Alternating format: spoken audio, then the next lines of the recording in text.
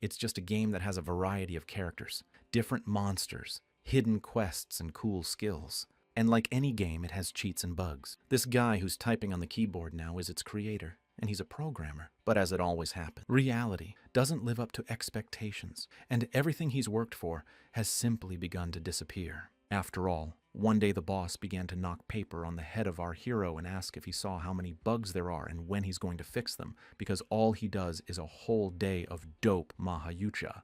But our hero every day humbly only keeps silent, and when the secretary complained to her manager that he was staring at her breasts and she can't work like that because of that, the manager started yelling at the hero more and more because he doesn't do anything. And all those arrogant looks and demeaning words depressed him. But things changed in the future when he decided he was going to start playing the game he created. And at one point, the game merged with reality, and the whole office the hero was in started to cower and collapse. And when he looked out the window, he saw the whole world had just changed before his eyes. He turned around and saw that a system notification A appeared in front of him, stating that he had successfully registered the game, welcomed him to the new world. But the hero realized that no one knows this world better than he does, and that if this is a new world, it means that his cheats are working here. And since that's the case, he decided that he would accept the gift. And when he clicked accept, the game started showing a new notification that he had a new title, and that he needs to take care of his status first. Because with cheats, he will get a legendary reward, and when he ran away from monsters and hid in a hidden area, attacks were ineffective and damage was not done in those areas. With the miracle, he ran away and hid from the beastly monsters. It's been a while since our hero realized this game needed a boss, but still he knew he could beat him because he would be the strongest at any cost, and when his hit points were running low and he could die right now. He knew his plan would work this time, and after another wound, the system again gave an error that it could not detect the player, but after that, the process of restoring the role and identity began. That was just the backstory. Now we see the hero continuing to create his game long before it begins. Lada's monitor screen showed that he had decided to locate the secret door that hides the artifact prices, and the fact that even if there's no money there, the benefits are huge. And after clicking to create a room, the download process started and he could relax because he had done a lot of things during the day, and pulling his arms in different directions because he's so tired after the game goes online. He's hoping someone will find it, but he couldn't even imagine that now his angry manager is standing behind him. And at the same moment, he began to yell at Song-an with all his anger. And as he kept beating him over the head with the paper, he started asking what he was doing here. Not that he's even seen how many bugs his game has and that he hasn't fixed anything for a year all day long. He's just creating useless things. And that if something goes wrong with the game after the release, he can immediately quit. But still, these words did not please Sung-an, and he is simply a student and recently finished his studies. And by mistake, he got a job as a programmer in a rotten company. And because his boss is a stingy man, he's the only person in that company who works on bugs in games. Over thousands of bugs that no man boss treats him like a machine to finish the job faster, had to turn some bugs into passphrases. Well, his boss couldn't understand what kind of passphrases and what kind of programmer he is. And the fact that he now has to make him a report on all the bugs in the game if he fails. He'll eat only air for a month because he won't pay him a penny. As time went on, Sung-an found that everyone treated him like a sucker and didn't do anything useful. But at some point, the secretary who was passing by dropped her papers and started apologizing to the manager and our hero for interrupting him. Well, the girl realized that she couldn't rest in that skirt at all, and Sung-an noticed it, and he decided he wouldn't just stand by and help her. Picking up the papers, he began to draw his hand to the secretary, with words for her to take them. She thanked him in turn, but she was actually thinking about how Sung-an was such a loser. Sung-an, on the other hand, suddenly blushed and told her that he wasn't worth the thanks. The secretary turned around and Lesh thought his look was so annoying. And as she was leaving, she started complaining to her boss because the rascal was staring at her breasts and she couldn't bear to work in that environment. But then his manager started insulting him and saying he'd been fooling around all day. But Sung-an started to say that there was a misunderstanding. He only wanted to help her pick up the papers because he couldn't pass by.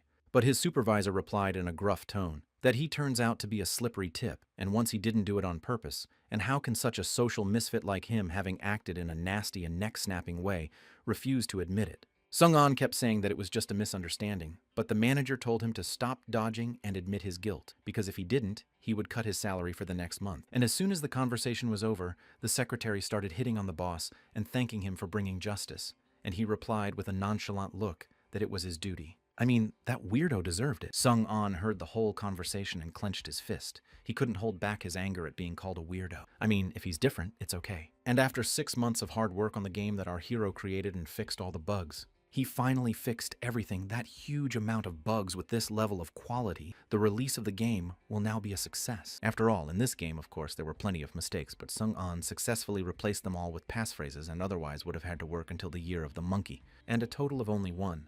Easter eggs were made. But suddenly our hero's phone rang, and he could not understand from whom a message could come at such a time.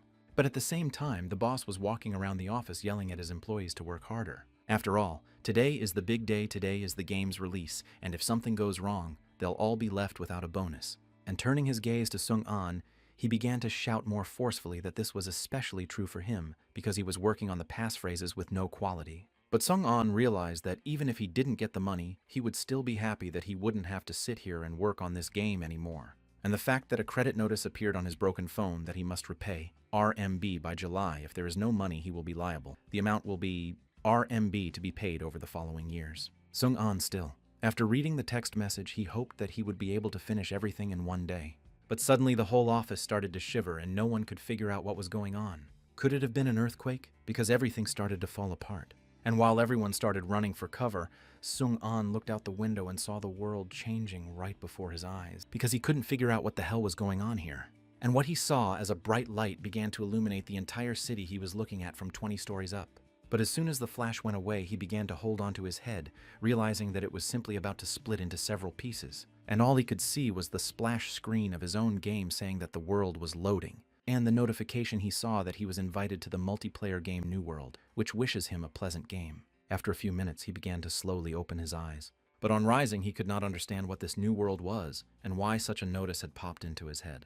Because all he remembers is fainting. But when he went to the window, he saw the whole world had simply changed, and he couldn't understand if it was some kind of a joke from the company. The city was unrecognizable. Everything and everywhere had changed. There was destruction everywhere, as if several million years had passed. And that it wasn't just the company, the whole town had changed. And yet he was only interested in one question: what had happened while he was out? But then another notification window popped up that showed that Sung-an had been successfully registered. But Sung-an looked at the notification that appeared in front of his eyes and couldn't understand who the player was and what kind of new world it was. And isn't it the system interface of the new world?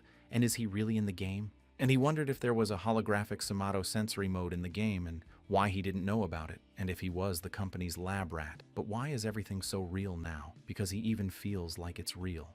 The next notification showed that the system would give him a random role in this game. Sung-an didn't want that and started yelling for them to wait a minute. But still, the system detected and showed him that he had acquired the status of a merchant. And now he's going to get the gear of an ancient stone knife. For a moment, he couldn't understand where the knife came from in his hands or why the bright light illuminated the entire office. And the fact that this knife was directly real. And he also saw that the sidebar showed that this knife gives a plus to attack. Sung-an gathered himself and realized that he had just been given a random job and was now an entrepreneur. In the new world, there are 3 roles: healer, merchant, and warrior. The warrior has a bonus to abilities and attributes, easy adaptation. The healer supports the team. The merchant has an advantage in gathering resources and can make equipment, but there are disadvantages to their combat abilities are low. And to average out the number of roles, the system gives out a role at random. And that, by the way, in the new world, there are some rare roles to unlock. Sung-an began to pay attention to the flickering computer screen in the office he was sitting at. Terrible mayhem in this very same office. And to him, everything here looks like reality. On the next notification window started to distract him, and when he read that he should get his first assignment if he didn't respond in minutes, it would be sent automatically. But he stood there confused and holding a gun, unable to fully believe that the game had seriously become a reality. But then he wondered if this was all happening in a new world, and if it meant that his passphrases were still there that he'd spent so long putting all over his game. And then he can use these passphrases to become the first in the world, and he can get out of debt, and he won't have to look at the faces of these people he's worked with for so long anymore. But still, the smile on his face showed that being a developer is pretty cool. And he uses all the bugs to change his life. And when creating a character, there are pass hacks. If you die before the first mission starts, you can reset your role, and maybe he has a chance to get a special personality he would want. But looking at his knife, he realized that hurting himself was too much. If he wasn't wrong, he wasn't really going to die. But he decided to take the risk. If he gets the special role, he'll have a huge advantage. And yet, hoping that he wouldn't really die, he began to inflict serious wounds on himself. And as soon as he hit himself once, he felt in his body a tremendous pain. Immediately, the notification system started showing that his HP was now running low and he might die. Also, the notification system showed that it had detected an error and could not locate the player and would now start the process of restoring the role and identity. And as soon as Song-an was restored, the notification showed that there were minutes to seconds left before resubmission. And at the same moment, Song-an came to his senses and realized that he had survived without even being in the other world. And we can say that the plan to use bug in the game is quite good. Well, looking at his notification window, he saw that his system congratulated him on becoming an Allegri, but he decided that even though he will die once, he does not want to be a healer because he wants to get a special role. And the fact that he's only going to try again once. But the notification system again congratulated him for gaining warrior status, but still, it was not enough, and he continued on. And after a few failed attempts, he saw everything, and saw that the notification showed that there were seconds left to send. I opened my eyes. He still saw that the system had congratulated him on becoming a merchant, and he realized that he was still a merchant and died once, but still a merchant. Desperate that even here he's a failure, and time will run out and he won't get another chance to change roles. And the fact that this is his last chance. Without a second thought, he sprinted and jumped straight through the window. And while the notification system was showing him that he was seconds away from resending, he was already flying straight down. And yet he didn't understand why fate is so unfair and there are so many opportunities, but he still can't reach. And he's bullied all the time, and he works for everyone to pay his debts, but still he couldn't understand what he had done wrong. After all, he simply wants to change his destiny, and he doesn't want to become a loser again. He will end it and end this fate of being a loser. You're the last chance he's got right now. And as soon as he died, the notification system reappeared and showed that identity and role restoration was underway. But suddenly different errors began to appear, and our hero's body began to glow with a bright light. And once the identity was successfully restored, the player's role was randomly selected and the countdown began to end. But then a new task appeared, which was called Live. This was followed by many notifications that he had gotten the Ironhead achievement, and the system congratulated him on acquiring the role of Gold Merchant and Warrior. As Song-an finally came to his senses, he realized that he had succeeded. Fate finally smiled on him and he got that last chance he'd been dreaming of. He got his long-awaited role, the hardest dual role in this game, but he was shocked that he got the Ironhead achievement, and he was surprised that he died and got the achievement. I look at the notification window, he saw that the merchants have a bonus to experience, and apparently it is guaranteed not only at the beginning and also exclusive warrior skills enhancement of all attributes by %, and the speed of obtaining resources is increased by %. And he can create equipment and props. He finally got exactly the start the protagonist should have had, and fortune didn't give up on him. But there was just one problem: his glasses were broken, and it seems they broke, and when he jumped into the creature, but somehow there was no god to rid him of his nearsightedness. And now he couldn't figure out where he could find another pair of glasses to take them off and realize that it wasn't as bad as it seemed. On the next notification that appeared began to distract him, that a mission monster had been detected and danger was now near. He needed to be careful. But he realized what could be scary at the beginning of the game because with a non-Nash they wouldn't have a problem with it. But raising his head, he saw a huge monster that was coming at him with all the speed, and notices kept appearing over and over again that it was too dangerous in that place. The demon leader has appeared and his danger is very high and the level is unknown. Raising his head, Song-an realized that this was no longer funny and he had to get out of here as soon as possible. And he certainly won't be bragging about it in the future. Turning around, he started to run away at full speed as he realized he had to get away before he was killed again.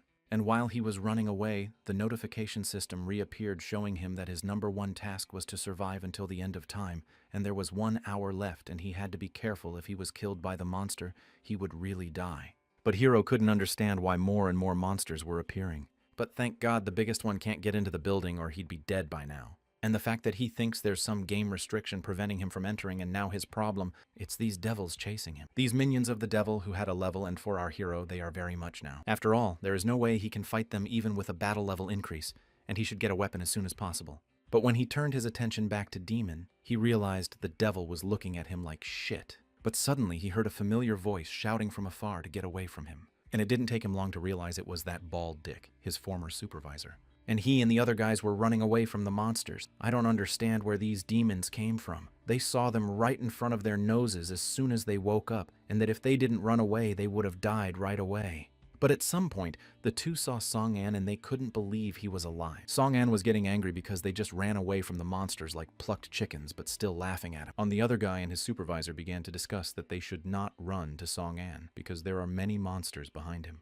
As soon as they all started running away together, one of the guys started telling our hero that it's all his fault he created the monsters and let them in here. But the hero couldn't understand why he was yelling at him so loudly. The head of the same continued to reproach our hero that his lord brought him together with such a scum like him. These humiliations weren't enough, and the executives kept yelling at our hero to do something about it, or they'd all die here. But Song-an realized that if his memory serves him correctly, there must be a shelter somewhere around here. And he saw the door that leads to the room. He thought about it, but he realized it wasn't the right one. I mean, the place he hid must be more special. But after looking through the next few rooms, he finally found the right hiding place. And as he continued to run, he unlocked that door they're looking for. They're standing across the street. But the leader and the other guy running away from the monsters could not understand whether he is really stupid, because in front of them is just a wall song, and continued to insist on his own to finally trust him. And with all speed, they flew straight into the wall and began to move into the secret room.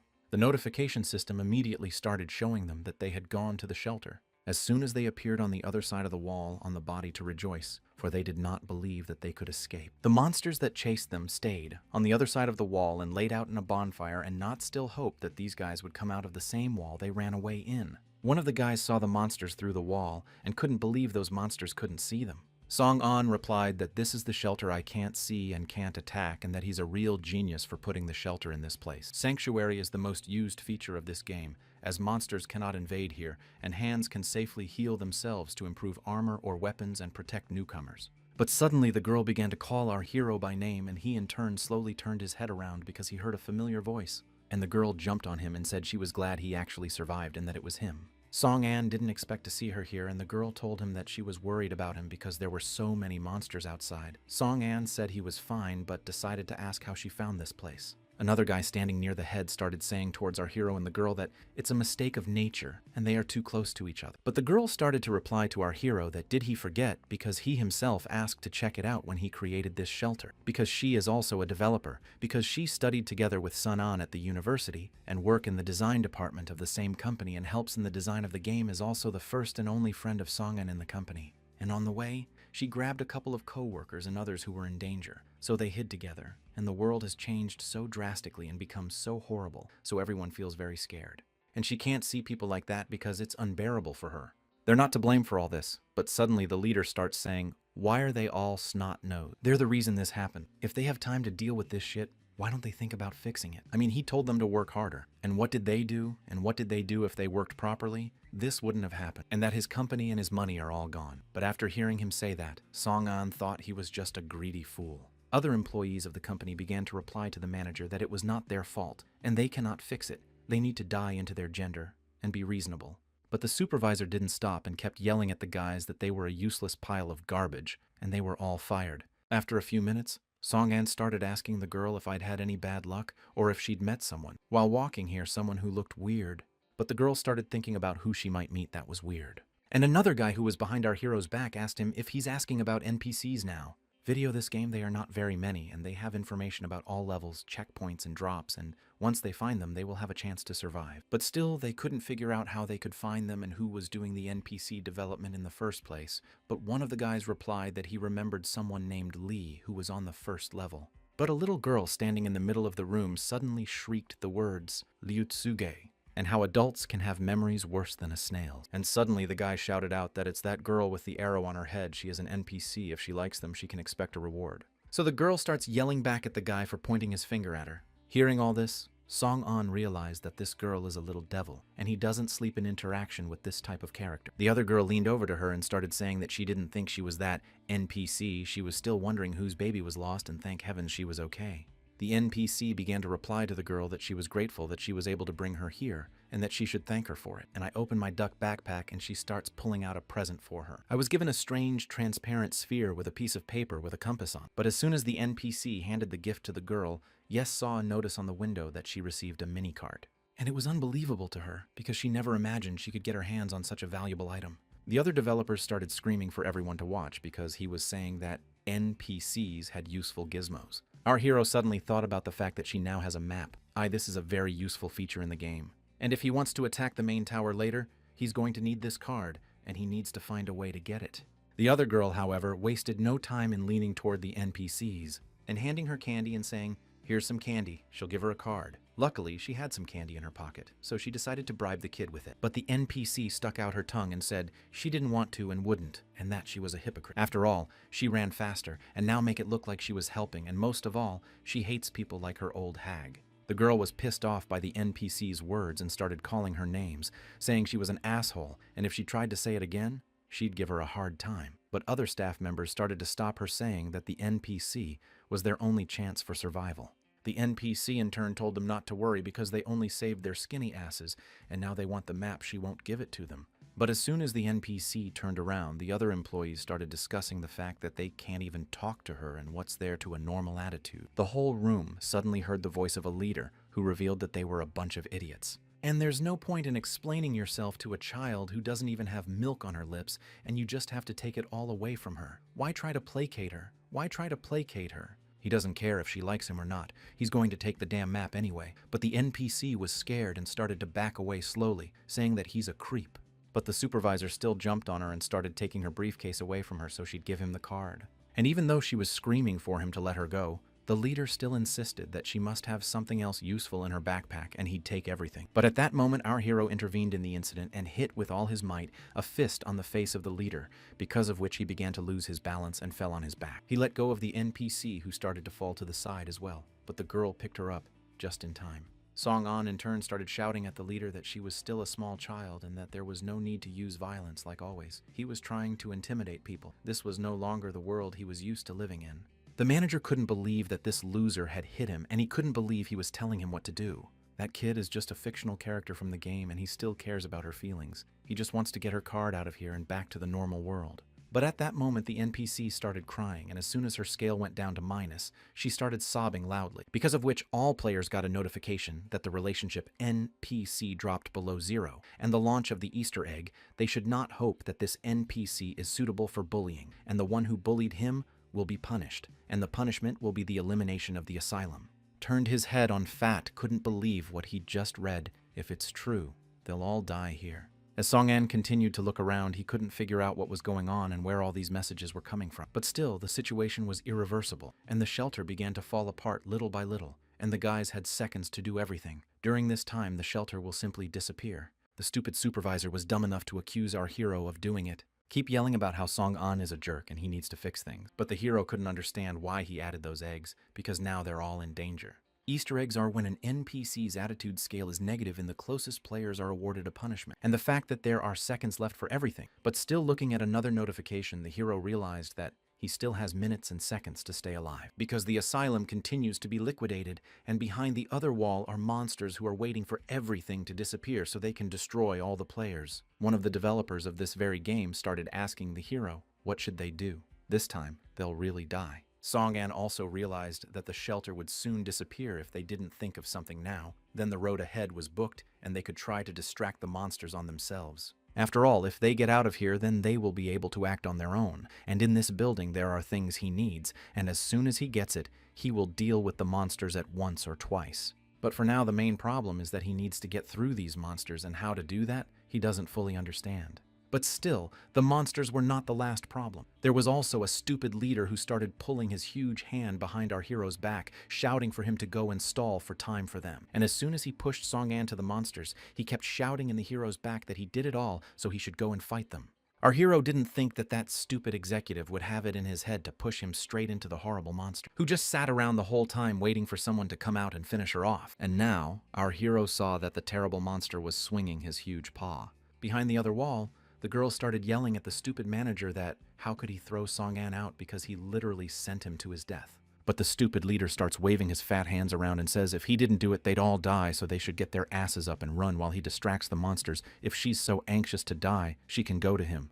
But suddenly, their quarrel was interrupted by the voice of our hero, who told the girl that he was all right because he had received a bonus for being a warrior and had hung up his fighting skills X, and that the shelter was about to disappear. And when it did, they should run without looking back. Not that they should remember to take the NPC with them because she's very important, and he'll do what he can. And as soon as the girl started walking around saying something to our hero, another developer told her not to worry about it because the countdown is almost over and they need to get out of this place as soon as possible. And as soon as 0 seconds appeared on the countdown report, Song-an started yelling for them to run away now. After all, the shelters have already been completely destroyed, and now they are in extreme danger. And no one was surprised that the fat, stupid leader ran first and yelled at him not to be pushed. But the other guys behind him were yelling at him to move his fat ass. But the NPC that was on the girl's hands told our hero that she was grateful to him, and she hoped that her little gift would help him deal with the monsters. Song-an turned his head around and saw the notice that appeared in front of his eyes.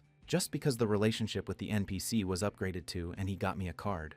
And such a gift, he couldn't even believe it, just to think that he got what he wanted after all. And comparing with real people, game characters are much more pleasant because now he has access to the minicart function, and yet the new world is not as bad as he originally thought it would be. For now, he can show the monsters what he can do for real, but for now he needs to look at the gift minicart. And when he opened it, he saw that the place was right next to him. And the fact that it's so close by, if it's in such a prominent place, he'll notice it anyway. Na turned his head. He saw the monsters that ran behind her back and continued to run away from them. He could not understand the fact that there are no doors nearby, although they were shown on the mini-map. Well, at least in the monasteries, continued swinging his huge claws, our hero decided he needed to go back and look again. And as soon as he stopped to change direction, he saw that the monsters had completely gotten him and that they could not calm down, continuing to swing their huge paws. But still, our hero couldn't dodge all the monsters' attacks, and one of them hit him. Then he realized that now he could simply die just because he ducked wrong. But the worst part was that the blow was so hard that he flew into the nearest wall. Elsewhere, however, many employees continued to run away from the monsters, and some employees began shouting to their director to save them. I mean, they're not ready to die, and at the hands of monsters. But those were the last words of the guy's life, because the monster that was at his back immediately finished him off with a single blow. The stupid supervisor who oversaw the situation said another one died. The other developer, however, could not understand why this task lasted a full minute, and how they could even survive for such a paltry amount of time.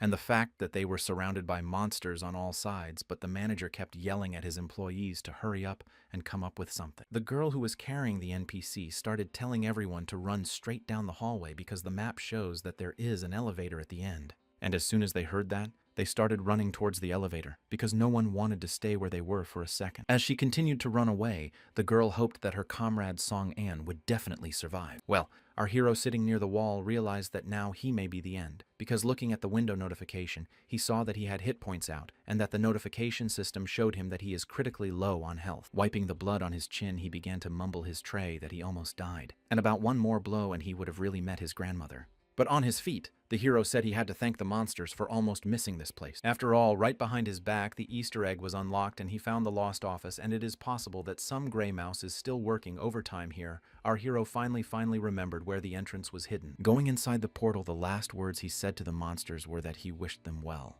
But he's memorized every last one of them, and he'll be back soon to destroy them all. Literally seconds later, the notification system began showing our hero that he had entered the lost office. Holding his head, Song, and realized that traveling in space is so exhausting. He felt he was being rocked, but raised his head. He didn't expect to see sitting at the table. After all, it was a skeleton NPC, a restless programmer who kept typing and saying, "One more page, one more page." Smiling, the hero realized that he was pleased to see what he had created himself, and approached the skeleton and began to greet him. Because of which the skeleton raised his head, answered our hero that she did not notice him, but suddenly he asked in Song-an that is he like him working overtime. Because he hasn't seen anyone for a long time, he's sorry, but he has a lot of work so he can't talk to him, but Song-an said not to worry about it. And placing his hand on the skeleton NPC's shoulders, said that he would soon rest, and as his creator he didn't know what to do. Reaching out her hand to the desktop, she began to tell the skeleton that she would borrow the marker for a few minutes. The boss said he couldn't leave before midnight, but something Strelka can't get to, and from a handsome man, he literally turned into a walking skeleton. And the fact that he's already come to terms with the fact that the only reason he exists is to work overtime, and it gives his life meaning. And that it's his cross he's been carrying all this time, so he shouldn't be distracted now. But our hero said that in his place. He would have looked at what he's showing him first. I mean, you memorize it a long time ago, and it just keeps going on and on and on. And the fact that he can quit his job right now, and here is an NPC skeleton, and could not have imagined it as soon as he saw the clock his through simply sagged off, because he couldn't imagine that for over an hour he could really go home. And raising his hands, he began to throw over the desk he was working at, shouting that he didn't need a job now and that he should shove overtime up his supervisor's ass. And whoever put him in here became impotent because he was only here because he couldn't get out. And what kind of psycho would agree to work forever? As he watched the situation, our hero realized that he was the dick who locked him in here. But thank God the NPC doesn't know that. But at that moment, the room began to glow with a bright light, and the notice window seemed to indicate that the task was completed, something that An-kun wanted to get out of work as soon as possible. The NPC said before he left that since he no longer had to work overtime, he thought that was the end of his life, and he's very grateful to him. So he's going to leave him some of his stuff and he hopes he can use it. After saying goodbye to the NPC, our hero waved his hand and said that he promises to find a better use for them. If there is another life out there, he wishes him to find a better boss. And once the skeleton completely disappeared and the heroes saw the notice that he had accepted the reward from An-kun and he got the thing durable programmer bone and invisible glasses, that's when he realized that after all this time he was finally getting what he wanted, and that there were even points here. And you invisible glasses, exclusive, one of a kind, and the effectiveness of them percent to vision. And he sees again, and they are in addition invisible. And even if they have essentially one function, it's better than nothing. But holding the programmer's prash bone in his hand, he realized that this was the main reason why he had come here. However, this bone looks really strange, and about such an indestructible bone exercised for decades due to the sedentary lifestyle of its owner. And this bone is stronger and stronger than the bones of a normal person. And as soon as our hero opened the skills panel, he saw that there is a gear blade, knuckle blade, symbolizing the accumulated willpower of the programmer, and raw material, strong bone programmer. Slowly he began to merge them, and as soon as the success rate reached percent, the fabrication was completed, and he was able to obtain the legendary weapon. A rare knuckle blade that had percent damage and extra chips of attack penetration going through the percent defense of the enemy, and the fact that it does times the damage on the demon race. Heaven be praised that he's also a merchant, or he wouldn't have gotten a blade that does twice the damage. As he drew his amazing weapon, he decided that he would fight to the death with the monsters that awaited him on the other side of the wall, because now is the time to settle accounts with them. After all, with a knuckle blade, he would be able to straighten them out in a matter of seconds. But still, he should not forget that his main task is to survive and stay alive for the rest of the time and back. Her count showed what was left in minutes of seconds. And while the monsters waited on the other side and looked into the secret passage that led to the hidden office, our hero was already ready to come out of there. And as soon as something flew out of the portal, the monsters didn't hesitate to attack. But still it was a trap, and they began attacking the skeleton computer that had flown out of the portal. But the computer was followed by our hero, who pointed his weapon at the monsters and told them never to stand with their backs to their enemy. And while they were being tagged by the computer, he began to attack them in the back. The monsters realized he hadn't done any damage to them and started laughing loudly at him. And then they began to respond to him with their attacks on our hero could not understand if that monster, I had to get a 10th multiple of damage, and why the ability did not activate. And pulling out his blade once more, he started yelling at him not to let him down at such an important moment, and if he gets another hit, you won't let him live. And at that moment, the demon blade began to activate, and the damage he had inflicted on the demon earlier began to manifest itself. Just a few seconds later, the huge monster began to feel pain, and eventually the notification system showed our hero that he had taken damage units. And it turns out that the ability activates immediately after the first strike. Song An still couldn't figure out if it was too easy. After all, he, with the help of 2 strikes CMOV, destroyed 2 monsters and reached the second level, and also followed by a notification that showed that was restored. And he's back to his old self, and he's leveled up too. But the other monsters watching weren't as happy as our hero. He was ready for battle, began to tell the monsters to attack, because while she has sorted out his skills, he should now deal with the rest of the monsters. The 3 of them attacked at the same time and started attacking him. And quickly turning around, our hero realized he was just going to run to fight them head on. And he went into the secret office again, and all the blows were ineffective monsters because the damage can't be done on the special zone. And they're back as stoned as ever at first, standing near the entrance to the secret office. Our hero realized that since they couldn't even lay a finger on him, he had to make his move. And while the monsters thought that the TV was about to fly out again, they completely relaxed. And at that moment, our hero jumped out with his blade in his hands and began to make heavy blows on the legs of the monsters.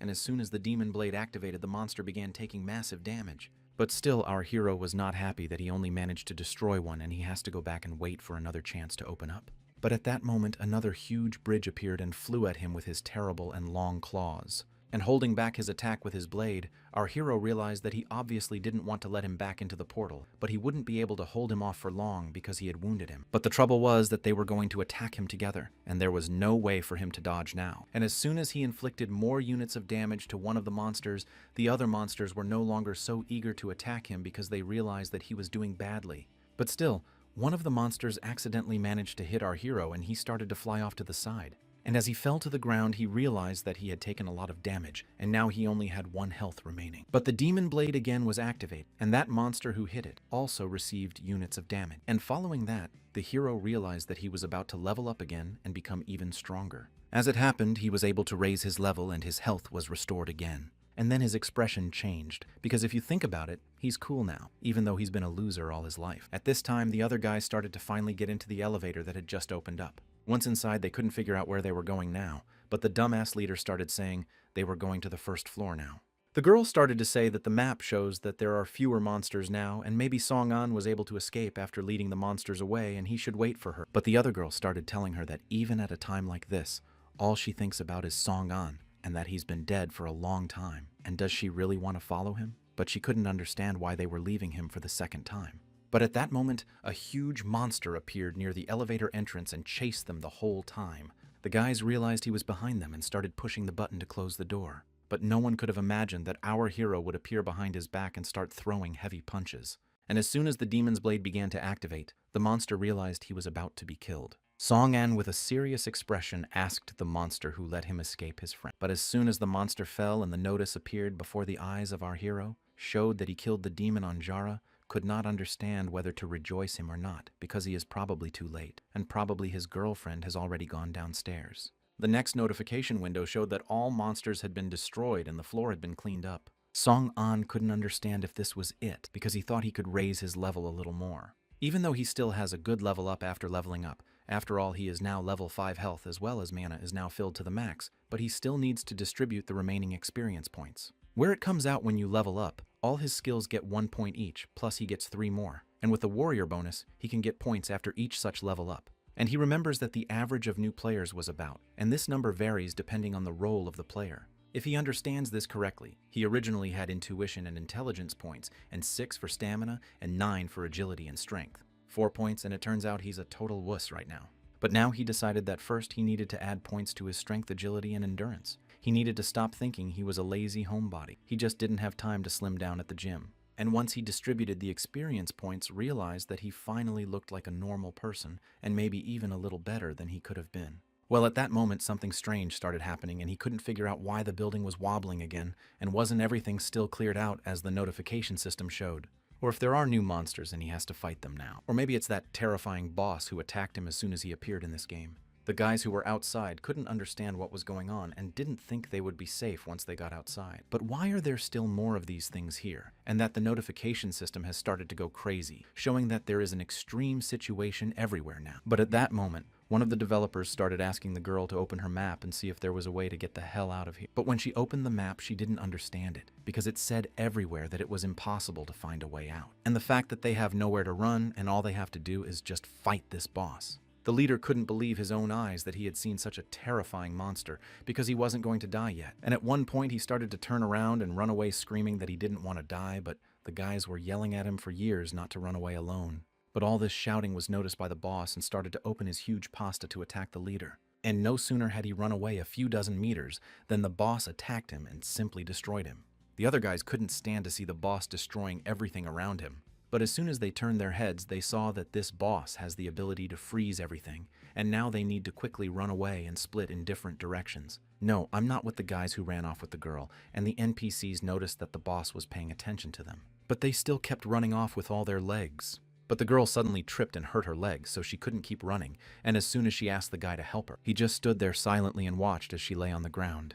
But the girl went on to say that she seems to have twisted her ankle and thinks she can't run, and whether he can take the NPC to the safe place because she's passed out.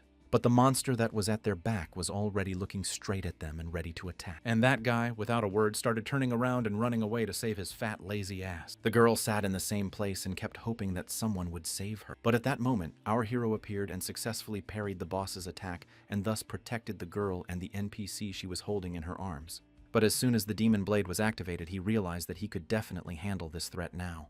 And by swinging his blade a few more times, our hero ended the boss's attack because his damage was simply cancelled out. The girl turned her head and realized that they were finally saved, and thank God that her friend appeared and saved the life of her and the girl NPCs. The hero, with a nonchalant look, started apologizing to the girl for arriving so late. After all, it was not easy for him to come down the stairs here.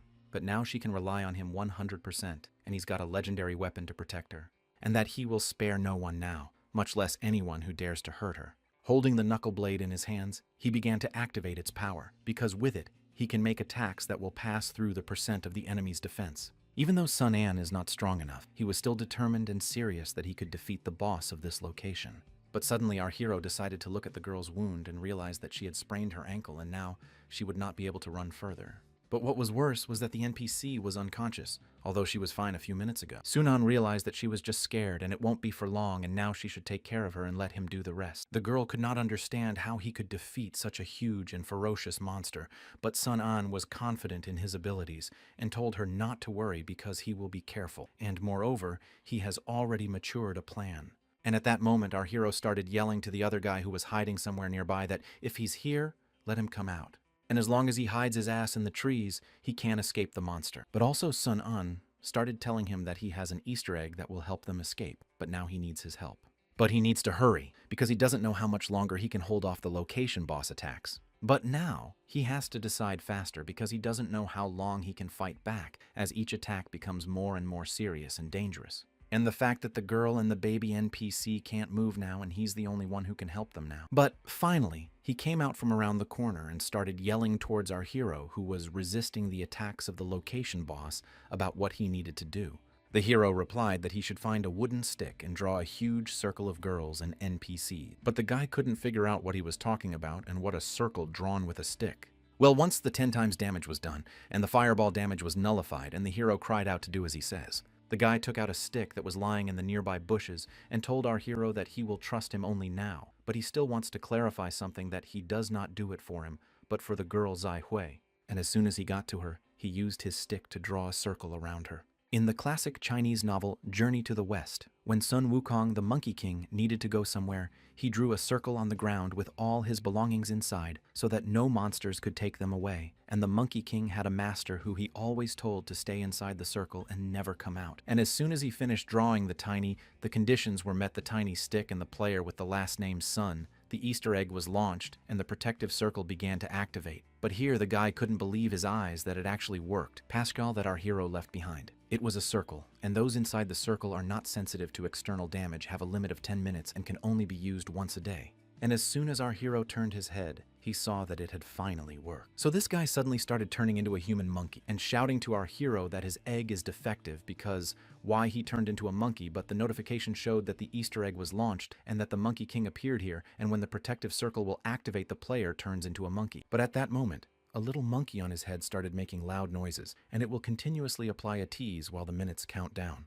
But suddenly, the boss of the location began to hear a provocative sound, because of which the guy began to get even more nervous, because he did not want this huge monster to turn its attention to him. Sun An started grabbing that guy by his clothes and pulling him back, telling him not to stand there like an idiot, because he's right in the line of attack, and the location boss is about to attack him. That guy couldn't understand if Sun An had planned to kill him from the beginning, but the hero replied that he just wanted him to be a decoy, and he'll distract the monster, and the monster will take the opportunity to kill him. In front of the defense circle won't be here forever if they don't kill him. He will kill them, so he has to help him, and besides, even if he's not going to do anything, the monsters will still notice him and attack him. The girl who was in the protective magic circle began to tell our hero that from the blow of the monster can be dodged. He opens his mouth before attacking. If he has time to run away, while he opens his mouth, fireball will not reach him. Hearing those words, the guy realized that the girl was armored, and he can't believe that he practically left her to die. But even so, it's very difficult for him to do so.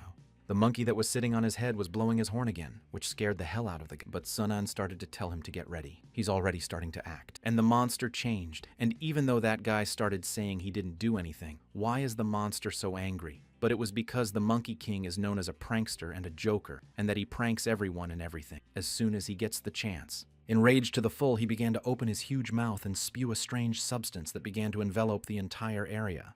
The guy with the monkey on his head started screaming that he was too hot and was going to die. But the girl began to tell him not to worry because this attack is intended for a wide area and it is strong, but not lethal. This was true because his health was decreasing very slowly. Sun An thought about the fact that it was very risky to go for a break, but there might not be another chance, and that this bounce attack would cause him to lose % of his maximum health every second, and being in the kill zone would last for seconds. And because of that, he has a chance to get close to this monster.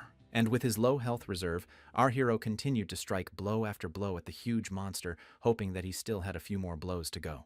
But at that moment, the monster noticed him and began to turn his angry face around. But at the other end, the guy with the monkey on his head kept provoking the monster, and he couldn't understand why that monkey kept swearing. But by doing so, they made the demon leader even angrier, and he turned his head again and started spewing flames from his mouth towards the guy with the monkey. But at that moment, the blade effect was triggered on the demon leader's leg. And as soon as the units of damage were dealt, the king of leaders began to feel a huge pain in his leg and lost his balance, falling to the ground.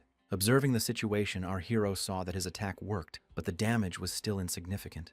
But at that moment, the object of the ringleader's anger changed, and he noticed our hero. And as soon as he turned towards him, Sun, Anne began to apologize to him for distracting him, but now he must present as if he were not here, and yelling to his monkey-headed comrade to get him off his back. That guy started running away shouting that Sun An deserved it, and now it's his turn to get his ass handed to him because that monster was only attacking him. But because the monkey kept insulting the demons in the LCD, he got angry again and started attacking the guy. After another attack in the demon's LCD, the guy was able to dodge his attack because he remembered the words the girl said about how to dodge properly and that he didn't think he would be that good at dodging skills. The monkey sitting on his head continued to insult the demon leader, shouting at him that where he ruined his balls, fool, but the guy did not like it, because this way he will again fall under the attacks of the demon leader. And once again he pissed off the demon leader, and the anger about the LCD demons reached a maximum. The guy looking at him realized that now he is definitely dead. At this time, our hero continued his attacks on the demon leader's legs,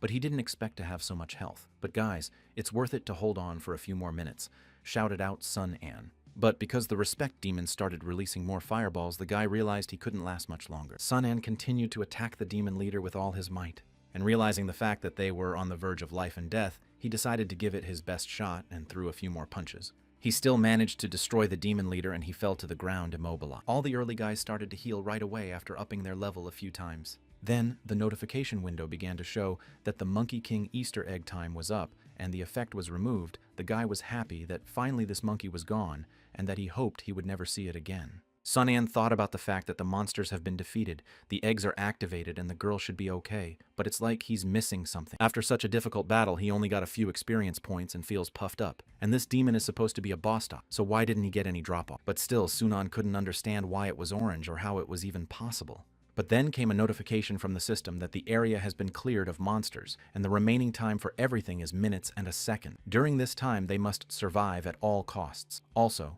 the restrictions from the area have been removed, and Area F is now open. At that moment, another guy started to say that when the restrictions are lifted, they can now get out of this place, but Sun An told him not to run ahead of the train, because they should look around first. A strange character suddenly appeared over their heads and started telling the guys that they had beaten the demon leader, and it was a 40th level boss. How could they do it? Our hero, along with the rest of the guys, started to lift their heads up and could not understand what this strange creature was flying above them. NadPC replied that her name was Rafaela, and she was their guide, and it was a pleasure to meet them. From now on, she'll be their fairy godmother. And since they completed the assignment early, so she came to congratulate them all. In fact, they are the first players to complete it at all. But hearing this on the Fats made me think that surely there must be other people here besides them. But the other players aren't even close to as strong as they are, and right now they're still running from mobs. And most likely, they are the guys too strong. But Rafaela could not understand how the recent arrivals can defeat the boss of the 40th level. And are they cheaters? Wondered at the questions. But with a goofy expression on his faces, our hero raised his blade and said they were just lucky to get a good weapon. But Rafaela couldn't believe these words because it sounded too simple, and even though our hero didn't say it was, he couldn't really tell her that he had the information about the Easter eggs. Their conversation was immediately interrupted by other players who were coming out of some cave as soon as they saw the bright light at the end of the tunnel. And once outside, the girl started complaining that her legs were going to fall off, and even though the guy wanted to offer her help, she told him to back off because it was all his fault for taking them to the wrong place, so they had to run around for nothing. Another guy who fought alongside our heroes recognized those guys and started asking the girl where they ran off to. Xiaomei answered the group in a tone so he didn't even have to ask because they had been circling around all this time, and not long ago they had learned that there was an invisible barrier preventing them from getting out of here. But just now, an alert came up that the area had been cleared, so they came out to take a look, but they didn't expect to see them alive and well. But what was stranger was that the girl noticed the flying creature and started to ask who she was, but the NPC told her that her name was Rafaela and she was a fairy godmother. And while everyone was gathered, she began to explain that it was time to give out gifts in the form of a survival quest had been completed, and they would now be able to get by coins. And as soon as the players took a bag in their hands, they realized that each bag contains gold coins, each of which is equal in value to ordinary coins, so-called currency of this world. That was right, Yahello answered, because these coins are now their one and only currency, and it has several uses. If they want to trade or improve their performance, they will need coins anyway, so the more they don't have, the better. And even if they are a simple bargain with no ability in combat, they can use the money to become an incredible, improved player. After all, money is a great power in this world. And our hero realized that if he's also a merchant, he should take full advantage of it. And after distributing the awards, Xiaomei started to ask Yahello what they should do next and where they should go next. But Yahello inexplicably said they just had to wait. The guys didn't know what she meant or what they were supposed to expect, but soon they all began to see the same notices that many zones began to open and that the demons had retreated. Now they are safe, because with the help of their perseverance and endurance, they have won. But now they will all get the main mission, which is called the Call of Fate. And although the demons have been driven out, the disaster has attracted other magical beings, and they must talk to the commander in each zone to take the expeditionary mission. I today together began to look at the notification window and rejoice that finally the main plot has arrived and that it is an expedition. In a sense, hunting for mobs. Yahello from then on started saying it would be easy, and they should do tasks to pump up their levels. But the players could not understand where to find those who were given them the task. But the answer from Yahello appeared immediately. She said that those do not worry with them will always be a navigator for the task, and they can even meet other players on the roads. Hearing all this, our fool thought about the fact that the speech is that from the 1st to the 10th level, and looks like the rewards of the story, quests will not be great. And why not go a step further and not go to raise the level himself? Because he realized that staying here he will not achieve much. But at that moment, he remembered that he still owed someone a favor. Turning to the guys, he started to ask if there was a healer among them, but the other guy couldn't understand what he was asking. Is he really putting together a squad for himself? But our hero replied that his friend sprained her leg, so she can't walk, and he's a warrior, so he can't help her. Well, he also decided that for now, he'll keep it a secret that he's a merchant.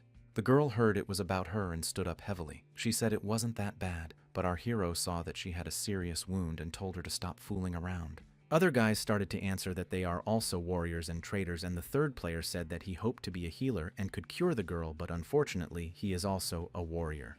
The girl herself looked at her notification window and realized that she too was a warrior and could not heal herself in any way. What Sun An couldn't understand was the fact that how many people are here and none of them are healers. But suddenly the last player who was behind everyone said that he could try because he just saw that he turned out to be a healer, and he could try to heal her wound. But no sooner had he approached the girl than she began to thank him. But the guy had already started to set about healing the wound and activating his skill. He began to slowly establish her hit points. And at that moment, the girl realized that her wound no longer hurt. One of the players saw this and realized that healers are very useful. The girl next to him started tugging on his shirt, saying that, why doesn't he convince that guy to join them? Because she would think about it too.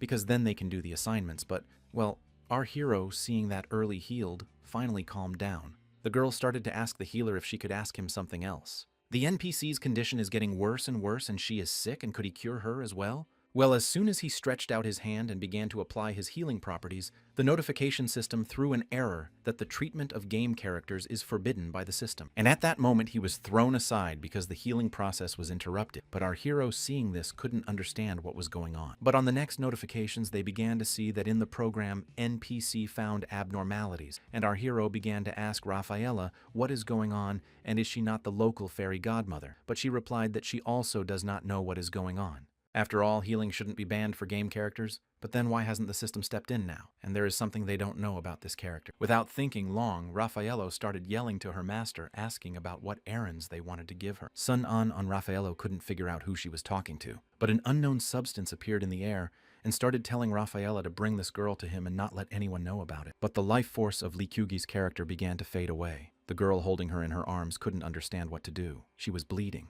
Yahello flew up to her and began to say that this character is unusual, and in her data found with some anomalies provoked by the system, and now it is better not to move her, or it will quickly lead to death. She needs to take her somewhere else because she knows how to help her, and that we need to get her before it's too late. And with the help of Yahello's move skill, she started to take the girl to her place. Finally, she said that for now, if they were in trouble, they could always call her for help, and they could find her on their friends list. But before he left, our hero started yelling at her to wait at least a minute. He still had questions. And that she knows who turned their world into a game, and what she knows about the system. But Yahello started to apologize to our hero, saying that these are not questions she can answer, because it is not her jurisdiction, and she can only answer questions that relate to the content of the game. But what's more important now is that they need to hurry up and get stronger so they don't lose their lives in the future. And as soon as Yahello flew away, Sunan realized she must know something. The other players couldn't understand why she just picked up and disappeared, and wasn't she going to give them monster hunting equipment? But there is also the fact that they do not know what to do. After all, in addition to completing tasks and leveling up, no matter how you want to think about how to survive in this world. At this point, the girl started approaching our hero, asking what he was going to do next. If he wanted, they could do the tasks together. But the heroes thought that the place he was going to was too dangerous. He couldn't guarantee her safety, and he had to go there alone. And tell her that he's not planning on going on a mission right now. He has more important things to take care of, because the reward for the storyline is too low. It's not profitable for him to go to a more dangerous area to look around. And the fact that he had already made the decision that from now on, they needed to separate. But the girl hearing this got a little upset. The hero told her not to worry so much. He had something for her and opened his inventory. He started pulling out an object, saying it should protect her if she was in danger. But the girl was too much surprised to see the orange-colored object because it was unique. It's a level A weapon that was recently picked up. The necklace summons demonic power to create a powerful shield or fire attack. The shield is equal to a unit of strength, and it can still be converted into a weapon. Once the necklace is worn, the player will get a new item to own. Also now you can learn that there is a character type that refers to a healer, and the special skills of a healer are healing and resilience. Also, if you put everything together, you can get an amazing chain of skills and abilities. The girl raising her hand started telling the hero that she couldn't take it because she almost didn't help him. But Hero couldn't understand what she was talking about because he's just giving it to her for a while, and he can use it for now. Because of her characteristics, she won't take something for nothing, so he has to use trickery. And besides, by giving her this necklace, he can rest assured that she'll be safe, because there are plenty of unreliable idiots around. And after all was said and done, the girl still had to accept the gift. Well, our hero told the other player that since he doesn't expect any gifts in the near future, he's giving him coins. That's all he got from the mission. And get rewarded. The guy started telling the hero that he still had a conscience, and yet he didn't make a fuss when he handed the weapon to the girl. But lastly, the hero told the guy that he hoped he wouldn't give her any trouble in the future. And he turned and started to leave, saying that this was his farewell to them, but they must not forget that she was to treat him to lunch when they met again. After a while, our hero did leave the F-zone. But he began to notice that there were monster-killed people scattered everywhere on the roads. And at first he thought it was a pretty good world. But now that he sees these disfigured corpses, he can't help but think of the extreme cruelty of the world. But he can't understand who did this to them. Because then he clearly heard that Yahello was communicating with someone, and there must be some other unknown mastermind behind Yahello. And who he is, and does he really run this world, and what he is going to turn it into, were so many questions and so few answers. But after a long wander through the ruins, he realized that he would not waste time on idle thoughts, because he looked at the mini-cart and realized that he had come to the right place. And now he has to get stronger and find answers, and that it's time to go down to the dungeon. There are two types of monsters in this world. The first is a wild monster wanderers. They are weak, and from them falls not so many useful things, and as a rule, they provide raising levels at the initial stage and getting items needed to complete tasks. Well, normal monsters regenerate quickly, and they need to be destroyed anew. The second type is monsters and their bosses located in the dungeon are scattered in different zones. The monsters here give much more rewards and rare items, and moreover, many of the ores used to make weapons and armor can only be found here. But naturally, it involves a very high risk because there are many different monsters there. The monsters in the dungeon are specially created more dangerous and gloomy, whose actions are difficult to predict. One wrong step and you are dead. But our hero was now making his way quickly down to the mall. And he needed to change the shoes he'd been wearing for years, and they couldn't take the strain. Luckily, there's a store in the mall, or he'd have to look at you for it. Dressed in new clothes, and had he been here before, he wouldn't have even dreamed of buying one. And this jacket is probably very expensive. But after looking at the price tag and the composition of the material, which was cotton, he realized that he was fine in the old shirt. He looked around and realized there must have been a big fight. And when disaster strikes, even gold becomes a worthless piece of metal. Well, he thought it was all the better for him now that he could use this valuable material in the future. And he opened his inventory and began to throw in all the gold that was in the store, because now at this time resources are more important than ever before. And even though the fact that he gave away coins, that should be enough for him. As he approached the portal, he decided that he was now ready and could start hunting strong opponents already. But before entering, the notification system showed that he was about to enter the cave, and the difficulty in it, rank D, recommended team level, recommended number of participants. But before entering, the notification system suddenly issued an emergency message that he is entering alone because the danger level here is high. But the hero replied that it is not a problem because he is well prepared. And after a few minutes, our hero finally entered the cave of the crystal mole. The cave itself was glowing with bright colors because of the fact that there were many different and amazing stones. But our hero's breathing suddenly stopped because it was the first time he had entered a dungeon of this type. As he looked around, he realized that there was ore everywhere in this place. He'll give it to her a little later when he's making himself a new weapon. Our hero had no idea that at that moment a mole started crawling towards him from around the corner. In a swift move, he pounced straight at the player. But as soon as the mole appeared on the light plot, our hero considered it what it really was, a crystal mole at level 11. Now he realized that's what the crystal mole is, which means if he wants to mine the ore, he has to take him out first. But everything was fine because our hero had thought of everything beforehand without opening his inventory. He started pulling out a gold bracelet, showing it to the mole. The crystal mole, on the other hand, pulls such plaka as its own life and cannot resist treating to gold and shiny objects. The hero realized that if he liked it too much, he could take it by tossing up the golden ring. And as soon as it fell to the ground, Mole was subject to it because he couldn't control his obsession with that gold bracelet. But that was his mistake, for our hero was already behind him in the crystal mole, and with his weapon he began to strike out. And with more and more critical blows, he eventually finished him off, and was able to get experience points. Well, it is clear the fact that he only got experience. He now knew that it is not worth it in the future to bother and engage them in battle, because if they come again, he will just lure them with gold. And just as the Taliban said that there shouldn't be too many of them at a time, at the same moment, a multitude of mole silhouettes appeared behind his back. And for some reason, our hero had a chill running down his spine, and hoping he couldn't be such a loser, he began to slowly turn his head around. And turning around completely, he couldn't believe his eyes that a multitude of moles were at his back. And they all started pouncing without any warning. And while the hero began to open his inventory to get out of there, moles have already surrounded him from all sides. Scattering gold all over the place, he couldn't figure out where they all came from. The crystal mole saw the gold and started pouncing on it like they were crazy.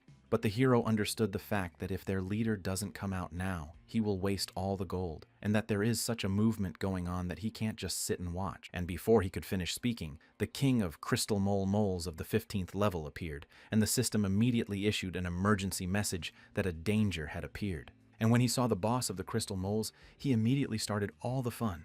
And while the Sunday moles were rejoicing in the gold that it all belonged to him alone, our hero was quietly coming up behind him. But before that, he decided to pull out more gold, because he saw how the mole was too satisfied, and holding out his hand with a few bars of gold, the hero asked if he wanted some more gold for himself. The boss of the crystal moles immediately noticed that it looks like he can't wait to get his hands on all the gold in this cave. It didn't take long for the hero to throw a whole bag of gold at him. And while it was flying all over the cave, the moles started going crazy again and grabbing all the gold flying to the ground. And while they were distracted, the hero began to pull out his blade from his inventory and attack the boss crystal moles. Climbing behind his back, he began to launch a few weak attacks, for he was confident in his powers that even the demon leader he could destroy. And he'll be dealt with in no time at all. He's just a regular mole king. But as soon as the hero struck a few blows and removed the crystal mole's hit points, the mole immediately began to detect its opponent. And swinging his huge paw, he tossed the heroes aside, who began to realize he was getting excited too soon but didn't understand why he thought he'd be so easy to beat. But then it came to him that this mole is not a demon but an animal, and a blade of bone cannot inflict him on the city, and fighting him will not be easier than fighting with the leader of demons. And I realized the fact that he's in a very bad situation right now. After all, everywhere he looked, he began to be surrounded by a multitude of crystal moles, and there was no way out just to fight anymore. I understand the fact that he's in total danger now and that he needs to come up with a new strategy to survive in this dungeon. But his musings were interrupted when a multitude of moles began to attack simultaneously from different directions. And the fact that he realized that if he spent all his energy on the small ones, he would have the strength left to defeat the biggest boss of the crystal moles. But when he looked at the boss of the crystal moles, he couldn't understand why he was looking at him like that. And kill countless crystal moles, and the hero realized he couldn't go on like this. And the only chance he has to save himself now is to climb higher. He ducked down and decided he was going to jump up, then jam his blade into the wall and climb up. And it's not that hard, and it should work. But as soon as he jumped up, I realized that I flew very high and I don't understand the fact how he did it. but succeeded because he had enough agility points and didn't think it could pump up his body. But don't think about it now, because there are still some unresolved issues. After all, our hero cannot fight them all alone, and all he can do now is to fight off the king and need to find a way to kill him, or all his plans will go to hell. Wondering how he could do it, because besides gold, what else could he use? And as soon as he looked in his inventory, he immediately thought of the fact that it was a good thing he went into that abandoned mall and picked up all sorts of stuff. But at this time, the boss of the Crystal Moles was very angry and ferocious. Before our hero knew it, the evil boss had already jumped on the rock to him, but realizes the fact that it will save him a lot of trouble, because it turns out that the king of the Crystal Moles really wants a lot of gold. And since he wants it so badly, they'll just make a bet. And all the gold he likes so much, he'll give it to him because it's all he has. If, of course, he misses it, then all this good will be his. But asking him again if he'd dare to take it, he's not talking to a wall. But at that moment, the king of the Crystal Moles suddenly started growling loudly, and he didn't really like it. He just wanted to take all the gold for himself. Without thinking, the Crystal King began to pounce on our hero, who was standing not far from him. At this point, our hero has a change of heart, and he takes it all at once. And somehow the Crystal Moles fell to the ground with a goofy look on their face, all because it saw our hero take out a hot bottle and start lighting the fuse, because a little earlier he had prepared a homemade Molotov cocktail for a reason. And the fact that he poured fuel on the gold in the beginning, and that he predicted he'd go after the gold like a lunatic. And now he will get his payback for his greed with all his might. Our hero started throwing his homemade Molotov cocktail towards the King of Moles, screaming that now they're all going to see a fried mole. And the same, as soon as the Molotov cocktail flew to him, he began to catch fire with bright flames and lose a lot of health reserves. And as it continued to burn brightly, the mole couldn't get out of those flames. Smiling, our hero watched the situation and realized that even if they did not die, at least their skin would burn to the ground. But suddenly your crystal moles started bouncing off to the side and skittering across the ground. The hero realized that he couldn't let him call in more moles now, and needed to get it over with quickly. And approaching the king of crystal moles, our hero began to shout that his enemy is here, and if he has the will, he must fight him alone. But at that moment, the Crystal King noticed our hero again, and with a very angry expression began to look at her. But our hero noticed that all this time the king of the crystal moles had up his sleeve. For with his ability for crowd control without the aid of it, he blinded our hero, which made him realize he couldn't see anything. And the countdown showed that there were seconds left, and that this ability passed on by the Crystal King from generation to generation allows him to emit a cloud of black smoke from the king's body, blinding a target within a radius of meters for seconds. For our hero could still hear the game's prompts. And each time he takes damage inside the black veil, the countdown will increase by seconds. The hero has realized he can't be allowed to hit him again. And even though he has to hold out until the end of the countdown, he can still win, but he will responsibly not miss this great opportunity to attack him. Because if our hero was the mole all along, he was already at his back. And realized this factor, our hero swung his blade straight behind his back, realizing that his enemy was standing there. And once he realized he'd actually ducked and retaliated, the Mole King suddenly launched his indestructible attack directly at our hero, causing him to feel a pain in his stomach. And I realized the fact that if he gets another attack like that, he's gonna have to kiss his life goodbye. Jumping aside, he saw that the Mole King had not stopped launching his indestructible attacks. But when he looked at the time counter, the hero realized that he had more and more time and he couldn't wait any longer. And he needs to get out of here before the Mole King finishes him off. Because now it could end at any second, because the Mole King has already swung his huge paw. At the same moment, the notification window started showing that his health was too low and that it was too late. After all, he had taken too much damage and couldn't dodge even once right now. And the fact that it's only getting worse by the minute. And not only did the effect not disappear, but it doubled in size, and he was too arrogant to allow himself to break into that dungeon alone. And I guess the fact that his Easter eggs and intelligence, he thought he could easily pull it off, but it was over before it even started, and whether he should use his trump card. So early on, he wondered. Realizing that it's all in vain, because if he can't handle the weight, the outcome is unlikely to change, and if he gets hit under these conditions, he's dead for sure. And after getting a few more hits and a year of Kino to the closest to the rock, and at that moment, he saw that he had only % left. His strength reserves, the notification window, still did not stop popping up in front of his eyes with the text that he had too little health left. Realizing the fact that he's dying, his health is almost at 0, and soon it will be too late if he doesn't use the Easter egg. But yet his hand still hesitates, as if his brain is deliberately setting it up. And while the huge king of moles lifted the stone to finish off the hero, he thought about the fact that maybe there is another way out, and whether there could be any other way out, and maybe he missed some important information. But as he started going through the options, he began to remember that there are Easter egg double classes, and the hardest thing to accomplish. Or maybe it's the items, especially at this time when resources are extremely important, and he can't regret giving Near Demon Zaihoi even if it cost him his life. And the fact that his only weapons were the bone blade given to him by An Kun, which were completely useless now, but still, he didn't understand what to do to turn this game around. Well, at that moment he remembered that he had recently received the Invisible, and that he still had another reward from An Kun. After all, he had completely forgotten about them because of his invisibility, and all this time he had been wasting away on these beatings. And as soon as a huge stone began to fly in the direction where our hero stood, he shouted for the system to activate invisible glasses. But the stone that came was very close to the hero, and he realized that luckily his sight had returned. If one more second he would have died. And thanks to An Kun, he is alive now, and that he helped him again, because with the invisible black-rimmed glasses, he gives the effect of 100% vision, plus resistance to blinding. Raising his blade, and the hero began to tell the king of the moles that he had gotten rid of the veil, and did he surprise him with it? But he needn't worry now, for he has another surprise for him. As soon as Sunanya's health has dropped to 1 unit of HP, the Easter egg of the last battle has started, because the player has reached this phase when he has only 1 unit of health left. The rest of his stats are doubled for minutes. However, as soon as the time runs out, the player's stats will halve back to their original form.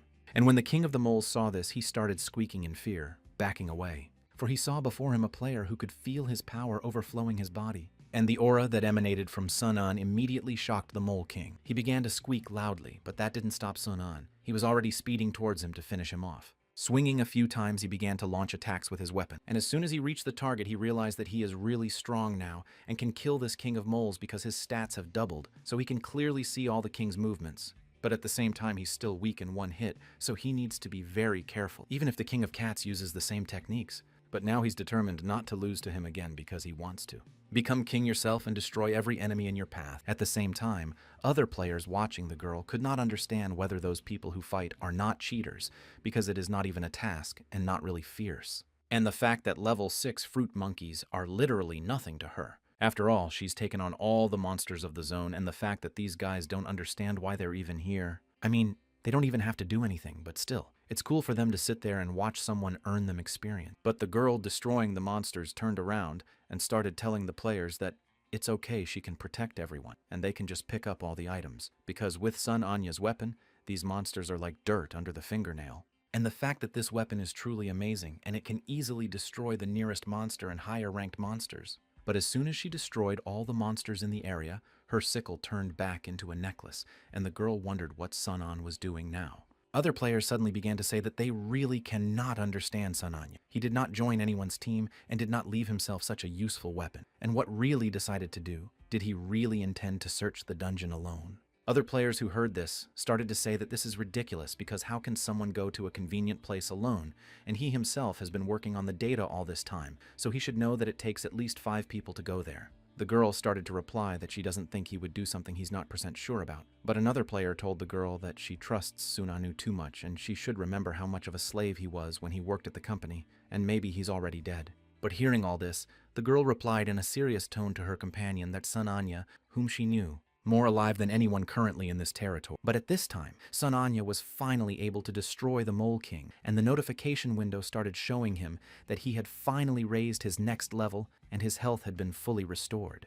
Lying on the ground, he was overjoyed that he had finally won, and was able to reach the 10th level. Now he has access to the skill acquisition function, and he has unlocked the first skill slot, and now he needs to choose whether he is ready to take the new skill of Crystal King.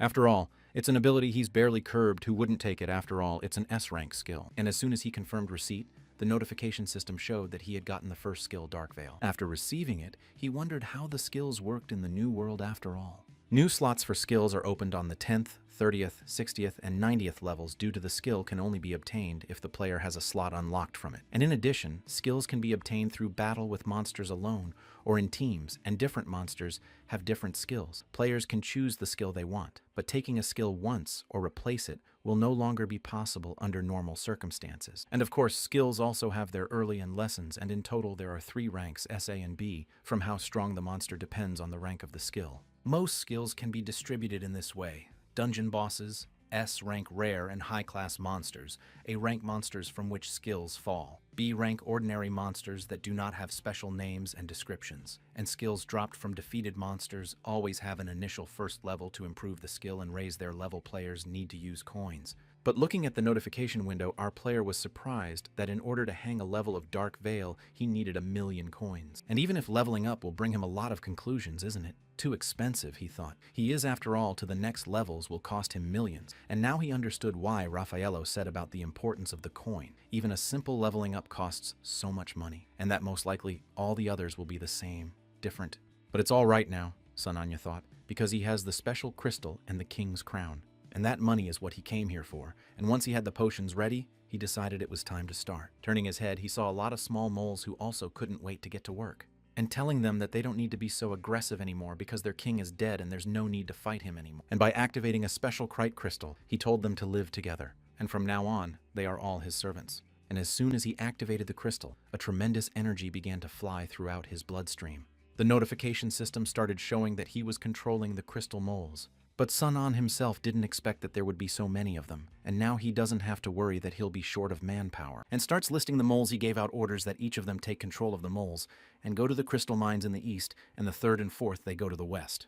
The fifth and sixth year takes also on moles and goes south, and the seventh and eighth year to the north. And as of now, Sun An's mining team is officially established, and the way he is their father and mentor, he relies on them, so they should bring him luck, and he can count on them. Raising his hand with the crystal, he finished the story, and they all started jumping off in different directions. And as soon as they ran away, Sun Anya thought that everything was going according to his plan. But at that moment there was another mole who started beeping at him, because he wanted to help too, but he was too young. Sun Anya couldn't believe that someone would think there'd be a baby like that here. But after stroking his head, he said she was too young to help.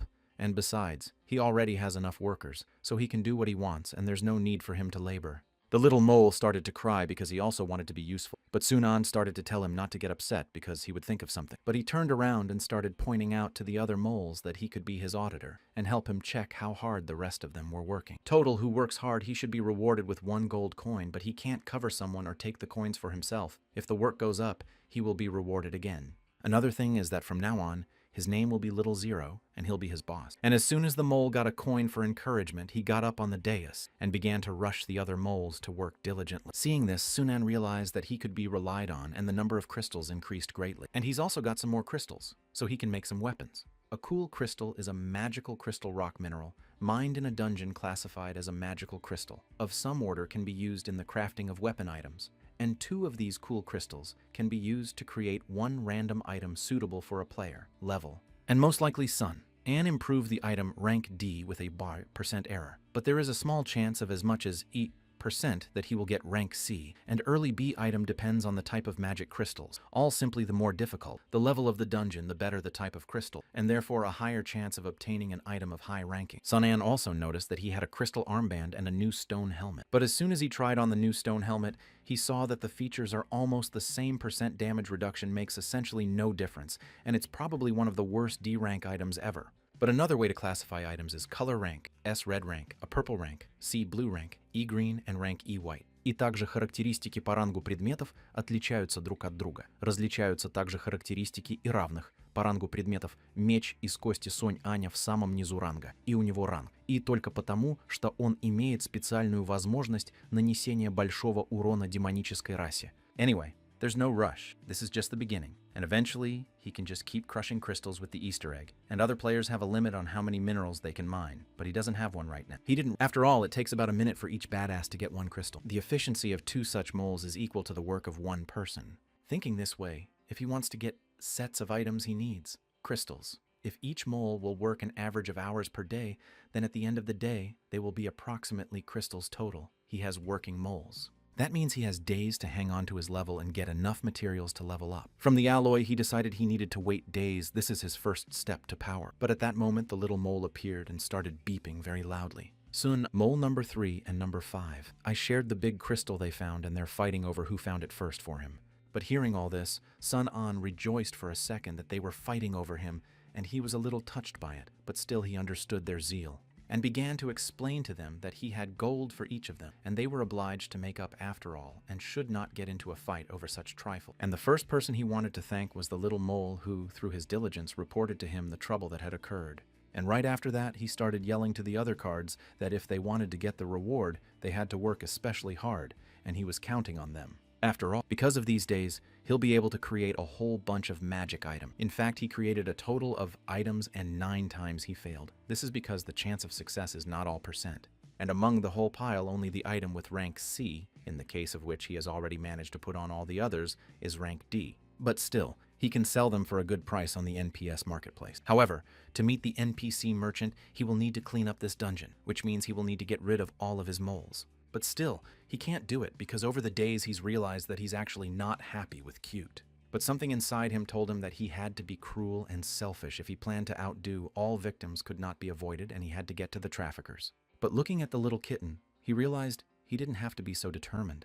If he makes Baby Czar his pet, then the dungeon rules won't apply to him. He started a contract with Crystal Mole, and now Crystal Mole is his personal pet. And the last order for the day he gave to his little pet was that it would be his companion. That shouldn't redeem him much. But at that moment, Yahello appeared and started shouting, "What's going on here, and why are there so many objects here?" And with her, Yahello started telling him that he was already suspicious when he killed the 40th level boss. And now he's got this pile of items from somewhere, and it doesn't matter how he sees it, because it's not normal. And he'd better make it very clear to her now, and if he's a cheater, she's not going to let him get away with it, and that he controls an army of moles to mine his crystals. Oh, and has a whole bunch of precious objects and things. Sun An must now quickly explain to her that he really is a cheater. Sun An couldn't figure out what she was doing here, and could she really figure out that he was using Easter eggs? But why now? But I explained to her that cheating is impossible in this game. But as he thought about it, he realized that it was unlikely that she had found out the fact that we were asking means that she doesn't know anything about the eggs, and he could still find out the truth and need to somehow sneak the stuff away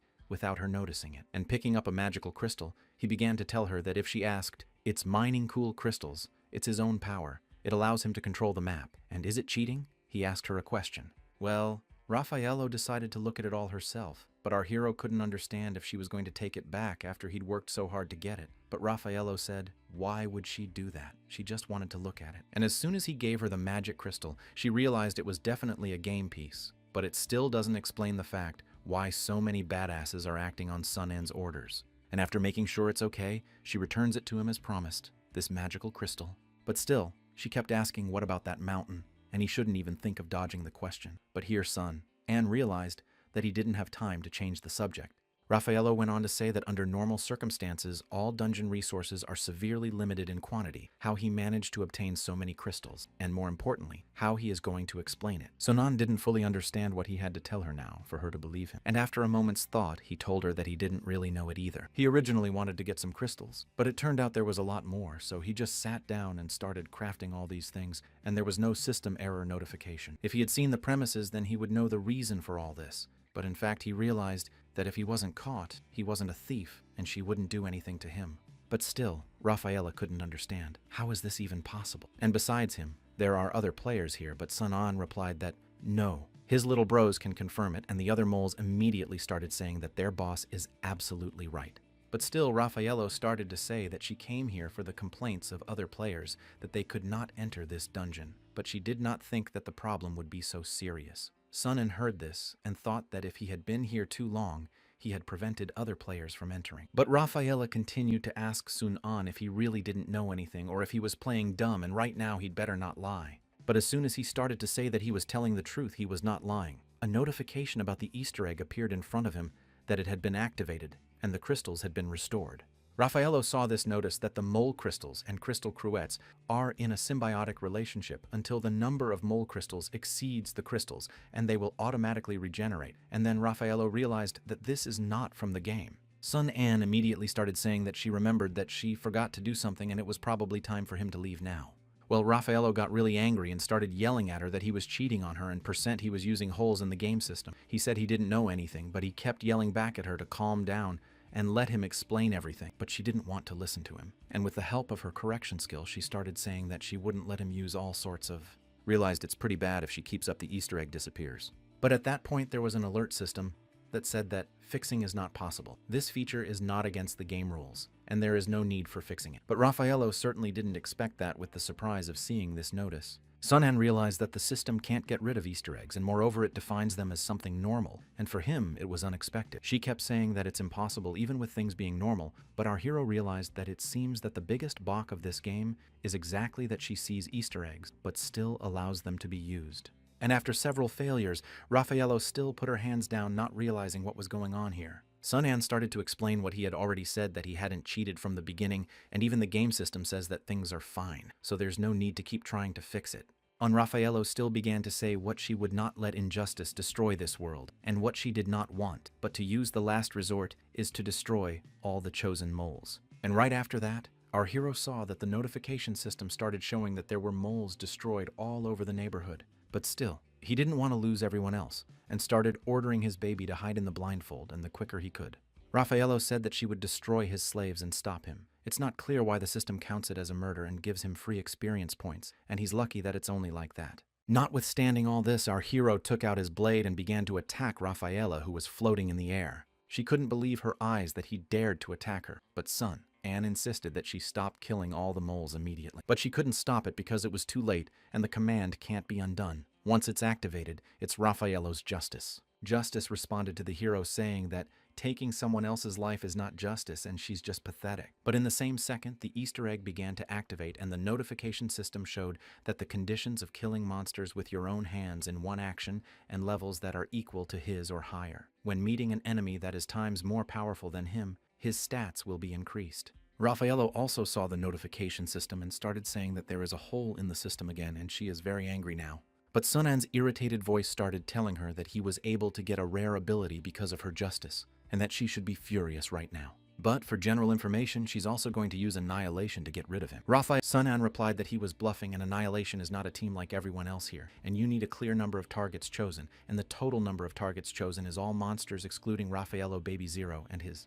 But after looking at her, he realized that judging by her behavior, his lion was quite successful, and commands don't apply to players. Raffaello, meanwhile, was hovering in the same place she was, realizing the fact that he wouldn't do anything to her. Let's at the same moment, through the tunnel, began to want a traveling merchant who appears after clearing the dungeon to buy or resell items and sometimes sells goods needed by players. And noticing the fact that he had come to this dungeon at the wrong time, he began to say that he would just go somewhere else and he should not interfere with their conversation. Sunan stretched out her hand to stop him from walking because he was just in time and he had been waiting for him forever. He shouldn't worry anymore because Raffaello, she won't interfere with them. She can't do anything to him. And now they have to discuss something. But Raffaello still kept fixing Sunan. But the notification system kept showing that it was impossible, and the command could not be used on players. Sunan, seeing that she wouldn't do anything to him, turned around and started telling the NPC not to take it too hard because she had PMS. Raffaello, on the other hand, couldn't stop yelling at Sunan to turn around and look at her. She was pissed off that she couldn't deal with him and didn't understand the fact where the cheater came from. But at that moment, her notification window showed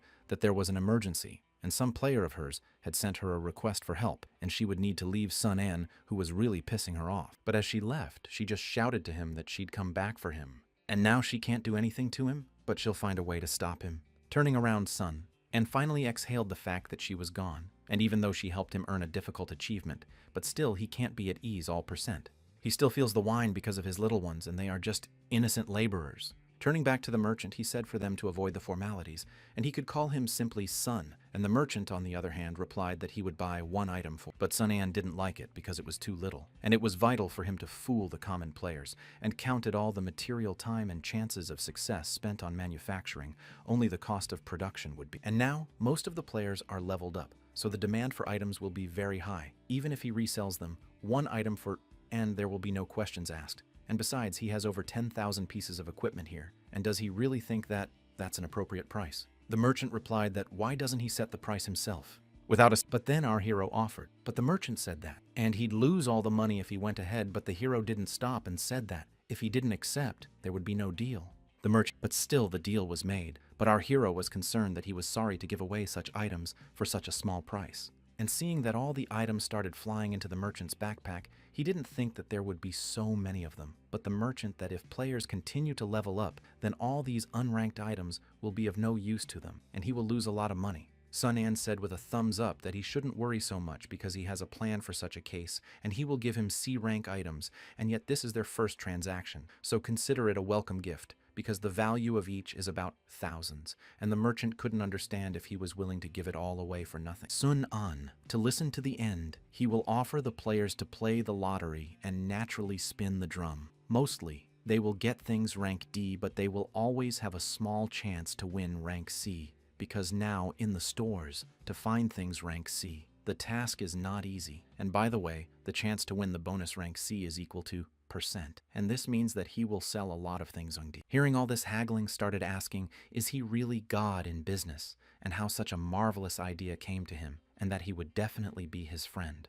And while the merchant pulled something out of his backpack and the hero realized that he should thank the man who came up with the idea of playing things, and he just borrowed it. But suddenly the merchant turned around and started saying that he would give him coins. Sun-an realized that he's something he can't forget it, that the Crown of Greed is activated, and the price for each item plus the total cost is coins.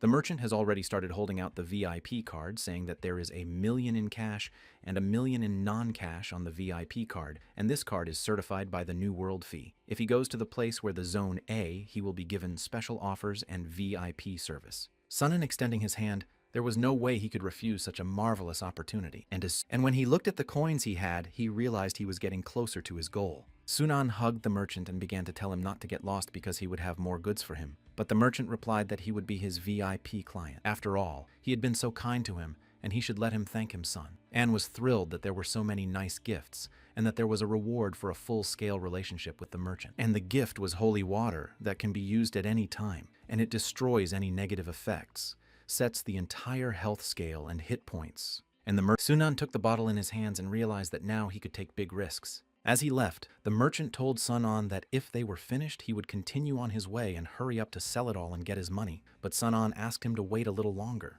And then the haggler left, and the notification showed that the mole cave had been cleaned out. Exiting the teleporter, Sun, and finally exhaled the fact that he was done with it, and now he'll be in recovery mode. And of course it was difficult, but in the end he did everything he wanted to do, and got skills, items, and money, and probably now needs to modify the weapons. And deciding that he was going to go right now, he started to get on the road.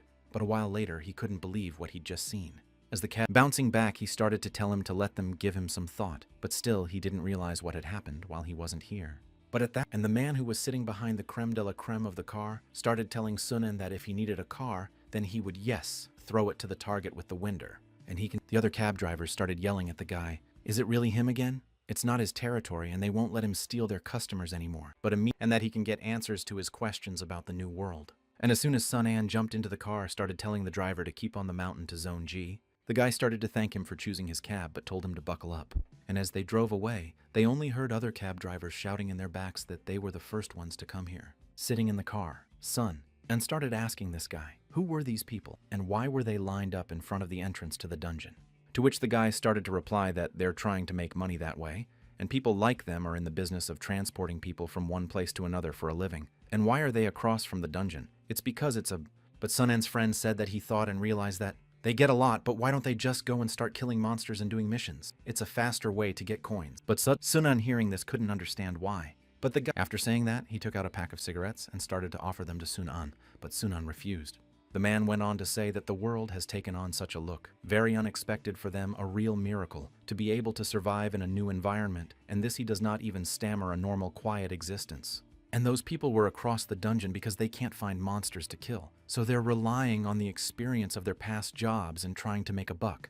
But Sun-an heard these words and couldn't understand why they couldn't find them, because it can't be. The monsters are constantly being reborn, and there are just so many of them, at least the wild monsters. The man and the fact that more than percent and high-level players of the world are in this group, their goal is to become at the top of this world. Starcoin League, each member of this group have at least on deposit controlling important resources of the game. Well, but Don Shan do not capture and occupy low-level dungeons and beds of other players to raise their level, the most numerous guild and the most hated guild of all. On Heroes, hearing the name Li Jejui realized it was familiar to him. But that guy started saying that the Dongshan people are bad. They specialize in looting items and resources from other players and verbs and people. And every place rebirth of low-level monsters is occupied by them. That's why they level up so slowly, and he'd better never cross them. Sun-an already realized that the looting of items and the guild, he didn't think things could change so drastically in just days. And from then on, nothing can be resolved peacefully, and he must become, after last son, but another. And if he can't defeat the monster, he can just run away, and there's no shame in trying to survive. And lastly, the guy said he was on his way, and if he needed anything, he could text him. As he looked, well, when he opened his notification window, he friended that guy. And realizing the fact that he was so busy, he forgot to add Zai Hui as a friend, and now he's wondering how she's doing. She has the demon eye though, so that shouldn't be a problem. But looking at the others started shouting that they have a lot of people and they can sweep the dungeons. And why aren't they letting them in? But and they can't go into the dungeon. Those who guarded the dungeons were NPCs, in which called guards with an average level above will guard especially dangerous dungeons, not allowing the premature death of players, and no matter how loyal the guards, they will still have bad habits. The guards kept saying that if they're below level 20, they're not allowed in. But the player standing in front of the guards started saying that maybe they don't realize what they're capable of because he's the deputy master of the Riders Guild. But the Guardian kept insisting that if the level does not meet the requirements, they will not enter such a game rule. Smiling, when she heard her father, she started pulling out her weapons, telling them that if they dared, they would know no mercy. But the guy couldn't figure out what the punishment was and what the hell he was talking about. He'd never heard of it. And that by doing so, they would be banned from the dungeon for days. The deputy director immediately realized that it was a good thing they didn't break in, and that it was true. But he activated her skill sheet using the detective watch this item, giving the investigative skill including information about the player's role and level. But as soon the NPC looked at him and started saying that he hadn't reached level 20 either, and because of that, they had nothing to talk about. And once he built the tent and told the NPCs it was so crowded, they needed to talk in private. The other players couldn't figure out what this was about. Could he really be up to something in his tent? And once the other NPCs started to approach the tent, the head guard said he could handle it, and they should continue to guard the dungeon. Players who were watching the situation began to talk about the fact that he is not really going, but the girl began to tell the captain that this guy's name is Sun An, and he is a 14th level warrior, and he is not in any guild. He is not a member of anything special, no. But she didn't understand what they should do. The captain told her they would wait until he came out of his tent. After all, he just said that his goal is also a dungeon, and he wants to see what he'll accomplish. Inside the tent, the head guard began to ask our hero what he meant. Sun An, and pulling out a huge bag with thousands of gold coins, he told him he wanted to give them a drink. But the head guard rudely began to answer him that he can afford it, because he is an honest, law-abiding citizen, and does not think he is so easy to bribe. But Sun and only thought that at least he took his eyes off the money before saying such things. And with the head, but still, Sonnen realized that as expected, it is very easy to live when he is rich, and with the help of an Easter egg, he can increase the level of favorability of NPCs with the help of money. Their amount depends on the role of NPCs. Instead of racking your brain, trying to please others should use money is still cheating. But as soon as our hero added more gold coins and said that he thought they would find a solution for him, the head guard immediately replied that no problem, they would let him in. After all, the other players outside couldn't understand why this kid is still here. He's the one who doesn't consume, they wondered. But inside the tent, the chief guardian began to explain that he had been awarded a special pass for fearlessly risking his life defeating numerous enemies. If their relationship wasn't so great, he wouldn't have given him anything. And there might be some malfunctions, but they were unlikely to affect anything. Taken aback, Sun An told him that it wasn't the tent that could be his Achilles heel, but the chief guardian began to say that he would never get the money back again. Sun An couldn't understand who designed this thing in the first place and whether it was unfair to single players like him because the card said he had to bring a partner to enter the dungeon. But as soon as he came out of the tent, the captain started telling him that it looked like he'd noticed he'd been given something useful and whether he'd let him look at it on our hero didn't understand why they were still here. But at that moment, the captain began to emit a huge aura and say, "Oh, they were actually here first, and aren't they entitled to the same thing?" Sun An realized that this guy looks threatening, and he'll kill him if he says no. But hearing to which our hero replied that he very constantly wants half of the rewards from the dungeon and the entire loot from the final boss. The captain briefly said the conditions were too harsh, and how about they help him clean up the dungeon, and in return he joins their guild. And what he must understand to be personally invited to be the guildmaster's deputy is an incredible honor. And with the help of his special double-hearted role, it is his innate ability to split the mind, thereby better understanding and controlling his abilities, have twice as many skills. He began to press Sun, and more on Sunnen. But after all, the captain realized the fact that he didn't want to, and agreed to that. On Fats told another player to look. Even his captain agreed. But at this, another player standing next to the captain started to tell the others to use their skills. But the head guard suddenly jumped off his seat, shouting that such fights are forbidden here. But the captain realized something was wrong. He had a bad feeling. Sonan grabbed his hand and started to say that if he didn't like the conditions, he could have said so. He could always ask for more if he wanted to. But still, our hero realized that it was good that he had new equipment. Otherwise, it would be difficult to stop this attack. But still, it is not so easy to oppress. Captain could not understand how a player of 14th level so much. Maybe it is some kind of special equipment began, he asked. The other players couldn't believe their eyes how he managed to stop this attack. And did their captain not use his full power? And withdrawing Sunan's hand, the captain began to say that he didn't think he had an ace up his sleeve, yet he agrees that he will get half the reward Sunan said he hoped. However, when the captain heard that, he got even angrier, saying he wouldn't let it go. And I wish he'd hurry up because they've already wasted so much time here. And the captain told him one last time to get a move on. And as soon as the preparations were finished, they all began to go inside the portal. Finally, a senior guard told our hero to come back alive, but something made him suspicious because those guys were looking at him strangely when they went inside the portal. And however, he has already become strong enough, he has nothing to fear. But still, the special role of the captain, he was a little alarmed because with the help of this skill, all his statistics are increased by %. And when a new slot for a skill is opened, the player gets a double slot for skills. But Sunan was happy about this place because he knows it well. And remembering that this was the most points, and he almost died working overtime, trying to fix all the flaws in this map and these memories that he wished he could erase from his memory. But suddenly his musings were interrupted by the captain telling everyone to focus on 10 o'clock on the left-hand side. After all, that silhouette looks like a monster, even though it's not moving. And I guess they haven't pissed it off yet. And the thought that they have to fight that monster from the beginning just sent shivers down my spine. Well, the captain has decided that they will avoid the boss for now and leave him for last, but first they need to thoroughly check into the mines. And Sun An suddenly realized that there were newcomers besides him, and they seemed to be traitors who had been called at the very last moment. But at that point, he started telling the other guys that the monster was already here. Hearing this, all the players began to prepare for battle, because the monsters were already too close. And once all the players were ready, the captain gave the order for them to begin the battle. And then he started attacking them with his weaponized brass knuckles that he had on his right hand. Other players who were behind the captain began to join the battle as well, shouting that there were too many of them here. But that didn't stop them from also destroying insects in one fell swoop. Well, one of the beetle's friend flew right behind the girl's back. She wasn't expecting that maneuver. But the beetle was immediately torn into several pieces by the bright light. And the one who fired the shot was the archer who was standing behind the rest of them, and she was also pissed off by those bugs. And the fact that even medics go into battle to treat the wounded immediately. But suddenly, one of the players started using his skills. And as soon as he finished the spell, there was a bright firelight that began to destroy all the bugs in the immediate area.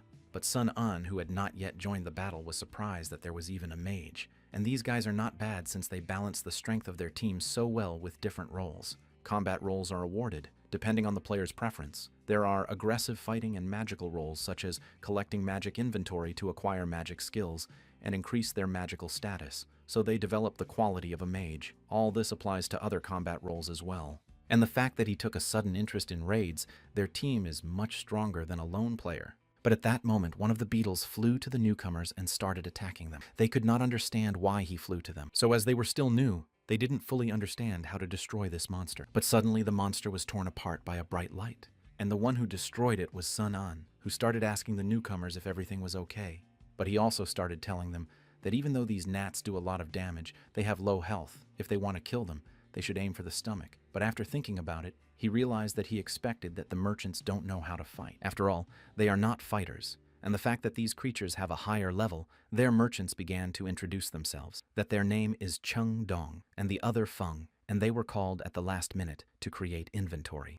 Sun An replied that he had his own plan, but he suddenly wondered if there would be any drop from the mosquitoes. And looking at the nearest dead insect, he saw something glistening near its body. And just as he started to bend down to pick up the drop, he ran into another merchant who was also interested in these insects.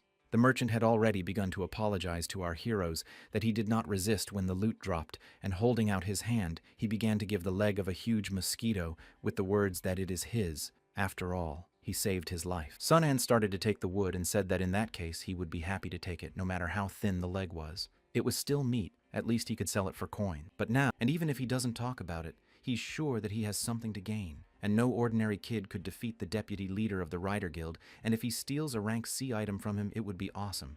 The squad captain killed the last mosquito and started telling the other players that this wave was cleaned up.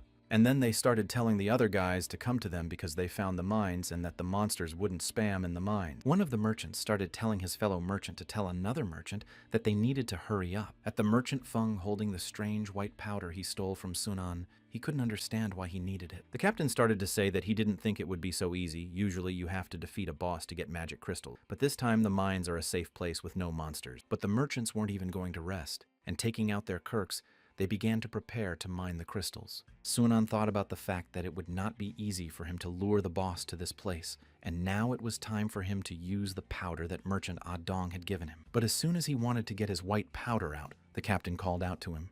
But he couldn't understand when it was that they recognized his name. But the captain began to say that he always had something to wonder if he was able to recover his attack, so his strength and speed is as good as his. And the fact that his gear is pretty good and he really wants it. But Sun An couldn't understand what equipment he was talking about because he was just lucky that he was able to stop his attack, but he realized that now these guys were showing their true intentions. But the other players with the captain's guild started telling Sun An that they would have to repeat the experiment to find out if he was lucky enough to stop the captain's attack then or not. But Sun An guessed that this could happen and that he could try his item on these guys right now.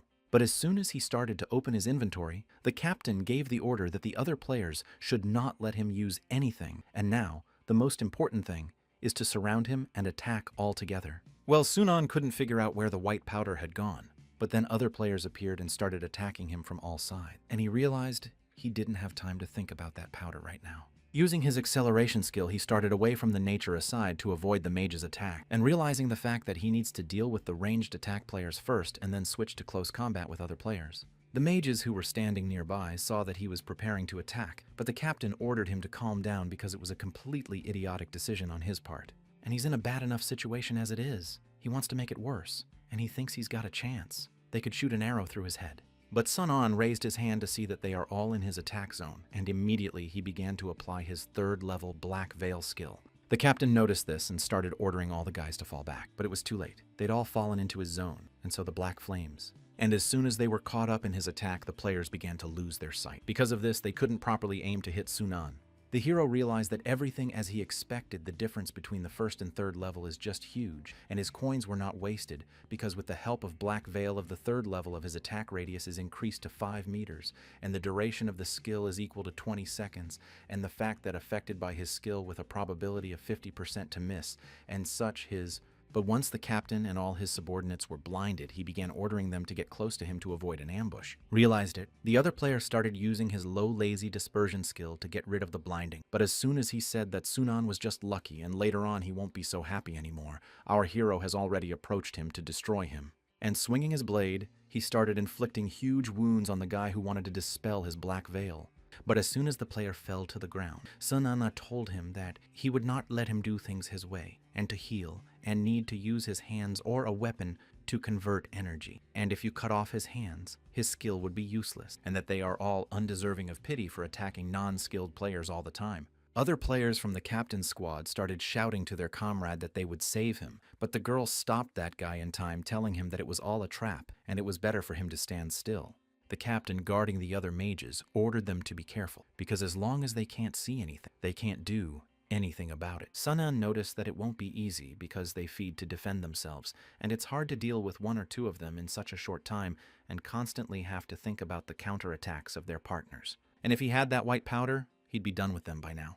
But turning his head, he looked at the 2 merchants and the fact that they are still here. But the merchants saw that our hero began to turn to them. They immediately began to tell him that they have nothing to do with those guys. But Sun An started responding by saying he's not some evil overlord, and why would he kill them, or would they want to do something to him? And turning to one of the merchants, he asked what he wanted him to confirm something, because there's something very important that he's recently lost. And he should let him check his skills in his backpack. But Feng, without a word, started to turn around and run away. Sunan realized that this was even better than he wanted because he found the one with the white powder right away. And with the help of his acceleration analogs, he caught up with the merchant in an instant. And as soon as the hero threw him to the ground, the merchant started screaming that he was in pain and he was wrong and begged for forgiveness not to kill him. But Sunan started to ask where the powder was, and the merchant replied that it was in his pocket, but he couldn't get it out because he was fully restrained, and if he let go of it, he would immediately get it out and give it to him. But on the second trap, our hero did not want to get caught and said that he did not even try because he can get it himself. But for some reason, trades first blush and yells at our hero not to touch him.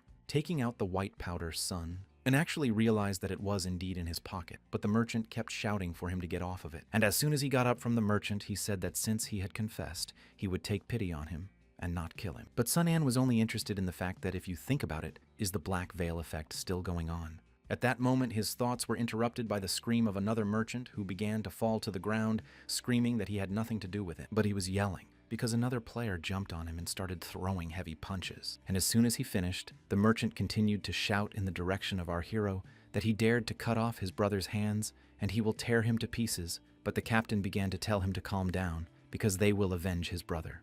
And since they now know the limits of this skill, they have nothing to fear, and turning to Sun Anyu, he said it was time to send him to hell. Sun An was in agreement that he too wanted to finish quickly. The players with the captain's team decided to first exhaust our hero with long attacks and make him show all his trumps. The merchant who was behind Sun An couldn't figure out what to do, but Sun An started telling him to hide somewhere he doesn't have time for them. The captain, however, continued to give his orders so they would not let him catch his breath and continue to attack with all their might. Onit could not imagine that now Sun An started using a bottle of white powder. And as soon as he opened the bottle, he started throwing it towards the captain and the other players. And realizing the fact that the performance was about to begin, Sun An began to back away with a slow step.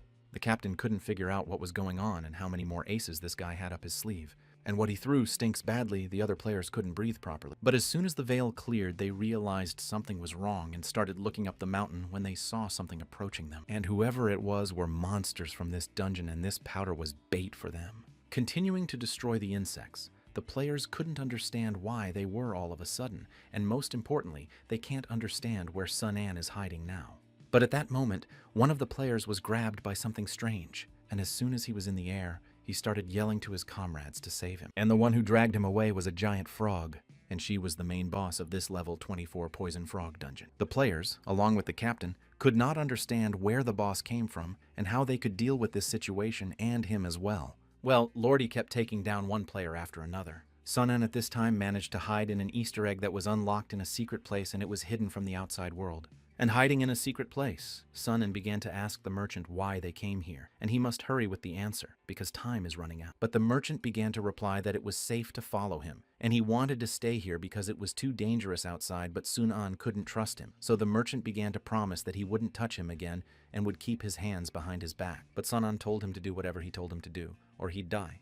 But still, he thought that if he threw him out, he'd be better than that bald man, because if you think about it, how did he get into such a small place? Well, turning around, he saw a multitude of insects attacking the player, and Sun An said that it seems like it's about to become clear who's going to win. There was total devastation outside, and the players, having lost a great deal of blood, began to exhaust themselves, screaming for help to their comrades. The captain couldn't understand how it all happened, and how their flawless team fell apart in an instant. But he got even angrier and started yelling that it was because of that Sun An guy. I'll give you the loudest screams to get the dungeon boss to pay attention to him. But the captain began to activate all his skills because he didn't want to give up so easily. And once his body enlargement reached maximum, he shrieked to the dungeon boss that he had not yet seen what he could do, because now he's ready to destroy everyone in his path. Inside the secret room, the merchant, along with Sun An, noticed that the captain had begun to activate his second body augmentation skill. This skill increases the user's body size along with all of his stats by % for 10 minutes, although it looks cheesy, but the effect is cool, and considering that he has another skill as well. Then his rock destroyer will now increase its grapple and damage, and in that case we can say that 1 + 1 is greater than 2. But at that moment, the merchant noticed that his level was down and started asking the hero if he thought the captain could handle the monster alone, but Sun An told him that the boss is not easy to defeat, and that soon Kihulai will be finished. If he doesn't come to his aid now, this battle will be his last, and telling the merchants to stay here and stay out, he began to move out. But in the meantime, the captain continued to fight the dungeon boss. And by holding back the boss's attacks, he could even rude him that it was all he could do. But suddenly the captain began to feel a strong pain in his body, and raising his head he saw in the window of the notice that he had been poisoned, and that his health will gradually decrease and his movement speed slowed by 20%.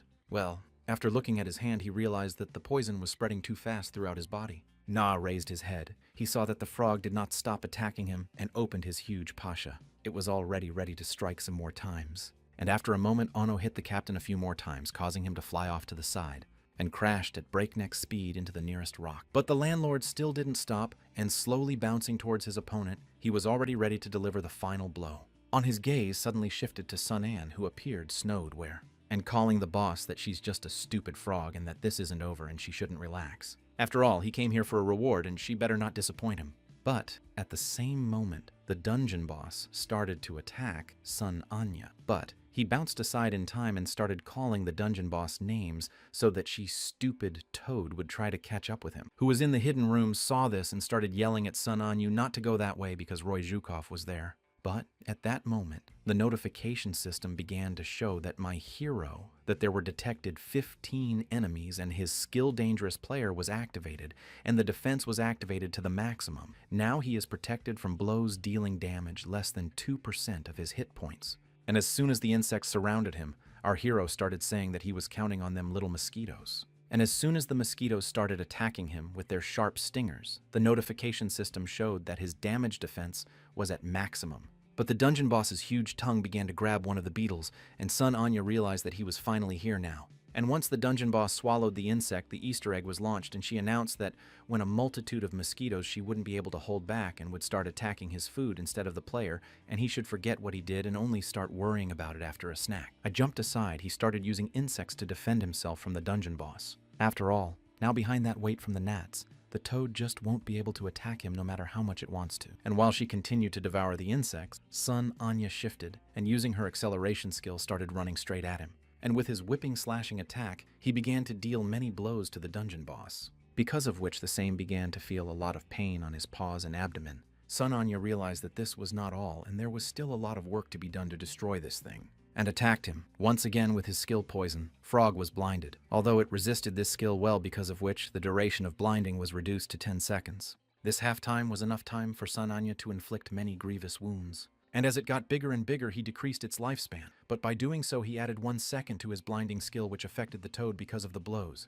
The merchant, who was in a secluded spot watching the fight, couldn't imagine this guy was capable of such a thing. And the fact that he's so strong, he took out half a boss by himself. And with his power, he can clear the entire dungeon on his own, taking all the rewards for himself and the fact that he gets nothing.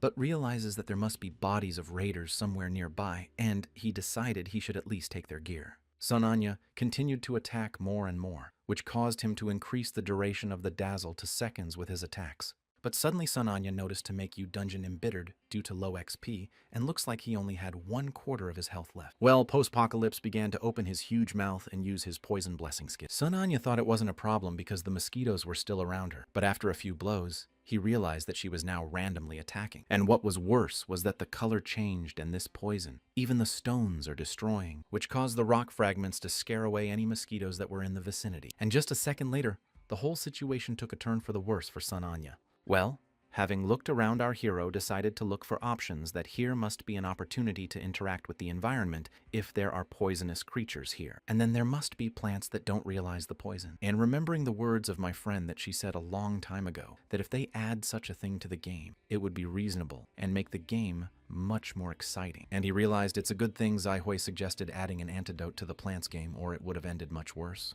But at that moment, the gentleman accidentally hit Sun An, causing him to fly off to the side. But looking at the impact, he realized it was only a scratch, but his movement speed was significantly reduced. And he happened to look behind him and saw an antidote growing right next to the lake. That was the advantage of being a merchant. He could use whatever materials he wanted whenever he wanted. And after ripping out the plant, he began to create an antidote. But the dungeon boss saw that he was creating an antidote and immediately started closing in and getting closer and closer to him. Leaping into the air, he was ready to swat our hero with his huge belly. And at this time, when the hit points were decreasing more and more in Sun Anya, he raised his head and saw that things were getting much worse. I jumped aside. He barely dodged such an attack, realizing the fact that it was too close, and he was almost turned into a flapjack. But not knowing what was going on, he turned around and saw the dungeon boss rushing at full speed straight at him, but he was still confused by the fact that he was acting strangely. All because it was another god of the game, and that stupid frog's attack didn't hurt him in any way, but instead, it got stuck in the texture itself. And he remembers that he put a lot of effort into fixing the bugs, and he didn't think there were still any faulty ones left. And who would have thought that these bugs would be to his advantage? But he wasted no time in drinking the antidote to reverse the effects of the poison. And immediately after that started running straight at the dungeon boss to destroy him while he was stuck in the textures. After a few hits, our hero was ready to deal the last critical damage to destroy the boss. And swinging his blade, he delivered the final blow that ended him. Then finally sighed what I saw in the window notice that the dungeon boss had been destroyed. And it was a lot easier for him than he thought it would be. And it looks like he's actually gotten a lot stronger than he was before. But now he looked at the dungeon boss and realized that it was time for him to do the most enjoyable part, which was collecting the rewards. And the fact that this boss's skill was quite good to slow down and permanently remove the enemy's hit points.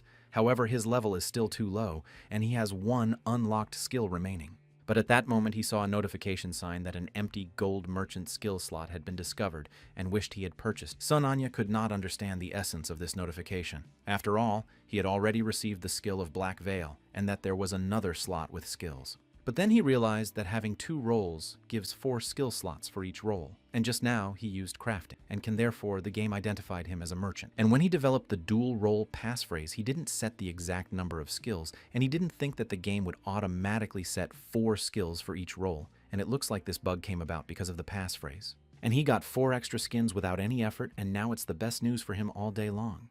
But at that moment, the hero heard the shouts of the merchant, who began to shout to the captain to take his hands off him, because he did not intentionally snatch things from him. And grabbing the merchant, he began to turn to Sun, and said that he did not expect to have the strength to defeat the boss, but thanks to him, he increased his level and recovered. It's not like Sun Anya didn't expect this petty merchant to hide, and that he didn't think the captain was still alive. But the captain went on to say that he caught the one chair that was trying to steal his gear. And I'm talking to Sun An about them trading his gear for his partner. Sun An started to reply to him that why would he think they were partners? The merchant kept shouting at the captain to let him go because he wasn't going to steal anything from him. But realizing the fact that they are not comrades, turning his head around, the captain told the merchant that he didn't need him now. And hitting him with all his might, he started flying off to the side. Sun Anya didn't even raise an eyebrow when he saw this because he didn't care about that guy. But he was worried about the fact that the captain could still fight. And he started telling Sun An that he was a cold-blooded type, and whether he knew not to waste energy on such useless garbage. Well, now they will speak the language of power, and he is lucky to survive. However, now he will use all his power to finish him, and only one of them will get out of here alive. Pulling out his weapon, Sun Anya realized that this battle was inevitable and told them to finish quickly, because now is the best chance for him to use his new skill.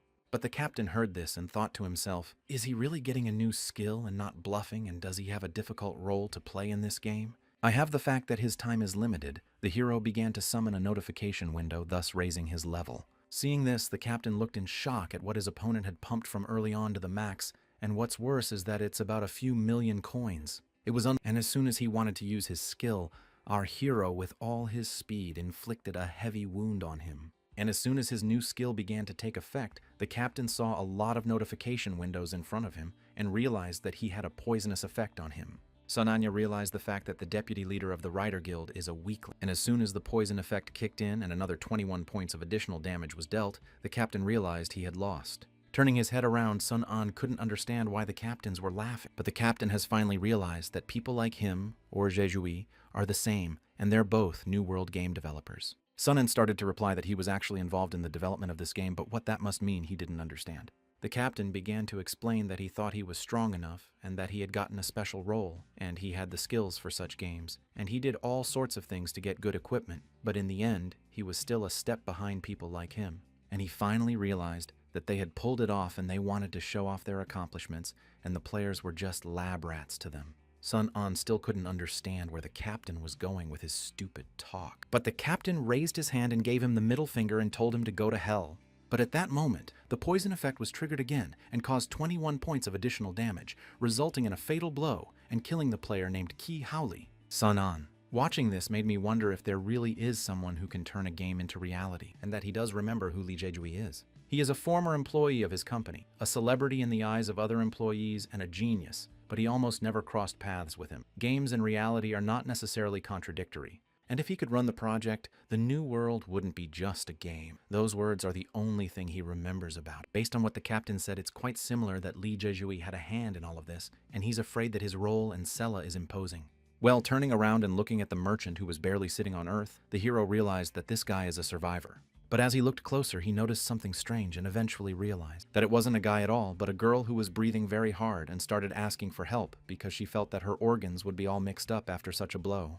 But Sun An, realizing that she was a girl, remembered that in such a case before when he threatened her, he now understood her reaction when she told him not to grope her. But the merchant began to ask our hero if he still has the regenerated ones, because she has already used all hers, and she is ready to buy them for a high price. But Sun, and her life and external wounds, it is useless with internal wounds. But there is another way for a full recovery. However, whether it will help her or not depends on what she offers him in return, and he hasn't forgotten what she stole from him a while ago. But the girl couldn't realize that she'd really have to give this guy all her savings, and she'd spent so much time and effort to get it all together. But if she dies, who's going to take care of Xiaoyu? After thinking it over, The girl said that she could give him the star coins, and there were about 600,000 of them. That's all she had. Hearing this, Sunan thought that 600,000 was quite a lot. The girl started begging, or rather pleading, that she can't die here and someone is waiting for her to return. But hearing this, Sunan realized that this was different from his idea of her, and he thought she was just a small in the nuts, but judging by the look on her face, it didn't look like she was lying. However, it's still not worth wasting it in holy water, and there are still plenty of insects to destroy, and it's worth figuring out a way to kill 2 hares with 1 stone. And telling the girl that he'd better tell the truth because he doesn't like to be cheated on, the girl realized that meant he was agreeing to the deal. But this way will take some time, so she must hold on a little longer. But turning around, the girl started to shout to him that wouldn't he give her the greens, but son, and replied to her that he didn't say that. I also told her that there were plants near labor that would help restore the bleeding, which would take away some of the pain, but the girl decided to ask him what he was going to do. It's not like he didn't understand why she was asking so many questions and why she couldn't just sit on Earth and wait. After all, he just needs to approach the dungeon boss he destroyed. Because of Ki Howley, he hasn't had time to collect the rewards, and a good start is half the battle to pump up his gear first. In fact, the long, segmented bone of the tongue can be used to improve its arms. And as for the oil, if the opportunity arises, he'll use it. Then it won't be much fun if his performance drops now. But on the notification window appeared the text that the equipment improvement of the Blade Knuckle Blade is a Class B equipment for the improvement requires additional Class C material. But remembering that special mole crystals are C class and he can use them. After finding all the ingredients, he began to apply the enhancement to his weapons, and he ended up with a bone blade that can make ranged attacks after being improved. However, the damage from ranged attacks is half of the normal damage. After raising the blade and squeezing it harder in his hand, Sunan realized that its characteristics were almost like an A-class weapon, and now he's going to try it on those flying mosquitoes. Although the range of this blade was approximately 5 to 10 meters, the range of the soaring strike should have been enough to destroy everyone in one strike. And swinging, he began to attack all the mosquitoes that flew over his head. And once he destroyed them, he realized it was pretty cool. Now he's got long-range attacks in his arsenal. And now the next goal is accomplished. The next is to work even harder and pump. So for starters, you need to at least reach a level. In this case, he will have 2 more slots with skills, and this will be a distinct advantage. If he succeeds, Zai Hui will be shocked when she sees him, but now he's wondering how she's doing. After all, he misses the money when they could just chat. And after he gets stronger, he's bound to find her. Now we see a lot of players gathered in an underground parking lot, and the mysterious guy in the red mask began to ask his squad if everything was clean blood. Other players in one voice told him that everything was crystal clear. And on a huge screen, he started showing the girl Zai Hui and talking about how this girl had gotten a top-of-the-line weapon. And whoever can steal it for him, he's a demon dragon who will grant any wish. At this time, Sunan continued to destroy insects throughout the cave, and once he had destroyed enough mosquitoes, the notification system showed that he had gained the required amount of experience. His level was raised, and then raised his head. Our hero could not understand why the language in the system is a mixture of English and Chinese, and it seems in this place, bai appear much more often. And once the last notification showed that the monsters had been eliminated and the dungeon had been cleared, Sun An realized that he had already cleared the dungeon, and everything else was unimportant. But in the distance, he began to see the merchant he had met in the mole cave, and the merchant began to tell Sun An that he didn't think they would meet so soon. But it was actually this morning when he sold him his gear. And asking the merchant how his sales are doing now, the merchant replied that thanks to him they are very good, and he sold a third in half a day. And most of them were bought by people from Danshan Guild. Almost every one of them bought 2 to 3 items, and he even raised the price to 3 times million per item. Smiling Sun An replied to him that he was a real businessman crook and that the Dongshan Guild was a bandit group and he should serve them to the best of his ability. The merchant went on to say that after they got a Class C item in the lottery, after 1,000 tries, they thought he was cheating on them and wanted to attack him, and who's to blame for their bad luck and why blame others. And it's good that they were punished by the system for wanting to attack him. And pointing his finger, Sun An began to explain that the things he is selling this time, they are such prices are material from monsters, and he is not sure if he will need them. But when he opened his backpack, the salesman said he'd take them. After all, he's his VIP client, and it's his job to sell junk gear. That's just a little bit of what he sells. Hugged the merchant's son, and began to ask why he did not wait here while he is mining, because there are still magic stones in which he did not have time to mine on the merchant. Smiling said that the price will be the same. At the same moment, a girl came up holding out a huge bag, and they say that she has collected all the items worth 60 million as promised, and she is grateful to him for saving her, because her condition was restored after getting level 15. And now they're definitely even, and taking the sack's son, and said it's no problem for him to collect his reward and she can contact him anytime. The girl turned to the merchant, began to tell him that she wants to sell some items. That the merchant replied that of course he does not mind, as long as it is legal. But our hero thought about the fact that she did not seem to him that all the things in this bag that she gave him, is it really again she has him around his finger? But approaching the captain who was lying on the ground, she began to use her thieving skill. And at that moment she had the blade in her hand, but she didn't realize how much money it was worth. Turning around, she began to explain that her skill is stealing through touch. She can get random items from another player's inventory, and by chance she discovered that it also works on killed players as well. And asking Sonanya if she could take the blade or if it would just disappear here, he said she could take whatever she wanted in their deal, and it was not mentioned in the deal. And in normal circumstances, after death, the player appears at the rebirth point and there is usually no corpse left behind. But since this is all reality, the stealing skill is quite useful and worth looking into later, son, and thought to himself. And scattering all the junk she got with the skill, the girl didn't understand why there was so much junk, because there are limits on how many times she can use this skill on one person. But picking up some strange orb, she started asking what it was. Sunan saw it and told her to try to open it, but the girl didn't understand. Is this thing really worth much? Sunan began to explain that sometimes what's inside is more valuable than what's outside, and it's called a video bolt. And if he was carrying it with him, it means there's something important, and maybe there's more information about Li Jui in it. And to open it, you have to press the button, and as soon as the girl pressed, the sphere started to open. And there was a strange masked man who began to say to the captain that they hadn't seen each other for a long time, and had he stopped thinking about the things he had told him before.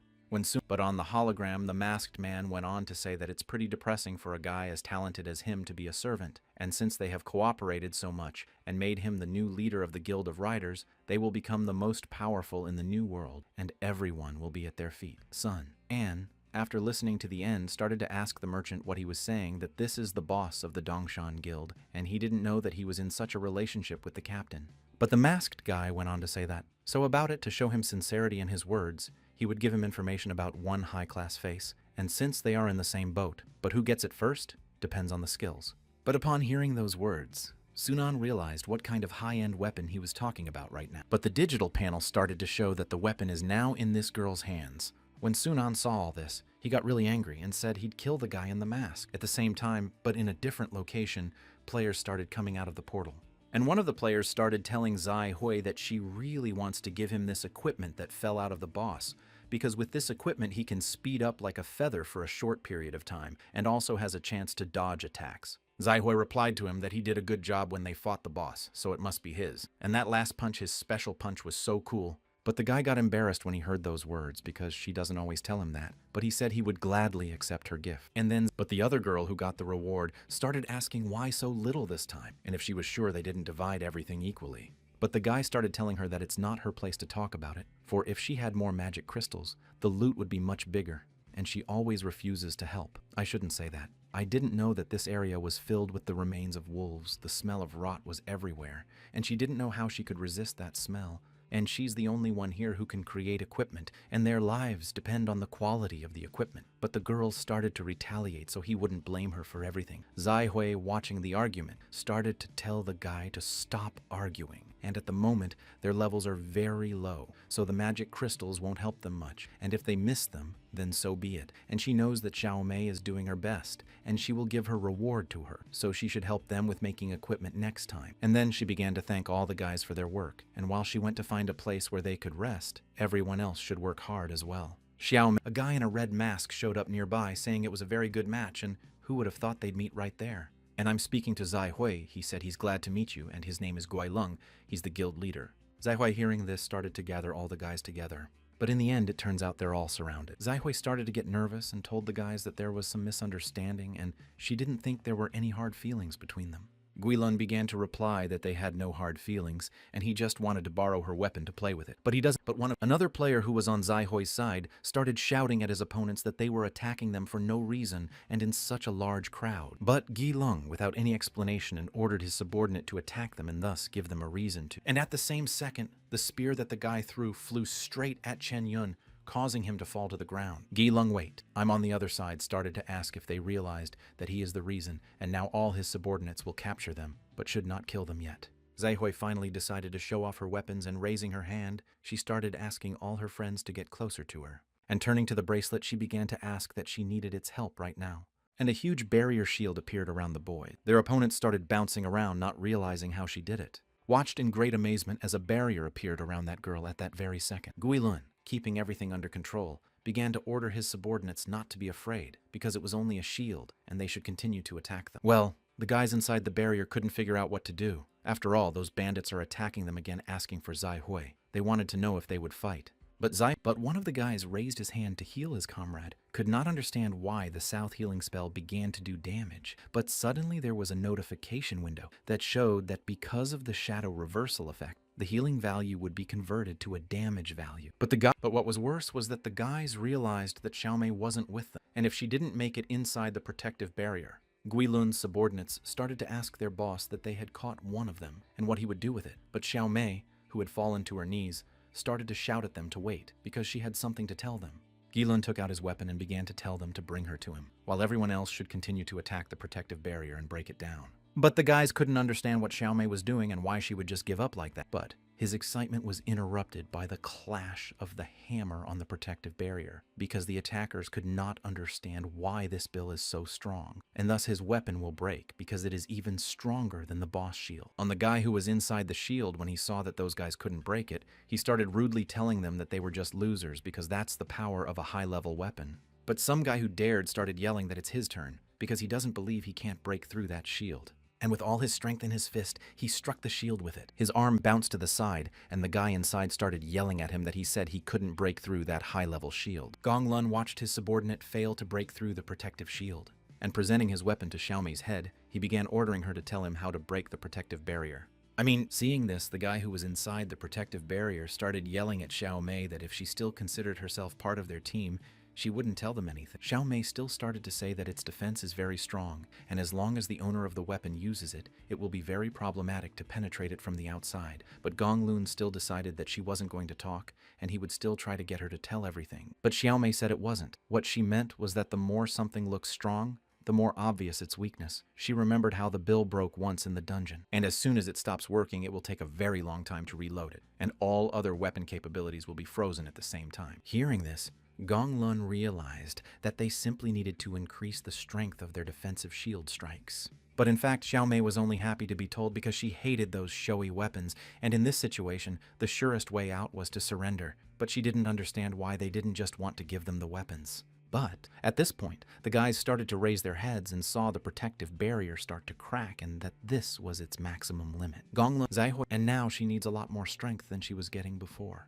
And at that moment, there was the sound of a demonic weapon, and she began to say, and that the power she so craved, she could give her more. Ramel's Zaihui saw this and realized that she was a weapon demon, and she didn't even summon her. And the fact that she appeared on her own is suspicious. But the demon began to speak, and what she sees, she is in quite a predicament, and read here is, broken. Her friends are in danger, and you don't have much time left. And so does she not wish to unleash her power, for the price will not be so high. And it looks like she really wants to protect her body and protect her comrades, and protect this man's trust, but the contract will help her with that. Zaihui was so scared that she said she'd agree if she knew the terms. The demon, and at that, it's because, but also her perception has been reduced to 1, and her stat points have decreased, and have been converted to the power of perception will no longer increase with level increase. The guys noticed Zai Hui, who could barely stand on her feet, and said that this feeling of having her characteristics reduced was so painful. But one of the guys couldn't understand why she did it, since her characteristics can't be upgraded in the future. But Zai Hui replied that at least they are all alive, and maybe it's just a bet on their fate. Gonglun couldn't understand what was going on because his shield had just almost broken, and why the hell did it regenerate? The other guys couldn't understand what was going on because their mana and stamina were almost at 0. Gonglun turned his head toward Xiaomei and started to get angry, but Xiaomei raised her hands and started to shout that she had nothing to do with it, and it was the first time she had seen such a thing. At the same time, Sunan was rushing at full speed to reach the target and save his friend quickly. But he slammed his hand down on the car with all his might and got angry that they wouldn't make it in time, and that he doesn't have enough time to use teleportation, and the conditions are too difficult, and all he can do now is hope they're okay. Still, he hoped that everything would be okay and his friends would be unharmed.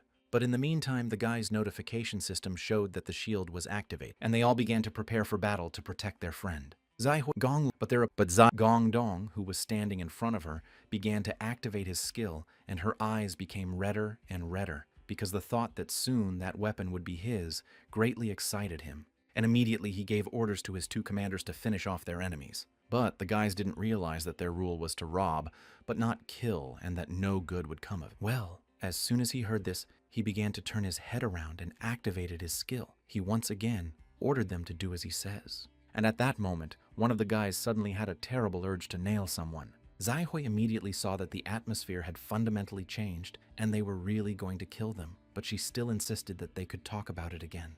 But most of all, she can't endanger the lives of her comrades, but she has to do something to save her comrade. But at that, the voice was so loud that Gong Lun couldn't understand who it was. Sun An kept shouting to the guys that he knows they were attacked by the Danshan Guild, and they are in a difficult situation, but he can't be at their place in the blink of an eye, and that the recording time is limited, so he will tell everything briefly, and they have to pull up some time before he arrives. And they only need to last 15 minutes, and he'll try to nail it as fast as he can. But as soon as the sound stopped, the guys started discussing the fact that in the current situation, it's not easy to last a minute, let alone 15. Gong Lun realized that there was no more time to waste, and began to order his subordinates to attack them with all their might. While holding back the onslaught of his opponents, one of the players thought that even if Sun An came, would he be able to defeat so many people? Xiao Mei showed up and started telling her ex-girlfriend Zai Hui that she told her to think it over and just accept defeat and give up their weapons because there was no need for them to fight anymore. After all, the weapon is worthy of the strongest, and she knows that it is the boss Guilun Repertory, saw that she approached him and began to tell her that she is trying to get out of the situation. However, the threshold for entry into the Dongshan Guild is extremely high, but she was ready to defend herself at any cost. But one of her former friends noticed this and started yelling that she was disgusting. And angry, he struck his enemy with all his might, causing him to fly off screaming in the direction of him. And as soon as the item from the inventory was obtained, the guy started to hope that Sung An would keep his promise, but he would be able to last no more than 10 minutes. And with an iron bar for a special situation, he began to prepare for battle. Boss Gong Lun saw this and said that they shouldn't be so worried, or you shouldn't just know that soon they will all die. But Xiaomi saw his weapon and couldn't understand why she had never seen him use that stick before. Zai Hui, watching her companion, began to ask if he wanted to use that skill, but he replied with a serious expression that her parameters are too low now, and she'd better stay behind in him. And once he drew the magic circle, he said that because of bad memories, he didn't say he wanted to use it. But now there was no other choice, and since Sun An asked him to wait for him, he would take the risk, and with the help of the Monkey King's protective circle, he was ready to absorb any damage as long as whoever was inside the circle. But he only had 10 minutes to do so. And that's when the Monkey King appeared on his head and started blowing his pipe, because now the old boy's back and ready to fight to the death. Gong Lun saw this and started laughing loudly. I don't know what kind of monkey is this, and he doesn't want them to die from laughing. But the Monkey King, we'll call him that, started telling him to show him what he was made of. The monkey sitting on his head suddenly started blowing his horn even harder, and a huge stream of magical energy began to appear from all directions. Their opponents didn't realize that he was there to please us, but they had the feeling that he was calling them names, and they started to get even angrier. The Monkey King, on the other hand, kept yelling that their grandfather was already here, and they should come, and he would punish them all. But immediately, many arrows and weapons appeared right at his feet and flew straight at him. And when he saw a huge crowd of enemies rushing at him, he started to turn around and run away with all his might. And although you realize that this is too much, he continued to run away from the attackers. But Boss Gong Lun realized that he was just stalling, and he began to order his guys to go back. But they did not listen to him because they were too aggressive. The monkey that was sitting on his head kept yelling for them all to try and catch them. They're just a bunch of assholes. And as soon as the boss heard what he said, he got angry, because he didn't like it when he called him a moron. The Monkey King still continued to run away from the attackers, and realizing the fact that he could be killed with a single blow, but he still tried to dodge all their attacks. The guys couldn't understand what was going on and how he managed to dodge all the attacks and how he had such flexibility.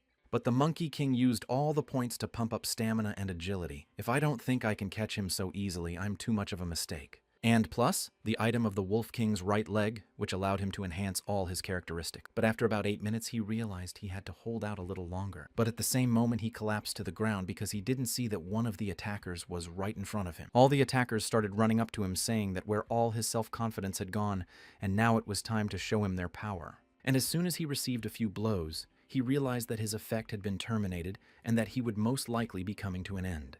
The system notification kept appearing that the player is in danger and his Monkey King's protective circle of the Monkey King Pascal has been removed. Zai Hui, sitting in front of Boss Gong Lun, couldn't understand since he had already gotten her weapons and why he kept publishing her friends. But he briefly replied that he had put so much effort into stealing that weapon and that he had really earned it, and since it was now his, she could offer something else. For such consequences await anyone who stands in his way, William, and he hopes they've learned their lesson. And though she still relies on her boyfriend, let's say he does come, but will he be able to overpower the entire guild?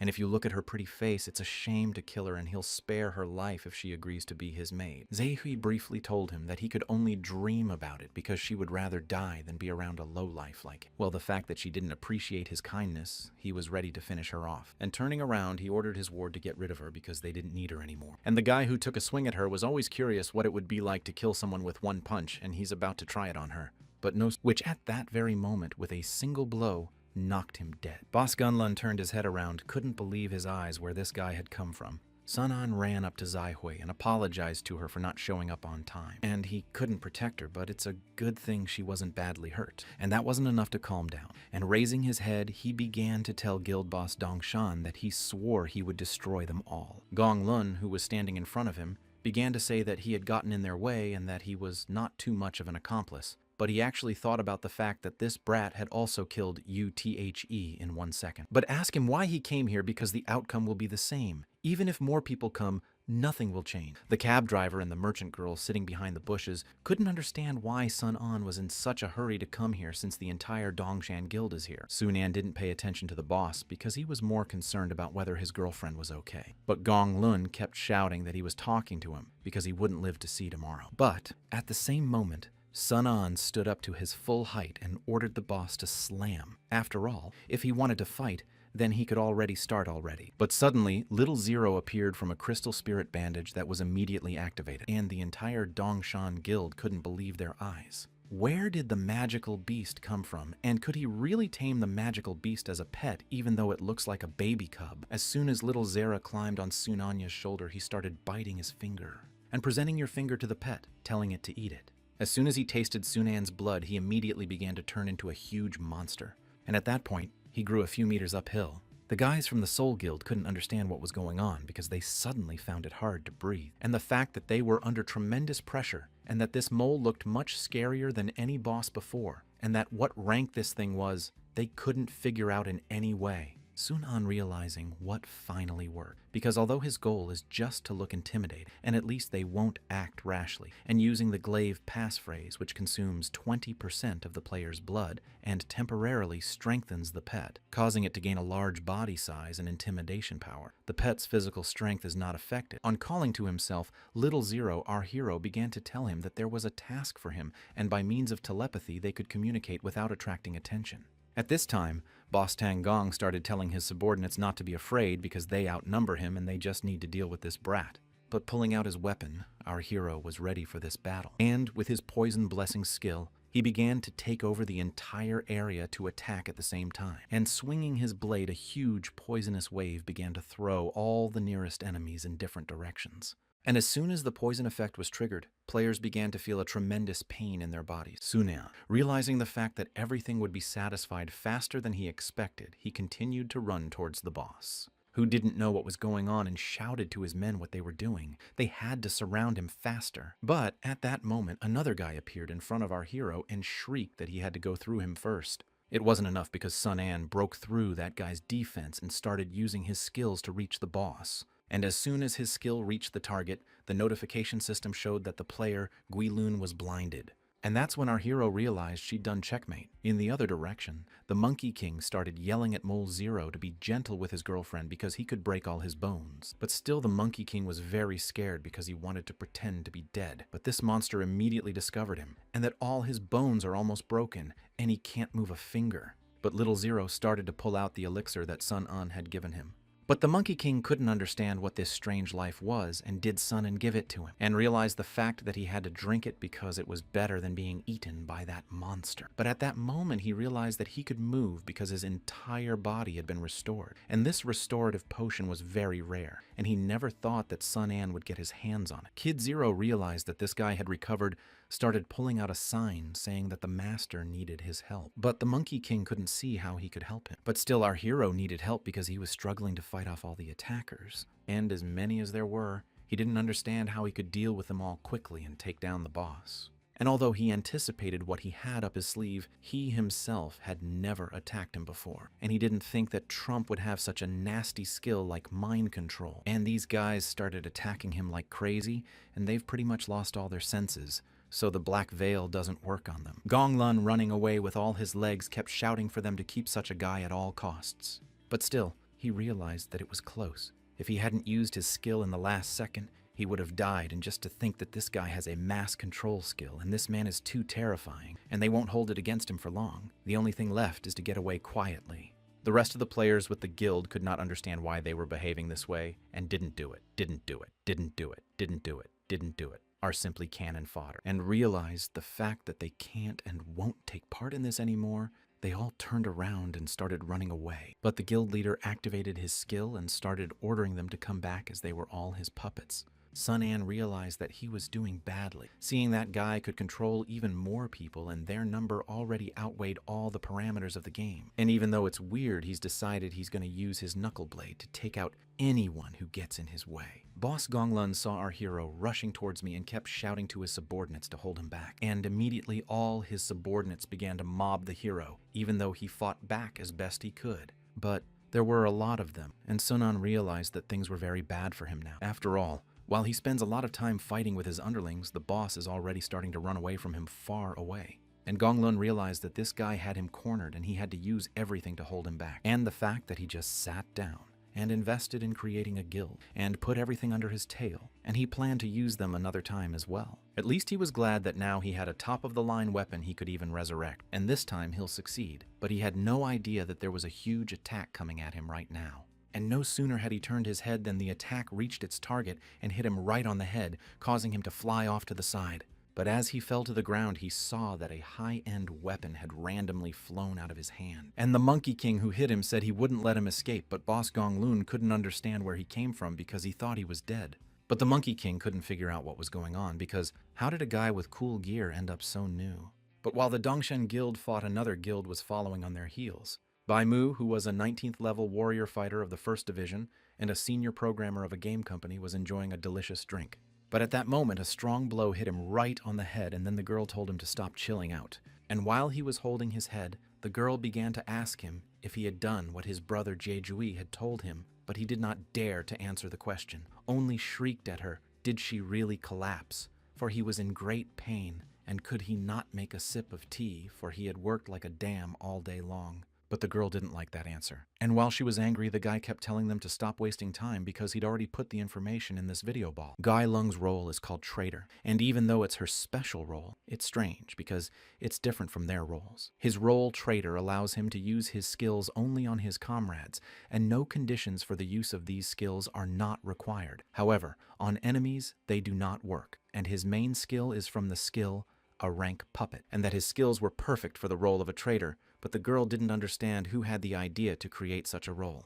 Bai Mu, sitting next to her, started pointing his finger at Jejui and saying that he was the one who came up with all the roles in the game. Jejui, standing in front of them, replied that it was okay because he wasn't the only one doing it, and he would like to know where the role came from too. If you compare the game New World and the world in which they are now, a lot of things have changed, and I would like to find out the reason for such changes and where they will lead them to. But as soon as a huge explosion sounded near them, the guys began to realize that the Danshan Guild had gathered in this place, and it seemed to them that something had happened. But still, they decided that they should wait for the return of BPO Lo and the others to go and find out what happened out there. 5 minutes earlier, the Monkey King continued to beat up Gonglun, and dealing him more and more critical damage, he could barely stand on his own 2 feet. Well, as soon as he fell to the ground, he immediately started yelling to the Monkey King that they should discuss everything because his death will not give anything and he no longer needs this weapon and he should just let him go because he is sorry. But the Monkey King took another swing, saying that if his apology solves everything, then why the hell do we need the police? Because he didn't spare him when he attacked. He followed those words with another blow to the head, causing Guilun's mask to shatter completely. And then the Monkey King realized he was acting too impulsively, but I still don't understand if he died after being hit like, and realizing the fact that he killed the leader of the Dongshan Guild and that his minions would come after him for revenge. But at that moment, there was a sound behind him telling him not to worry because the Dongshan Guild no longer existed. The Monkey King turned around and saw that it was his comrade Sun An, Sunan realized that it looked like he'd figured it out because he thought there would be trouble, so he rushed over as fast as he could. But the Monkey King, with a serious citizen's face, started to say that there is no problem here because he is the only one who could fight him, and he even returned the weapon, and plus he should know that it was him who won him 15 minutes of time. And he's not very happy after Sunan asked to bide his time. If it wasn't to save him, he wouldn't have helped him. But as soon as they looked at Gonglun lying there, they heard some strange voice saying that it was too bad because he thought he would be more useful. But since Gonglun is his apostle, he can give him another chance. But he has to show everyone the real power. And at that moment, a huge wave of magical energy struck directly at the place where Gonglun lay. Sun. Anne saw this and couldn't understand what was going on and why he was suddenly struck by lightning. The Monkey King who stood beside him also did not understand himself, but still he hoped that maybe he would be rewarded for his sins. At the same time, the other players couldn't figure out where the huge explosion came from. But no one could have imagined that a very dangerous creature would come out of that explosion. Who suddenly said that I thought they'd meet again this way. You guys have already realized that it's still Guilung, but in a different guise. Sunan, looking at him, suddenly began to guess something to suggest to him that he was too dangerous, but asking in Guilun, has he fallen so low as to become a devil? But Guilung looked at his hands and began to tell him that this was the power that the master of the world had bestowed upon him, and he's about to make them all beg for death. Monkey King, after all, heard but could not understand what to do. He does not recall anything like this when he created the game, and this skill would not turn the player into a devil, but sun, and began to move. It was confused by the factor that he said the master of the world, and maybe this is the final boss. But at that moment, Guilun saw that they were fleeing and began to accumulate a huge amount of dark energy in his hand, and releasing it, he began to attack them with all his might, for he had been looking forward to this moment. But by coincidence or luck, his attack flew right by our hero's head, causing a huge explosion to positively explode. And the guys turned around and couldn't believe their eyes that he'd unleashed such a huge attack, and that the worst part was that it was so close by. Gonglun looked at his hand and realized it came out a little clumsy, but it seems he needs a little practice, but it would be terribly boring if they were to die from that, and he'll torture them to get rid of all the hate that fills him. And looking at our hero, he started asking who was the one who just killed him. But after a few seconds of silence, the password monkey shouted that he had come for him one, and they need to get out of here. But Sun An didn't want to waste a second and started swinging her weapon at the same moment. And so was already too slow. Guilung didn't even put in many episodes to dodge her, and raising his hand he began to prepare to attack again, for this time he was determined that he would not miss. When Sunan saw this, he realized that there was no way he could dodge the blow now, and at the same moment Guilun's attack broke through our hero's defenses, and he began to lose his balance, falling to the earth. Guilun, taking offense at the fact that he hit the exact target, you started telling him it's time to grow out of fear. And he looked at our hero and said, "Is he so tired he can't get up with Zimli?" And what's more beautiful is that even his arrogance is gone, for he will turn everything around him to ashes, leaving only despair behind him. The Monkey King, who was standing near our hero, began to ask how he was feeling, but Sun An began to answer him to stay away and run away as soon as possible, because Gonglun has already lost control and he should take Zai Hui and the rest of the survivors and get out of here. I mean, if he wants to stay alive, he's got to run away. And as soon as the Monkey King realized the gist of his words turning around, he began to kill with all his might, shouting at Sun An to try not to die. Gonglun noticed that the Monkey King had started to run away, and summoning a few more magic balls decided that he should not let him go of his wish. At the same moment, Sun An began to call up his inventory and bandage his wound, because I realized that while his HP is at 0, he is using the bandage to stop the bleeding for now. If he's a demon, he still has a chance to defeat it, and these rock walls can do a fair amount of damage if he can somehow hit it. And the fact that Gonglun uses ranged attacks means that close combat is his weakness. All he has to do is not miss his chance to strike a fatal blow, because with his speed he can use it. The Monkey King realized that he was not being chased, and it looked like Sun An was left to fight him, but he couldn't help him because he had done everything he could. He had no use for such a battle, and there were not many brave men like Sun An to stand up to this monster. All he had to do was run away, so he decided not to blame himself. At the same time, it appeared a girl who began to tell Bai Mu to run faster because they need to catch up with brother Jaijoy. But he, in the form of a turn of the Grey Wolf, began to answer her that they so learn how to broom. Does she think that it is easy to run in the new with brother? Well, as soon as they looked and Paycheck saw the Monkey King but still thought it looked like some, they decided to ignore him and run along. The Monkey King realized that they were heading towards Sun Anya. Well, what was strangest was that he saw that the wolf had a talking wolf. At this time, the battle continued, but not in favor of Sunan, for Gonglun had already caught him, and holding his head, he began to lift him up, telling him that it was a strong attack, and it would have been much worse if it weren't for his quick regeneration.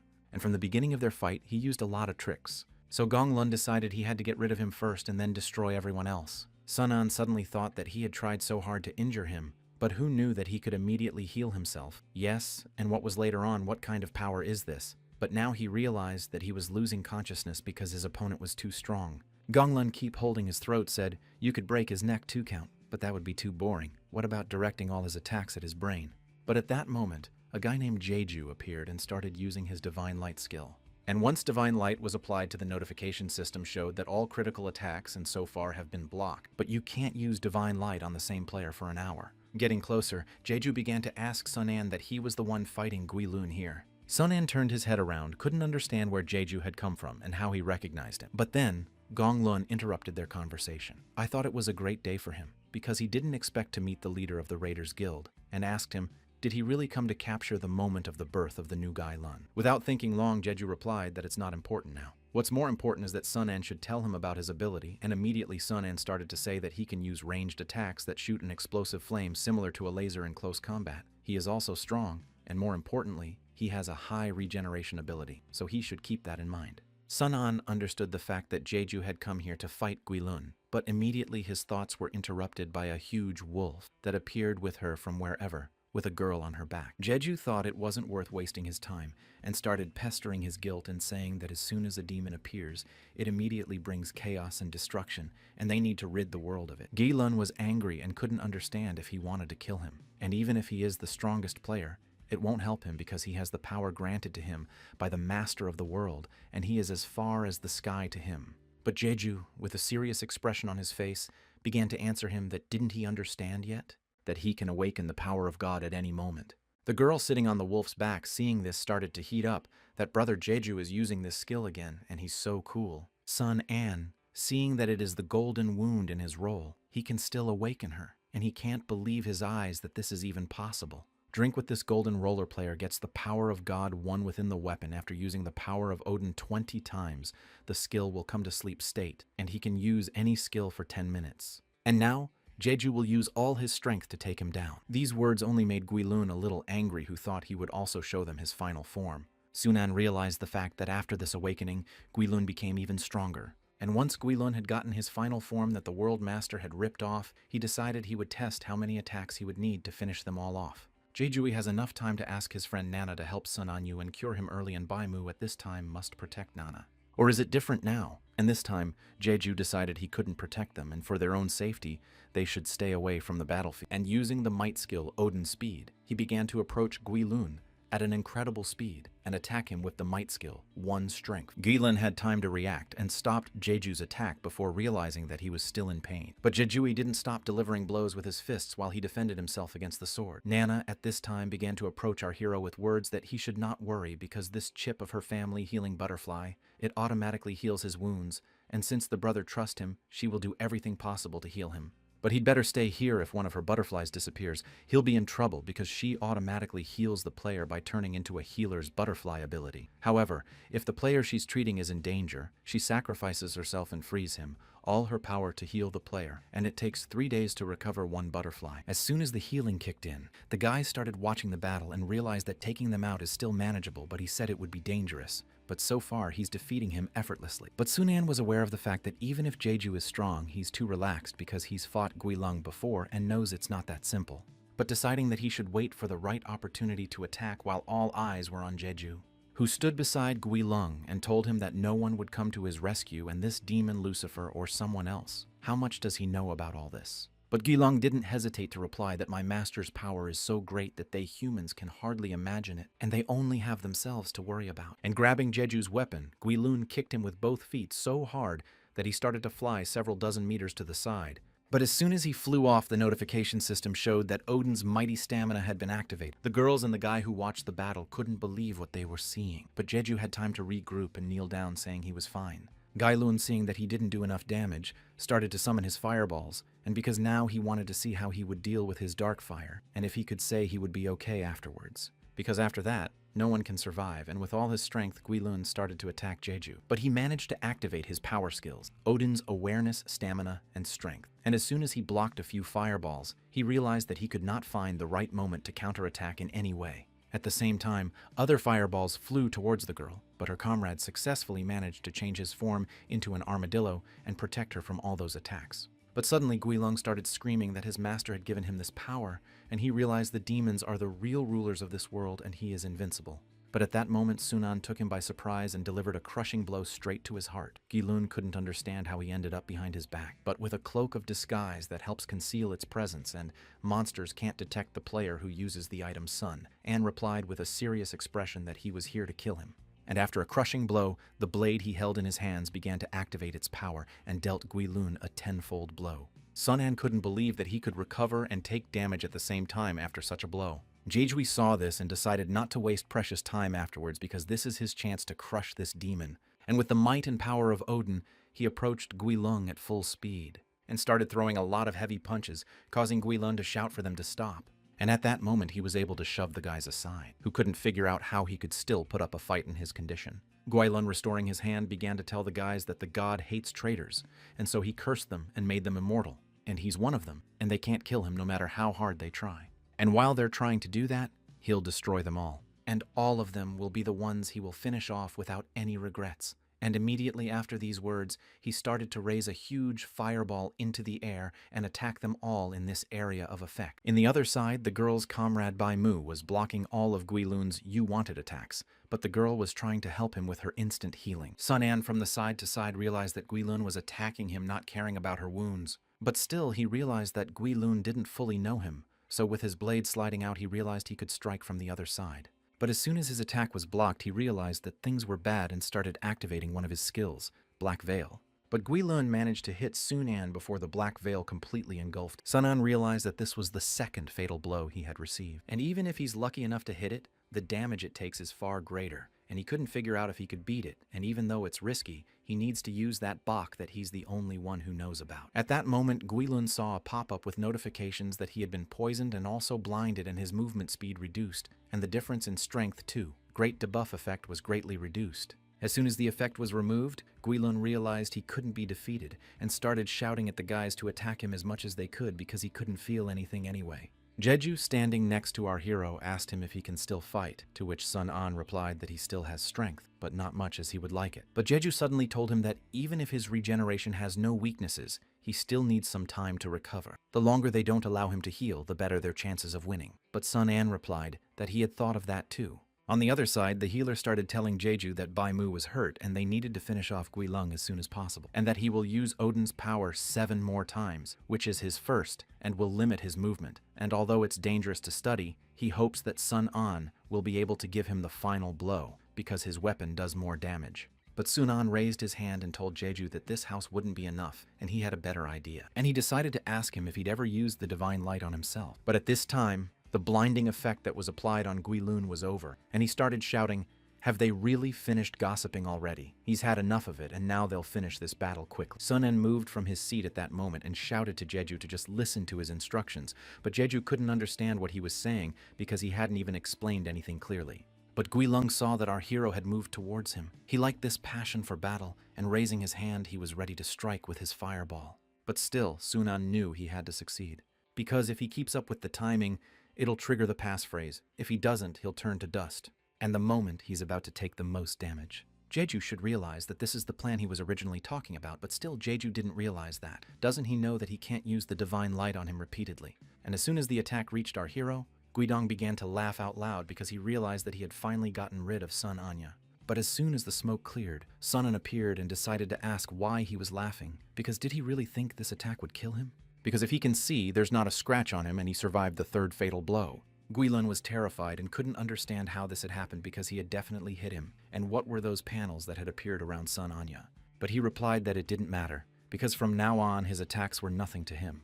But Guilun had gotten off his seat and simply didn't want to believe it, so he hoped that he could prove to him that he couldn't be invincible, because no matter how it goes, he'd never believe it, and now he's just bluffing. And after receiving several more fatal attacks, our hero realized that he cannot be invulnerable for long, and this is just an act of God in which after receiving 3 fatal attacks in battle, the player will have 10 seconds to rest, and any attacks received during this time will not be counted, but the damage received will be reflected to the attacker. And our hero's goal now is to anger him and force him to continuously attack him to get his strongest attack from the Guy Moon, because Guilung was hoping this guy wasn't vulnerable in any way. But at this moment, Guilun's attack was nullified again, and he couldn't understand what was going on here. Sun-an at this point realized that he was done, and told him that it was his turn to attack, since the time of the passphrase was over and all damage received would be turned into the player's attack. But also the notification system showed that not orderly data and player's health will gradually recover in 0.1 seconds, and as soon as the player's health reaches 0 from that moment, the player will enter a mysterious state. And in this state, all attacks will be absorbed and transferred to the next attack of the player, given to return to normal state after the attack. Jeju, seeing this, now realized what Sun-an had to do. Guilun saw the familiar energy wave, and he couldn't believe that Sun-an was using his own attack against him. But Sun-an immediately told him that he was just returning what was his. And now his sword's pretty big, and he's gonna see how he does with it now. With his hand up the mountain, our hero asked Jeju to help him. When Guilun saw this, he couldn't understand, because he had already shown all his power, but now it looked like he would have to run away and retrieve them, if possible.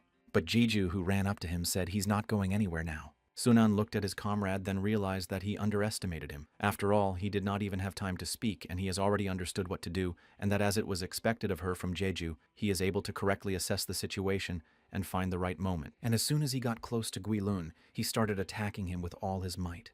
But after a few successful blocking attacks, Guilun told Jeju that it was too easy because his abilities were far from perfect. But at that moment, Jeju managed to grab his arm and bring him to the ground. And holding him with all his might, Jeju began to use divine light to cast it on himself, and thus activate immunity to the death blow, while Sun-an was attacking. And swinging with all his might, Sun-an was ready to send his opponent straight to hell. Guilun saw his attack and realized that he was definitely going to die now. At that moment, a huge explosion sounded, and as soon as the smoke cleared, Sun-an began to ask Jeju if he was all right. Well, Sun-an couldn't figure out if Jeju couldn't survive, but at this point, he started to pull out from under the rubble saying he was fine, and the radius of this attack was too large, and he didn't even have time to dodge the chest of rocks. Sun-an started to apologize to Jeju, telling him that he only had one chance, so he put all his strength in, but Jeju said it's okay, and all that matters now is that they defeated Guilun.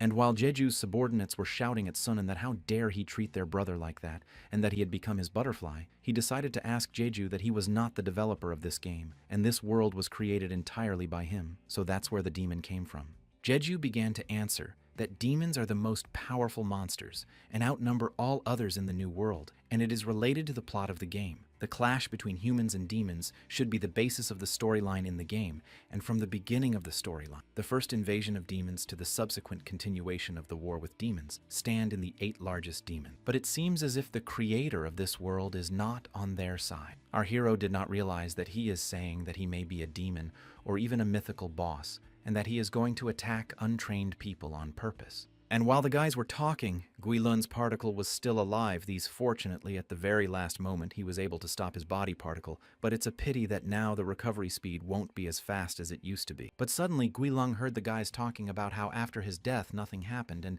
it's strange because usually a panel or notification pops up and they couldn't understand if it's God, but our hero didn't remember such a baha. But still, Guilun realized that he had to get out of here right away, and would take revenge after he had fully recovered.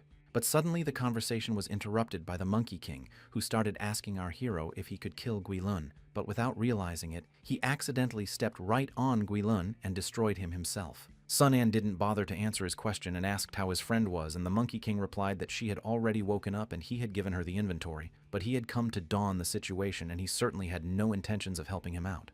But at that point, the guys couldn't understand why the system was suddenly raising their levels. The Monkey King couldn't understand how he got so many notifications and that he had reached level 20, but when he looked at the pop-up window, he realized that he was cool after all. Sun-an did realize that Guilun had somehow survived but was accidentally killed by a fat man, and that he had gotten such an achievement, and it's sad, but the Monkey King couldn't figure out how to live his life and why he always gets into such messes. In another place, Zai-Hui sitting on a baby mole started at full speed straight towards our hero, but she didn't understand why they were running so fast, but the guys replied that they were being chased by a whole crowd of people, and they were scared. And behind them, some guys were shouting that the demonic beast would come from their hands, and they should stop running. But in front, Zai-Hui kept questioning the other guys. Are they really Sun-Anya's friends? The other players running behind started telling the guy called Bao Luo that they were probably wrong, but he insisted that this beast had a terrifying aura and was definitely the monster their boss had mentioned. And they immediately started shouting to the guys in front to stay away from this demonic beast, or they would have no choice but to attack them. But Zai-Hui started telling them that they were mistaken because this beast would not harm anyone. The players could not understand how such a monster cannot hurt, but Little Zero began to shout at the players that they themselves are monsters, and at that moment our hero heard that it was the voice of his rabbit. And seeing that his mole started attacking the other guys who started yelling back at him not to give in and started fighting with all his might. Sunan could not understand what was going on. Jeju, also, watching this stupid situation, began to ask his comrades what he was doing and why he could not in any way let go of Sunan's pet. And then Bao Luo scratched his head and started to say that he didn't know that this monster was his pet, and it gave off such a frightening aura that it seemed like a boss to him. Sunan's pet became even angrier after these words, but Sunan began to beg him to calm down, because there was nothing wrong with it, and turned to the guys and started asking if they were okay, and they said they were okay, and he didn't have to worry about them. Zaihui approached Sun Anya and said that she heard that he was badly hurt, and she apologized to him for not being able to help him, but Sun Anya replied that it was just a scratch. But he was more concerned with the fact that limiting her characterization is her big problem, and they need to deal with it right away. The other guys started coming up to Jeju and telling him that they needed level 30 materials were collected and stored in the underground city. He replied that they had done a good job, and they needed to level up sooner rather than later, and they didn't have much time left. But he also decided to ask our heroes if he had thought about joining any guilds, and if he wanted to join a raiders guild. But he realized that since there had been conflicts between them before, it was better to avoid unnecessary problems, and that he didn't plan to join the guild for the time being because he was more comfortable being alone. Jeju heard him and realized that since he said so, he wouldn't insist. However, he must hear one piece of advice, because he knows that he is very strong and can use the disadvantages of the game for their own purposes. However, everyone has their weaknesses ahead of them, awaits a lot of dangers, and yes, there comes a time when a person will not be able to cope alone. Therefore, sometimes it is better when behind his back are his reliable friends and support. He needs to try to trust people. But hearing those words made our hero think about the trust he'd just heard about. But at this time, a floating island that was 20,000 meters above sea level. Raffaello started telling her master that again, this guy is using bugs that are against the system again, and that he is really pissing her off, and he should ban or punish him. Otherwise, the game will be unfair. But the man started to say to calm down because the game must have some flaws, so it will be more exciting. And he's just watching and wanting to let them bloom like flowers. That time will come. They'll realize that only despair rules reality. Well, as soon as he looked at the notification window, he saw that the demon creation was almost complete, and 276 demons out of 1,000 had been uploaded. And there are 29 days left until the demon invasion. Jeju, at this time, who was on the ground with the rest of the players, began to tell our hero that if he wanted any information, he could contact him at any time. And from now on, they're rivals.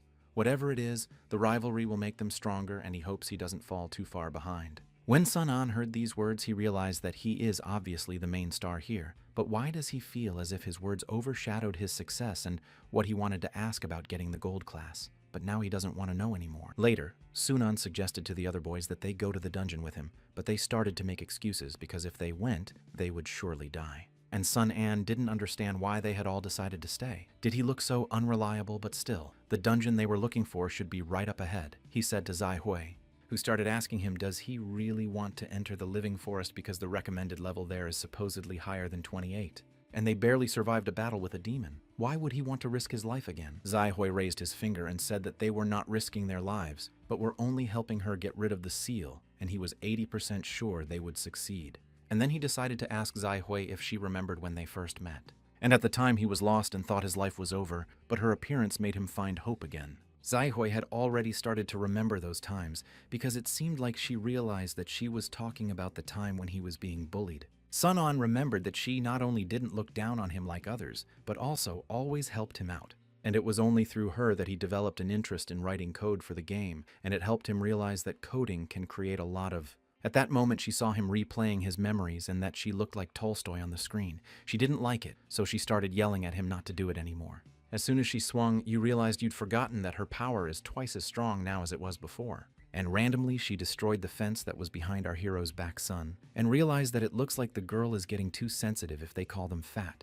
But there was something he wanted to tell her in general, or rather to thank her for being his friend, and he is willing to take any risk for his precious friend. Zai Hui replied that even though her characteristics are frozen, she is still the monster designer of this game, so she can help him. But then a girl came along and crossed her arms and began to tell the boys that it was very touching and they should be together. A cold-blooded fool has such a soft heart, and it's very sweet, she thought. Sunan couldn't understand what she was doing here, to which she replied that she thought that if she followed him, she could make some money. But Sun An didn't hesitate to turn her around and start escorting her, because there is only one merchant in the team and they don't need her. But she still asked him to let her go with them, and she will help him get things, and she only needs a part of the loot. Zaihoi suddenly decided to stand up for the girl and says to our hero that why didn't he let her join in after all, the more people, the merrier. But what he replied to her that she should promise that she would only pack up and stay away from them. And yet, without much thought, he decided that he would go all three of them who were in a dangerous dungeon, and told Zaijun that later he would give her a cloak to help her hide from the monsters.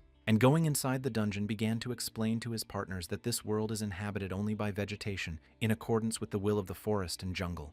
And thanks to the climate, the native plants grow faster and more lush. And even if there are no animals here, it doesn't mean the danger level is low, because it's home to many dangerous creatures, and one of them is a level 27 centaur, whom Sun An also destroyed. And after destroying him, he started saying that the weak point of these monsters is their faces. They do the most damage to their faces, and he's done with them quickly. Zaihoi raised her head and began to tell our hero to beware of mischievous birds, who were already speeding straight at him.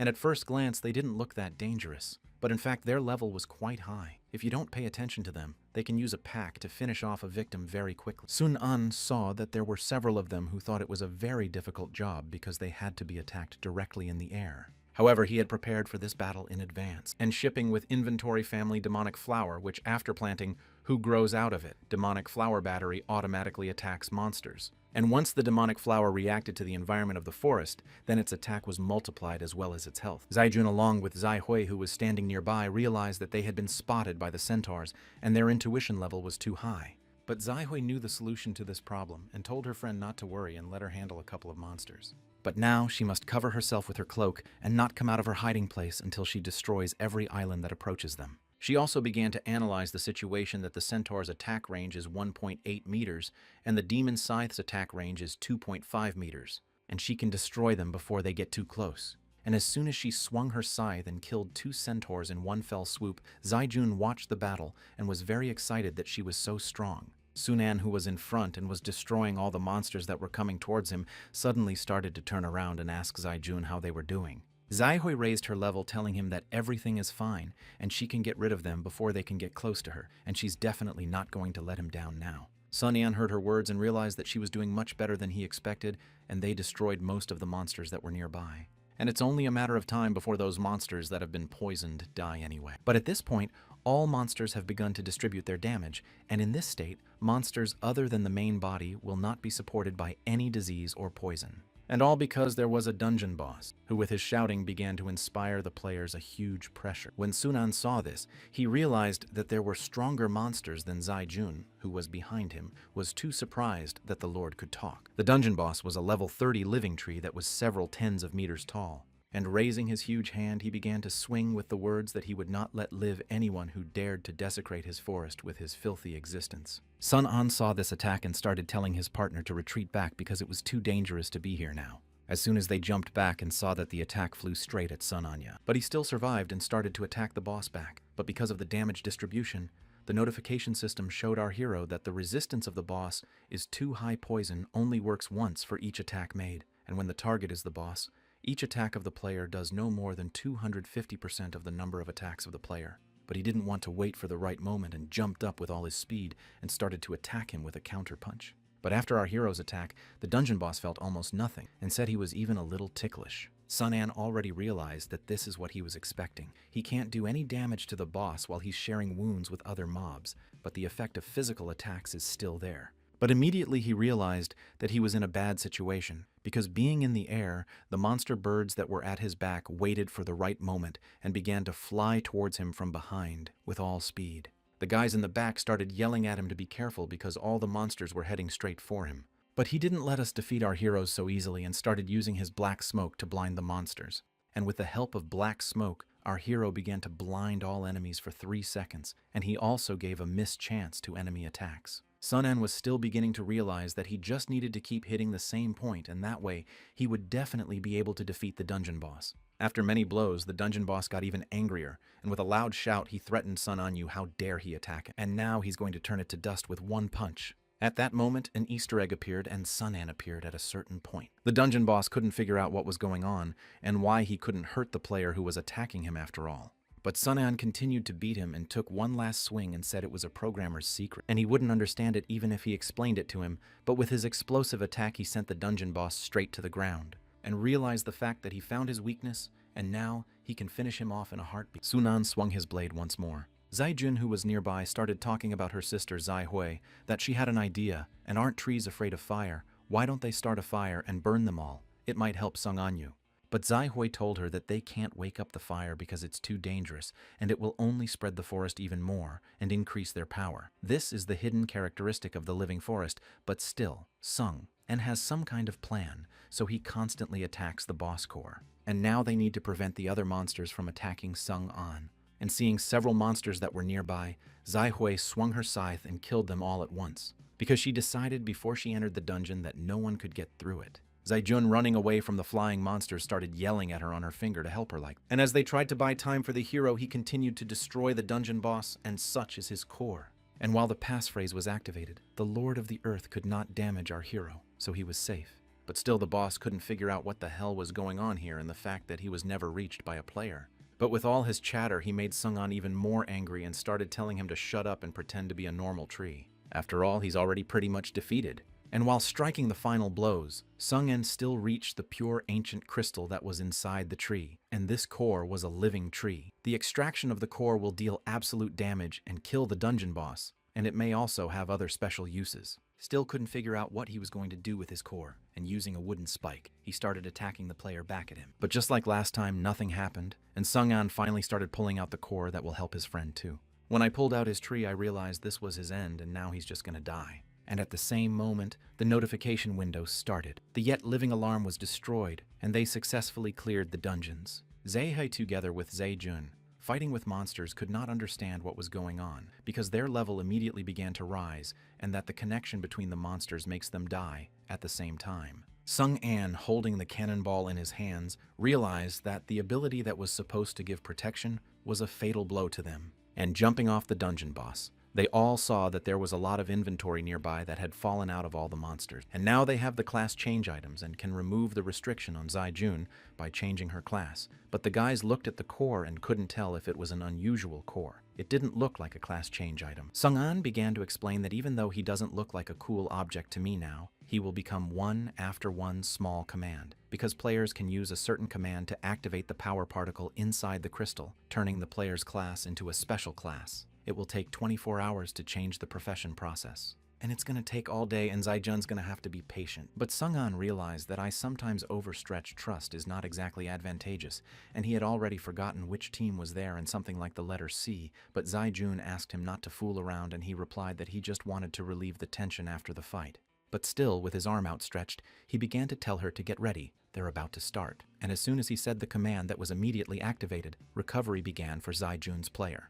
And her body began to wrap itself in a wooden cocoon. But finally the hero told her they'd see each other in 24 hours. And now they have to wait for a miracle to happen. Because now we just have to wait for Zai-jun to change class and come out. Suddenly, Sung-an's stomach started to hurt, and he realized that because of all the commotion he hadn't had time to eat. Zai-hui at this time began to collect a lot of materials, and as soon as she looked at them, she realized that they were at least rank D and worth a lot of money. At that moment, Sung-an started to turn around to Feng because he realized that she hadn't eaten anything either and decided to ask her a question. But before he could even ask her, she turned around and with fear on her face started telling him that she knew she couldn't do anything here alone and was just helping him gather items, and he should get it right. And now she will collect all the magic crystals. But for now she can give him the cloak and the materials from the living tree because it is his merit. Sung-an couldn't understand what had happened to her because he only wanted to ask if she wanted to eat, and why react like that, he wondered.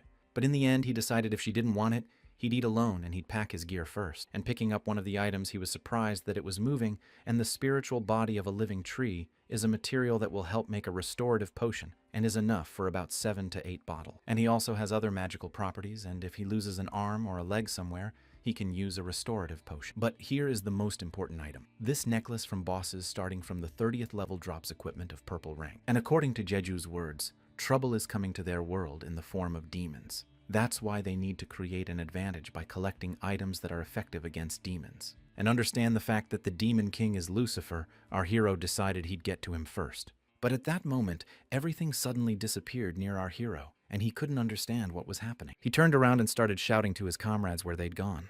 But the mysterious voice said, "I'm not here, and it's just the two of them in this spiritual world." And this NPC that appeared was called a spirit body, and she immediately started telling the hero that she was glad to see him. She is the original goddess with the protector of this forest. The voice of his heart woke her up, and there is no need to worry. She came in peace, hearing these words. Sung An breathed out, because he realized that she is different from the previous monster. But then he decided to ask what will happen next, and does she want to take revenge on him? But the goddess said no, she came because they have a common enemy.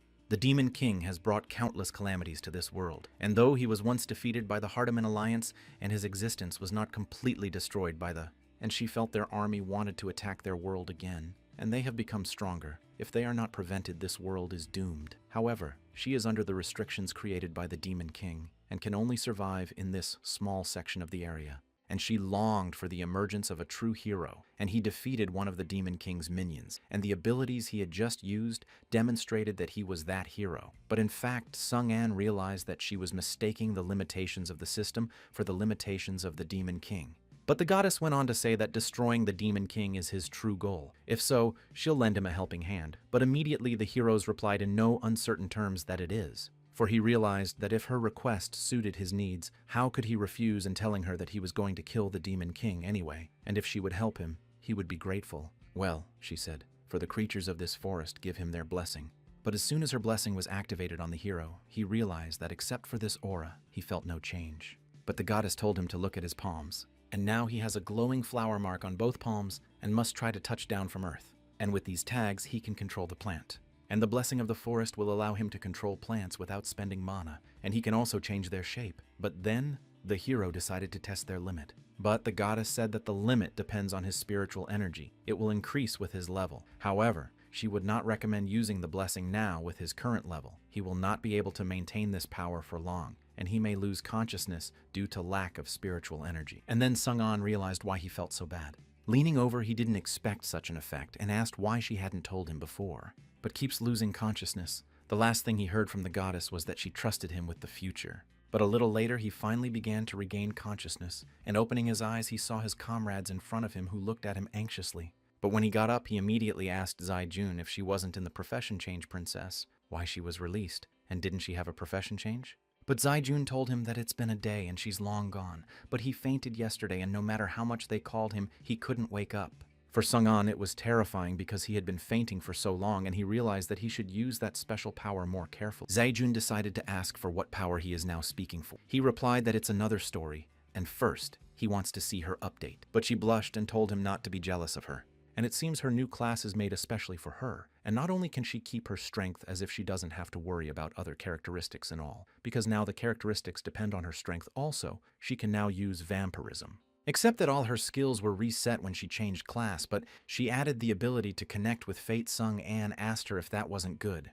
There will come a time when you need to use all fates, and the effects of vampirism are evenly distributed among all allies, and she can damage or heal allies at the same time, and it is very useful. Feng, after hearing his story, picked up a huge bag of magic crystals and handed it to the hero. Said that she did not take a single one, but he did not fully believe it because it was not like her and do not think she is planning something. But the Feng girl only said one thing, fell on her knees and started asking them to give her the spiritual body of the living tree. But the guys couldn't understand what she was doing and why she was kneeling at all. Feng went on to say that she has no right to ask for such a rare item, and now she doesn't even have enough money to buy it. This item is very important to Xiao Yu, and only it can give her hope. If he can give it to her, she'll do whatever he says. And no matter how much he asks, she won't until he agrees. At this time, other players were fighting against the new wave of monsters, and seeing this didn't realize that they were stronger this time around. But the Monkey King saw that they are only little fairy ghosts and they must provide them to him, but only remember that all the reward will be his. And after gathering his strength, he decided to show all his strength to kill. And at that moment, his hostility skill began to activate. And immediately, the little fairy ghosts began to get unreasonably angry with him. And as soon as they didn't fly towards him, they immediately started attacking him. But it was all for nothing, because he simply blocked all their attacks. And with each blocked attack, he was able to heal all of his wounds. The other players began to take advantage of the fact that the Monkey King was distracting all the monsters, and without any regret they began to destroy one by one. The Monkey King at first thought that this ability was terrible, but as it turns out it is very useful skill, not only provokes enemies, but can also heal, something similar to the regeneration ability that Guilun had, and he became a completely different person, even realizes this fact that Sung-an will now be jealous of him. But immediately, a level 11 fanged boar appeared and began running at full speed at the Monkey King. So he couldn't figure out where they came from. And he can't handle them and starts running away. He shouted to the other players that they're on their own now, but the players started asking him not to run towards the ruins. But at the same moment, a huge wave of blows wiped out all the monsters and the one who destroyed the monsters was Sung-an. And then he turned around and started asking the Monkey King what he was doing here and if he couldn't even handle the uncrowded monsters. But he started to nervously reply that it's just a warm-up. If he was serious, he wouldn't have died long ago. But the other players who were standing behind the Monkey King started to ask who he was. Zaijun suddenly saw that the area looked like an abandoned school, and Feng, standing beside her, started to tell her comrade Wang Di that she had come back. Van Di was surprised to see her because she disappeared for a few days, and they were afraid that she got into trouble. But Fen told them not to worry because she is that lucky guy. Guys looked at our heroes, began to ask her, is it really her partner's boyfriend because he looks very strong? But she replied that it's not really true, that he's actually a very mean and evil person, even though Sung-an heard everything. Sung-an started to pick up the item that was still in her possession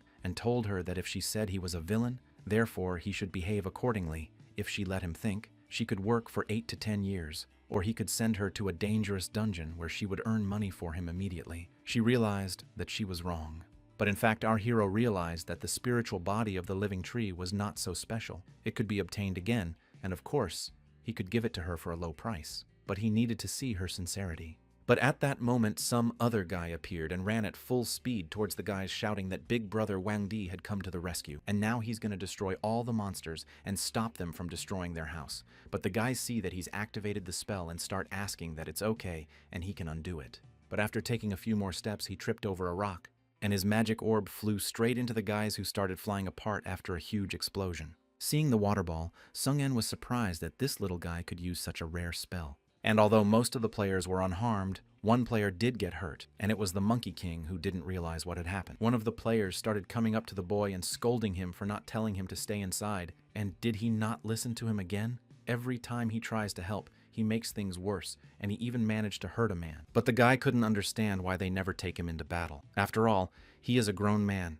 and he is already ready to defend them. Feng went over to the guy who was scolding the boy and said that he always had good intentions and Wang Di should stop being angry with him. But Wang Di still thought that however he was too reckless, and when there was a real threat to his life, they might not be able to save him in time. The boy started asking Feng where she was because Xiao Yu is not feeling well and doesn't even want to eat anything, so she came over. Now he must be feeling better. And that Xiao Yu already knows she's back and he's running here himself. And then Sung-an saw what she kept saying about the dog. And as soon as the puppy ran up to Feng, she knelt down and began to greet him. Zaijun and Sung-an were sure that Baby is a dog and has no hind leg. The player standing next to them began to explain that it is not congenital. He lost his limbs after he was attacked by a monster, and when he rescued him, he was covered in blood and had to have his paws amputated. And this game took so many lives, including Feng's parents, but she was able to raise and care for the puppy. It's almost like a family member to her, and to help her recover, she's teamed up with a lot of people trying to find any information on a healing cure. Sung-an realized that's why she begged him so much and had to go through so much. And then he started asking her if she still wanted to receive the spiritual body of the living tree, and she said of course she did, because she only wanted her friend to get well soon. But picking up the spirit tree, and the hero wondered how it really worked. And giving it to Feng, he also said that for a while everything should be kept near the object, and the body itself will repair the injury and there should be no pain. And at that moment, magically, the puppy's wooden hind legs began to appear. When she picked up the puppy, Fanu saw that it worked. And as soon as she let the puppy go, he started barking loudly and running around in circles. After making sure everything was okay, Fane picked the puppy up once more and began to tell him that he could run around like he used to. The other players were shocked that in this world there are mystical things that cannot be explained. Son, and standing nearby, began to tell her not to get too excited because she has to pay him, but Zaijun thought that he shouted such a touching moment. But the Monkey King, who was standing nearby, raised his head because he had finally been spotted. The other players began to apologize to him. Although they hadn't completely forgotten about him while they were doing Feng's business, the Monkey King realized that it looked like he had caught a cold and began asking the guys if there was anywhere nearby to change clothes. And he also suggested to the other players that if they're not in a hurry, how about staying with them for a while? Well, Sun-On didn't really want to go with them, but as soon as that guy said they had hot water, they agreed. And approaching the building, the man went on to say that it used to be a college, so a lot of stuff was left behind, and they decided to set up a shelter here. And this building even has electricity on the roof with solar panels, and they're using their power. And that it's not easy to find a place like this in this world, so they're determined to protect it no matter what. And going to the shower stall, the guy said it's a bathtub, and on the left is for men, and on the right is for women, and there's hot water everywhere. The guys had been wanting it for ages, and before they started throwing their stuff around, one of the guys started pulling on the kid that they needed to talk about something, because he had thoughtlessly thrown a magic ball at his allies. Another player began to turn to our hero, asking him if he was going to go inside, to which Sun-An replied that he would not for the time being. But to tell you the truth, with food and electricity, it's a pretty good place he's got, and even the monsters aren't usually the strongest, and everything sure looks great. But why does he feel so uneasy in his heart? I mean, he's got some kind of ineffable feeling that you're terrified. But then some strange woman showed up, and all she said was that she'd found him. But she also kept saying that he actually hit her, and he doesn't love her. At the same moment, he realized that she had disappeared and what he didn't want. His heart didn't rise, and was it really a ghost thought? Sun-An. Sun-An told him that a ghost had just appeared here, and that it was a common thing here, he asked. But when he heard about the ghost, the guy got scared but said he'd been here for a long time but hadn't seen anything like it. And maybe he's imagining it. But the truth is, he's a coward, and he's scared shitless of all these creepy supernatural things, and he can't hope he's joking because he's afraid he's going to fall over. But Sun-An raised his hand and said he'd upset him because that ghost was right behind her. As soon as he turned his head, the ghost started coming closer to him, asking if it was him and if he liked her. But the guy with horror on his face began to fall to the ground, screaming that it was a ghost, and then he simply lost consciousness. But the phantom began to wonder if he didn't love her too much if he fell to the ground, and that no one wants to be her boyfriend. But at that moment, our hero saw a notification window that showed that it was an NPC with a broken heart, and he should talk to her, and maybe he can find out something. Sun-On realized that the way he did and said that ghosts don't exist and are just NPCs, and more importantly, it's a potential passphrase full of experience. The NPC started to turn around and walk back through the walls, saying that there was no one who would love her because she was just a ghost. The loser realized that it was bad that she was leaving, and if he misses her now, there's no telling when she'll show up next, and he can't let her leave. He started saying her name and asking her to wait. He said she was different from the others because she'd managed to get her attention, young lady. Well, NPC couldn't understand what he wanted, and does he really want to hit her again? And the fact that this guy is too close in her heart, you transfer from others. But by pinning her against the wall, our hero said it was a little misunderstanding, and now they can talk about their feelings. But the NPC thought he wasn't his type at all. But Sun-An told her it was just her imagination because he was willing to change for her and be the perfect match. But really, for the sake of the passphrase, he thought he could afford a few pompous phrases. The NPC started sobbing loudly and asking, does he really want to change for her and she finally found someone she likes? Sun-An decided that since he'd already confessed to her, shouldn't she? But before he could say anything, she took his hand and started pulling him through the wall, saying he should go with her, and realized the fact that he'd spun the passphrase and he'd go back to wherever he was to deal with the real thing. Zaijun was taking a shower and started telling Feng that she thought something was happening outside, at which time the hero finally arrived on the scene.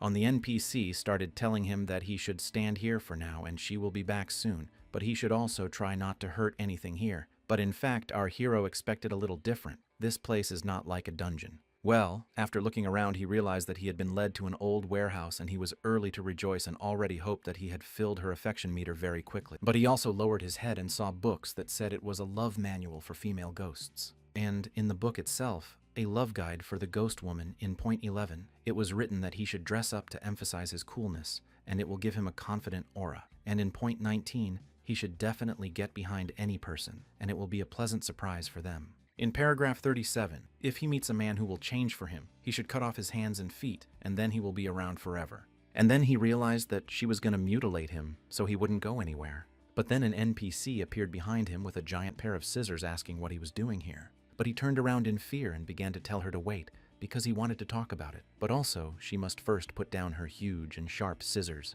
NPC couldn't understand what was wrong, and didn't he say he was willing to change for her and he didn't even want her to give him a haircut? But when he heard about the haircut, the hero calmed down because he realized he'd stay alive. But he also feels like a lamb, and there's no telling what it feels like to have sharps flying over his head. But he knew it was a passphrase and he wouldn't give up. And as soon as she was done, you told him to look at himself in the mirror. And when he saw his reflection, he was surprised that he'd only changed so much when he changed his hair.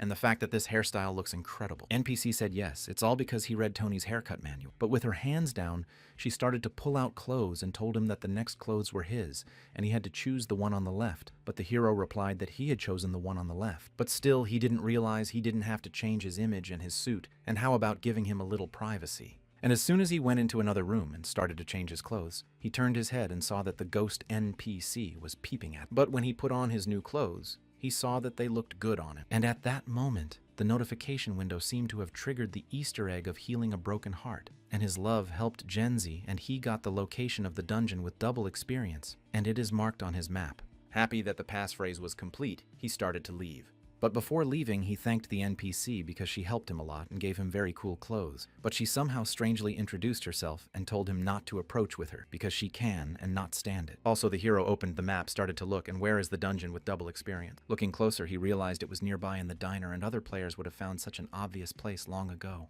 But he still couldn't figure out what was going on here, and how the monsters got out in the first place. Double Experience Dungeon. This is a special dungeon in the New World, and can be opened by completing missions or meeting NPCs. It looks like a normal dungeon, but has a double experience bonus. And it's worth noting that in addition to the regular boss, there are 1 to 5 elite monsters sitting there as well.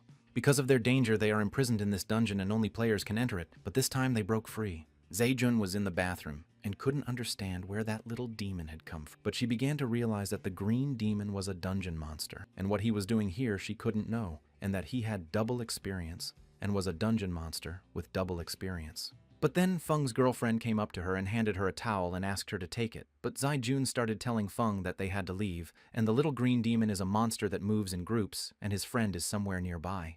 But in the meantime, the Monkey King continued to fight against the little green demons. But then the guy who just fainted woke up, and before he could open his eyes, the guy started yelling that the monsters were coming. And defending myself with my shield, the Monkey King started yelling at the orc to stop spitting because his mouth stinks like a garbage dump. I knocked him over. Then the Monkey King immediately started to finish him off by hitting him several times with his shield on his green head. But he also couldn't figure out where the devils came from, and it's a good thing he was here or the other guys would have gotten in trouble. But he also couldn't understand why he fainted. But the guy said that it seemed like it was leading a ghost. He freaked out and passed out and couldn't remember anything else. But when the Monkey King heard about the ghost, he told him that he'd lost his mind. But more importantly, where is Sun En now? But then Zaejun came running out from the corner asking them, did they run into the little green demons too? But the Monkey King told her that he had already taken care of everything. Zaejun began to explain to them that the situation is not good, and she suspects that the monsters in the dungeon have gotten loose, and that why are there so few of them? Where are the other guys? But the guys started to say that the others are in the cafeteria at dinner time. If what she's saying is true, then they're in danger. They need to run and warn them. But one of the guys started to say that Sun En might have been tricked by that ghost, and he was so scared that he became delusional. But the Monkey King asked, is he really delusional because the ghost doesn't exist? And it was probably an NPC, and maybe he went back on the mission because that's very likely. At that moment, they all turned their heads together towards where the monster lay, which began to growl loudly. And then they realized that Fatty hadn't finished him off. And right after that, other monsters showed up, so he called his buddies for help. And it didn't take long for the Monkey King to fall right on top of Monster, screaming that he was trouble. Zaejun started telling him not to get too involved in the fight, and they should find the others first, because this place is already crawling with these monsters. Zaejun opened his notification window and started to send messages to Sun Yan, but realized he was offline and couldn't reply. But she still hoped he'd see him sooner rather than later. At this time, Sun Yan looked at the notification window and realized that the small green demons were living in groups, which meant that they could earn a lot of experience, and his friends were now heading towards the dungeon entrance, but he still couldn't understand what had really happened. It made him realize he needed to get away and help his friends, and raised his head and started yelling at the entire warehouse why she wouldn't let him leave and why she put a restraining order on him. But then a female NPC showed up telling Sun En that there are so many monsters outside and isn't he safer here, and she's doing this for him. And besides, she can't let him run away. If he leaves her, she'll be alone again, but Sunan starts to tell her that he needs to help his friends and get experience. But the NPC said that until he found another person to stay here and keep her company, she wouldn't let him leave. But he didn't understand how he could find him, and she couldn't change the terms. But she turned around and started flying away, saying there was no other way and he owed her. And that's when she vanished, and our hero realized she'd left him. And then he realized that he couldn't stay here much longer, and he had to figure out a way to get out of this place somehow. At this time, other players kept running away from a lot of monsters, and one of the guys started saying that around the corner, the cafe would be right across the street.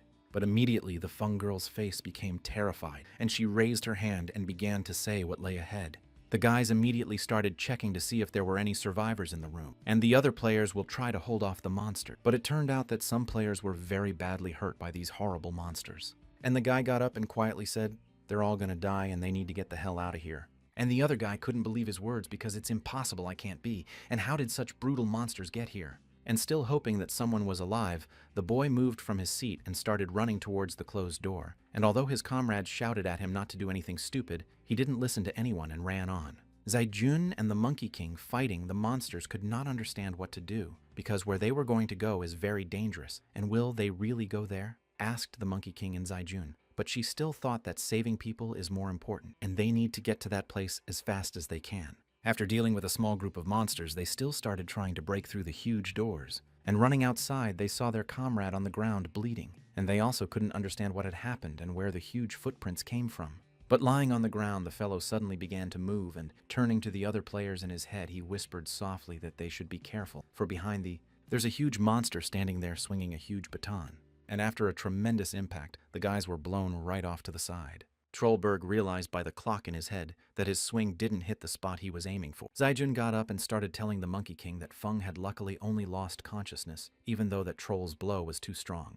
And the direct damage from that guy is lethal. If he'd hit, he'd have blown them to smithereens, but still, they didn't know what to do with him. Well, at that moment, another huge troll appeared, and now there were two of them. The Monkey King still could not understand where the other one came from, and that they had a lot of wounded and did not understand how to fight. But while the Monkey King was looking at the two huge trolls, Zaijun told him that they weren't the worst thing here. Because right in front of her stood a huge demon sorcerer boss, ruler level 36 demon, who began to address Zaijun, saying that he was very happy that the prey had come into their hands, and he was feeling just fine since the restriction had been lifted, and now he's going to wreak havoc and make people suffer. And at that moment, the huge troll swung his club straight at the Monkey King. But the Monkey King had great difficulty holding back his attack, and also asked Zaijun if she was okay, because he wouldn't be able to hold on much longer. Zaijun fending off. Another troll said only that she was struggling to bide her time. And she's got a couple of wounded people here and they need to be protected, and there's nothing she can do about the fact that no one's targeting him because of that phantom dragon curse. Demon Warlock, watching the guys struggling to fight off the trolls, just laughed because for him, such a scene was very entertaining. But raising his huge paw, he said they weren't like other people. They were dying too fast and he couldn't enjoy it. And then started asking them if they wanted to play a game. But the Monkey King responded by saying, who would want to play with him? Because he's a monster. Demon's sorcerer, summoning a huge fireball, began to immediately direct it at the Monkey King and Zaijun, with the words that they will not leave so easily, and they should also look directly at him now, because those men he caught, his boys, taught them a little lesson and kept them from dying on purpose. Zaijun saw it and realized that that guy was with Sung An. But the demon warlock started saying that the rules of the game are simple. A huge fireball will slowly melt over their heads, and they have to save their friends before they turn into kebabs. And they also have to consider that the temperature of the balloon reaches 1,000 degrees, and a small drop can kill a person. And as soon as one of the fire drops fell on the player, he started screaming loudly, because of which the demon sorcerer said that for him this sound is very pleasant, and they do not have much time left to save their friends. Another player who was lying on the ground pressed the king to shout to the sorcerer that he was scum, and he would haunt him even after death. But Zaijun stood in front of him and said they wouldn't die, and she will definitely not let that happen, not even at the cost of her own life. But suddenly the Monkey King started asking Zaijun what kind of phantom strike skill she had and where she got it from in the first place.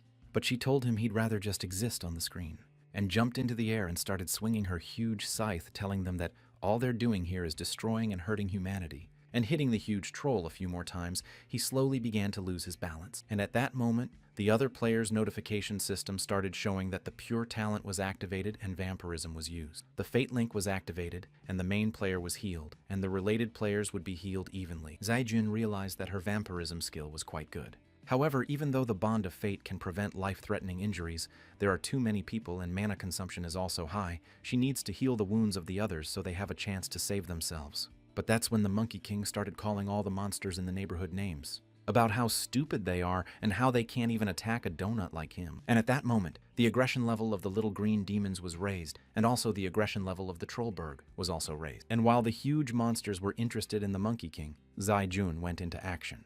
And after a few seconds, she managed to destroy one of the trolls for a triple experience bonus. Zai-jun immediately realized that her comrade Sunyu Yue had caught the moment, because as expected from an old comrade, he could be relied on. But as soon as she saw that he started running away from the monsters, screaming at them that he was giving up, she immediately took it back. Demon Sorcerer, who was watching the situation, realized that that guy was able to attract all the monsters on himself, and the fighting ability of this girl and how she was able to distribute the damage is also impressive, but it will be terribly boring if no one dies. And then, he decided to end it by summoning a huge yellow cloud, from which emerged a huge one-horned monster, dubbed the elite riding pet of a level 34 Krampus demon rhinoceros who immediately began to smell the fresh scent of blood.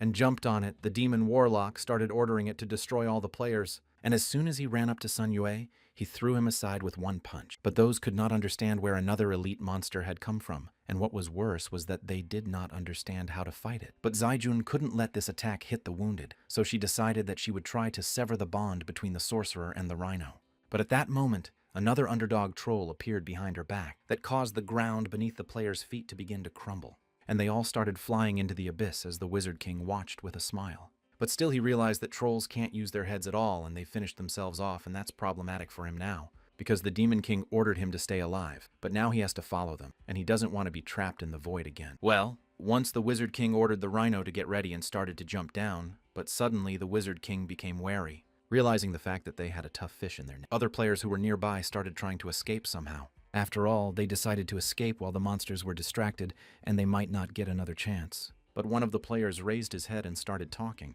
But still the guy decided they wouldn't know until they tried it. It's better than waiting to die. But then the king and sorcerer appeared behind the players' backs, saying they won't know until they try this stuff better than waiting to die. And at that moment, one of the little demons stabbed the player right in the back. The sorcerer king went on to say that, did he really think he wouldn't reveal this little plan? And this rope is made with his spell, and only those stronger than him can cut it, and he will feel it, even if someone tries to break it. However, today he is merciful, and may be able to have mercy, but the player suddenly asked him what terms he is offering, and the terms were simple. Once he'd killed all his comrades, he'd let him go. And upon hearing this offer, the player told him to just dream about it, because he'd rather die than betray his comrades. And finding it entertaining, the Wizard King said he would give him a fate worse than death, and ordering his pet rhinoceros to make a hole in his chest and let him watch him slowly bleed to death. And branches the weak are not allowed to choose their fate, pain, bitterness, unfortunately kill him, so much more fun. But when the player heard this, he started screaming that he was a demon, and one day God would punish them all for it. But the Wizard King told him that he didn't know if there was a God in this world, but there definitely was, and he would send him there immediately. But suddenly something strange started happening over the Wizard King's head. And suddenly a huge magical lightning bolt struck the rhino. The Sorcerer King realized it was teleportation, but he also couldn't understand what had happened because his rhinoceros was killed in an instant. Sun An appeared out of nowhere and saw that he had gotten double experience for destroying the monster and was happy about it. The other players looking around couldn't figure out who it was and if it was God coming down on them. But it was Sun An who appeared and realized that luckily he wasn't too late. And he went to a lot of trouble to find the Wizard King. And luckily, he hasn't been killed yet. But the Sorcerer King angrily replied to the hero that he had not thought of killing him, and what a mouthful, and that he was overestimating his abilities. But since this kid killed his rhino so quickly, he must proceed with extreme caution. The guys behind our hero were shocked that he killed an elite monster and made the boss retreat, and finally God heard their prayers and sent an angel to help them. And then he began to thank Sun An, telling him that he was a messenger of God and they were finally saved. But Sun An couldn't understand why this Ionic playwright was talking this nonsense about God, and what kind of God is this messenger being mocked by a monster.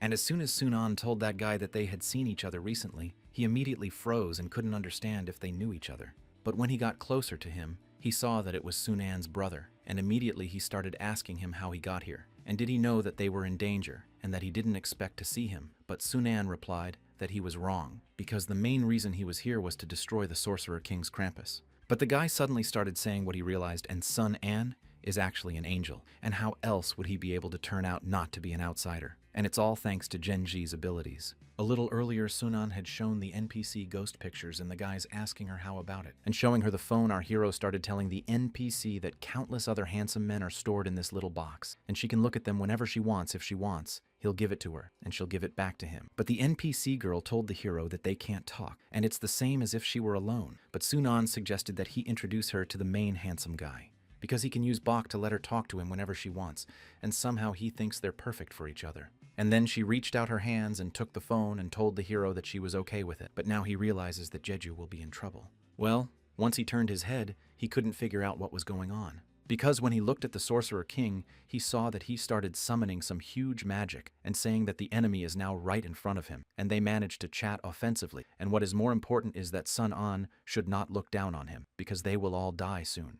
But the guy who was standing next to Sun An started telling him that that monster was going to throw his fireballs right at them again, and what should they do now? But Sun An silently turned around and started walking in the other direction. The Wizard King saw that guy ignore him. Sun An decided to first approach the guys who were bound with a magic belt and asked them if they could move, and he would soon get them out of here. But the guy said that he shouldn't have come here. And these monsters are using them as bait, and they've broken their bones, and they won't escape, and he shouldn't waste time trying to bail them out. And that he should take Wang Di's boyfriend and save himself and leave them here. They're just a burden. But the king and sorcerers have already prepared for the attack, telling the players that it's too late to run away. Vitya Laurel Stone father everything in one attack and they'll all die and there's no way out. Now they have no way out. No one can escape, you can Krampus. And immediately the guys started yelling at Sun An to turn around because it's dangerous, they should run away, not waste their time on them. But Sun An started to tell the guy he saw he still had hope.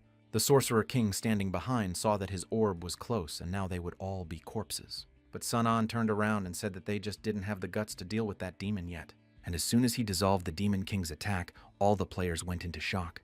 They couldn't believe he could do it, but at that moment he went up to them and told them to let him help, and then he cut the rope that was binding these guys. And he also started pulling C-class gear out of his inventory, telling them that it is magic water that cures wounds and even fractures. But since there are many wounded here, it must be shared among all of them. The effect will not be much worse. After giving the last bottle of healing water to Wang Di's boyfriend, our hero began to turn around, and saying that if he can't win, he can run away and save his life is more important. And he used to say something like that to him, and he's one of the few people who cared about him. And he always remembered those words, and that running away is a good way to avoid trouble and keep yourself out of danger. But still, escape doesn't solve the problem. And the more he runs away, the more fate mocks him. And the more he resists, the more fate takes care of him. This is what life has taught him to do, and they are ready to die with disease and regret. But how about fighting fate face to face, holding on to victory and taking control of their lives? The Sorcerer King at this time began to act again and ordered his little green demons that they were distracted and that they should attack the wounded, for it seemed to him that these people were his weak point. Well, once the little green demons started to surround Sun Anya, he told the guys that he would help them one last time, because they are now being offered the choice of choosing their own path. But then one of the guys started asking Wang Di's guy to give him water, and as soon as he drank it, he immediately took up arms and began to tell our hero that he is right. To continue to run away will not achieve anything, and he needs to return everything that he has lost. The other guys, who were also courageous, started to ask Van D to give them some healing water too. After all, they are ready to fight and die in battle. And as soon as they started drinking it, the notification system showed that half their hit points would now be restored. Wang Di, seeing that they finally had courage and that if Brother Sun An is not a messenger of God, then he doesn't know what he is. After a few seconds, they all began to prepare for a fight to the death. And immediately they sprang up in a life and death battle. They're fighting for themselves and their destiny. The Sorcerer King couldn't understand what had happened. Had they all changed so much? The hope of these people had recently been shattered, and why were they fighting now? And since that man showed up, the situation has changed dramatically, and he's making friends out of fear, and that has to be a sign of danger. But in the meantime, our hero decided to use teleportation to get to the Sorcerer King. He noticed he was trying to sneak attack him, but Sun and Sorcerers that from the beginning, his goal was his death. And using a teleporter, he began to travel quickly to the Sorcerer King.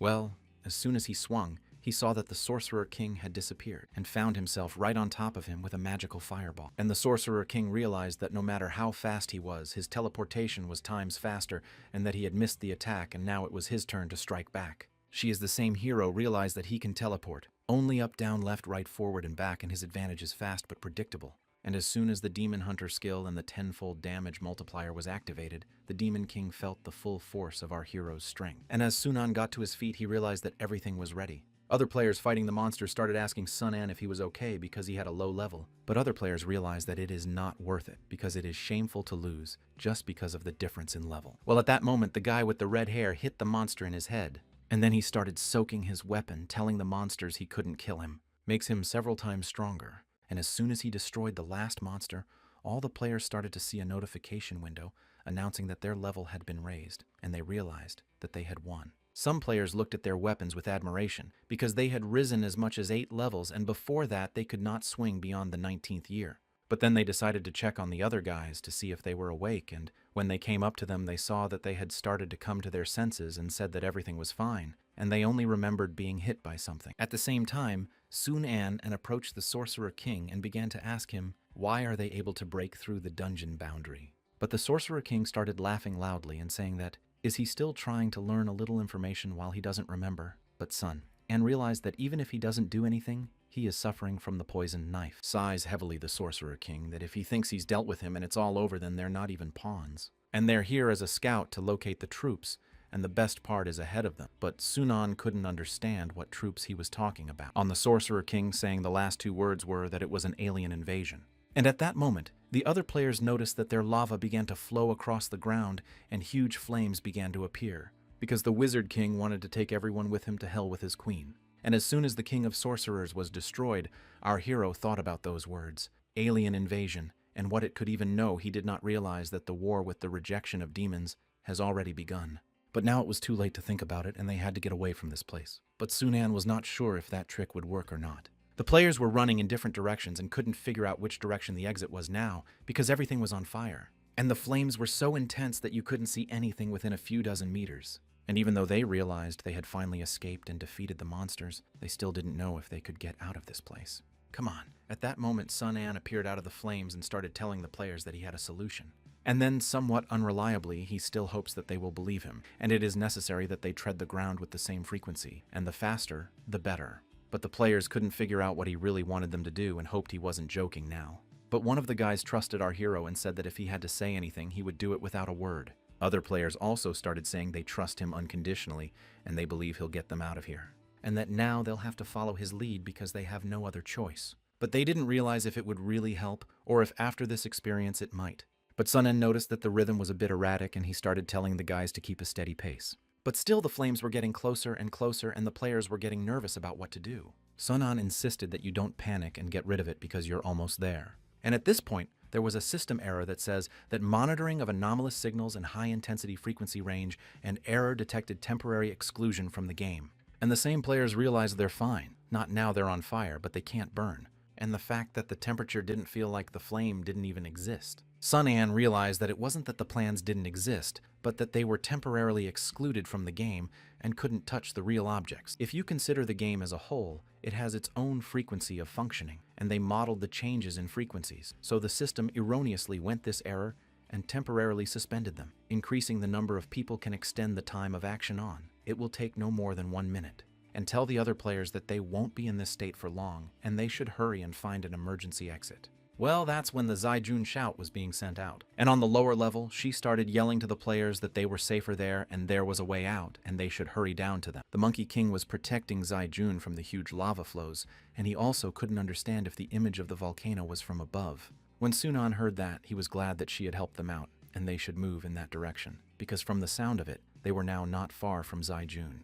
But on the lower level, the Monkey King couldn't figure out where the guys were disappearing, but Zaijun kept insisting that they should be ready to meet them. Sun An turned to the players and began to say that if I did not pass through those flames behind his back, who could go downstairs, and realized the fact that there was nothing to fear, all the players began to gradually pass through the flames. When they came to the cliff, they saw the Monkey King, who found shouting to them that below they were all ready, and they should jump to them. And looking up, he saw a girl jump in first, shouting that girls shouldn't go first. And at this point, the Monkey King started saying that the landing was soft, and now the next ones should jump like the previous ones did. And the last player with red hair started telling our hero to go with them, but Sun An told him to go down first and he would come to him. But why did Sun An decide to delay? It was because he needed to retrieve the items from the Sorcerer King. If he didn't take them, he could lose a lot. The fact that the wrong frequency time is not eternal, and he only had 5 seconds to get back to the game. From below, the Monkey King started shouting that since everyone was here and they hadn't lost anyone, they could go, But then they noticed that Sun An wasn't with them. What's more important is that the flames destroy everything, and this building won't go up again. They need to run away. If they stay here for more than a minute, they'll all die and it'll be too late. Sun An is probably already out. He's always playing by the rules. And yet it's Sun An. They all have to believe in him. And after a few minutes, they did get out, even though it was very hard. Some players started asking others if they had seen Sun An because he was walking right behind them. And as they lowered their heads, they realized that he was dead after all. But at that moment, some silhouette appeared on a nearby rock, and the guys couldn't figure out who it was. But it was Sun An who had used his new teleportation skill to get there in time. And looking at all the players, he realized that everyone got out unharmed and he wasn't too late. And I'm talking to Zai Jun and Sun Yue. He said he wants to talk to them alone. But Sun Yue couldn't figure out who this guy was and started asking who he was, until the other players started to sit on the ground and catch their breath. But they also realized they didn't have much in the way of supplies right now, so they needed to save money. Sun An, standing with Zaijun and Sun Yue, suddenly remembered that they didn't know that his appearance had changed, and it was like in some comic books when the iconic hairstyle of the main character disappeared, and he became so ordinary that he wasn't even recognizable. After a long story, Sun Yue still couldn't believe that the NPC Ghost Girl and the special dungeon and why all these goodies were falling on him, and that now, no wonder why so much experience had been given to them, and that they had leveled up by as much as 8 levels. Sun Yue had already continued to say that he didn't have to ask them for a secret conversation, and they were somehow uncomfortable that he wanted to hand over the Noe equipment to them. When Sun An heard this, he began to explain that special dungeon items cannot be equipped. It's just a souvenir, and he called them here to say one more thing. And whether they remember the alien invasion. Sun Yue started to ask that, does he mean the mission of this demon in the kingdoms of Hodaiman? And the difficulty level there reaches the SSS level, and the minimum monster level is not less than 60. Also, there are monsters of 70th, 80th, and even 90th level. If this is true, then it's over. Sun Yue is getting very nervous. I asked Sun An why he told him this, because they can't even defeat a level 60 monster spirit, not to mention 1,000 of them. Zaijun started to ask Sun An, what is he worried that others won't be able to accept it, and that's why he called the two of them over. But Sun An began to explain that they had certainly given up confidence. When you hear this news, they probably won't have any hope left, and basically they all know more about the new world than anyone else, and maybe they have a better strategy. But at that time, player Feng was eavesdropping on this conversation, and his comrade ran up to him, yelling at him that if he eavesdropped, their messenger would be angry. But she'd already realized she thought she'd heard something terrible. Sun Yue still didn't understand what they could do, but first, they can find a safe place to solve this problem. At something beyond the screen of possibility, but Zaijun to him, that they still need to unite strong people to deal with this together. Zaijun sent plans to ask Jeju what he thinks on this occasion. But suddenly a notification window popped up in front of his face, showing that Jeju had sent him a message. That told him to pay attention to Diana. They've been too active lately, and this conversation seems like a harbinger of an alien invasion. Zaijun decided not to waste time and sent him a message saying that he also wanted to talk about it, but now he needed to find out where his coordinates were, and once he found them out, he opened the parka and saw that they were in a field. If so, hate them, but Zaijun didn't understand how they would do it, or if it wasn't located kilometers away in a field that was very hard to get to. But Zaijun opened his notification window and started showing them his new skill. And this time, he uses teleporting a long distance between. He has a special feature equestrian card. And he turned around and started to walk off into the teleporter, telling the guys he was going, and to hope for them. Sun Yue answered him with only one thing he had always suspected, that they were not developers, ordinary profane, and whether it was items or skills, everything in his hands would change. At this time in the field, one of the players began to approach their leader, Jeju, and ask him why they were not moving out. Because if there is a war, they must be ready. But Jeju told her not to hurry, because Sun An said that he too had met the escaped demon and would be here soon. But the girl turned around and started to show that there was no one on that field and he should look. Didn't he just joke about it? Jeju was still sure that he would come, and they just had to wait a little longer. But just as he was saying the last word, Sun An appeared in front of them. And tell the leader of the riders that they haven't seen each other in a while. Jeju smilingly told his boys that if they saw him, he was already here, but they couldn't understand how he had appeared by falling from the sky. At the bailiff, Jeju began to tell our hero that he has become much stronger and unlocked the teleport with movement, and that he was right from the beginning and it really has something special. Sun An replied to him that he is also almost 39th level and also quite a lot of experiences. But the guys standing behind couldn't understand why their commander was still being nice to him. But the girl told her partner that brother Jejui was just being polite, and that this little girl's strength couldn't compare to his power. Jeju pointed at the giant turtle and told them to go and not waste time because they needed to talk urgently. Sun-an looked at the turtle and realized that it was the same excellent turtle as the excellent Law, and he had been feeling a suspicious look on him for some time now. And the stare comes from the guy standing behind him. And while the other guys were calling his name, the hero couldn't figure out if they knew the guy who was staring at. And going inside the tent, they began to ask Sun-an if he had clearly heard the words alien invasion, to which the heroes replied that it was true. But Jeju began to say that he had just heard from the demon chief that their army didn't have much time left, and his words confirmed his hunch. An alien invasion is a huge hassle, but he also couldn't quite figure out where they would come from. But still, if you gather so many demons, they can only come from one place. And it's the entrance to Zenin Hell, on the edge of Area K, and the other side of it is called the Demon Gathering Place, that powerful demons can only enter this world through that entrance. However, the terrain there is dangerous, and it would be very difficult to launch an attack in advance. Sun, and still decided to ask where the farthest place from the entrance to Hell Zane was located. Well, one of the guys said it's Japanese Sapium, it's obvious. And at that moment, Sun-an realized that this was a zone in Hadayon, and it might be a good idea to back off to get ahead. But Jeju asked Sun-en to elaborate, and he began to say that they could forgo an active attack and concentrate on forces to retreat to Haidaman. Haidaman's terrain is high and difficult, which will make it easier to defend but more difficult to attack, giving them options with Haidaman's support so they can get reinforcements in a timely manner. And besides, it'll take the demon army at least 3 to 5 days to get there.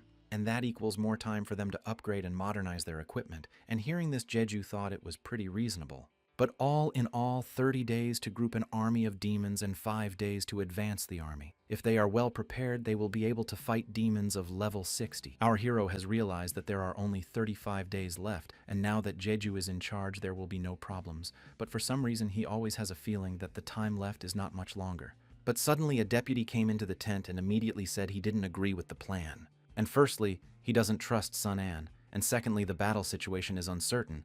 They must take advantage of the situation. Defense gives more opportunities to the enemy, which creates danger. And the same man started introducing himself to Sun-an, that his name was Chisaki, and he was Chi-Holi's younger brother. They killed, and unfortunately they were dating, and asking him Sun-anya that is he afraid to confess. And then there was silence in the tent. No one could say a word, except for Sun-an, who said he didn't see anything wrong with it, and who told his brother to kill his companions for equipment, and he killed him for his own safety. Does he consider it a sin? By chance at that moment, he found himself in the general headquarters of the Raiders Guild, and he does not think that he made a mistake. But Chi-Holi was the former vice-chairman of Jeju, and others will not ignore it. And the same our hero thought maybe he should simply teleport away from this place.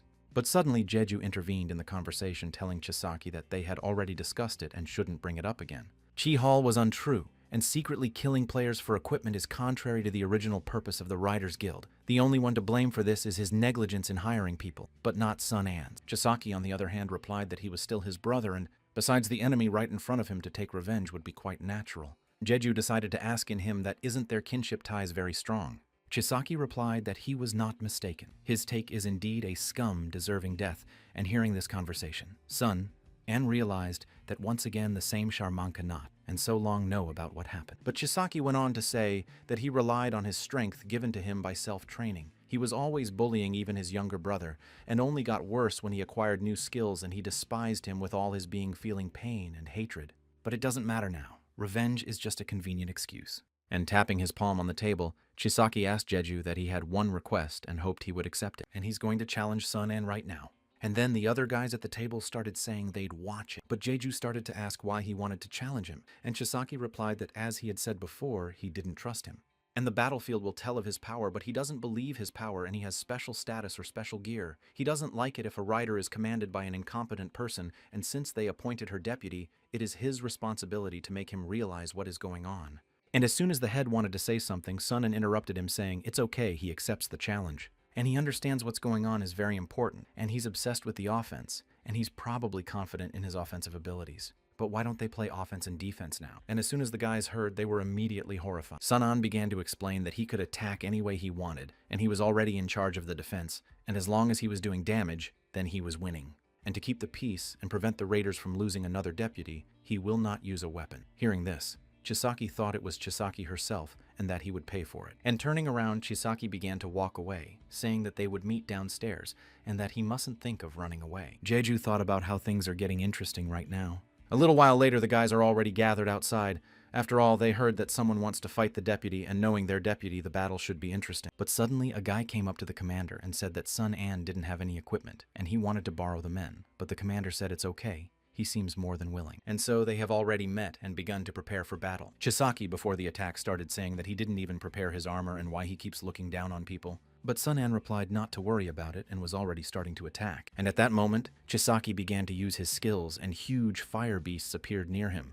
The guys who watched the battle, we saw that this is a special deputy skill that can turn shadows into all sorts of shadow beasts, and one hit is equal to 3. When Sun An saw that it was a shadow dancer, he immediately understood and started calling him to him. With a swing of his blade, Chisaki began sending his shadow beasts straight towards our hero, shouting for them to teach this guy a lesson. And we don't care what he's got in mind, because when the shadow leopard gets close enough, he'll use the move and surround him. And he doesn't care what he tries to do. But at this moment, Sun An opened the notification window and began to think that he better use it less, because it would be a pity to spend a lot on this fight. But seeing that the shadow beasts were already close enough, he realized that he had to make the most of it, and activated the skill of filigree. He began to attack the beasts that approached him, because of which Chisaki started losing a lot of blood as part of the player's shadow. And when taking damage, 30% returns, players automatically recover after a while. And suddenly the girl standing next to the commander started asking him what's going on, and if he has a creature, and if it's a merchant skill, and not a warrior skill. Jeju was also surprised that Sun An has 2 roles and skills are not like a normal merchant. And then he thought about the fact that Sun An was hiding quite a lot of things. Sun An, watching the shadow clones, began to ask, can't they get up? Because if they don't go up, they can't get him. But Chisaki crosses his fingers and yells at him to underestimate him. He can use transformation to form a shadow beast and can change the shape of a shadow beast by sacrificing a small amount of blood. And at the same moment, his shadow clones started turning into bird. But Sun An started pulling out his wooden staff from his inventory. Using it, he said that although it can't be used, the crystal has the fire attribute and can be used to reinforce structures. And that's when the tower he built started spitting out massive amounts of lava. And as soon as the lava hit the shadow clones, Chisaki started losing a lot of blood again. But still, one of his shadow clones managed to fly to the target. And turning his head, Sun An saw that a single shadowy bird was at his back. And as soon as she started transforming, Chisaki showed up saying the winner was already decided. But as soon as he swung, he realized something was wrong because the tower he had climbed on started to collapse. With the help of shadow travel, our hero was able to move to another location to protect himself from injury. The guys watching the battle saw the deputy start to collapse with the tower. And at that moment, the tower was destroyed and the winner was already decided. Jaijui wasted no time in telling the healer Nana to heal Chisaki, because the battle is over and the winner is certain, and it's Sun An. Sun An began to see Chisaki slowly start to climb out from under the rubble, but Chisaki himself didn't think he'd fail so badly, and in the end he had no idea of his intentions. He could always anticipate his next move. But as soon as he looked up, he saw that our hero was holding out his hand to say if he was okay, and that his offense was impressive, much better than his brother's. But Chisaki gets angry and tells Sunan that he's done with his pity, and that losing is losing. If he wants to humiliate you, let him start. Our hero really thought he fought a good fight, and maybe he wasn't sincere enough. Jeju walked over to Chisaki and began to tell him to stop staring angrily at Sun Anya, because the matter was already closed, and that Sun An originally wanted to demonstrate tactical capabilities through battle. Sun An began to answer that the alien invasion is not unusual, and they should not focus on equipment and focus on survival traders. Not only supply equipment on its provide defensive structures, sufficient resources, greatly increasing the safety of fighters, is also the reason why he decided to start to become in Castle Heidemann. Jeju agreed, because no casualties should be allowed to go to waste, but ordinary merchants can't use such unique skills as he did. Sonan immediately realized he'd been exposed. But Jeju will continue to say that completing the construction and directly using the construction in Bayou is beyond the normal capabilities of a merchant. He has a special class. Only a gold merchant is capable of this. And also, he has shown his skills as a warrior, and he is still a 2-class player. On the other players behind the commander hearing about the 2 classes, they immediately turned around in shock. I mean, this guy's a golden player like the captain. Embarrassed, Sun An started scratching his head and saying that he might be right, but he was actually scared when smart people field this, and now his class is known to everyone. But what's worse is that the other guys were looking at him strangely, and it was all because of Jejuya, and they started asking him if he was interested in joining the raiders. And then they started pouncing on him, yelling for the captain to hold him. Sun An knew in advance that the Raiders Guild admires the strongest, but they have too much enthusiasm. And then the guys started telling their new teacher, Sun An, to teach them how to create and use the created in the equipment. After all, they also want to learn combat skills to bargain. Jeju saw this and realized that it looked like he had fit in pretty well. and now he was a member of the Raiders Guild. But when Sunan heard that, he started yelling that you don't have to decide for him. And what's worse, he saw that there was no end to these guys and he had to find a way to escape. But at that moment, Jeju saw that annoying ghost reappear, telling him why he wasn't answering his letters. Well, jumped aside, Jeju couldn't understand since he already set up message blocking and why is it problematic. NPC is here again, who kept saying why is he ignoring her to see. She's waiting for her heart to bleed. And they'll never break up again. But Jeju went on to say they never met. But at that moment, Sunan realized that this was his chance to escape, and immediately he started telling the boys that their captain was in trouble now, and see if they want to help him. And once they turned their heads, Sunan started to use teleportation and get far away from this place. He told Jeju that they'd meet in Hudaimon. Jeju still couldn't understand what kind of good fortune had fallen on his head and how the hell had dumped the NPC on him, who shows up over and over again and wants to take him somewhere else all the time. Arriving at the place, Sun, and finally exhaled, saying he had used up all his mana after one trip back and forth, and he instantly felt weakened. And this time he realized that everything went well, and there was already a rough plan for the demon invasion, and he even saw Jejoy confused. But after looking around, he couldn't figure out where everyone had gone, since he'd arrived at the place where he'd last seen the boys. And what's more strange is that there was Feng's grave and Wang Dizaijun's Lingnan grave, and he didn't understand why there were so many graves. And then he thought that maybe when he wasn't founded the field of monsters, but it's somehow impossible because how can an ordinary monster stand up to Zaijun? Well, looking closely, he realized that the graves were empty. And it's probably some kind of sick joke. And he got angry and started yelling around the neighborhood that man or monster, he had to get out or it would be worse. And at that moment, Zaijun came around the corner and started telling the guys that she told them she heard Sananya's voice. And they're just about to cook something interesting, and he's here, but he's a little late. They've already eaten. But Sunan doesn't understand what's going on here. He's getting nervous. A little later, they sat down to drink tea, and our hero began to ask, did they already know the alien invasion and therefore cut down the graves of dead comrades because of one prepared his? Feng started to explain that she had overheard their conversation, and if he wanted to accuse anyone, it was her. But Sunan told her to forget about it because sooner or later they would have found out anyway. But still, he couldn't understand why they made their own grave in the first place, since it wasn't like Zaijun. So she started to reply that he should listen to the other guys first. The boys started showing off their new weapons and hoped Sunan would let them keep them for themselves. But still he couldn't understand if he looked like a miser because it's their weapon and they can use it whenever they want. The vain-haired boy went on to say that in fact, they were all destined to die at the hands of monsters, and if it hadn't been for his appearance, they would still have died. But for his desperation and what he had given them, and what he had already given them, not only a kind of courage and hope. And in fact, there is another reason to build your grave. It's about saying goodbye to yourself that you've been running away forever in the past. An escape won't change anything, won't save anyone. They've lost enough already. There's nothing left to fear. And if disaster strikes, they'll fight to the last man. The other guys immediately backed each other up, saying they all agreed to go all the way. Zaijun went to the center and started telling the guys that they needed a leader right away. Sunyu Yue, standing nearby, said that reluctantly, but he would accept it. And at this point, our hero will begin to remember his past life where he was beaten for doing my job, and that he was humiliated by the fact that he was hired as such a scumbag, and the fact that no wonder no one communicates with him and who would want to be friends with a piece of fool, and the fact that several small bugs are not corrected and he still has a lot of work to do. And the way the other employees laughed at him and said he had to work overtime and that he was a pathetic jerk. But then he already believed in himself and believed that he could do it all on his own. But now he's looking at the guys who put their trust in him, and they're telling him he can count on them. And while he was distracted, Zaijun came up to him and said that everyone was waiting for his answer. Immediately he began to tell the plan of action, but before that, they need to prove that they are able to defeat the monsters, and they need to be able to deal with elite monsters alone, or as a team. And that he doesn't want to sacrifice the team to save one person. They don't want to hang, he asked.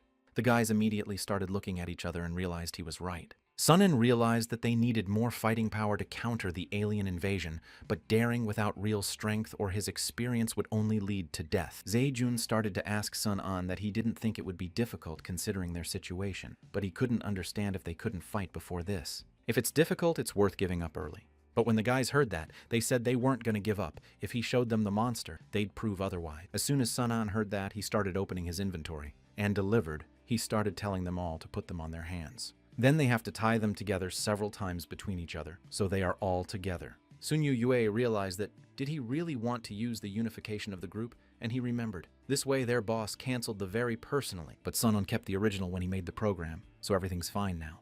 And just because it's not perfect doesn't mean you can't use it. Creativity is part of the programmer's job. And as soon as he finishes his mana jar, you start asking if everyone's ready. and holding out his hand, he began to say that the first one to hold on was the first one to fly today. And he told Zaijun to take his other hand. Sun Yue suddenly revealed that he wants one too, but our hero replied to him that there are no more hands or tape. And immediately he started running towards our hero, screaming that, how could they do this to him? They're comrades. And as soon as he ran up to Sun and started holding him anew, they shouldn't have left him alone. But Sun An turned his head and began to tell him what he hadn't said, that he was going with them since he was fine with it. He should hold on tight. And at that moment, he began to bring the long-distance teleport into action because he could initially bring other units with him, but the maximum number for teleportation was only 3 participants. And all objects that were exposed to the strong wind gusts, except the main unit, began to feel discomfort. And after a few minutes, they did arrive at the scene. Sun Yue, lying on the ground, began to feel dizzy and asked in Sunan that didn't he fix God with the flow of the wind. But Sunan began to apologize, because at that time there was so much that it was unrealistic to fix everything. The other players started to turn around and saw behind them a huge tree and rocks covered in slime, but also they could not understand where they were now, because everything around them looked disgusting. One of the players started calling for the other guys to come over and look at what he found, because it's certainly impressive if you look at it straight on. And as the boys approached, they saw a huge state in front of them, and it looked just like in the movies. And this town was called Harimon. When Sunan came out of the forest, he said that the biggest city in the game was in front of them. If they're going to fight, they need a base, and this city is rich in resources, so this is the best choice. And nearby, there are 2 big stats. This place is also called the War Gate. To enter the city, you must pass through them, and this city surrounded by mountains is easy to defend and difficult to attack. If an army of demons comes, they will have plenty of time to prepare. And besides, there are a lot of dungeons on the edge of the mountain, and this area is their best bet. But there's still a slight problem, and soon all the players will know. At the same moment the sound started, so the guys couldn't figure out what was going on. And as they turned around, they saw a huge monster named Bogart, who was level 36, and he was also an elite. The guys are terrified that he's so strong and that they can't beat him. But turning their heads, they saw that Sun An had climbed up on a hill and began to tell them not to worry, for he would not interfere, and they should fight as long as they could. And this is Bogart's territory. If they don't defeat him, there will be no base. Zaijun, who was near Sun, and asked him, are they not shrinking? That he replied that this is their trial, and they have to deal with it themselves. And now it's up to them. And the guys start talking about a plan, because they need to attack him together.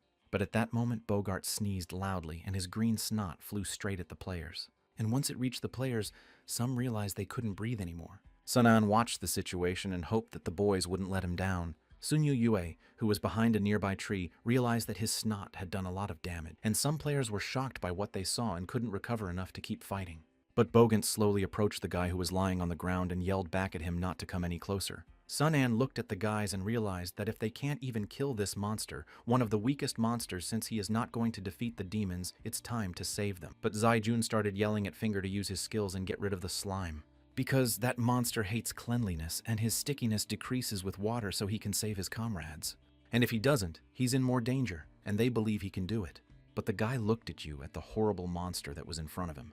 And with fear on his face, he started using water magic. And as his huge water balloon reached its target, the monster began to back away. And at that moment, the boys were able to escape the trap, realizing the fact that they weren't almost dead. Zaijin turned to our hero and began to apologize to him, because she had said a lot of unnecessary things in a panic. But he said it was nothing, and it wasn't a big deal, and he was really sorry it had to end this way. And it will make an indescribable impression on them. And it's good that they finally realize how dangerous the world can be, and her kindness helped. And then he started talking to all the guys underneath him, and he said he's sure they understand their problem now. If they cooperate, the battles will be a lot easier. They need to realize their strengths and use them in battle, and that's the only way they'll beat a tough opponent. But there are no more clues beyond that, and they must use their advantages in battle. Like the kid hiding behind the rock. Sun Yue, who was hiding behind a rock, suddenly jumped out and started asking our hero why he first took him with him, and now he's hurting him, and can he help?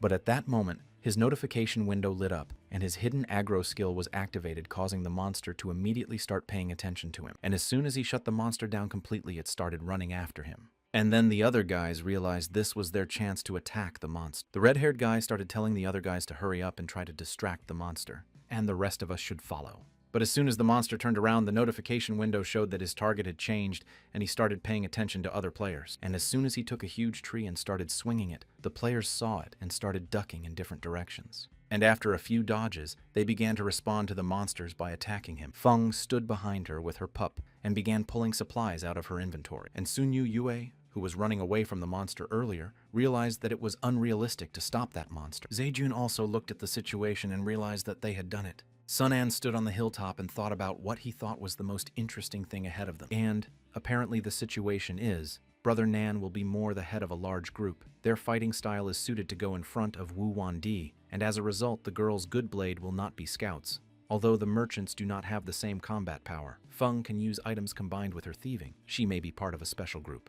And it's also worth noting that Brother Nas's leadership skills are rare. And as for Gigi, he's a very capable guy. And his initial first-time exposure to water magic makes him the perfect mage. And after a little analysis, our hero realized that they have no healers. And that girl who's really bad with a sword, and uses his quick spin to use precision attacks. She's probably the weakest player and her skill set is weak. But at that moment, the other players started yelling at this girl to be careful. At that moment, Sunyu Yue appeared in front of that girl and blocked the monster's attack with his account, telling him in return that you can't bully girls. And even though the girl asked him if he was okay, he turned around and winked at her because he thought it was a self-congratulatory attempt to get them to talk. And she was relieved to take deep breaths, not realizing that everything was okay now, and that this guy was a really good person. And at this point, the other players realized that this was another chance for them to swoop in and destroy the monster. And their entire group began to surround the monster and attack it from different directions. And after a few minutes, everyone had a notification window that the elite monster had been eliminated and their level had been raised. When Sun-an and Zaejun saw this notice, they began to descend from the tower. Feng's girlfriend ran up to Sun-an and asked if they had passed the test. He replied that they had done a good job, and later he'll give them a couple more tips. But now they can proudly call each other partners. But now they have to wait a couple minutes and he has some adjustments to make and they'll go to the next dungeon. But the guys couldn't understand why it was so fast. They had just finished, but Sun-an said that time was of the essence and that since he was in charge, everyone should listen to him. And a disgruntled Sunyu Yue to tell him that they are very tired. They need to rest for an hour and a half. But the red-haired guy turned around and said he didn't know what to do. After all, he had gotten the snot monster skill and he just wanted to check it out. But who knew he'd have that first skill? And that it's a skill of Bogart's elite monster, and now he'll be splattered with slime too. But Zaejun started to tell the guys not to worry, because really the main skill of a Bogart is healing and they just did a good job, so he didn't even have a chance to use it. And it regenerates by reabsorbing its own slime, which is why it's everywhere. And when the guys heard those words, they realized they were lucky they didn't have that skill. Sun-an started telling the guys not to make successful conclusions and if they wanted to test their skills. So far, they're all too focused on the outcome. And first, the red-haired guy has to try to spread the energy around. And as soon as he concentrated, a huge green light started moving in the neighborhood. And the guys realized they were also within that realm and that color was very pleasing. Sun-an, after making sure that everyone could feel it, began to explain that this light contained healing power, although very weak. And since I was too rich, too inhuman at the beginning of the game, Zaejun immediately realized that he had succeeded after all. You got this very first skill, Healing Aura, which was a passive character, questioning spreads from himself. A healing field in a radius of 10 kilometers, and more healing effect is 8 units of hit points per second. And our hero began to explain that this is a passive skill and it can work continuously, but the disadvantage is very visible. Recovery rate is relatively low. And only by superimposing multiple auras can you maximize the effect, because soon they may finally increase, but even though there was an income, and that ended up hurting more. Come on, at this point a girl came up to them and started talking, that she actually has a healing skill too, and maybe that will help everyone. Sun-an immediately realized that turns out she was also a healer, but not all players realized that this strange skill was considered a special advantage. But the end result wasn't bad in the future, it's the treatment they'll miss most. Sunyu Yue couldn't understand what he was talking about. They don't have any other healers, so Sun-an replied that he would soon find out for himself. And at that moment, a huge gust of wind began to approach directly to our hero and the guys who were standing near him. And this aura was coming from a small dungeon where elite monsters were lurking. The guys who spotted them saw that they looked depressing and that there were a few other bog rats there. But Sun-an started telling the boys that from now on they had to do 3 things. And first, everyone's level must be raised to at least level 30 within a week. Second, everyone should get a healing aura. And even though it was a whole field of people to choose from, the only thing left to do is maximize the result. But for some reason, once the 3 auras are superimposed on each other, the healing will increase, and only when their lives are protected will they get a longer lasting effect. And the other players couldn't believe it, but Sun-an said it was just a bug in the game, and that only a few people know about it and don't need to ask about it anymore. The battle was still going on, and Sun Yue continued to defend himself and suddenly cried out that he couldn't take it anymore, and if Sun-an didn't come to his aid, he would run away.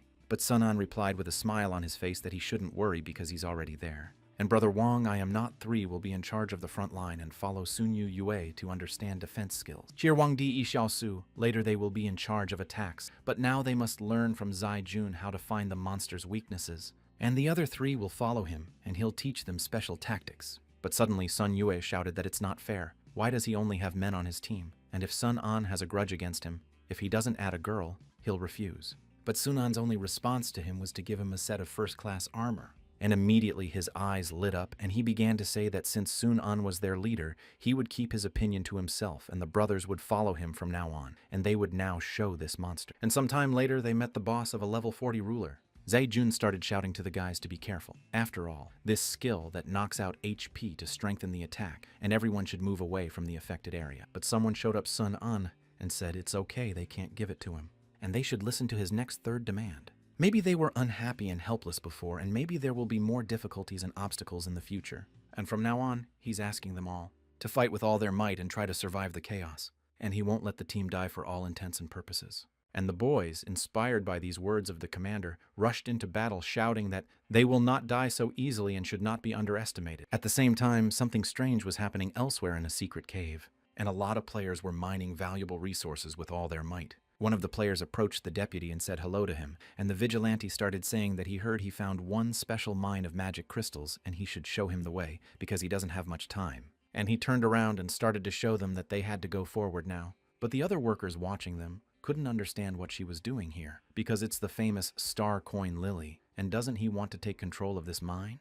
And the guys realized it was over and the days of idleness were over. The deputy at the time began to rejoice that this is an inexhaustible mine of magic crystals, and he likes a good thing that doesn't run out. And if this guy isn't messing with him, they'll make it work. Well, this guy said he wouldn't dare, and he still understands the difference between reward and punishment, and they shouldn't worry. They'll get their share. Well, once the deputy took his glasses off, he saw a lot of bugs in the system. And the guy started to explain to the deputy that there seems to be some bug here that causes the mined crystals to always regenerate, and since he had never encountered such a situation, he contacted him as soon as possible. Deputies turned around. Yi began to ask Lao Bi if there are any other witnesses to this incident, to which he replied that no other than those present. And smiling with his gold teeth, the deputy said they were in for a big show then. In another place, a couple of trains met the Earth Dragon Boss Ruler 43rd level, and they all started to surround him, even though they knew it couldn't go on. And they had to investigate in 2 squads, taking up planned positions on both sides. And the first group went immediately to the left, and the second group to the right. And the centerpiece that covered everything else was Sun Yu Yue in his new outfit. But as soon as the green dragon hit him, Sun Yue realized that not only could he not hit him, but he could not hit him back either. And at that moment, the Earth Dragon started screaming loudly, and it ended up with a burning status and an enhanced damage status. And Sun An, who was watching the situation, saw that the Earth Dragon had run out of steam. He used his cloak of secrecy to teleport behind him. Other players have noticed that this attack is too powerful, and Sun An really deserves to be the leader. And once the monster was destroyed, Sun An said he hadn't done a good job. And then he starts asking the other guys if they're okay, and they tell you not to worry, it's fine.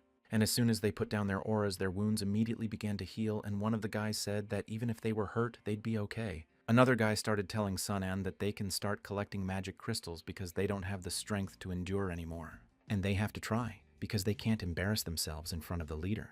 They realized that if they worked hard and could get good equipment from the leader, Sun Yu Yue, standing nearby, began to say in a voice that they are today's youth trapped in material things, and unlike him who is struggling for an ideal. Sun An suddenly bent down and saw that this time he had a dragon bone falling out of his hand. And now the materials for the bone blade have been fully assembled. Feng, standing nearby, realized that they would soon witness the creation of an A-class weapon. And as soon as all the preparations were finished, Sun An began to create a new weapon. And at that moment, the notification window turned out to be a weapon stat that said that multiple strikes formed and spread it around, dealing damage equivalents to normal attacks each time it hit the target, and each strike is treated as a normal attack that can activate effects and abilities. And as soon as the preparations were finished, Sun An began to hold his first A-class weapon in his hands. After seeing this, Sun Yu Yue started to say that it looks very cool, but in terms of actual combat, his defense is definitely better. But Sun An heard this and suggested to him that why don't he try this weapon on his defense, but Sun Yue got nervous and told him to forget it because he didn't say anything like that. And once everyone had calmed down, Sun An started saying that they were almost there and they'd better see if Zai Jun and the others had finished. And coming to a passage in the dungeon, as a passage in some dungeons can lead to the nearest dungeon if players will be more attentive, can miss the passage. Once inside, Sunan started telling Zaijun that they were done and how things were going for them. Zaijun threw a lot of punches and told him not to finish it yet because it takes a long time. And the fact that newbies aren't yet familiar with boss attack tactics and are a bit passive to begin with, but gradually they're turning the situation to their advantage. And she thinks it's probably another 20 minutes, give or take. But Sunan decided to ask if they needed help, and she said it was fine. And applying her blood pulse, she realized that if it didn't work, she would fail with her command to lead the team. Sunan was only offering his help to show everyone his new weapon, but apparently he realized his help wasn't needed here, and they'd go outside and wait for the others there. Sunyu Yue entered the portal and began to ask our hero what about the other items that fell from the Earth Dragon, and whether they would divide them according to their needs, because it was necessary to create materials that Feng could handle. And over the last 10 days, the guys have greatly increased their level and improved their gear. With the addition of a few traveling players coming out of nowhere, the team has increased from the original 11 people to 21, and thus all that was left in the team to be converted into a guild. And then there was a new guild that no one knew about, but it was called Zero. But Sun Yu thought that the name of their guild was too simple, and it would be better to call them Super Alliance or Invincible Team, because these names are also quite suitable. But Sun An said that you forgot about it, because Zero sounds good enough. Zero can destroy any other number, and he thinks it's a symbol of absolute power. And as soon as they left the portal, the other players saw that their leader had returned. And they all treated him with respect and no ill will. And although Sun An smiled stupidly, he told them to ignore him, and the fact that he's so suddenly the leader and he's still a little unaccustomed to it. However, this is at least different from what has gone before. His thoughts were suddenly interrupted by other players yelling at him to look at what they found. And a fleeing Feng began to show her leader that she had finally made a magic gun. Because in the craft system, a merchant can randomly create countless blades, swords, shields, armor, knee pads, helmets, and so on. Equipment requires special materials.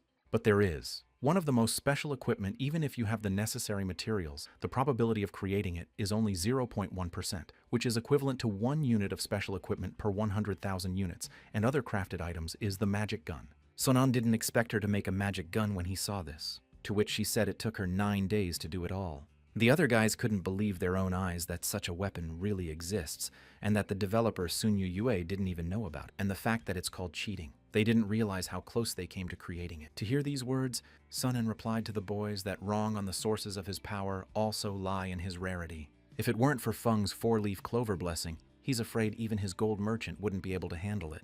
Because with a 4-leaf clave, the owner can receive blessings and unexpected good things will happen with his attitude, and this item is only for female characters. Waved his hand, Feng said she had put a lot of hard work into it. I was also surprised when the rainbow bunny showed up, but Sunan didn't let her tell her interesting process of obtaining and turning around. He decided to test, give the gun away, because now everyone's more interested in learning about the magic gun. And the reason the magic gun is called the magic gun is because it's powered by mana vision bands converted into real damage. And as Sunan took aim, the guys saw the color change, which created a very powerful force. And realizing this power, our hero made sure that high-level demons have the spell of mute, and if they have the ability to sweep the hood with the effect of mute, it remains only to endure the beating. But things are different at the moment. Sunan also started asking Feng if she could do something else. But she said that she would like to, but even with the 4-leaf clover, the chances are very slim, and she is very short of materials. But at that moment, Sunyu Yue volunteered and said that if she didn't have enough materials, she could call him for help. After all, they had just rested, and now it's time to stretch her bones, and she just needs to tell him what materials she needs. But at that moment, one of the players on the tower started shouting to Sun An that Brother Nan had returned, and when Sun An smiled at the news, it was just in time for him. And at that moment, Brother Nan appeared behind him, who started to say that he had brought the informers as he had asked, but Sunyu Yue, who was standing next to him, began to ask if it was the old man they were waiting to hear from,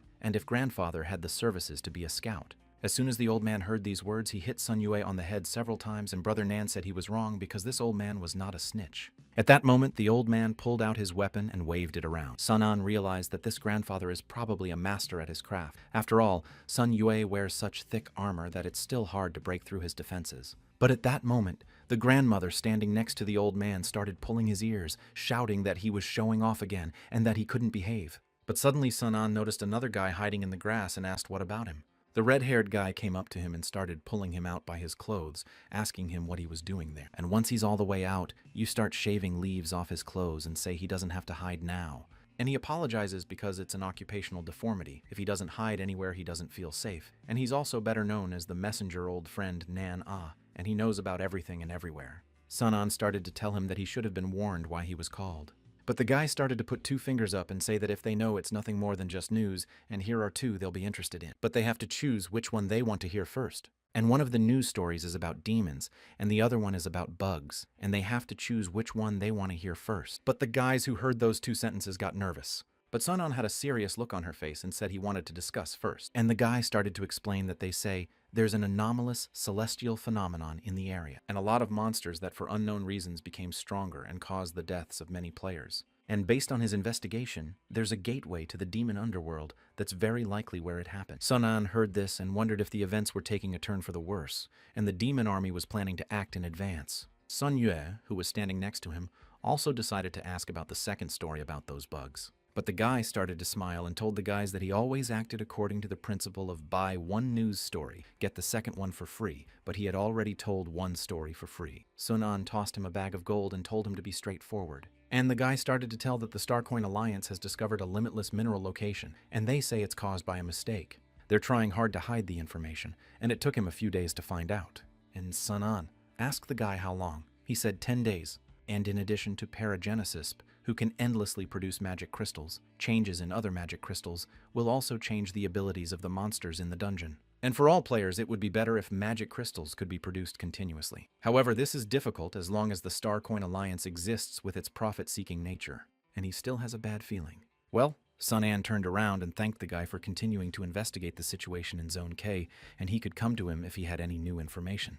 He told Sun Yue to wait for Zai Jun to come out so he could tell her what he had just heard, but Sun Yue didn't know where he was going. Sun An told him she was going to a meeting with the Starcoin Alliance, and a little while later in the mines where there were bugs. And the manager started telling one of the players that the food supply of magic crystals has been decreasing lately and that he must be doing a bad job. But the guy replied that the magic crystals were just getting murkier. But at the same time, other players started yelling that he's the deputy leader of the Starcoin Alliance, and he's the one who's monopolizing the mining of magic crystals. So now they can't even afford to buy equipment, and they fought 5 battles without equipment because of him. But now they're gonna show him who's the strongest. So they jumped off the cliff and started flying straight at the manager, yelling at him to give them their money.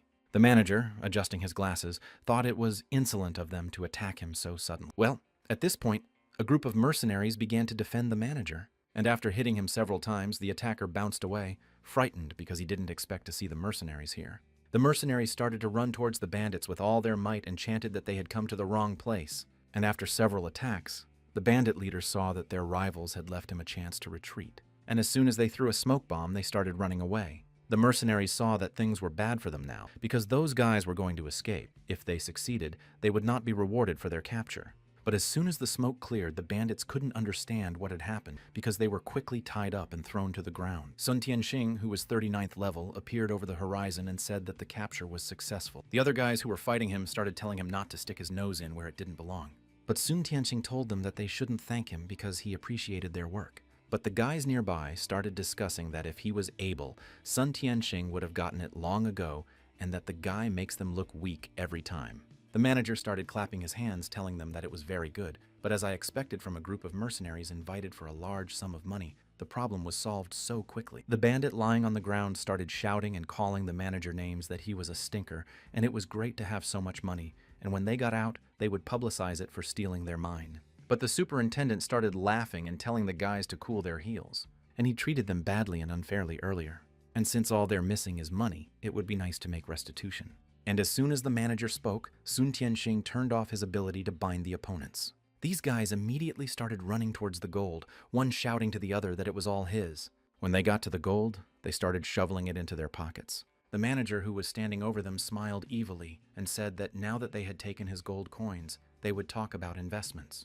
Because repaying a debt when a player takes the initiative to get a character's star coins means that he has accepted an investment he must fulfill an order from an investor before he can be released. And at that moment, the players realized that their bodies had become unmanageable. The manager started screaming for a new mine form, and that's when they started picking up pickaxes and started mining. The other players behind the manager realized that they had to be careful if they were going to talk to him anymore. But the manager started telling those players that he would pay them for their hard work later. Sun Tianxing looked in his inventory and saw that he only had enough magic stick for a few times, and it looked like he needed to use it sparingly, but he didn't know how much he would get after completing this order. But at that moment, Sun An appeared and started asking if they were the people from the Star Coin Alliance. The manager was looking at the magic crystals and realized that it was the excessive mining that was making the light in them cloudy, and it's a headache. If this continues, production will drop significantly, and it looks like he needs to find a better place for the miners to work. So he started telling the players that they had done a good job, and they could go to Laobi and get 100 star coins for their hard work. But the players didn't understand why it was so little because it wasn't what they had agreed to.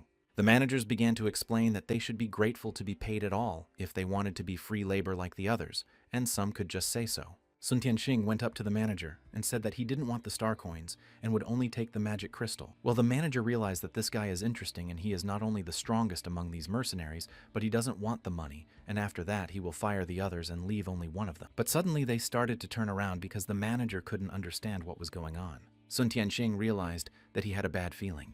And now someone was approaching them, and someone quite strong. And the person approaching was Sun An, who realized that it was the endless replenishing mine that Xiaobao was talking about. But suddenly he remembered what kind of Bach was installed here. And while he was sitting at his computer and couldn't get rid of this Bach, because the crystal supply there is not unlimited due to excessive humanization, a hidden punishment mechanism will be triggered.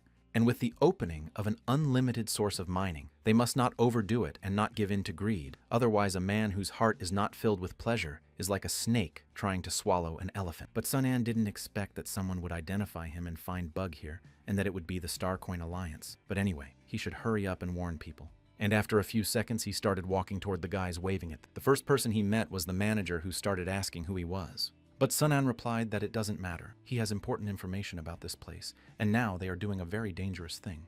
The deputy replied that the monsters in the area had been killed long ago, and what danger was he talking about? If he wanted his share, he should say so. But Sun An said that crystals are not infinite here, and excessive mining will activate the S-rank dungeon, and they should stop, or it will be too late by then. When the players heard there was a dangerous dungeon, they realized they were doomed to die. But also a player standing near the deputy started to say that the words of such a guy seem to be true because lately crystals are becoming more fashionable. The deputy waved his hand and started shouting that they shouldn't hear this nonsense, and how can some guy from the mountain know anything? And he is trying to scare them to monopolize the mine zone. Sun An, hearing these words, started to lower his head and said that it was up to them to believe him or not because he still had to stop them. But the guy standing in the deputy's dream started shouting that this guy was just trying to scare them and everyone should kill him now because they'd promise a reward for him. When we heard that, Sun An realized that he could make a good deal with them and started pulling out his high-end weapon. Sun Tianxing also started to take out his bow, but he also didn't understand what kind of man he was with such a powerful weapon. But at that moment, the guys couldn't understand what was happening because they stopped seeing. And in an instant, Sun An ran up to them and hit 3 men at once, knocking them to the ground. The deputy who was watching this was shocked and stepped back a little and started to order Sun Tianxing to destroy him. But Sun Tianxing herself had long felt that there was a problem with the spring. Is it possible that this man was not lying, and after excessive mining, the S-rank dungeon would really activate?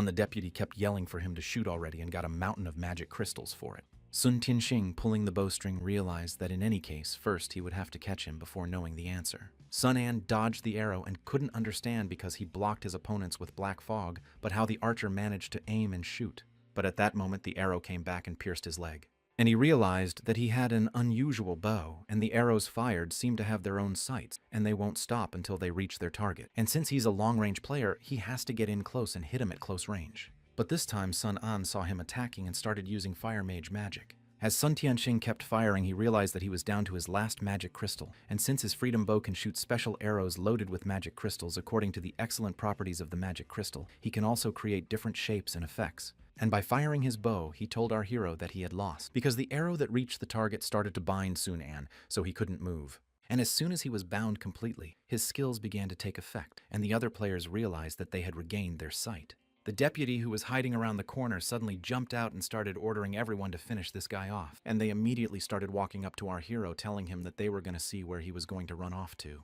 But Sun Tianxing started telling the guys to wait because he had some questions to ask. Sun An, sitting on the ground, started asking Sun Tianxing why a strong player like him would want to join the Star Coin Alliance Mercenary Alliance. But he replied that he wasn't a member of the alliance, he was hired temporarily, and his name was Sun Tianxing, and he was a solo player. And realizing that he is a level 39 solo player, our hero replied that his name is Sun An, and not so long ago he was a solo player like him, but now he has his own guild and a group of like-minded partners. When the deputy heard this, he started shouting that this is a lie and a provocation, and he should be gotten rid of now. Sun Tianxing still started asking questions and asking our game. This is what he just said. True, if crystals are overfarmed, he will activate an S-level dungeon. Sun An still insisted and said that he didn't need to lag and that he didn't lose this battle. Because at that moment, the green vines started tying up other players and everyone started shouting that Sun Tianxing was a traitor. But also, after that, the vines started to bind Sun Tianxing because Sun An said that he had a chance to win,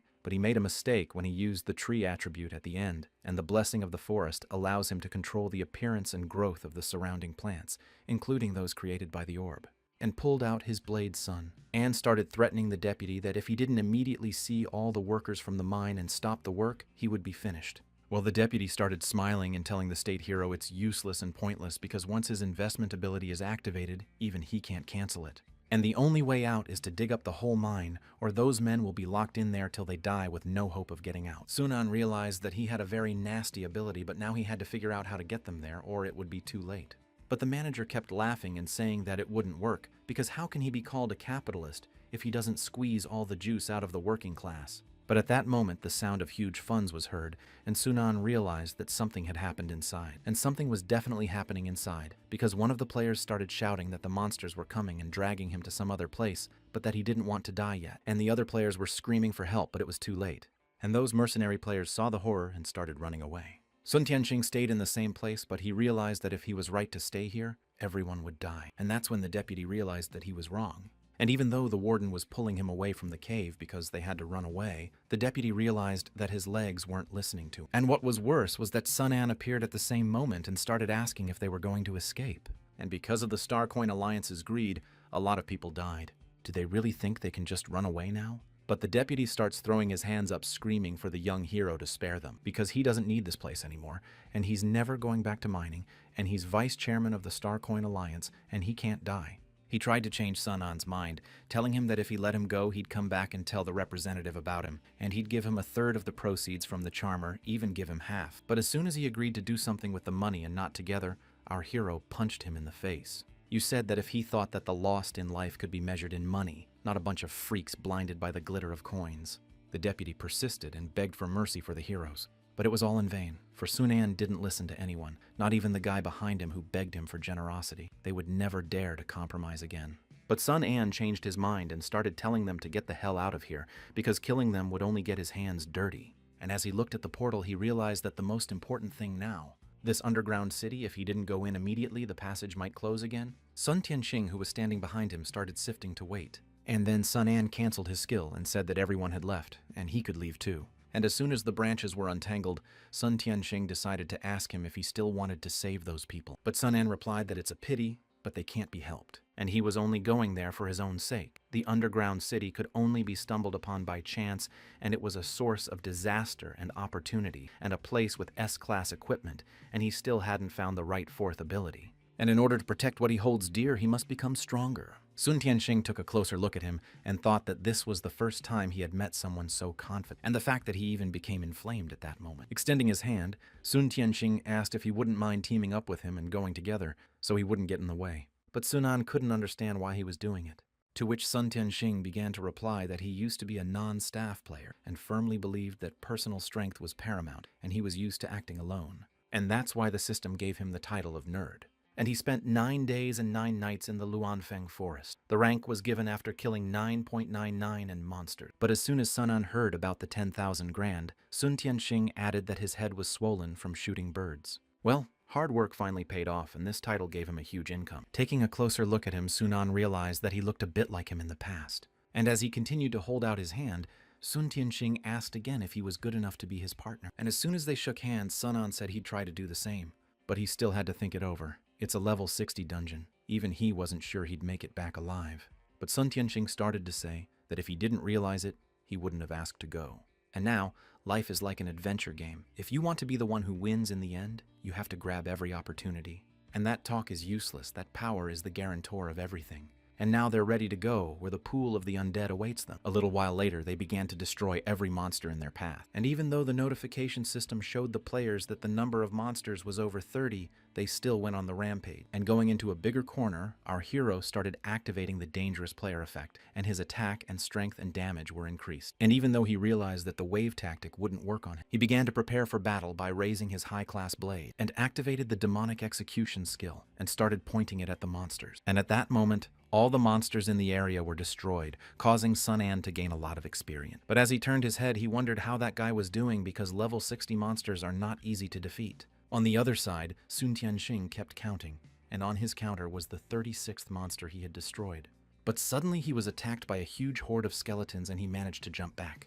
And taking a magic crystal from his inventory, he began to load his Liberty Bow with it. Sun An, who was watching his battle, thought he was cool. After all, when fighting the undead, you can collect crystals with all sorts of attributes that are used to create different kinds of Liberty Bows, and he must say that for his excellent bow skills, he deserves to be considered an expert. If his and Jeju's conclusion is correct, there are 14 days left to doctor the demons. And now, it's most important to rally with strong players to face the crisis in the future, and he doesn't know if he can be included in the guild. But at that moment, a huge rock appeared above Sun An's head and started falling on his head. And not realizing what was happening, he panicked and started to move away. And all because of the unshakable spirit of the dinner appeared in front of them, because the malt at work is 65th level. Sun Tianxing wondered if it was from the boss. But also with him came the 61st level Guardians of the Dead. And when Sun An saw this, he realized that it would be important to them. Sun Tianxing saw that he was being attacked very hard and started to jump away. And as soon as he was near Sun An, he started to ask if he was okay,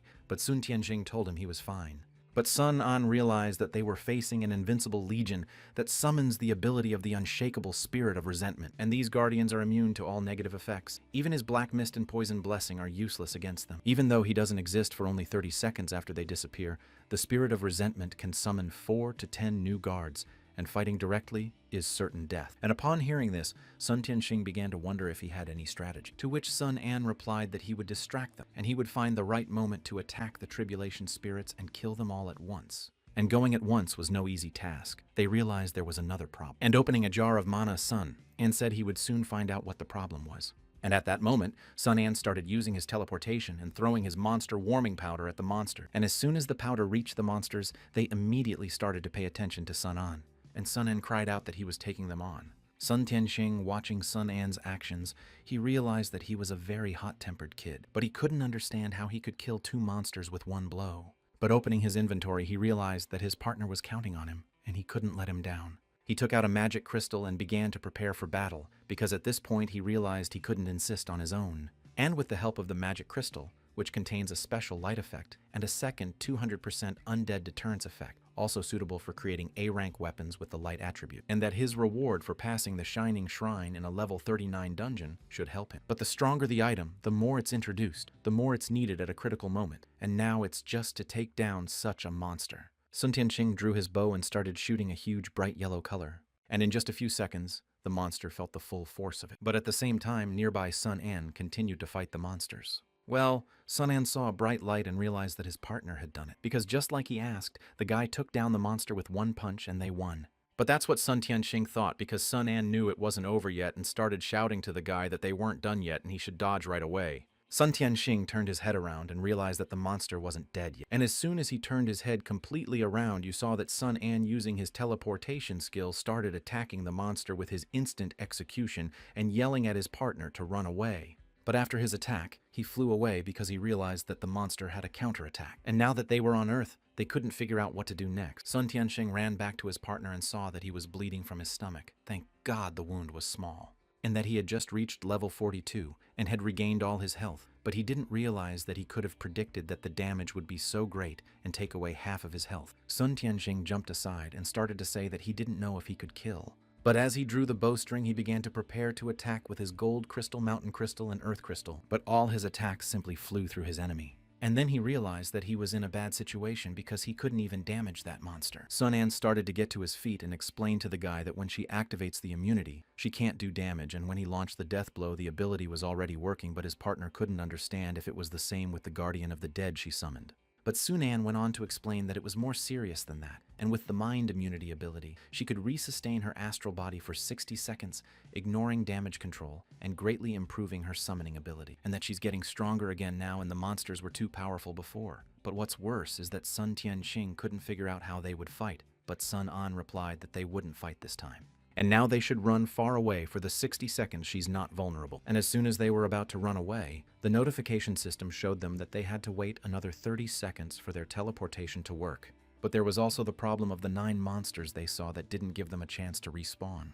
And the fact that while teleport is recharging, they can't do anything, and he's afraid less than 20 seconds have passed since he activated the ability. And that he's got a wound that's bleeding a lot, and he's not going to heal for the 40 seconds they have to run away. But suddenly Sun Tianxing got up and started to move forward with serious intentions to leave it to him. Because he's packed his life away, because he doesn't like to be in debt to anyone for long. And he would use the wooden crystal to control the guards and the earth crystal to protect himself and Sunan. But he realized that it wouldn't last long, so Sunan had to get out of here as soon as possible. But suddenly, Sunan began to ask him to repeat his words, and Sun Tianxing began to say that the wooden crystal would hold them back and the earth crystal would protect them.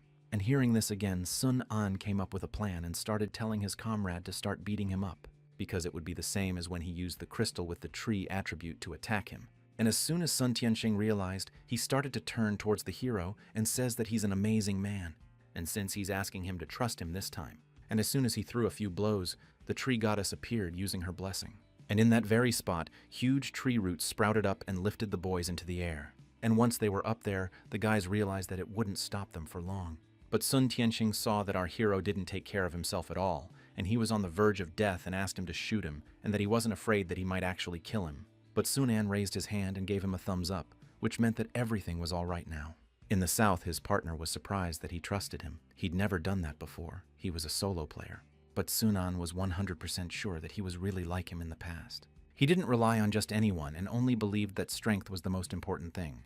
But now he has companions to trust in his life. And in the future, there's an even bigger disaster in store for all the players, a demon invasion. And then Sun An realized that once it was over, he started to ask the guy if he wanted to join his Guild Zero. But Sun Tianxing of the Mode replied with his head that they would talk about it later because he wasn't mentally ready for it yet. Sun An here the photo replied that he would not force him but reminded him that the path of a single player is very difficult. At that moment, a girl appeared on the bottom and started talking about her king, her only love, followed by a notification that the unshakable spirit of resentment had been destroyed and the players' levels had been raised, as well as the players' stats restored. And they were immediately promoted to level 44 and 40.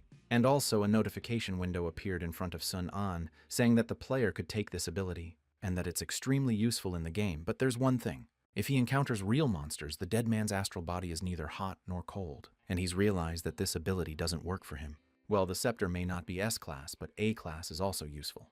But at that moment, the boys heard that the miners buried here were living to help. Sun An already started to explain that before entering the dungeon, he said that there was nothing to help them and that someone else was calling them. But when they looked into the huge dark cave, they couldn't figure out who it could be. And once the skill was over and they got down to the ground, they decided they'd go on and find out who was screaming. But a little later, they reached a huge gate at the end of a long tunnel. When they got closer, they didn't realize that the voice was coming from behind the gate. Sunan saw this huge gate and started telling his partner that he had a bad feeling about this door, and that it was probably the boss's room, and that they didn't come here to kill the boss. They came here to get S-class gear, but in this situation, there's nothing else to do but go fight. And when they opened the huge doors, they saw a huge room that was glowing with blue torches. And at the end of the room, a silhouette sat on a throne, who began to stretch out his hand asking for help because he hoped that someone had come to save him. And the headless 68th level enslaved king started asking if they'd seen his head. Sun Tianxing was convinced that it was the boss of this dungeon after all. And at that moment, the enslaver started spewing a huge aura as Sun An attacked him, and then he realized that he couldn't penetrate his armor. The headless king put out his hand and began to squeeze Sun An's body with all his might. And Sun An started to use his teleportation skill and went back to his partner who asked if he was okay, but Sun An started to say that he was okay, but he couldn't penetrate his armor, but he could with his arrow. So he has good physical defense and can only do damage with magic. But the headless king started asking if they'd seen Ferenzi. But when the boys heard him say that, they couldn't understand what he was talking about. After taking a few steps, the headless king began to say that Ferenna was his beloved queen who took his head. And swinging his great sword, he said that he had been waiting for her for 300 years. But as soon as his huge sword hit the ground, the boys were thrown aside by a huge wave. The headless king kept shouting if they'd seen her queen. And then he continued to attack the players. without waiting for an answer. Sun An's reaction time was good and he was able to block his attack. But Sun An swung again, but Sun An kicked away from his body and jumped back, and activated his teleportation skill. He grabbed his comrade and started to pull him to the side, as the Headless King continued to charge at him screaming. And as he swung once more, Sun An pushed Sun Tianxing aside, because he thought he'd take his attack, which hit him right in the stomach. Sun Tianxing saw this and started shouting to his comrade to be okay. At that moment he saw Sun An using his hands to hold his huge sword. The Headless King could not understand whether he still had the strength to resist. But Sun An realized that he would not be able to hold on for long. His strength is so great that he can barely stand on his own 2 feet. And if he continues like this, he'll die here. And the fact that he's headless but can see quite well. And realizing this fact, Sun An started to use his black mist because his situation was desperate and he decided it was worth a try. And at that moment, the Headless King started shouting that he couldn't see anything, because that fog used to belong to those rats he hates. Sun An, watching the situation, realized that the black fog had worked and he was scared of it. But the Headless King started to say that he suddenly remembered terrible things, that his crown was missing. And while the Headless King was blinded and walking around, Sun Tianxing ran up to Sun An, asking if he was okay. But Sun An saw that his health was almost at 0 and realized that he couldn't go on like this because the wound was too deep, and he had to think about how to fix it. And now is the perfect time, because while the Headless King is in chaos screaming that his crown has been stolen, they can come up with a plan. But the Headless King didn't give them a chance to come up with a plan, because he flew straight at them at full speed, screaming at them to give him his crown. And at that moment, Sun An wondered if he could use some kind of bug or passphrase, because he remembered back to when he was still working in the office, and he was working on another bug that couldn't be fixed. And when Zai Jun came up to him asking about the infinite crystal mines. But Sun An started to get nervous because he didn't know what to do. This bug affects the balance of the game, and that if he didn't fix it, the boss would skin him after the release. But suddenly, Zai Jun suggested to him that it would be a good idea to turn the bug into a passphrase. And the first one is that you can't carry too much and let it be a zone where you can endlessly mine resources. But if you overrun the norm, you'll enter a horrible dungeon. A dungeon from which no one can get out alive. When Sun An heard this idea, he realized why he hadn't thought of it. And as soon as he started to praise Zai Jun, she immediately got embarrassed and said that she had just recently modeled a dungeon boss and could add a story to it. And based on this idea, he realized that it should be an S-rank dungeon, and it should be made so that no player is guaranteed to get out of there alive. Now Sun An remembered that he had set up the dungeon himself, and his goal was to punish greedy people. The Headless King, standing nearby, kept shouting that they were disgusting rats and they should return his stolen crown. Sun An realized that there was no bug he could use. And as soon as the Headless King struck the ground with his sword a few more times, the notification system told him he was low on health points, which he didn't expect to be caught in a passphrase he'd set up himself. But at that moment, the boss in the dungeon started attacking again, screaming for his crown back. Sun An realized that it couldn't go on like this. There was too much blood in his eyes. Sun Tianxing noticed this and started yelling at him to run away while he apprehended the boss. And using his Liberty Bow, he started attacking the Headless King with his Forest Blessing skill, causing huge tree branches to come out of the ground. The players realized that luckily they had done this combination before, but this is now a last resort. And the fact that the Headless King has a lot of health and too much resistance to physical damage, and that he's very powerful, and his attack style is unusual. And most importantly, he's not so stupid because he knew that the guys wanted to win the long-range battle. But it turns out that his waterfall ball is no problem, and as soon as he swung it, all the tree branches started to collapse. When he landed on the ground, Sun An realized that his injury had been bothering him, and that the Headless King was already standing beside them, saying that no one could escape him, because the waterfall cuts through space itself. And now he will kill those who came and took his crown. Sun An realized that he couldn't move. The oppressive aura of oppression was so tight that he couldn't even muster the strength to teleport. And the fact that he's already used up all his techniques. And he still can't defeat this boss. And after several failures, all courage to fight further evaporated. But suddenly our hero found himself in the office where he had worked not so long ago. And the boss was yelling at him for sleeping and slacking off during working hours. If he continued to do so, he would fire him. Sun An apologized to him. He fell asleep late last night. But at this point, our hero couldn't understand what was going on, because he clearly remembered fighting with the boss. And if it was all a dream and now he's in the present. But his head was splitting so badly that only bad memories were coming to mind and they were going to come back to him. But there was a muffled voice calling him. And that muffled voice was Sun Tianxing yelling at him to be careful. And then our hero remembered the horrible incident, that he was fighting against the dungeon boss. He had to die. And now he saw his leader in front of him. He couldn't understand where that place was. And if he had gone back in time and realized that this was his present. His supervisor continued to beat him, shouting why he froze because the game was about to be announced, and if he didn't fix the bugs he would fire him. Sun An turned around and started walking towards the table and realized that everything that had happened to him was real, and it couldn't have been a dream. and the only explanation was another bug in the game that had brought him back here. But when he looked at the monitor, he couldn't understand what it was, because he didn't remember that there was a handy program installed on the computer. And as soon as he clicked on it a few times, the notification system congratulated him on activating the Stark Triangle. Stark's Triangle is a system created especially for lucky players. Only those who have mastered the bug mechanism and used more than 20 bugs in battle can activate it. Stark's constellation is a set of game bugs. Having activated it, will be able to use it at any time without local restrictions. But the only condition for activation was player death, and the reward for activation was reversible death, the one and only reward. And at that moment, our hero realized that the reversible death, that is, everything that had happened before, was true, and he had actually died. But now he doesn't know where this thing came from, but it cheered him up a lot. But at that moment, his supervisor came up to him and slapped his hand on the table, shouting why he was smiling and why he had nothing else to do but sit around. But Sun An started to raise his eyes and look at his pathetic leader. And without any conversation or formality, he got up and hit him on the head with his fist, telling the manager that after all he had been through, he expected him to be as submissive and grovel before him like a sucker. The supervisor fell to the floor and began to shiver with fear, and he didn't realize if his subordinate was going to revolt. Sun An jumped up to him and started grabbing him from behind and yelling at the manager that they were in his memories, and he shouldn't even hope to control them. The other guys in the office saw Sun An beating up the boss, and a girl standing nearby started yelling for someone to call security. But the guys decided not to wait for the guards, and immediately they ran up to Sun An and grabbed his hands to stop beating up the boss. But Sun An kept beating him up because he wanted him to get what he deserved. But the girl who tried to call the guards started shouting at the hero that it was too much, and how could they treat their other boss like that, and whether he would wait to be put behind bars. But as soon as Sun An finished beating him up, the girl ran up to her boss asking if he was okay. But Sun An started yelling at her that she's a sycophant and expects a great future sucking up to her boss and what a calculating bitch she is. But the girl bounced aside and started yelling that you can't talk to people like that because she just wants justice. But he didn't like the words justice because he knew that everyone here should question whether this cowardly company really treats its employees fairly. Daily unpaid overtime, deductions from their salaries and bonuses year after year because they'd soon be dead. The girl suddenly objected to him. He shouldn't say that. If it wasn't for the boss, who would pay them? Well, Sun An turned around and decided that she was already lost and let her and her favorite boss have a little time when the game starts. When Zaijun saw this, she couldn't figure out if Zaijun was okay because she heard that he fought with the boss. But suddenly he came up to her and started asking her why they came here. Zaijun took their group and started asking if he was okay and why he attacked the boss. Because it's strange that he was always shy and suddenly he went crazy.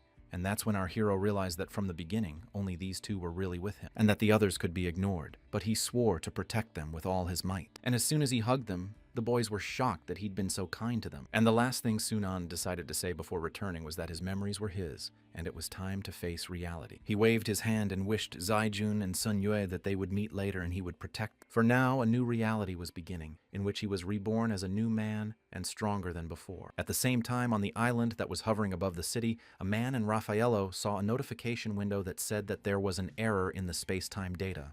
And Yahello couldn't understand what had happened because somehow she felt as if time had gone backwards. But the guy sitting next to her said it was right, because someone had just activated the time travel mechanism. And it was the unknown Ba again. Yahello realized it was that damned Sun and cheater again. But the guy suddenly started smiling because he realized that if time reversed, Sun An had gotten that thing. But Yahello couldn't understand if it was really that damned Sun An and they should punish him, or it would be unfair to the other players. But the guy looked at the notification window where it was written that the demon spawn had been downloaded 6,200 out of 10,000. Then he told her that there's no need because now they have a small game and a big challenge, and they can't even imagine what's ahead of them because it's only 14 days until the demons are born. Elsewhere, deep in the forest bowl, there was also a small battle where Zaijun and the rest of the boys were fighting against a level 69 enslaver boss Anaconda.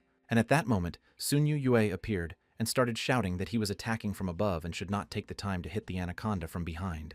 But the Anaconda activated its hate and rage skill and also started to attack back. The other guys didn't wait for the right moment to attack together, but Zaijun told them to keep formation and the healers to concentrate on camouflage and support the vanguard. The guy with white hair who was hiding behind the trees heard the order and started attacking with his water ball. And they're working together, but they haven't decided to reach level 35 before Sun An arrives, because they're not going to be a burden to him. And they're going to get Feng a lot of resources so she can build all the magic weapons. But Feng hears this and starts yelling at the guys that she's not a workhorse. Zaijun was nearby and realized that Sun An had brought them together in Guild 0.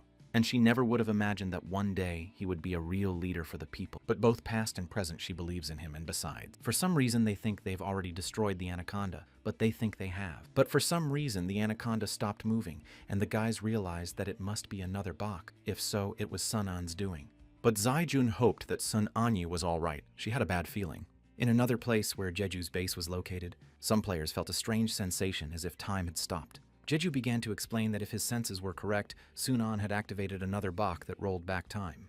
But one of the girls started yelling why she did it, or why he's not bothering to investigate the demon invasion, and he's not helping, and he's just wandering around and getting into trouble. Another guy drinking a drink started telling Nana to think positively because Sun Anyu was lucky. But Jeju opened the notification window and couldn't figure out where Chi was. He's been out of contact for 24 hours and something terrible might have happened to him. And the fact that 5 days ago, the deputy commander had volunteered to lead the team to investigate a portal for the demons to invade, based on their speed. And they should have reached the volcano and Moonzi in Area K. And at that time, near the volcano, they began to move forward because they realized that the entrance to the underworld was right in front of them.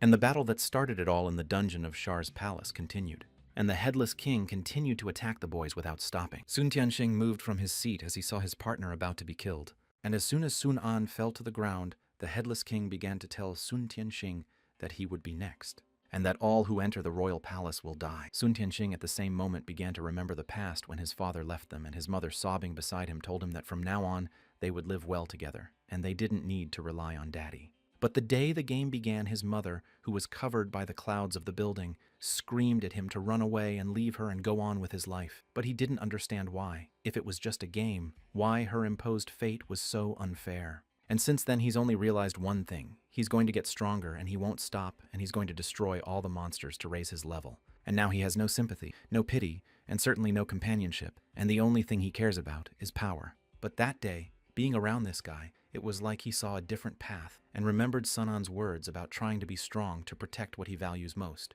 which is friends. And when he asked if he wanted to join his guild of Zero, then the path to get rid of loneliness leads in the right direction. If he got the chance, he wouldn't hesitate to join Sun An's guild. But at that moment, Sun An appeared and blocked the Headless King's punch and told Sun Tianxing to take note of the word of mouth. But suddenly, the Headless King saw the guy he had just killed standing in front of him and couldn't understand why he was standing in front of him again. He had seen how he killed him with one blow. But Sun An told her husband that he had killed him in the past, and now he's reborn with new powers and ready to fight again. But now he's sure he can take revenge and win this fight. Sun An jumped up and started to use his Black Mist skill and directed it at the Headless King. And at that moment, the Headless King once again lost all of his sight because the black fog made him blind. And taking this chance, Sun An began to tell his partner that only his MOI could damage him, and he should attack while he had the chance. But Sun Tianxing couldn't understand what had just happened, and why Sun An was standing in front of him without a single scratch. But he drew his weapon and realized that since he was resurrected, there was still hope. And as soon as he fired, he was able to do a little damage, and realizing the fact that it had worked, and if it continued, they had a chance. Sun An jumped up and started throwing a lot of punches with his demonic execution technique. Well, the notification window showed that 0 physical damage had been dealt, and the second-level demon killer had been activated, and the target had been identified. But still, Sun An realized that knowing his abilities, he no longer seemed scary, and the items his comrades had created with him. So he took out a magic gun from his inventory and began to inject half of his mana into it. And as soon as the gun was charged, he began to use a deadly attack on the Headless King. But the Headless King swung his blade by activating the Spatial Rift skill. Sun Tianxing saw that it was that strange skill again, and he wanted to dodge with the Space Rift. And Spatial Rift, use it not only for offense but also for defense, and he can cut space whenever he wants. And he can appear in any part of the palace, and it's going to take a lot of effort for the guys to get him. Sun An landed on the ground and started to say that it's true that he'll have a hard time. But still he foresaw the Headless King's actions, and seeing the place where he appears, he immediately started to move his magic gunshot there. The Headless King saw this and couldn't understand why he was moving on him, because he had just been in a different place. It's because Sun An started using the passive ability of the Demon Slayer's Bone Blade. It interferes with damaged targets, and now wherever he goes, his projectiles will follow him. And at that moment, the magic projectile reached the target, and the Headless King received a huge net damage of 4,000 units. Sun An saw that he had only lost a third of his health, and if he used up all his mana, he would have to find another way. But our hero's attack was followed by Sun Tianxin's arrow, which dealt 500 magic damage to the boss, and was able to bind the target, causing the Headless King to stop moving. Sun An teleported back to his comrade, who started to ask him what it was, because he clearly remembered how he died. But Sun An said they'd discuss the details later because now it's important to deal with the difficult boss. But Sun Tianxing suddenly suggested to the hero that if they were going to fight, maybe they should take a moment to escape. Sun An replied that they can't do that because the Headless King can use the spatial rift, so they can't get away, so they'll just have to finish him off. Sun Tianxing heard this and told the hero that he trusted him and that once they got out of here, he would request to join his guild. Sun An replied that he would be very happy and that they would get out of here safely. But suddenly, the Headless King shouted that he'd had enough and he'd tear them to shreds. And swinging his sword, he started to activate the spatial rift. But Sun An aside, he said that the same move wouldn't work on him twice, and his buffs were enough to repel his attack. But suddenly he saw that the boss had another killing move, and as soon as it started to work, the hero realized that his body didn't listen to him, and his head remembered hallucinations, and that his soul seemed to be leaving his body. Sun Tianxing, who was nearby, noticed that his attack was about to finish them off, and without thinking twice, he took Sun An's side, saving him from the deadly attack. And as soon as they jumped aside, they realized that they'd just gotten very lucky. But Sun An couldn't realize what it was, because he was unharmed but his soul was under his control, and that they couldn't fight him head-on and had to find a way to attack from a distance. But when he saw the Headless King coming toward them and said that only his queen could defeat him, and he was holding on because of the love she had forsaken him, so now he would finally slay his enemies with one blow and gain his freedom, because he's sworn to avenge all the wrongs done to the world. The guys decided not to waste time and started to use teleportation, but seeing that it was still in cooldown, they bounced back. Sun An started to call up his inventory and realized he needed to figure out how to make the magic spear again. And after looking in his inventory, he realized that this should do the trick. After all, this trophy is from the unshakable spirit of resentment, and it will temporarily summon 4 to 10 guardians of the dead, and they could use it now. But the Headless King saw that this was the scepter of the spirit of resentment Firen, and that this staff was a gift he gave her a long time ago. And now it's just ironic that his own weapon is attacking him.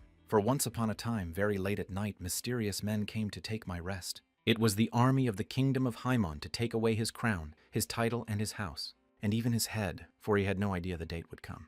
But now the Headless King, after all his memories, was even angrier. For he hated Firenze with all his heart, and he also hated people. And as soon as the boss had his head on his shoulders, the notification window showed that his physical defense had been reduced by 999. And then he shouted that all traitors deserved to die. When Sun Tianxing saw this, he realized that they were in a berserk state. And in an instant, he could destroy all the ghost knights, for now all the traitors would know his punishment. Sun An thought that this was the most opportune moment to damage him, because in his rage, he was immune to his attacks, and now was the right moment to finish him off. But at that moment, he began to feel the word of this strange skill that had been inflicted on him earlier, and the king kept swinging his blade and started attacking all the squabbles. But our hero teleported behind his back and was struck again with his demonic blade. And after a few blows, the king noticed him and started to turn around. But his turn was so fast that the hero flew off with a thud into the nearest wall. But Sun Tianxing, standing nearby, decided not to waste time, and with the help of his arrows, he started to bind the king.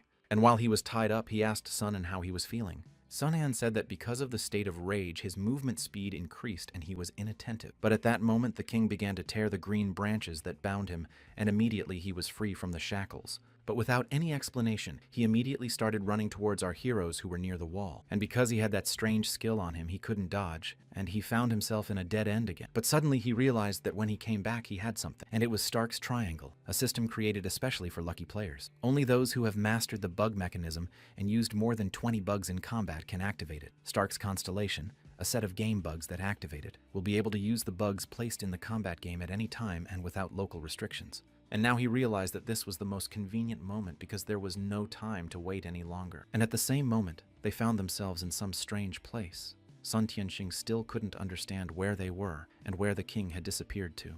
Meanwhile, the king was inside the room, and just like Sun Tianxing couldn't understand where they had gone, Sun Tianxing still couldn't understand what was going on, and you started to ask, is there really a game here that he didn't even know about? Sun An thought that the right thing to do now was not to waste time, and immediately he called his inventory and took out a cure to remove all the negative effects and replenish his stamina and hit points. And once he was fully healed, he began to explain to his partner that the bug vault allowed him to use the game's bugs as he pleased, and it was time for him to give the Headless King a beating. And as soon as they both regained their powers, they began to clear the safe zone. And that's when the king started to turn his head because he sensed the guys that had just appeared out of nowhere. Sun An stretched out his hand and started to use a few more bugs, and one of them was a jumping ping. But the king didn't want to hear a word and started attacking them with his spatial rift because he was determined to destroy them here and now so that they would never come here again. but suddenly he realized he couldn't move his arms or legs. And Sun An started to smile and asked him what was wrong. Did he have a high ping? Because the king couldn't move, the guys started attacking him with all their might, dealing 400 damage in one hit. And when the ping is high, the only thing left to do is stay still, and now it's their turn to show what they do best, which is to take down evil kings. So they jumped aside and launched their metal attacks that did the most damage. But they didn't expect that the king would react so quickly and that the ping wouldn't last. For the king activated his berserk skill and began to shout to the boys that whatever little tricks they used were useless in the face of true power, and that since they like to sneak around, he'll give them a chance to run with his spatial turbulence. And now he'll see how long they last. Sun An saw that he had unexpectedly started using ranged attacks, and that if this continued, he and Sun Tianxing's health would drop to 0. And Sun Tianxing started telling his comrade to hurry up and use the safe zone.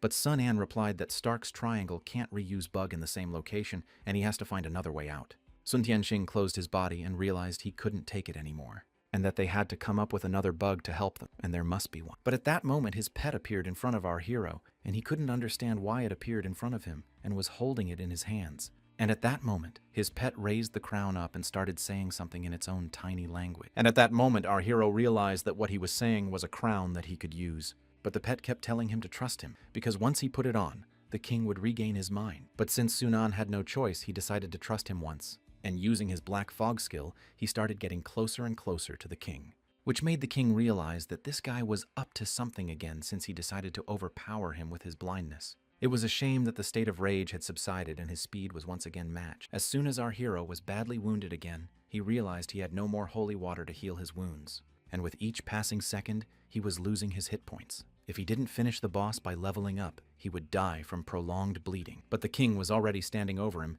ready to finish him off. All the souls of traitors should go to hell, he thought. And as soon as the blow reached our hero, he raised his demonic blade to block the attack. And at that moment, the king's sword flew aside, and he couldn't understand how this could have happened. But Sun An replied that the winner determines the outcome of the battle, and he started calling him a rat and that he'd tear him to shreds. But it was too late. Our hero took a swing and started throwing the crown at the king. And as soon as the crown hit his head, the king couldn't understand what was going through his head and what was this strange feeling he was getting. Because now it feels like he's alive again, and in the kingdom he was in 300 years ago. And then his sister came running in screaming what kind of decree he was making, and that he was ordering her to marry the ruler of the kingdom of Lep. But he didn't hesitate for a second, and with a serious look on his face, told her that that was his decree. But his sister didn't understand why he was doing it, for their kingdoms were at war. The counselor who stood by the king began to tell the princess that the king had no other choice. And that news had come from the front lines that King Duz had completely wiped out 300,000 of their best warriors. When his sister heard this, the princess understood what he was trying to tell her, and by agreement she was to be his spoils of war. But the king didn't like this tone, and jumped up from his throne and started yelling at her that how dare she talk to the king like that. But she thought she was telling the truth because he couldn't get what he wanted on the battlefield, and now he wanted to make it up to her sister's woman. But the king went on to tell her that she didn't understand, and that everything had been decided, and she should stop using her tongue.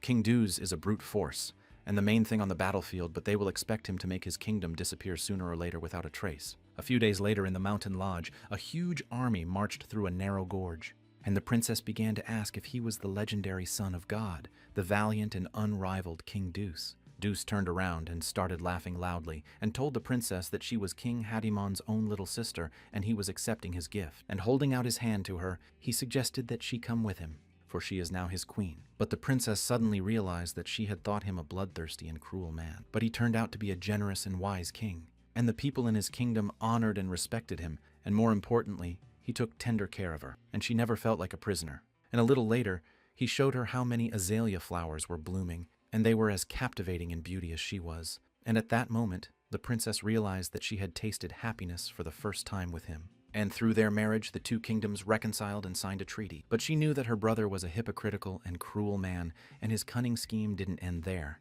And having got rid of the enemy in the person of King Duz, he tired on the way of territory expansion, and the territory of the kingdom of Haimun increased, appropriating in the nearest small states. But not even 5 years of fake peace had passed when the fire of war reached the capital of King Duz's kingdom, and his queen begged him to surrender to her brother and not fight him again. But he couldn't understand why he should surrender, for he had broken the treaty so he would have to feel his fury. But the queen felt that the kingdom of Haimon was not what it used to be, and he could not handle it. But suddenly King Duz embraced her and said that no words were needed, for he cared for her and for this city, even if it cost him his life. The queen couldn't calm down and kept sobbing because she realized that her brother didn't want to do him any good. But then she fled to the kingdom of Hadaemon. And when she went back to her brother to ask him for one thing, but he got up from his throne and looked at her with an angry look and asked her what she really wanted. But his sister fell on her knees and began to ask that 5 years ago he had ordered her to marry King Duz, and now she begged him to let her and her husband go and have mercy on them. But he started laughing as soon as he heard these words and said only that she had done well in those 5 years, because she'd drugged him and given him a chance to be stronger, and now were they in a position to make demands of him. And King Duz's defeat is obvious because resistance is a path to nowhere. But his capital is heavily guarded and not easy to take, and she must use her position as queen to lead his troops inside. And when it seems to be captured, the war will be over. Therefore, his life will mean nothing. If she agrees, he'll consider her offer. But the queen actually realized that the king would not give up so easily, and perhaps this is the only chance to save him, and he should forgive him. After all, it's only to save his life. But suddenly the queen told her brother that she hoped that he still had feelings for her and that he would stay true to his promise. And a little later the queen went back to her palace and started telling King Duz that there was no way out and he should surrender right now. But King Duzé couldn't understand what she was doing. But Firenna kept insisting that he give up his domain and his crown so her brother would spare her. But no matter how she persuaded him, he couldn't understand if she had been deceiving him all along and she had married him only to betray him 5 years later. And at that moment he got really angry and started yelling that anyone but her could have betrayed him. But then his hand swung the sword that I was flying at the queen's neck. But at that moment, the sword stopped near her head, and the king realized he couldn't do it. He couldn't kill his beloved. The queen at that moment began to weep loudly, and with a smile on her face told her king. But before she could say a word, a terrible thing happened. His crown flew off his head and a lot of blood spurted out. When the queen saw it, she couldn't understand why he did it. She had helped him as they had agreed, and he should have kept him alive in return. But her brother, smiling evilly, said he had changed his mind, and the capital was defeated, and the war was over, and they could go home. But the queen thought otherwise, only that her king would forgive her, for she had been selfish, and had hurt him because of her own ignorance, for now she was with him, and her meaning of life was gone. And even if she has to become an evil spirit, she wants to protect the capitals, and she hates King Hadaemon, and she can't wait to chop him into many pieces, and let her die but leave a ghost to haunt him forever. And at that moment King Hadaemon couldn't understand what had entered his mind. The queen knelt down and apologized to her husband for the evil she had done to him, for she never wanted to betray him, and he should know that even in the afterlife. Now in the present, Sun-an, in front of the king, said that his head had changed again, and that maybe it had something to do with being in the crown, and that he was very grateful to his pet for helping him. Sun Tianxing also noticed that space had returned to normal. The king continued to kneel and weep loudly as he realized what had happened, and that his beloved had actually done it to save him, and that there had been no betrayal in the first place. And he had been wrong from the start. His confidence in a time of peace had led to the kingdom's destruction and his desperation. But what was worst of all was that it was all his fault. Our hero finally realized that they could take a breather. But the other problem was that he had almost no health left, and this was his third mortal wound. But unlike the last battle with the demon, he didn't have any holy water with him, which means he has to destroy the boss and hang the level in 10 seconds or he'll die. But the king got up and started to address our hero that he saw that he was in a predicament. And, honorable adventurer, he is grateful that he found his crown and helped him find the truth. And now he must do him one last favor. And he must answer his final blow. Sun-an realized that he wanted to settle the battle in one blow, and that he had only 10 seconds left. But she stood up and took the weapon in her hands, and told him that he agreed, and that right now it would be decided with a single attack. And even though his odds were slim, he'd put all his strength into one blow. And as they crossed swords, somehow our hero found himself behind the king's back, and a huge wave of magic began to destroy. But sitting on his knees, Sun-an couldn't understand because he couldn't have dodged it. So why is he still unharmed? But turning his head, he saw the king say that his blade was for his favor. And 300 years ago, his hatred and rage were meaningless, and holding out his hand, he asked his beloved Firenna if she would join him. And so they were united again in the afterlife, but happy as if they were on Earth. And at that moment, the notification system showed that they were now together forever. And all that was left of the king was his crown, and the adventurer's words of gratitude for finally giving him peace. And then the notification system began to show that the headless king had been killed, and the players began to regain their hit point. And once everyone was healed early, Sun-an said he had raised 3 levels. Sun Tianxing ran up to Sun-an and started to say that he had killed the king with his last blow, and he was surprised because it was powerful. But our hero replied that even if he had been twice as strong, he would not have been able to stay unharmed after his blow, and the king had almost certainly succumbed. And he doesn't know what the crown held, but apparently some very touching and profound story. But suddenly a notification window appeared in front of the guy's eyes, showing them to choose a reward for defeating the boss. And the first reward was in the spatial rift. The second skill was Soul Strike, and the third was the unique item Eternal Crown, which made a timeless agreement with its wearer, increasing all his attributes by 20 and blocking 1 mortal damage per battle because it was improved from Greedy Crown and its buffs were inherited. When Sun Tianqing saw you, he was surprised that they had gotten the S-Class hat. But Sun An was surprised that he had gotten it for the first time because it was unexpected, especially after the D-grade items. And the fact that it's immune to 1 deadly blow is like having a chance to make a mistake in every fight. But Sun An suddenly held out his hand with the crown and told his partner to take it because it could save his life at a crucial moment. But Sun Tianqing said that this time he was much stronger. Besides, the crown was originally his, so naturally he refuses. Hearing this, Sun An started to suggest that he should choose something from what's available, and he hasn't gotten the level 30 ability yet, so he can choose it right now. And after a moment's thought, Sun Tianqing looked at the notification window and chose the one that suited him best. Because his 10th level tracking skill can capture a target by aiming an arrow at it, and combined with the spatial rift, it can increase the accuracy of long-range shots. Sun An agreed that this sounds good, and he has teleportation to control the distance, so spatial rift is not really needed, and he can take the hit with souls. And at this point, our hero has gotten a 4th Soul Strike ability. And this ability is supposed to help influence the human mind controlling abilities, very rare.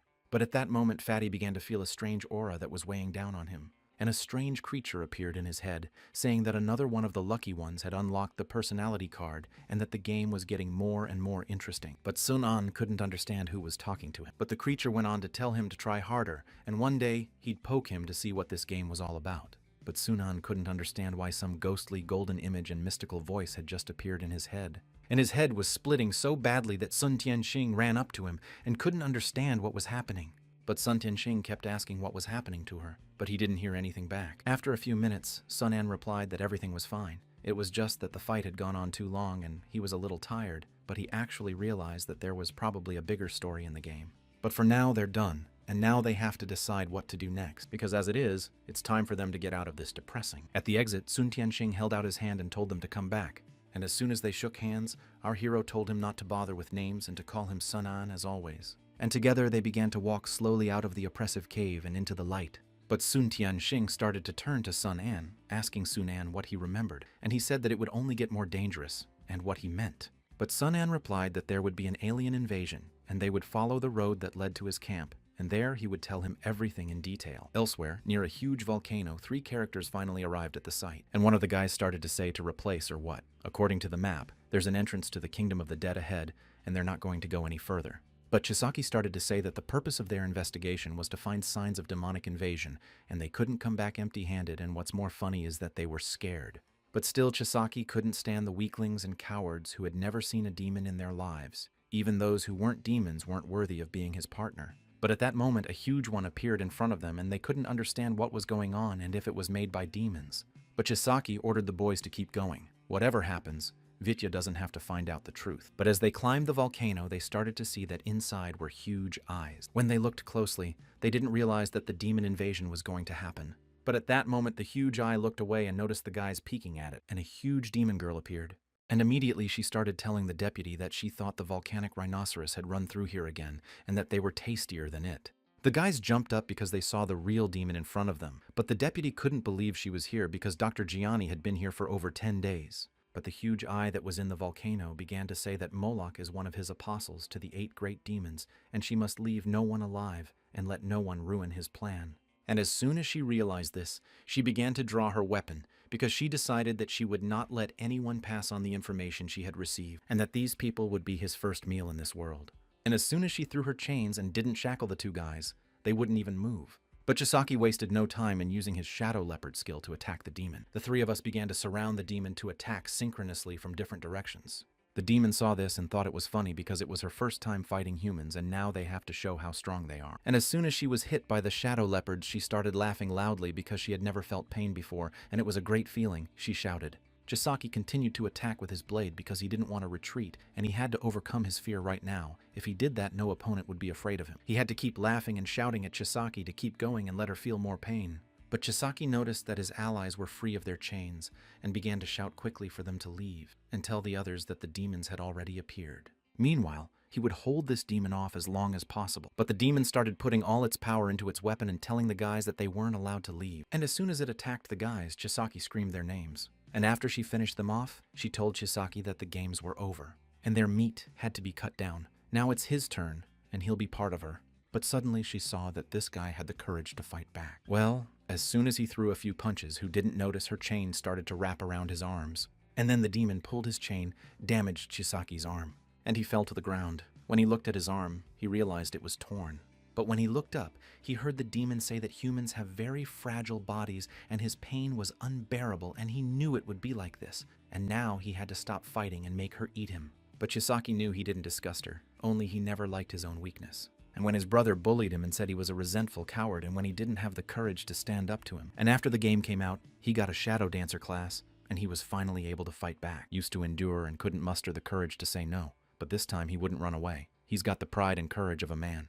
But the demoness shouted that he was very interesting and that she was making a whole meal out of him and would enjoy it to the full. As he approached him, he began to activate his shadow dancer ability, and in an instant, he was behind the demon's back to deliver a fatal blow. But the demon reacted quickly and turned around and started beating him with her chain. But it wasn't enough to stop him. He was ready to fight to the death.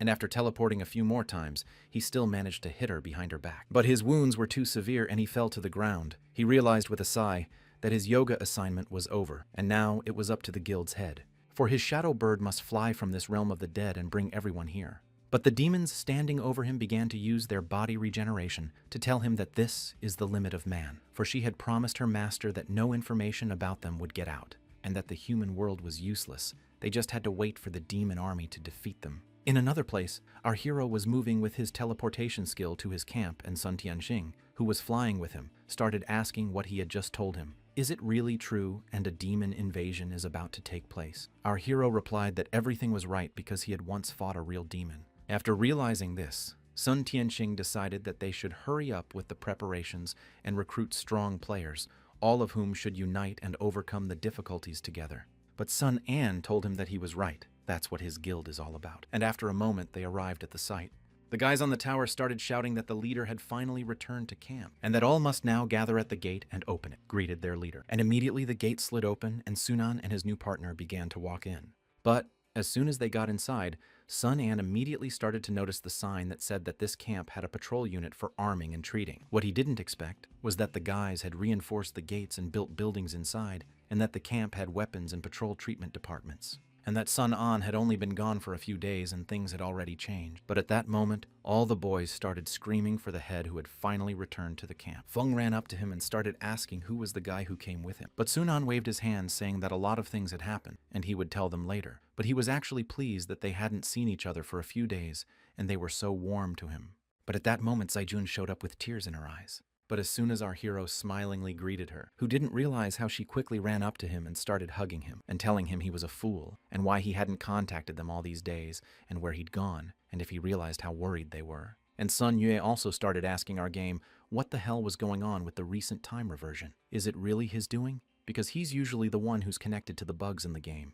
But Sunan started to explain that it was an unforeseen circumstance, but everything was resolved safely. Zaijun calmed down and asked him not to disappear for too long. Their other crayfish started to take pictures of them, because they knew for a long time that these two would be together sooner or later, and love comedies and such things are what girls like most. But suddenly, Zaijun turned her head and started asking who was that guy standing next to him. Sun An started to introduce them officially, a guy named Sun Tianxing who is the strongest shooter in the guild. And today, he's joining their guild to fight the future demon invasion. And the wind is only 13 days away from the demon invasion. And a little while later, the guy started to ask the head to look at the materials they had collected over the past few days and cleaned up the area of monsters. But the Fang girl started to tell the guy that he was lazy when it came to killing monsters, and that he was lazy when it came to taking credit. Sunan went to the gold and was surprised that it was a lot and that the guys had done a good job. But now Feng should try to make a magic weapon out of the loot. But she said she'd thought of that too, but the success rate. And even with the blessing of his 4-leaf clover, it doesn't go above 0.1%. and if they had a bunch more of them, it would be fine. But she also remembered that Sun An owed her for the last time. But at that moment, he thought that you can't waste materials for a small chance of success. And some of them are quite expensive, and there must be a way to make money quickly. And then he remembered that just the other day, a merchant had given him a VIP card and told him that when he went to a trading alliance, he could get perks and excellent service. And he took out a gold card and told the guys that he had to go to the Trade Alliance Zone A. And at the same time, in that very same Trade Union Zone A, in one of the VIP lounges, a girl with a glass of wine started asking her ward if he was lying. Perry with glasses continued to say that just like he said in that mine, where you can get unlimited resources, there is a problem inside. There is a hidden S-level dungeon. But the girl didn't care about the process of the result because she cared about something else, that he admits defeat in the crystal mine. But the guy with the glasses keeps shouting that it's all the boy's fault and the head should listen to him. If it wasn't for him, everything would be different. But at that moment, the other guy punches the man in the face with all his might and said that even the deputy head dare not come within 5 meters of her. But the girl ordered her ward to leave him alone. After all, he'd done his part and this time she'd spare him. And the boy suddenly out of the blue shouted that he was obeying his mistress. But the girl went on to say that in addition, when he discovered the endless source of crystals, she guessed that the difficulty could not be avoided. But the beaten guy would start to give the girl up for her favor, and he'd lay down his life for her and do anything she wanted. But the girl said she was grateful to him too for helping her catch the big fish. But the guy with the glasses couldn't understand what she meant. But then the guy realized that since Sunan knows so much about the mine, he's the one who's running the game from behind the scenes. And when she gets him, she can get closer to finding out what the game is really about. But in the meantime, our hero has made his way to Area A. One of the players starts telling the others that now is the time to show them the existence of miracles. Sun Tianxing, who was with Sunan, said that she didn't know that Zone A was such a festive town. Our hero began to explain that when the new world was designed, Zone A was created as a place where players could trade freely, so naturally it was very lively. Feng also didn't understand why that fatty Sun Yue didn't go with them. But Sunan didn't understand either because he invited him, but he refused. Zaijun began to explain that since they were already here, they could split up and go about their business because it was rare to have time to go shopping and that they could buy whatever they liked, but the rich head would reimburse them. And as soon as they left the guys, they started talking about how they were happy to go shopping after a long time and they wanted to buy some new clothes and cosmetics, but Sun An hadn't called them to use his wallet. A little later, Sun Tianxing ordered a strawberry ice cream and told the clerk that the man behind him would pay for it. But Sun An heard that and couldn't understand if he had joined the Dharmids and why they were all like that. They didn't come to Zone A for a tour, but Sun Tianxing smiled and couldn't understand if it was impossible to combine the two. Sun An thought that there had been a lot of things going on lately and everyone's nerves were on edge, so they should relax and have fun. Sun An hugged his partner and started telling him that if they needed to have fun, they should visit a place. And a little while later, the girl at the front desk started greeting the players who had come to visit. And as she led them to the main entrance, she told them to go ahead and make themselves at home. Sun Tianxing didn't expect him to bring him to the casino and that he was a draftsman. But Sun An started to reply that he'd only seen casinos in movies and TV shows and had never been to one. But as they were walking further away, they were stopped by some guy with glasses and started saying that they could play here and that there was a VIP room upstairs that they weren't allowed to go to. But Sun An took out his gold card and showed it to the guard. As soon as they saw it, they were surprised that this card is black gold, certified by the trade union, and can only be obtained with a deposit of over 100 million. And then they started worshipping our hero and his comrade, and said they could go up and they would show them the way. Sun An, with a smile on his face, started telling his comrade that they are here for this. The other guy starts talking about the rules, and they have to put on their masks, because the guilds have so many materials that their total sale amount is so high that a simple person can't afford to sell them. And Sun An came here to find a suitable buyer, but Sun An replied that not only him, but also a suitable seller. Upstairs, there was a game where one of the players said that the maximum bet here was 500,000, and the new girl who had just made a profit must play. Sun An replied that he agreed. They'll play now with all the money they have, and a few minutes later the guy in the center of the table said 21 points and the dealer won. The player who was playing with our hero started laughing loudly and tell him that he lost again, and his loss is already 10 million, and is he sure he wants to continue. Sun Tianxing behind him started telling Sun An that the guy was weird. But Sun An said that they continue because why should he stop since it's such a small amount for him doesn't count. The player sitting across from our hero waved his hands and said he was happy to hear that, and why don't they increase the stakes to make it more fun. But putting his hand on Sun An's shoulder, Sun Tianxing asked if he'd lost his mind and why keep competing with him. But the guy sitting over against our hero started to say that at first sight he realized that he was not a card player, but a real player. But Sun An couldn't understand why. But he went on to say that even though he's a businessman, he knows that in this game the most important thing is power, and that no matter how much money he has in the face of absolute power, everything is ephemeral. That's why he doesn't value money, but his equipment. And at that moment, our hero realized that he had his eye on his weapon, to which the man replied that it was because he was familiar with the weapon system that he could tell that his blade was at least A class and could be upgraded even further. The value of such a weapon is not measured in money. And suddenly, he started to offer our hero a pairing. But Sunan told him that if he wanted him to bet the bone blade, he had to bet an equally valuable item in return. And the man started to take out of his pocket an item because he liked his weapon, and because he had an item that could repower it. And it's the Star Spirit Stone, the material for upgrading equipment to S-Class on the entire continent. He's the only one who has it. But as soon as Sun Tianxing saw this rare item and Sun An realized why he was so taken with his bone blade, the man said it was valuable enough to be compared to his weapon. And at that moment, Sun An agreed that they would play another game. But suddenly a girl came into the room saying she thought it was a bad time and that Mr. Sun An already had an opponent. But the man couldn't understand why the head of Liu Xiu had come here. Sun Tianxing recognized this girl as the head of the Sky Gifts, but he didn't like what he met her very much. And at that moment, the guy with the glasses saw the two players he'd met in the cave recently. The head of Liu Xiu noticed this and started asking the glasses guy what was wrong. But the guy with the glasses started to say that it was the two who had trashed their endless mine. But Sun Tianxing heard the words and started yelling at the guy with the glasses.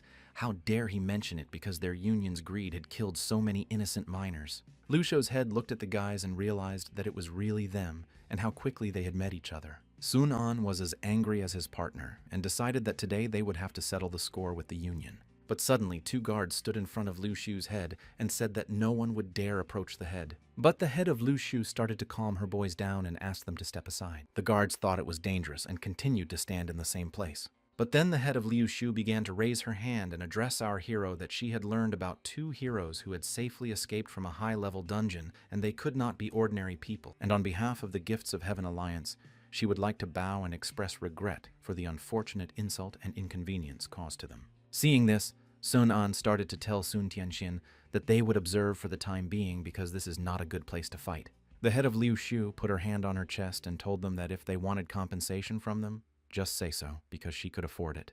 But the guy sitting at the other end of the table suddenly burst out shouting that they were his guests and they had a very important party and she could talk to them later. Liu Xiu's head could see what kind of important party it was since he'd put his Star Spirit gem. But the man continued to get angry and shouted that it was none of her business, and he was asking her and her men to leave. But she just kept smiling strangely and pulling an hourglass out of her purse. And that's when Feng came through the door. Medina couldn't understand what had happened. They came as soon as they heard from him, and they hadn't even had time to wash off their makeup. But Sun An started to smile because he was glad they were on time. The guy at the other end of the table was still angry about the uninvited guests coming in, and now he didn't know if they were going to keep playing or not. Feng looked at the gambling table and couldn't quite understand if she was going to gamble too. But Sun An got up from the table and said that these two were his gods of bad luck, and they would not give up gambling. Liu Xiu's head suddenly started laughing because the game was getting more and more interesting for her. But the guy at the other end of the table suddenly slapped his palms on the table and said that since everyone was gathered, the three of them would make bets that would satisfy the others.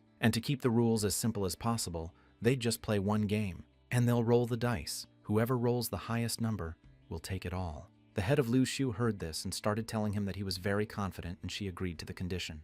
But at that moment, Sun An raised his hand and said he didn't care about the conditions. But there was one request. The head of Liu Xiu and that guy were excited about his request. Sun An sat Feng down at the table and asked her to play for him. But Feng realized why he called her and started waving her hand that it wasn't good. The other guys couldn't understand why he put his weapon on the line and whether he should let someone else play in his place. But Sun An said that at times like this you should trust in the strength of your comrades. And putting his hand on the girl's head, he said he wouldn't push her and wouldn't blame her if she lost. But Feng was very touched that he really trusted her so much. But he handed her a bottle of water and told her to drink it just in case. But as soon as she hesitated, he opened her mouth and started pouring the liquid inside, telling her not to be shy and to drink more. But the girl didn't know that there was no kindness in him, and he had to give her back her warm feelings for him. And as soon as everyone was ready, they decided to start the game. The staff who came to the table started to make sure everything was in order.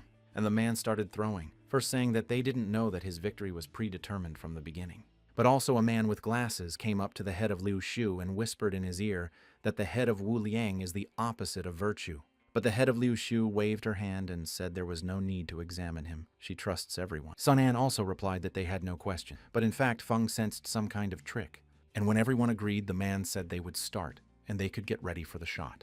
Taking their glasses, they began to twist them in different directions. The head of Wu Liang was smiling strangely, thinking that his ability as a businessman was tailor-made for gambling, and all he had to do was win this game and he'd be out of the life of crime for 3 months. And as soon as he slammed the bowl on the table, his activation began, because he realized that victory was a foregone conclusion. The head of Liu Shu was also ready to open the bowl and show everyone her dice. The last person left was Feng, because she didn't know what to do because she felt that the oil didn't work. But Sun An smilingly told her not to panic and to think about her ability. And as soon as everyone was ready, the man at the edge of the table said they could open it. But the Feng girl suddenly ran straight at him, shouting for him to wait. And taking hold of his bowl, she started asking the guy if he wasn't cheating playing these games with them. But the man couldn't understand the joke and she couldn't admit defeat. And as soon as her skill kicked in, she got down on her knees and started apologizing to him because she was really joking. As soon as she sat back down, the head of Liu Shu opened the first one and said that they had done what they could and the rest would be left to the goddess of luck to decide, and everyone should agree to the lose-lose pay approach. Liu Shu looked at her bones and realized that luck had turned against her today. The men behind her were horrified that she was losing, but the man on the other side of the table started laughing loudly because he realized that it looked like luck had turned against him, and he was going to win. But as soon as he picked up the box, he was surprised at what he saw, because he couldn't believe he had 2 out of 3 dice. But as he lifted his head, he heard Feng laughing and saying how he could beat her without 1 dice. And at that moment, she picked up the box and counted and realized she had won. But the man jumped up and started accusing her of pulling the dice trick. Fen started to ask him if he could accuse without proof and if he couldn't admit defeat. But he kept shouting that obviously the victory must be his, and he demanded a search of everyone present. But at that time, our hero had already broken the cube Feng had stolen for him. The head of Liu Shu started to ask the man that everyone had agreed to the rules and was not too petty but now angry. But he started pointing his finger at her and accusing her of being with them. But she got up from her chair and told him not to be silly, because she meant that in gambling you have to admit defeat, and he didn't want the casino to blacklist him. But he had to leave, and he said that sooner or later he'd have his revenge on them all. Feng was finally able to breathe a sigh of relief as she realized it was all over. The head of Liu Shu approached our hero and started to congratulate him on his huge winnings. But he started to ask her if she had given in on purpose or for a purpose. She didn't answer that question, she just asked Sun An, is it true that he's a New World developer responsible for fixing bugs, and had been using it since day 1 to get 2 classes? But he couldn't understand how she knew and how she recognized who Sunan was. But she went on to say that after that, he was always using bugs to his advantage and wishing for a normal player's level of equipment and riches he could get easily. And he's exactly what she's been looking for. He's a real player. And she's congratulating him now, and he's got the biggest winnings of all. And as they started to turn around and leave, the guy standing next to her head started asking her if she'd let them get away with it. But she just said she didn't expect a man as short-sighted as him to realize one day he'd see that this investment of his would do them a lot of good. But still, this guy couldn't realize that this hourglass was a valuable object they spent $1 billion on, and she gave it to the boys for free.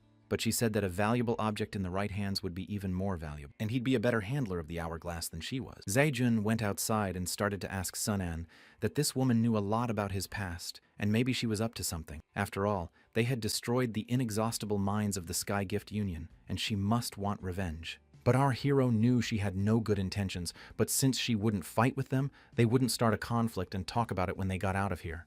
And a little later, they went to the merchant and Sun An about buying 20 B-class items and 100 D-class items for a total of 120 million. The merchant told him they had a deal.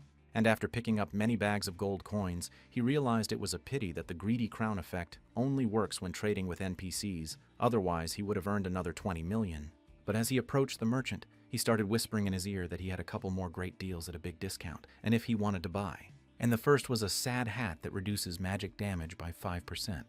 The second was an infinity gauntlet that adds 150 points to all attributes, and they say if you pump it to the limit, it'll be as strong as a meteorite. And the last one is a magic-resistant cloak that adds 250 points to magic resistance and can be converted into a high-end item. When the merchant heard that, because to him such equipment was something unbelievable. But in fact, our hero realized that these items were useless for the time being, so he'd rather trade them for star coins, which he would spend on improving skills or equipping guild members. And suddenly the buyer yelled out that he'd take it all. The guys who were behind him started smiling because I didn't realize that Sun An had just fooled a rich simpleton who was easily scammed out of his money. And by now the purse was filled with 560 million gold coins. And our hero realized that if he sold the items one by one, he would probably make more money, but it would take more time, and who knows, the price he paid was not low, at least more than 10% higher than A Dong. But suddenly he got a notification and couldn't realize who was texting him at this hour. And the person who wrote the message was Jeju, and in the message he asked where he was now because they had to meet. And there was an urgent matter, and here were his coordinates where he could find him. Sunan didn't understand why Jeju was in High Daimon, and shouldn't he be in the area to investigate the demon invasion? But what's worse is that he now has a terrible premonition of what might have happened in the K district. The guys behind him started asking Sunan what happened and who just texted him what he was so excited about. But he told them that there was no time to explain I wouldn't talk how to get back to Hade Mall. And that's when they started moving with his teleportation skill. And at that moment, in the neighborhood of Hadaimon's palace, the guys were already inside the mansion, and Nana noticed that the phrase on the walls seemed to tell the dusty past of a princess who fell in love with the ruler of a hostile country. But the boy sitting next to her began to ask if she cared about the murals and if she knew what Jeju was doing now. She replied that a week ago the deputy led a group to the Lungsi district volcano to investigate the truth about the demon invasion, and today was the third day he hadn't been in touch, and Jeju decided that the deputy was either in trouble or dead, so their raiding guild went to Hadaimon. And the leader is doing a ritual to upgrade his sword. And Jeju has already sent information about the demon invasion to all the powerful players, and they'll be waiting here when they arrive to fight the demon's plans. And the first to arrive was Sun An. And now Jeju is inside doing a ritual to upgrade his divine sword, and they'll have to wait a little while since they've been away. He seems to have gotten stronger. And as soon as our hero went inside, one of the guys who was there started yelling to Zaijun that he hadn't seen her for so long and he missed her to death. Sun An started to ask if something had happened in the K district and what was the status of the monster invasion. But the girl rudely told him that he'd find out about it from her head, Jejuya. But Jejui was already behind her back and said that he thought it was right that something had happened in K's neighborhood. But the first thing Sun An noticed was that he had upgraded his sword. Gejui went on to explain that if Chi was in trouble, he and his team had gone to investigate the demon invasion and were probably already dead. But Jeju went on to say that as one of the two who fought demons, he must understand what it means. That they met a demon and were brutally killed by it. So time was running out, and a huge army of demons had probably already come to this world. And it turns out his plan was right. They need to abandon the attack and concentrate all their forces and take a defensive position in Hadaimon, and he sent out a message to all the strong players with a large army of demons. They must fight together, and that's the only way to win. And now he hopes that he and Zaijun will join the Raiders Guild. And in the face of such danger, it's pointless to stay apart. Sun An replied that he was pulling what he had good intentions, but he had to refuse because he no longer fights alone. And that he'd created the Riders Guild and he'd created the Zero Guild. Nana couldn't believe that they had started a new guild so quickly. Zaijun started to say that there are already 40 to 50 people in the guild, and even though they are not as famous as the Raiders Guild, they have a very friendly atmosphere. But the guy standing next to her suddenly got upset that she joined the guild. Jeju thought it was unexpected, and that he didn't think he would change so much. Sun An said the same thing, that he didn't think he would become stronger. But at that moment, the head of Liu Shu appeared and apologized for disturbing them, and apologized for being late. Sun An turned around and saw that she was the one from the sky, but they didn't understand what she was doing here. Jeju saw that they already knew each other and said he wouldn't introduce them, and the head of the union is one of the players he invited. The head of Liu Shu didn't really expect to see Sun An play her so soon, and she heard from the head of the raiders that the demons were rejected, and he was counting on her help. Feng, standing behind her, started asking what she could do, and if she would give the demons money. To which the head of Liu Shu replied that war is a costly business, and she is very naive to think that being a warrior is enough to remove an army of demons. But after she said that, Feng started swearing loudly, and Zaijun, who was standing next to her, started apologizing to the head, because Feng didn't mean anything bad. The head of Liu Shu turned to our hero and told him that the hourglass she lost to him would be useful to him soon. The hourglass. It's an expensive item, and she spent $1 billion on it. Sun An, he won't cheat her expectations of him. Sun An immediately realized that she was right. Such a precious sealing object will come in handy when the demons come. But the worst part is that it shows who's sealed there. In other words, if she wanted to harm him, she could have used it on him when she met him. But when Sun An held out his hand, he told the head of Liu Shu that he knew she'd deliberately lost, and since they were both in the ranks against the demons, they could be comrades in arms. But there can be no comradeship between comrades, so she could reveal her true purpose. And she replied that she has a merchant class when she bargains to invest something he of course expects to get even more profit in the future. And Sun An, did he ever think that the demon invasion is Igor's test, and only by passing it can they learn the truth behind it? And she wants to live until she passes the game, because only then she can truly be the winner of this cruel and violent game. But Jeju intervened in the conversation and began to tell the players that now is not the time to suspect each other, and if they fail to pay, they will not pass the Demon Astana trials. and they will not have the future they are talking about. But Sun-an suddenly asked Jeju that since he invited everyone, he must have a plan, and could he tell them more about it. But he opened the map and began to explain that first of all, they had very little information about the demon army, so they would prepare for the worst-case scenario. And they assume that the demon army is already all assembled. Based on the speed of human travel, it would take about half a month to get from K to A. And with the current strength of the players, trying to stop them is doomed to defeat. So they should just retreat and take a defensive position in Hodaemon, locking the gates of war and setting traps. And that he's called everyone to pool their abilities and form a resistance army. The strongest players will lead the units defending their part of the city wall so that once the demon army reaches them, they can prevent them from finding a break in the defenses, which would lead to the death of all humans. And when it comes to the survival of their kind, there should be no substitute. And they all need to unite as representatives of humanity. When he was working at the company, he felt he had the potential to be a leader. And Jeju started to tell Zaijun that he hoped she would help him organize a human resistance army. And he wouldn't lead, but he would help. But Zaijun suddenly asked Sunan if he had a better plan. Because like he said, they don't have much information about demons. But he briefly thought about it and realized that he couldn't think of anything. And Jeju has always been a strong idealist, which could affect the success of the plan. But at that moment, the head of Liu Shu said that she didn't agree with the plan, and that simple defense would not be enough. And since they had no information about the demon army, they would need volunteers to explore the K area. But suddenly Jeju thought of something he hadn't thought of before, but Sha-Chi. Even if they don't come back with useful information, at least by sacrificing a small number of people, they will know the speed of the demons, which is what the head of Liu Shu decided. Well, our hero didn't like the fact that she wanted to send people to their doom. But why not? Said the head of the war is only good for the players, but not for the people.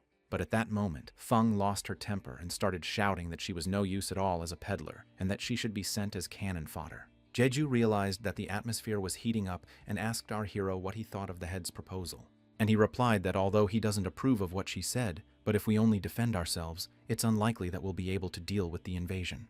And it became clear to Jeju that even Chisaki was dead, so we couldn't send unarmed men to scout and needed a strong and trustworthy player. So he said he would go to the K area by himself. But his men thought it was wrong. He's a resistance organizer and a top-level player. He can't take that risk, and maybe they'll go in his place. If he makes a slight mistake, the whole operation will be a failure.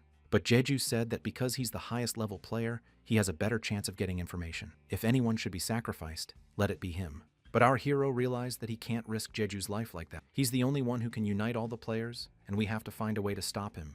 But Jeju's subordinate suddenly asked him to let him escort him. If they were to die, they would have to die together. But Jeju forbade him because Chisaki had died because of his carelessness, and how could he send his men to take risks again? Sun-an thought about what Liu Shu had said without information about the demon army. I could not win the war, and moreover, if Jeju was willing to sacrifice himself, how could he care only about his own interests? Not thinking long, Sun-an asked him to let him go because he's thinking about what the demons are doing. But Zaijun suddenly moved and started to talk to Sun-an about how he promised her that he wouldn't go alone anymore and what would happen to their guild if he died. But the head of Liu Shu started to tell our hero that she didn't give him the hourglass to be a hero. But he replied that he wasn't a hero. But Jeju was right to say that they needed a strong player they could trust. And there's no one else here with the ability to travel great distances like him. If there's anyone in this world who can survive being surrounded by demons, it's him. At this time, one of the demons came to his lord about his summons, and the whole army of demons had already gathered, and the demoness started to say that for his sake, they would level the whole continent. The demon lord began to tell his apostle that even though the army was assembled, he still had some unfinished business. And what he has in mind is the birth of devils. And unlike the creation of the army, the birth of the 8 devils is necessarily accompanied by the death of life, and only when he has exterminated all living things on the continent will he be able to take his true form. And his apostles suddenly suggested that he let him accomplish this task. For she had absorbed that player and gained the new ability of a shadow leopard. And each of the 8 devils has its own personal ability, and now the ability of milk is gluttony, and everyone it consumes becomes a part of it. But the demon lord also said that he doesn't need her now, he needs a mass murderer. And the demon lord needed her power of avarice more. And as soon as she appeared, another demon started telling her she was a vile viper. But she crawled behind her back and started saying that when a bird attacks a poisonous snake, the snake eventually swallows it. But the other demon didn't like that, and she got angry. A new conversation intervened with the demon DC, who said that now was not the time to argue and that Bodis had to listen to his orders. She's going to lead an army of thousands to where the humans live, making the land barren along the way. And when she heard his order, she said she would obey it. Elsewhere, our hero began to create an amalgamation of his ultimate weapon, and the guys couldn't understand what was happening because the earth was shaking like an earthquake. But Jeju said that this is how heaven and earth reacts to the creation of C-class weapons. And the boys were surprised that someone other than him had gotten such a weapon, and if that person was Sun An. Because the birth of an S-class weapon, finally the Star Spirit Stone had been utilized to its full potential, said the head of Lu Shu watching this miracle. Still, she hoped that Sun An would use the hourglass wisely. And at that moment, he finally finished the preparation to unite and obtain his S-class weapon. And once it was successfully completed, he did get it, holding this blade that would kill any demon with a single blow. But Sun An also realized that his every skill had been upgraded by 1 level, and there was a new one called Perception, which would come in handy when he was investigating the demon invasion. But then Zaijun and Sun Yue ran up to him. But Sun An started telling them that he was glad they all came, and they should also see that he had upgraded his bone blade to S-class. And as soon as Sun Yue saw this, your expression changed, because Zaijun had already told him what had happened, and he started asking him if he was crazy and why he was going to investigate the demon invasion in the K district alone. The other guys didn't understand why the guild would take any unnecessary risks in the guild's mind. After all, they had talked it over and were against him going there. If something happened to him, what would happen to the guild? Sun Tianxing, who was standing nearby, started to suggest to Sun Anyu that he could go with him and help him in some way. But Sun Yue couldn't calm down, because he didn't understand how he could be so free, especially when he was the head of the guild. But Sun An listened to everyone and thought that he didn't expect them all to come to change his mind, and that he didn't realize he was surrounded by so many people who cared about. But then he decided to take Sun Yue by the hand and tell them that he was very grateful for their concern. However, the possibilities and dangers of this care are not comparable to any of the past quests, and if they go with him, he will not be able to teleport as fast and will be distracted during the fight. Sun Yue couldn't understand what he was saying. Did he mean to say that they were all a burden to him? They've been through so much together, and he wants to undo all their past efforts. But Sun An told them all that they're not a burden in any way, and that he doesn't deny their efforts because he's willing to risk it to protect them. But unfortunately, this time, no one would go with him, no matter what they said. And no matter how much the guys begged him, he insisted on going alone, because he'd made up his mind beforehand, and if they thought he was their leader, they wouldn't follow him. They had to stay in Hadaiman and train without respite to prepare for the demon invasion. And it's not a request, he said, it's his orders as guild leader. But suddenly Sun Yue decided to ask him if he thought it was a good idea, because the last time he met the demon, he had Jeju and them with him, and now he'll be alone. But he replied that it's all right, but he's gotten much stronger than before. And now he promises them that he won't lose to the demon again, and he'll come back alive. And as soon as he started to activate his teleportation skill, he found himself a moment later in the K region of the Lungxi Mountains. As he looked around, he couldn't understand why the earth had become so barren. But at that moment he noticed something strange and immediately drew his blade, asking who was hiding here. And in the distance he saw a group of people sitting around doing something suspicious. And then he realized the fact that his bone blade didn't react, which means they weren't demons, but he felt something strange because they had unusual bodies. And yet he decided to ask again what they were doing here. And as soon as one of them turned around, our hero saw that he had colors and they didn't look like human. They looked like undead people. And as soon as those creatures turned around and started pouncing on him, yeah, it's definitely a demonic trick to lure him in. But at that moment he realized there was nothing he could do, and he had to calm them down first, and then he'd think about what could have happened. And using his black smoke skill, our hero jumped into the air and started using the skill. And when he was behind them, he started pulling out his bone blade and ordered the last guy not to move and said, "What are they and what's going on here?" But suddenly that guy started to turn his head and our hero couldn't understand why the black smoke didn't affect him. But soon he realized that they weren't human, and that's the same reason his skill didn't work on them. And with a swing of his bone blade, he took out that guy. And when he saw the others start running at him, our hero got ready. And with his demonic execution, he started attacking them with air magic. And after a few seconds, they fell to the ground and stopped moving. But Sun An couldn't understand what had happened, and probably the demon had made these people look like zombies. But there's another fact that he's never seen demons face to face. His intuition tells him that there's something extremely horrible among these mountains, and that the demons must have already descended from the summit. And just then, one of the ordinary people starts begging for mercy from the demon who caught him. But the demon in the form of a snake who grabbed the guy started to say that people are very fragile, and when their lives are in danger, they only ask for mercy but don't try to do anything else. But she also told him not to worry, and that even though his life as a human being was over, she was giving him another, and now he could meet his new race. But he kept yelling at her not to do it, but it was all in vain because she had already bitten his neck. And then he fell to the ground and started to turn into something else. But at the same moment, he got up and started to feel like a different creature, and his eyes turned bright green. And he got up and started looking at the other guys who were tied up in the tent, but the guys noticed him and started telling him to stay away from them. But it was too late. He started running at them with all his might. But right after that, the demon friend thought that something strange was going on, and someone had destroyed her wards who were near the Lord. But at this time, Sun An realized that while his bone blade was not signaling that the demons were near, and since he was already here, he would climb to the top and look around. But with incredible speed, a demon suddenly appeared behind him, and Sun An also sensed it and turned around and saw that it was a real demon. And her name is Bodis. She is one of the 8 devils. She is the power of avarice. She has the ability to turn all creatures, including humans, into a different species that will obey her. Sun Anya got a familiar feeling because she's just like a demon dragon. Bodis immediately began to ask how a man like him bypassed her intelligence and got here alone. And after they came down from the mountains within a radius of 50 kilometers, not a single living creature could hide from her. And why did he appear here?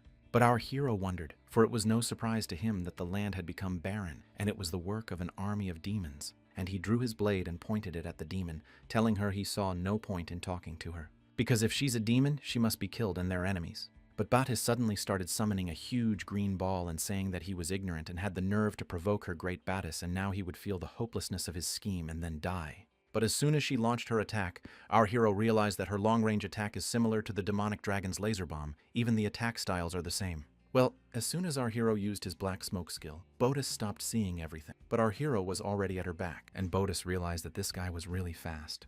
And as soon as his attack worked, she realized that her wound started to tear from the sharp pain. Sun An started to tell her with a smile on his face that his bone blade was made to fight fierce demons like her. But then Bodis went berserk and turned around and hit our hero with her huge tail. He flew off to the side and realized that she had a terrifying ability to heal herself, and he couldn't see the panel with her attributes, so there was no way to deal lethal damage to the demon. But at that moment she began to prepare for battle. Even though our hero realized that the fight had just begun, she was far more oppressive than the demon dragon he had fought earlier. But now that the black smoke blocked her view, he could teleport wherever he wanted. But at that moment he changed his mind because he didn't know if it was worth retreating when the battle was just beginning. And the head of Liu Shu was right to say that with the information they have now about the demons, they can't beat them. And since he'd already promised he'd have to do some scouting before he came back, he'd have to deal with her. And at that moment the demon Bodis couldn't understand what had happened because she noticed that the guy's energy was suddenly gone. And immediately she started to go looking for him because she realized that he couldn't have gotten far, and all her subordinates had to find him and get him even from under the earth. And at the same moment all her subjects began to carry out her orders in action. Sun An realized that their boss was really one of the 8 devils, and they looked like the people she turned into zombies. And from what she said, he killed her minions, and she has a special ability to turn people, and if she turns everyone, they'll be facing something much worse than her demonic invasion. And if that's the case, then all the more reason for him to stay and finish her off. And as soon as he drank the potion to restore his little regeneration, he started to appear behind her back. And at the same moment, he pulled out his magic pistol to realize all the mana essences stored in his body. After firing a few shots, he finally said that all that would be left of her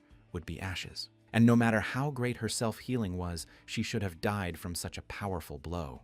But suddenly something went wrong. He realized that the sight of those eyes made him uncomfortable, because she started to recover very quickly and screamed that he had finally pissed her off, and if she hadn't absorbed enough life energy before, she might have died. Sun unwell, she recovered very quickly and he couldn't kill her with one blow. Bodis kept yelling at him to listen to her carefully, and the 8 devils come from absorbed life energy, which means that as long as her words are alive, she can be reborn indefinitely.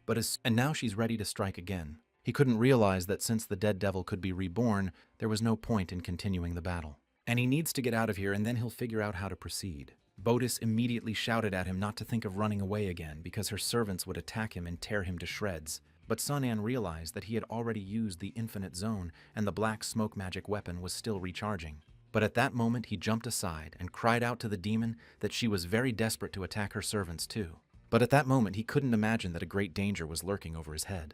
And all because another demon had appeared and started attacking him with a huge log. Bodis went on to say that while he was being attacked from all sides, he couldn't strike again with that strange surprise attack. She would recreate her servants as soon as she dealt with him. But suddenly our hero realized that the situation was now very bad for him, and he immediately began to use his teleportation. And as soon as he teleported to another place, he realized that he was lucky, because at the last moment, teleportation finished recharging, and this blow took away half of his health. Bodis, smiling fearfully, started to ask him what's wrong, and if he's still waiting for the moment for a surprise attack, and then first he has to kill her demon and hearing. But Sun An realized that if he continued like this, he would be in a dead end if there was no other way out. And now he had to think hard because there must be a solution to the unused bug that could turn the tide of the battle. Botus at the same moment started ordering her servants not to give him even a chance to attack.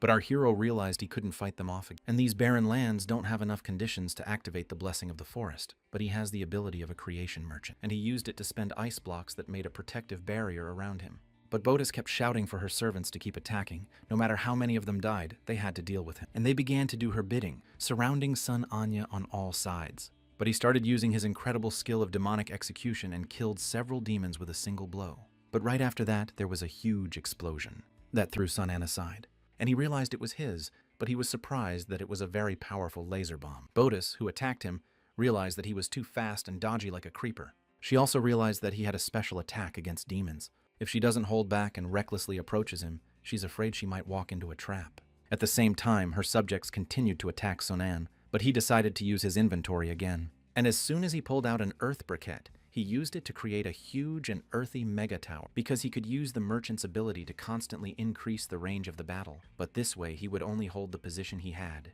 And he has to spend money and resources to build it, and no matter how rich he is, he can't spend much. And now he has to find the right opportunity to get in and finish them off. But it didn't take him long to jump off the tower and use his black smoke, which caused all the demons in his range to lose their sight. And he started attacking them and provoking them by saying that they didn't have the courage to stand up to a mere man. And at that rate, he could kill all her minions. But she clutched her contribution and told him not to hope that she didn't understand what he had in mind and that she wouldn't fall for his tricks again. And raising her hand, she began to order Arnold, her son, to come out. And at the same moment, her children appeared behind her back, and she turned around and started giving them her power, saying that, as leaders of the army, they were superior to ordinary demons in characteristics, but she would add unique powers to them. And they would become her minions, but still retain the demon's influence. And as soon as they were reborn, they smiled fearfully as they realized that they had great power in their hands.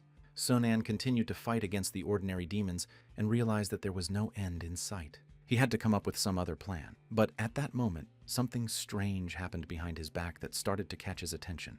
And as soon as the smoke cleared, he saw a huge demon flying at him, trying to kill him with a single blow. But as soon as Sun An blocked its blow, he felt its full power. So he jumped back and used his teleport to break the distance. But it wasn't as easy as he thought because the demon grabbed his leg. Sun An couldn't believe his own eyes that the big guy could keep up with his teleportation speed. But at the same moment, Arnold slammed Sun An to the ground with all his might, which caused him to feel a tremendous amount of pain in his body. But after that, Arnold decided to take him out with a powerful punch. But luckily, Sun An's analogy of unwavering loyalty worked. This eternal crown makes an out-of-time agreement with its wearer, increasing all of his attributes by 20, and blocking the death blow in every battle. And as soon as he stood up, he realized this was his chance to counterattack.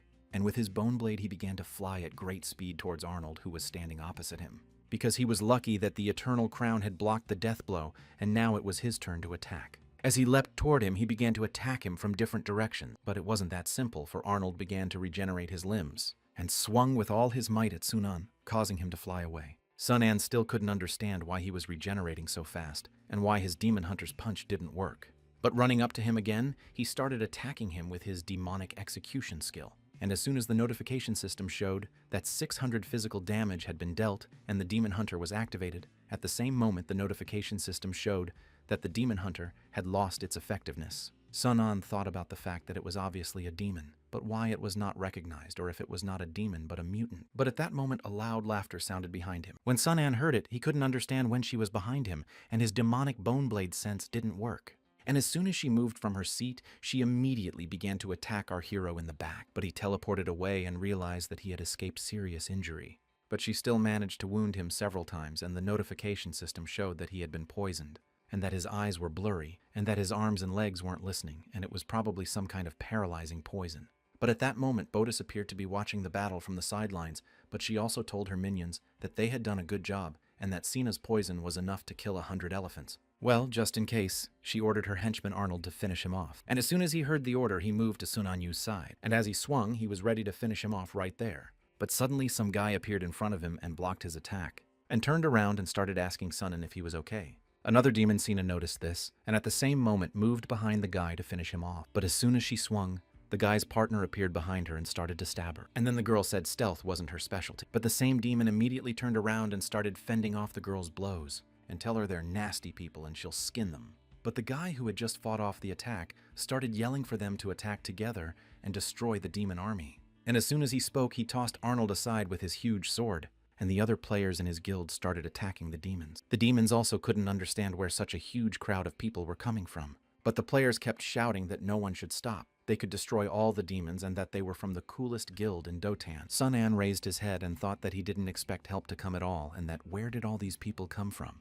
And half an hour ago, a guy sitting on Earth started telling his partner that he felt uncomfortable here and that the air had a disgusting stench. The girl behind him started asking him if he had heard from Jeju, because it was obvious that the invasion had taken place, and it was very likely that the demons had descended here. The other guild members standing nearby began to tell their head that they were not feeling well and were feeling very nauseous and a little dizzy and wanted to get out of here and then come back and explore. But their head turned around and started yelling at them that they'd never seen demons before, and they were already scared of their guild members' fortitude. But the guys started to reply that it's not about fear, and that they should make a strategic retreat, and that the head didn't say that when faced with danger you shouldn't immediately show your strength. If you can't win, you should run away. There's no shame in it, and revenge should wait. But their head replied that if he joins Jeju, how can he show his face in public after he swore to take his first place among the players, and he doesn't want to serve anyone and become the best boss of all? But suddenly the girl starts telling him that someone's coming. He pulled out his huge sword and asked her if it was a demon or a human. But it wasn't clear to her yet, but judging by the energy, he's extremely strong, and the guy was Sun An, who they didn't know yet. But suddenly the head ordered everyone to hide and watch for a while, turned his head around, and the head started telling his partner to use the skill. And as soon as she realized that, she started telling all the guys to group up because she was about to apply the unprecedented shadow zone. And in the distance, they started to hear Sun An's words saying that why the earth here has become like this, it's completely barren, and they realized that he didn't look like a demon at all, and this man, but still, they would wait and not show themselves. But then they saw the demons, who started telling Sun Anyu that he had killed all her minions. And as soon as they started fighting, the guild leader noticed that Sun An had a very good punch and unusual strength. The girl also noticed that he might very well be able to defeat the demon, and the demon kept shouting that it was a pity if it hadn't absorbed enough life energy before and it could have destroyed her. The guy noticed that the situation was getting really bad, that he couldn't kill the demon, and now there might be more trouble. Then they started to see that she started to summon her demons, Sina and Arnold's sons, and the guy couldn't understand whether he should rush to Sun Anya's rescue or not. But the girl standing next to him said she thought they were uneven demons. But he decided that if Jeju found out about it, what would be his honor? And he moved to run to Sun Anyu and help him. The girl behind him began to take her head in her hands, for she realized that they must go and that who had insisted on electing such an impulsive head. Presently the head stood opposite Arnold, who was beating his chest angrily, and he decided to ask him if he had decided to make peace with him by force, because he can summon the golden personality of Hercules, which at the same moment awakened, and awakening the golden personality gives the destructive power of Hercules for 12 seconds, during which his power is multiplied, initial cone times 10, maximum times 40. Well, as soon as Sun An came to his senses, he saw that this guy has the same golden personality as Jeju, and this guy is also awakened. And now he's confronting the demon and telling him to go ahead because he wants to see how strong he is. But without waiting for the demon to do anything, he started to increase his strength 20 times. But that wasn't enough, so he started to increase his strength 40 times and swung his huge sword. And as soon as the power was built up, he sent an all-you-can to the demon, and there was a huge explosion. Well, as soon as the smoke cleared, he saw that demon lying on the ground unconscious. And he began to tell him that he had observed the demons, so he knew how fast they regenerated, but they were inferior in strength. Sun An saw that you can and was surprised because he realized that unlike Jeju, his awakened quality only increases his strength. Another demon who was floating in the air saw that her partner was almost defeated, and she was ready to fly to his aid to save him. But she didn't realize she had a girl behind her who was already pulling out her sword and telling her to take care of herself, and turned her head and started screaming that she couldn't see anything because her eyes were hurting so much. But the girl kept attacking, saying she wasn't done yet, and she continued to attack her with her unprecedented blinding skills. Sun An, watching her, noticed that she has very powerful technique and they have unusual strength, but why he never heard about their guild. And as soon as the guy turned around, he started asking Sun An if he would continue to sit in one place like this, because he is a strong player and surely Jeju gave him the information. That's why he came here. Upon hearing this, our hero started to tell him that his name is Sun An, and he and Jeju are old acquaintances. The guy also replied that he was from the Datong Guild, and his name was Luton, and he probably hadn't heard of him and their guild. Unlike the Raiders or Star Coins, there are only 16 of them in Doton. But Sun An really hadn't heard of them. But as far as he knows, there's the famous University of Dothon. And Lutong said that's right, not before at the same university. And are they really classmates? Our hero asked. But Luton said, don't underestimate them. They all have unique knowledge, and they've known each other for a long time, so they're very close-knit and will never leave each other. And from the beginning they knew that this was not an easy game, and every battle was fought to the death, so they never tried to draw attention to themselves so as not to cause trouble, because their goal was to survive and finish the game. As soon as Luton gave his hand to help Sun An up, he said that he realized they had similar goals, and he also wanted all the people he cared for to survive to the end of the game. Luton, I told him that there are not many of them now, so they can't handle an army of many. Does he have a plan to survive this mess? Sun An replied that he had a plan, a very good one. When you hunt thieves, you have to start with the leader. On the other side, the guild members were still fighting against the demon, and one of the guys started telling the others to cover each other and stay in formation. Arnold and Hay couldn't fight anymore. They were lying motionless in the same place where they had been destroyed. And they were approached by Bodis, who didn't understand what was wrong with these people. They had managed to destroy her two strongest demons. And that weird guy almost killed her. And now there's another guy and a girl who's also very strong. And they're stronger than the regular players. That's right. She needs to come up with a plan to beat them. And the best plan is to go back and report to her master before she makes a decision. But no sooner had she run a few dozen meters than Luton appeared in front of her and said that she didn't think she could escape, because with his 160 power boost, he wouldn't let her get away. And after hitting her a few times, she started flailing from side to side, but behind her was another player, who started swinging his sword and attacking her with an unprecedented shadow attack. And at that very second, Bodis started screaming that she couldn't see anything, but she decided to recover quickly. Luton saw that now that the demon was immobilized, Sun An should use everything he had. But still, they noticed that she was recovering fast and he had to deal with her. Sun An ran up to her at full speed to thank the guys for buying him some time, because he's going to make the most of this opportunity to destroy her, and took out his hourglass and started to activate it. And at that moment, he and the demon moved into the enclosed space. And Bodis couldn't understand what was going on, and what those things around her were that gave her a bad feeling. But just as she was about to escape, Sun An told her that she couldn't because the hourglass creates a temporary labyrinth that can't be traversed from the inside. But she kept screaming that she couldn't stay here. And as soon as she started attacking the hero with her shadow leopard, he realized that he had already seen the Deputy Rider Guild attack. Outside, the battle continued, and Luton felt the terrifying aura approaching, and his senses never failed him. And as soon as he realized things were bad, he immediately started screaming at his partner to get out of there. But another demon had already appeared in front of her who was as strong as the one Sun An had sealed away. And using her skill, recognized execution, she started to attack the girl who was closest to her. Lutong noticed this and started shouting at Xian to be vigilant. But it was too late, for the demon grabbed her by the neck and began to lift her into the air. And from afar she began to greet Luton, telling him that her name was Moloch, and she is one of the 8 supreme devils. Sun An also noticed that another devil had appeared, and one that could use the abilities of people he had encountered. And their situation is very bad. Everyone is busy fighting. And the guys who were fighting against the demons realized that the head had not found a solution yet, and they would not last long. Luton was watching the demons and saw that he had grabbed his partner and was getting very angry. He took off at full speed and ran straight at the demon. As he got closer, he tried to get her to let go. But Moloch stood in the same place Luton had hit, and noticing his strength, she said he was really strong for a human. And she'd have him for an appetizer after she'd consumed the girl. But he kept screaming, even begging her to let his partner go. But Moloch began to turn to the other demon Botis and tell her she was one of the 8 devils, and because of the humans, she was in such a sorry state. And if she hadn't sensed something going on down in the mountains, she'd be dead here by now. But Botis gave her a mean look and told her to keep her nose out of other people's business, and she could do it without her. Moloch heard this absurd excuse and replied that if she continued to be stubborn, she would die. And even if she died, she would not leave this place, and those who dared to trespass instead of where they were buried would be destroyed.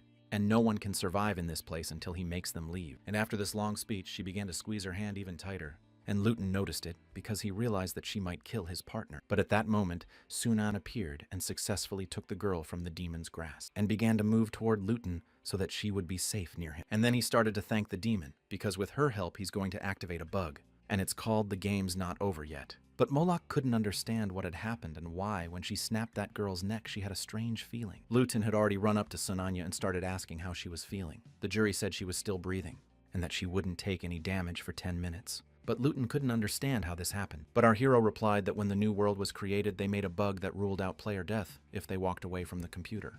And the intentional killing of a player is considered to be when the opponent is vastly outclassed, or there are more than 3 opponents, in which case, the system can treat the attack as illegal. And if a player during a minute with does not indicate any resistance and the damage inflicted by him is 0, as well as his health points, the system grows as an attack on players who are not on the spot. And for this purpose was created defense mechanism. It restores lost health points, and for 10 minutes gives invulnerability, and players who attacked get punished. The mechanics of the punishment is that all damage done will be returned to the attacker and his accomplices. And at first he wanted to use this bug to avoid the lethal damage, but they showed up and saved him. And after he was grabbed by the throat and dealt lethal damage. So in such a situation, it's especially good to use this bug. As soon as Sun-an finished speaking, Moloch intervened in the conversation, telling them that they had taught her a good lesson. Even though she didn't realize the trick they had used, it made her very angry. And I turned to my partner. She says that as much as they don't want to, they must put aside their animosity and join forces. Otherwise, she realizes what the Lord will do to them. But Botus wasn't about to let them go. Luton, holding his partner in his arms, couldn't figure out what to do because his partner was badly wounded and his awakening mode was over, and the guys from the guild had no strength left. And now there are two opponents, and if they fight together, he's afraid they'll be finished. But Sun-an said that's why they won't fight but run away.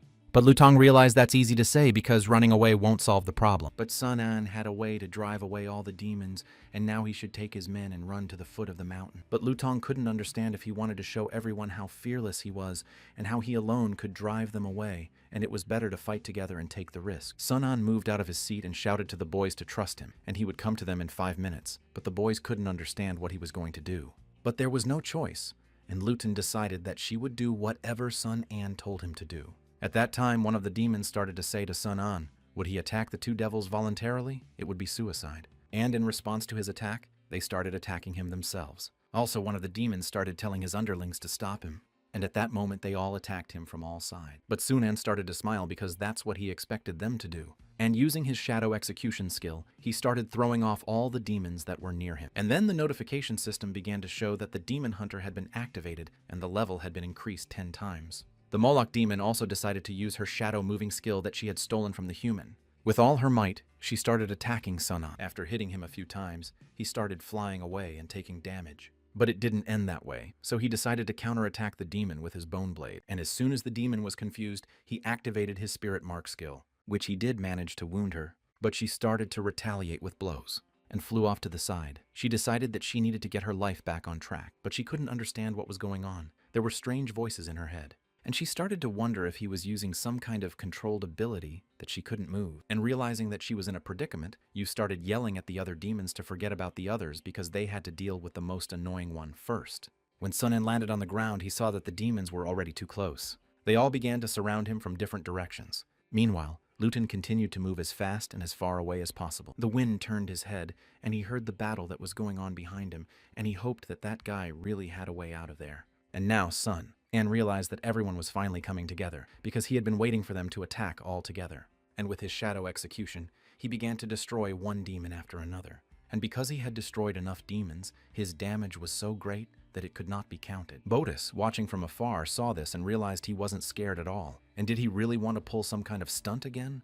But decided she couldn't let it happen before she started to create a huge demonic core that started flying straight at our hero for a second. And the demons started to realize that he'd run out of mana in a couple of minutes, but their demons recover quickly, and victory will be theirs. But at the same moment, Sun-an teleported straight to that demon and started to lift his bone blade up the mountain. And the fact that he was grateful to his boss, the villain who was squeezing them for all they were worth, and he himself had personally completed the entire code of the new world in a short period of time, explains why the code is being lost for some unknown reason and is in disarray. And his bone blade does 10 times the damage to the demons. And since they're constantly regenerating, the amount of damage can't be counted. But the demon couldn't understand what he was getting at. But he said that the amount of damage he did to them with the bone blade must add up to 100 million. And now all the damage that couldn't be counted would be concentrated in the next blow. And he didn't know if she'd survive it. When the demon heard that, she knew she had to get away from that guy because he's not kidding. But Sun-an added that he'd forgotten to tell her that his bone blade can leave marks on its target, so wherever she runs to is useless. She turned around and started to reply, and how can you forget to tell such an important thing? But he added that there's also something else that puts a mark on the soul that does damage. And even though she has fast recovery, no matter how much she recovers from a soul strike, it's enough to kill both gods and demons, and asking her if she could take the blow. But she put her hand over her face and begged him not to do it. But it was too late. His energy began to envelop his body. And at that moment, the notification window showed that the demon hunter had been applied, and the dwell had been applied, and the soul strike had also been applied, and that her body was slowly disintegrating and every cell was screaming in pain. And now she was simply disappearing, and after zenith in a nightmare, but all she could do was beg him to let her go. Sunan landed on the ground and said he didn't know if she could revive after that. And the fight was very intense and he was already dying and he was afraid that it was his last trump card. And the other demon Botus realized that the milk energy was really gone, and she didn't realize that this guy and how many tricks he had in store. But angry, she thought it was impossible because they're one of 8 devils who can't destroy a pathetic human player, and there's no way she's going to accept that. But hopefully Moloch is still alive. She started screaming for her to come to her senses because their lord wouldn't let her lose. Sunan's only answer was that the pain of losing a comrade could be seen as a return gift from him to all the demons, and that he had already gathered enough information about them, and from now on, humanity would fight back. But Botus shouted that she remembered him. If he ran away to the ends of the earth, she would catch him and turn him into her henchman to make his life seem unbearable. He flew away and also said he wished the same for her because she had killed so many that she didn't deserve to die with dignity, and their next meeting, humans and demons would decide who should live and who should die. The other players who were running away with their leader began to tell him that they were tired and couldn't run anymore, but they had to stop. They couldn't continue and told the leader to wait and not to run away so fast. Luton stopped and started to feel angry at himself because he had just run away and he had tucked in his tail, regardless of whether his comrade was still alive. His comrades started to support him, telling him that there was no other way, and the guy had volunteered to stay. But Luton didn't understand how he could become a great warlord if he asked at a crucial moment. And he has comrades he fights alongside, but at the same time he took an oath to protect all men. And he didn't have the courage to go to the neighborhood to meet with Jeju, nor did he have the courage to remain their leader. He didn't turn his head. He started to tell his comrades to take the girl and go away because he had to go back even if he had to die there with that guy. But at that moment, Sunan appeared with his teleportation and told him not to come back. No one would blame him. And he'd done everything in his power, so he shouldn't blame himself. If he hadn't come and his loyal friends hadn't helped him, he doesn't even know how you ended up with the 2 devils. Then Lutong took his hand and started asking him how he did it. But Sun An didn't understand what it was because he had just been so depressed and suddenly changed. 4028, but he kept shouting that there were so many demons and 2 other high-level devils and he was the only one who could get out of their midst. And he should not hesitate to tell them what happened. But Sun An just said he'd tell him when they got to safety. Now we have to get out of here. So Lutong agreed to tell him that he's strong and right and he'll do whatever he says. But another guy came up to them and started telling our hero not to pay attention because their leader is a man who always strives for strength. Sun An replied that according to the information available, the Deviless has the ability to turn people into her minions, and they should quickly tell the other players and send them to Area A. But at that moment, a girl came up and started telling the guys that she had a question. They don't have a way to tell everyone in A. Even if they did, they wouldn't believe them. And getting everyone together is a difficult task, and they have a lot of questions to think about. Sun An thought about what she said, because he knows it's very difficult, but if they don't, they'll all become minions of the demons, and therefore their enemies. But the girl went on to say that he should do what he could, and the rest would be up to fate. There wasn't much time left, and on the way to Area A, they would try to gather as many people as possible. And opening the map, they began to look at the closest city to them now. Luton put his hand up and said that Manches was in the H district. Meanwhile, Botus had managed to get to her demon leader, and with fear in her eyes, she began to tell her master. But before she could say anything, he asked her what she meant. She just let them go without going after them, but she was afraid she'd be killed like milk. But the Lord got angry and said she was a disappointment to him, and he didn't realize she was so untalented and cowardly. She told the Lord that she didn't deny it, but that this player and his abilities were too strong and far superior to her, and she was afraid if she continued, she would die. But at that moment, the Lord got very angry and ordered her to shut her mouth. They are the 8 demons he has painstakingly created as killing machines and given them unique abilities. But she only replied that he was not a mere man. He was stronger than he and the devils, and the death of the Maloka proved it. But at that moment, the Maloka appeared in the lava, and Botus began to ask the Lord if he had revived her. But he replied that he had tried many times to recreate her body, but her soul was sealed and would not awaken. And then Botus remembered Sunan's words that his soul strike would overlap with the soul mark, adding to the damage. And she realized it had happened then. And it seems that she won't be a prophet for a while, the Lord said, and to wait for her soul to wake up, and then he'd keep resurrecting her. And luckily she had gathered enough life force for him to create a new devil. And this time he'll put a lot of effort into it, and there can be no mistake. The final devil he creates, she'll do the chasing, and Botus will concentrate on gathering life energy. And now he's got to finish what he started, and make Bayman come to his senses. And as soon as she wakes up, he tells her to use her invincible sword to destroy anyone who gets in his way. And she must go after the man that Botus escaped from and bring him his head. Now we're transported to the neighborhood of Manches, and at the entrance to the town, our hero is met by 2 men and a woman. He slowly began to approach them as he expected to get as much help as he could from them. And Luton saw them and raised his hand to greet them. But the women responded to his greeting by saying that he was a rude boor and a lowlife. Sun-an couldn't understand what was going on. But one of the men shouted that they didn't care where they came from or why they came, and they couldn't even dream of coming to this town. One of the men went to his leader and told him not to just stand there and say something. And he realized that he had to act because he was the leader, so he had to act like a leader. And he raised his hand and started to say hello to them again. But the man shouted again for him to wait. This town doesn't welcome strangers. And when Lutong heard that, he realized that he had failed as a leader again. Sun-an couldn't understand what was going on and started to tell them to forgive, and then there must be some mistake, and they came to tell them about an important thing that concerns the life of all people. The girl said that if they're demonic rejects, they shouldn't waste their energy talking. And then the guys were surprised to realize that they already knew about the invasion. And they'd probably already been told about it by Jeju. But he couldn't understand why they weren't evacuating people. The girl said, "Why would they run away? This city has a growing population and plenty of resources, and it's better than other places. And what's more, they're protected by an able-bodied army of the Order of the 30-Foot Order. And even though the demons are really coming, they don't want to become vagrants like them, and this city can't fall." And at that moment, Luton's patience ran out, and he began to yell at her for saying such things, because she's just an old witch and wants to put the inhabitants to a cruel test. But also, the deputy head's patience ran out, and she began to get angry, drawing her sword and saying, "Do they mean to say that a handful of worthless knights can stop a large army of demons?" And now she will use her shadow space to show them the true power that threatens them. Sun-an was watching the situation, and all he could say was that they shouldn't be afraid. And one of the men standing near the entrance shouted that things are bad, and the knights must now protect Lady Diana. And as soon as they heard the order, they started running towards her. But it was too late. They were too slow. And a girl was standing behind Mistress Diana with a sword to her head. When the girl saw it, she started to ask if this was their fighting army. They wouldn't even protect her from her weak woman, laughing.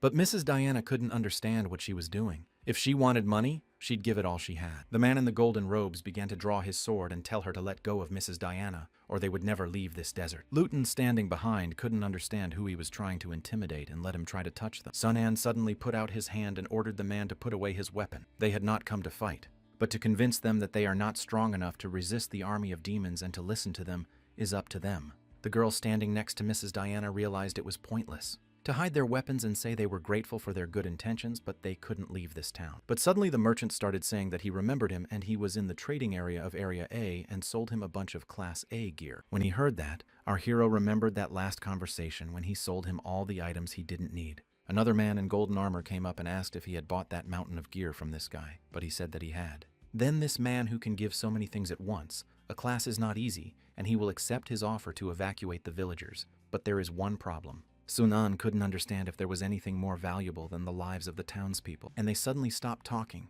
They were puzzled by the question. And the merchant replied that in such a situation he thought it was okay to tell them. The people of this town are rich because at the beginning of the game, a meteorite fell from the sky.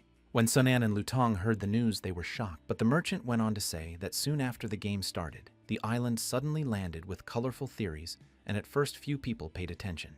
But soon special stones started appearing continuously, and then they realized that they were very valuable. All the reinforcement crystals needed to make weapons came from here, and they keep it a secret and forbid the citizens to leave the city so no one else will know about the meteorite quarry. The man with the gold armor interrupted the merchants and began to say that they had created the Order of the Golden Foot. Sun-an immediately realized that no wonder he had the money to buy all the materials from him. Lutong, who was standing behind them, came up to them and said it was indeed a gift from heaven. But the merchant added that moreover, among the crystals from the meteorite, there was a small chance that an extremely precious and peculiar item would emerge, like the Star Spirit Stone is required to make high-level gear. And now the boys must realize why they don't want to leave this town. When Sun-an heard this, he thought that indeed with such a meteorite, one could have limitless wealth, and many could resist the temptation. But Sun-an also asked the merchant that if they had revealed the secret, they would be willing to abandon him. And they must realize that if they abandoned the land, they would lose it. But if the demons broke into the city, they would lose their lives and property, and the meteorite would be theirs. So just in case, they should evacuate and destroy it. But when Diana heard that, she couldn't believe. He said, "Destroy the meteorite, and it's vital to this town, and she won't let him touch it." And while Diana was yelling at them not to destroy the meteorite, he thought about it, and then told our hero that what he said was right. As much as they wanted to, they would have to keep the quarry. Luton also could not believe that Sun-an said this seriously, because it is a source of reinforcement for the whole continent. If it is destroyed, then they will not be able to get equipment. The girl behind her also said that they think it's wrong to do that, and maybe they can discuss this incident further. But Sun-an, I don't understand if their eyes are clouded by wealth. It's a matter of life and death. and they've fought demons before and know how powerful they are. And if the meteorite falls into their hands, the new weapon will be used to cut off the heads of their people. After hearing that, Luton realized she was right. If they can't use it, they can't leave it to the demons. And the crystals would be of no use if they lost their lives, and all objects must serve in humanity's victory over the demons. And soon they went to the very same meteorite quarry.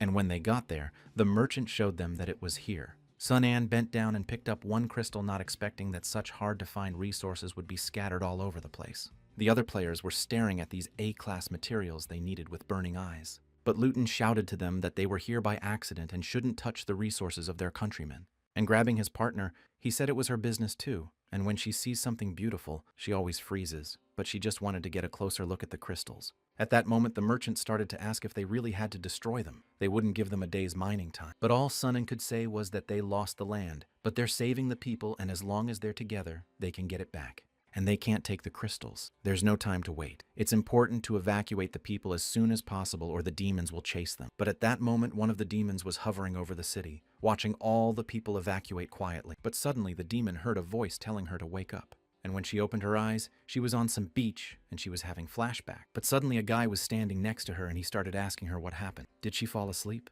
And grabbing her hand, the guy started taking her aside and saying that she'd been asleep for a couple of days and why she wouldn't get up because he wanted to go with her to collect seashells. But when the girl saw him pulling her arm, she couldn't understand who he was. But he just showed her to look up, "'Cause I'm his mama's airship there." And their mom flew straight for them to get them out of here. And pretty soon they're gonna be out of here. But the girl couldn't understand why she remembered the look of anticipation in his eyes for this world. But now this girl was under the control of the supreme demon. And a little while later, Sun An was sitting by the fire in the forest, and at that moment, a hand was held out to him, and in that hand was a drink. Luton started to ask him why he looked distracted and what he was thinking about, but he just replied that it was nothing, but that he shouldn't indulge in it. But Lutong went on to say that even he had no idea what kind of situation Commander Hussein was in, because it's not easy to evacuate an entire city at once. But Sunan said half a day was a short time, but it was enough for the boys to take advantage of the opportunity, and one of the players shouted that he'd found something useful too.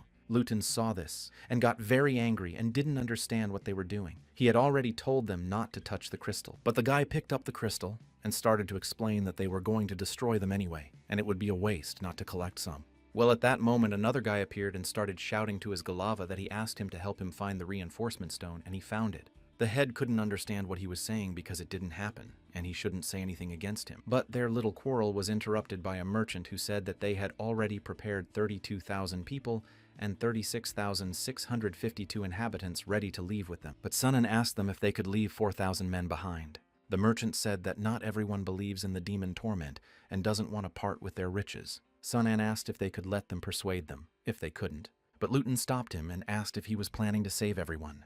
But our hero didn't understand why he had to abandon all 4,000 people. The real me at the merchant said it's useless. They've already tried. And if Sunan didn't understand, it's 4,000 lives. But Luton interrupted him and said that he said it's a war between humans and demons, and they have no choice in facing the truth and lies. A girl appeared behind him and said she was finally finished, and they asked to set the explosives, and it came out to 246. And once everyone had done their job, our hero cried out that it was time for them to leave. They went a little farther away and set off the explosives and blew up all the crystals that were in the area. Watching this huge explosion, Luton realized that Sunan was very harsh because he had wasted so much wealth. A little later, a lot of people started coming out of the tunnel, and even though the guards were telling them to hurry up, every second counted. And as soon as almost everyone had gathered and begun their preparation. But at that moment, he was thrown aside by a huge energy charge, and he couldn't tell who had attacked him because he didn't even see anything. But it was the new devil that had been recently created. The knights behind him saw that this was the enemy, and they had to destroy it. The man in the golden armor could still stand on his feet, and he got up and drew his sword even though he was badly wounded. But the demon didn't give him a chance to counterattack, for she had once again done great damage to him with her greatest blade. And all the demon said was that there was going to be a massacre. The villagers suddenly began to raise their heads and saw the demons coming, and they did appear. A little while later, the demons started killing all the citizens who were screaming for someone to save them. The soldiers who were supposed to protect the civilians ran away in fear. But at that moment, a shadowy space appeared from which the players began to emerge. Luton, who appeared first, began to gather all his power and attack the demon who was floating in the air. And after throwing it aside, Luton went back down to his partner and asked her if she was all right, to which she replied that it just seemed like they were a little late, and the commander was already dead and his subordinate from the order was already disbanding the troops, and she didn't expect the demons to get here so fast. but still some of the inhabitants were alive and they kept screaming for help because they weren't going to die. Luton started shouting to the guild members to listen to his orders and protect the townspeople and save as many people as possible. When they heard their commander's orders, they began to fight. But the demon was still in the same place. She didn't like the fact that the ants had gotten into the tree. And no matter how hard they tried, everyone would die here today. And as soon as it started to attack, Luton felt first its immense power, and even with the divine power of Hercules, he realized that he couldn't handle it. But the girl behind him started shouting to Luton to be careful because she was already at his back. But he managed to bounce back a little. But the girl yelled again that she was coming up behind him. And then he went down to the Luton and started to take him by the shoulder to teleport him to another place. And once they were in the other place, he started apologizing for being a little late. But the fact that there's another new devil means it's going to be a tough fight. But the problem is, he doesn't know what skill she's going to have. But Luton suddenly told him to be careful with her sword, and even his divine personality couldn't resist it. But he pulled out his bone blade and said he'd already killed one demon, so he could handle the second one. The demon standing in front of him with his eyes closed started to say he couldn't see his face, but his energy was specific and like a drop in a pool, very warm. But Sun An moved behind her back and said he had no warm feelings for them devils, and as soon as he wanted to attack her, she attacked back even though she didn't see anything, and Sun An couldn't understand how she reacted so quickly. The guys watching from the side started asking him how he was feeling, but he couldn't realize that it was Zato who had just pulled out 1,000 daggers in an instant. But the demon raised her sword to the mountain and said that no matter how hard they tried today, they would die, because she could turn them to dust in an instant. But just as she began to attack, a Luton appeared in front of our hero. And with it, but that wasn't enough. I started to increase my strength by 1,920 times. And while he was holding back, the devil started yelling at the guys to retreat. But he didn't have to hold back for long, because in an instant, he just fell to the ground. And as the girl started to lift him up to bring him to his senses, Sun An started to draw his bone blade. But he realized that if he tried to fight her back now, he'd die in the same place. And as the Luton lost consciousness, he realized that he definitely noticed that every blow from that devil was taking a toll on his mind. And at that moment, the devil's fog began to clear and her vision began to recover. But our hero realized that before that, it was the spirit strike that had allowed him to deal with that devil. But if the enemy has a similar ability, there's nothing you can do. The devil standing opposite our hero began to say that finally she could see him clearly, to which he jokingly replied that he was worried because his warmth charmed her. But she replied in a rude tone that no, he was not the right man, for he had just the same energy, and raised his blade as he began to summon a tremendous energy and activate his 3,000 moment skill. And as the huge wave hit Sun Anyu, he refused to resist at that moment, because such an opponent seems capable of destroying the world with every blow, and maybe she's right. No matter how hard he tries, he'll die. And whether people would be destroyed by demons in the end, he didn't fully understand. And he didn't know if there was any hope in the world. A little while later, Luton began to calm down, because he saw Sunan come to his senses, not realizing where he was. And he began to explain to Sunan that they had escaped from the city of Manches, although they had suffered minimal casualties and most of them had managed to stay alive. And Luton also added that he had been unconscious for 2 days. Sun An could not understand why it had taken so long, and perhaps the Eternal Crown had kept him from the death blow, but the mental attack had robbed him of his senses, and yet he couldn't understand how they had managed to escape from the devil's grasp. Luton slowly began to answer him that it was thanks to Hussein, and he had sacrificed himself to save them. For when he stood before the devil, she said only that he had not long to live, and he said it wasn't worth it to keep them all. But the devil said why should he suffer such agony, and she would ask Battis to turn him into a henchman. But Hussein shouted for her to shut her mouth, and as long as his arena and combat powers are in effect, she won't escape his control, and until her last breath he won't let her go after his kin. And he is Hussein, commander of the Order of the Golden, that of the Knights of the City of Manchester. His abilities were created for fighting.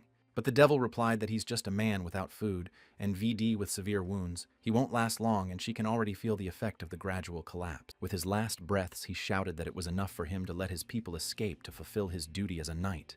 And the rest is up to them. He always believed that they would find a way to deal with them. The people will defeat the demons. And a little while later in the neighborhood, and the many people who had escaped from the city continued on their way. Luton began to say that they'd been walking for 3 days without sleep or rest, and they were exhausted, and that they should stop and rest soon to regain their strength to keep going.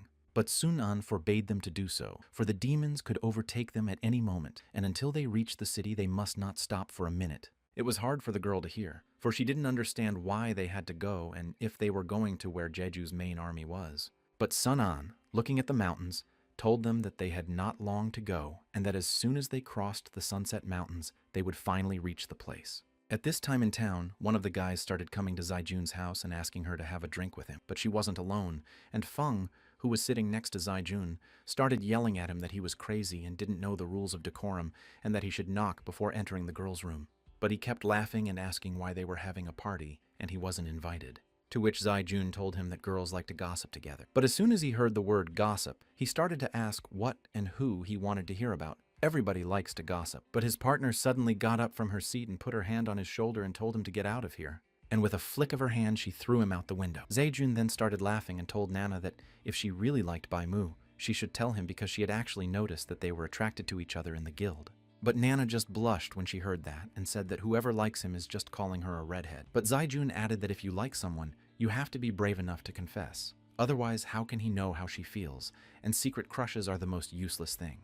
But Nana suddenly turned the tables and started asking Zaijun what about her. Because she had noticed in the guild that she cared about Sun Anya all the time and she wouldn't deny that she had feelings for him. And she realized that they have mutual love. He has a look on his face that says he feels it, even though she does too. But at that moment, Zaijun started waving her arms around saying, "It's not true. She just doesn't like that he's always alone, and it's very sad." And Nana realized that it's true that the guild is full of single bachelors, and why doesn't she care for them so much? But suddenly Bai Mu burst through the door again, and the girls saw him and started asking why he was back again and why he shouldn't eavesdrop on their conversations. But he just had something important to say. And it's about Sun An. They have to listen to him to understand what it's about. Because he's right outside the main gate and he's brought a bunch of people with him. And he was standing at the main gate and he started to tell the guards that his name was Sun An and he had 30,000 people with him and they should open the gate. And at that moment the head of Liu Shu came to the gate and began to tell the guards not to let them out. Because of course, Sun An would be able to get into the city. Lu Tong, who was standing next to Sun An, didn't understand what was going on and why they wouldn't let them in. But the head of Liu Shu began to explain that his mission was to gather information about the demon invasion in the K area, not to show his bravery by saving people. But Sun An began to explain that the situation was more complicated than she could imagine, and the demons could attack at any moment, and she should open the gate and post and they would talk. But she just smirked and said that now she is in charge of the defense of this city, so it's up to her to decide who gets in and who doesn't. And then Zaijun started running up to the gate to make sure it was really him, because she'd just heard his voice. And once they got upstairs, they were glad he was back and started asking him if he knew anything about the demon invasion. But they also didn't understand why they weren't being let in. And the head of Liu Shu started to answer that it was because it was up to her,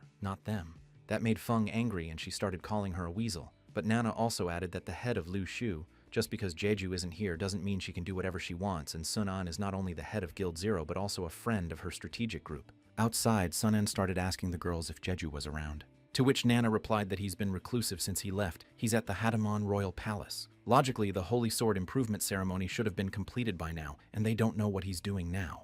The head of Liu Shu will also add that this is the way things are and Jeju isn't here. Only she can raise the Hademon's banner. And he can only get in if he leaves those people behind. Feng, standing beside her, couldn't understand what she was saying and why she wouldn't let the civilians go.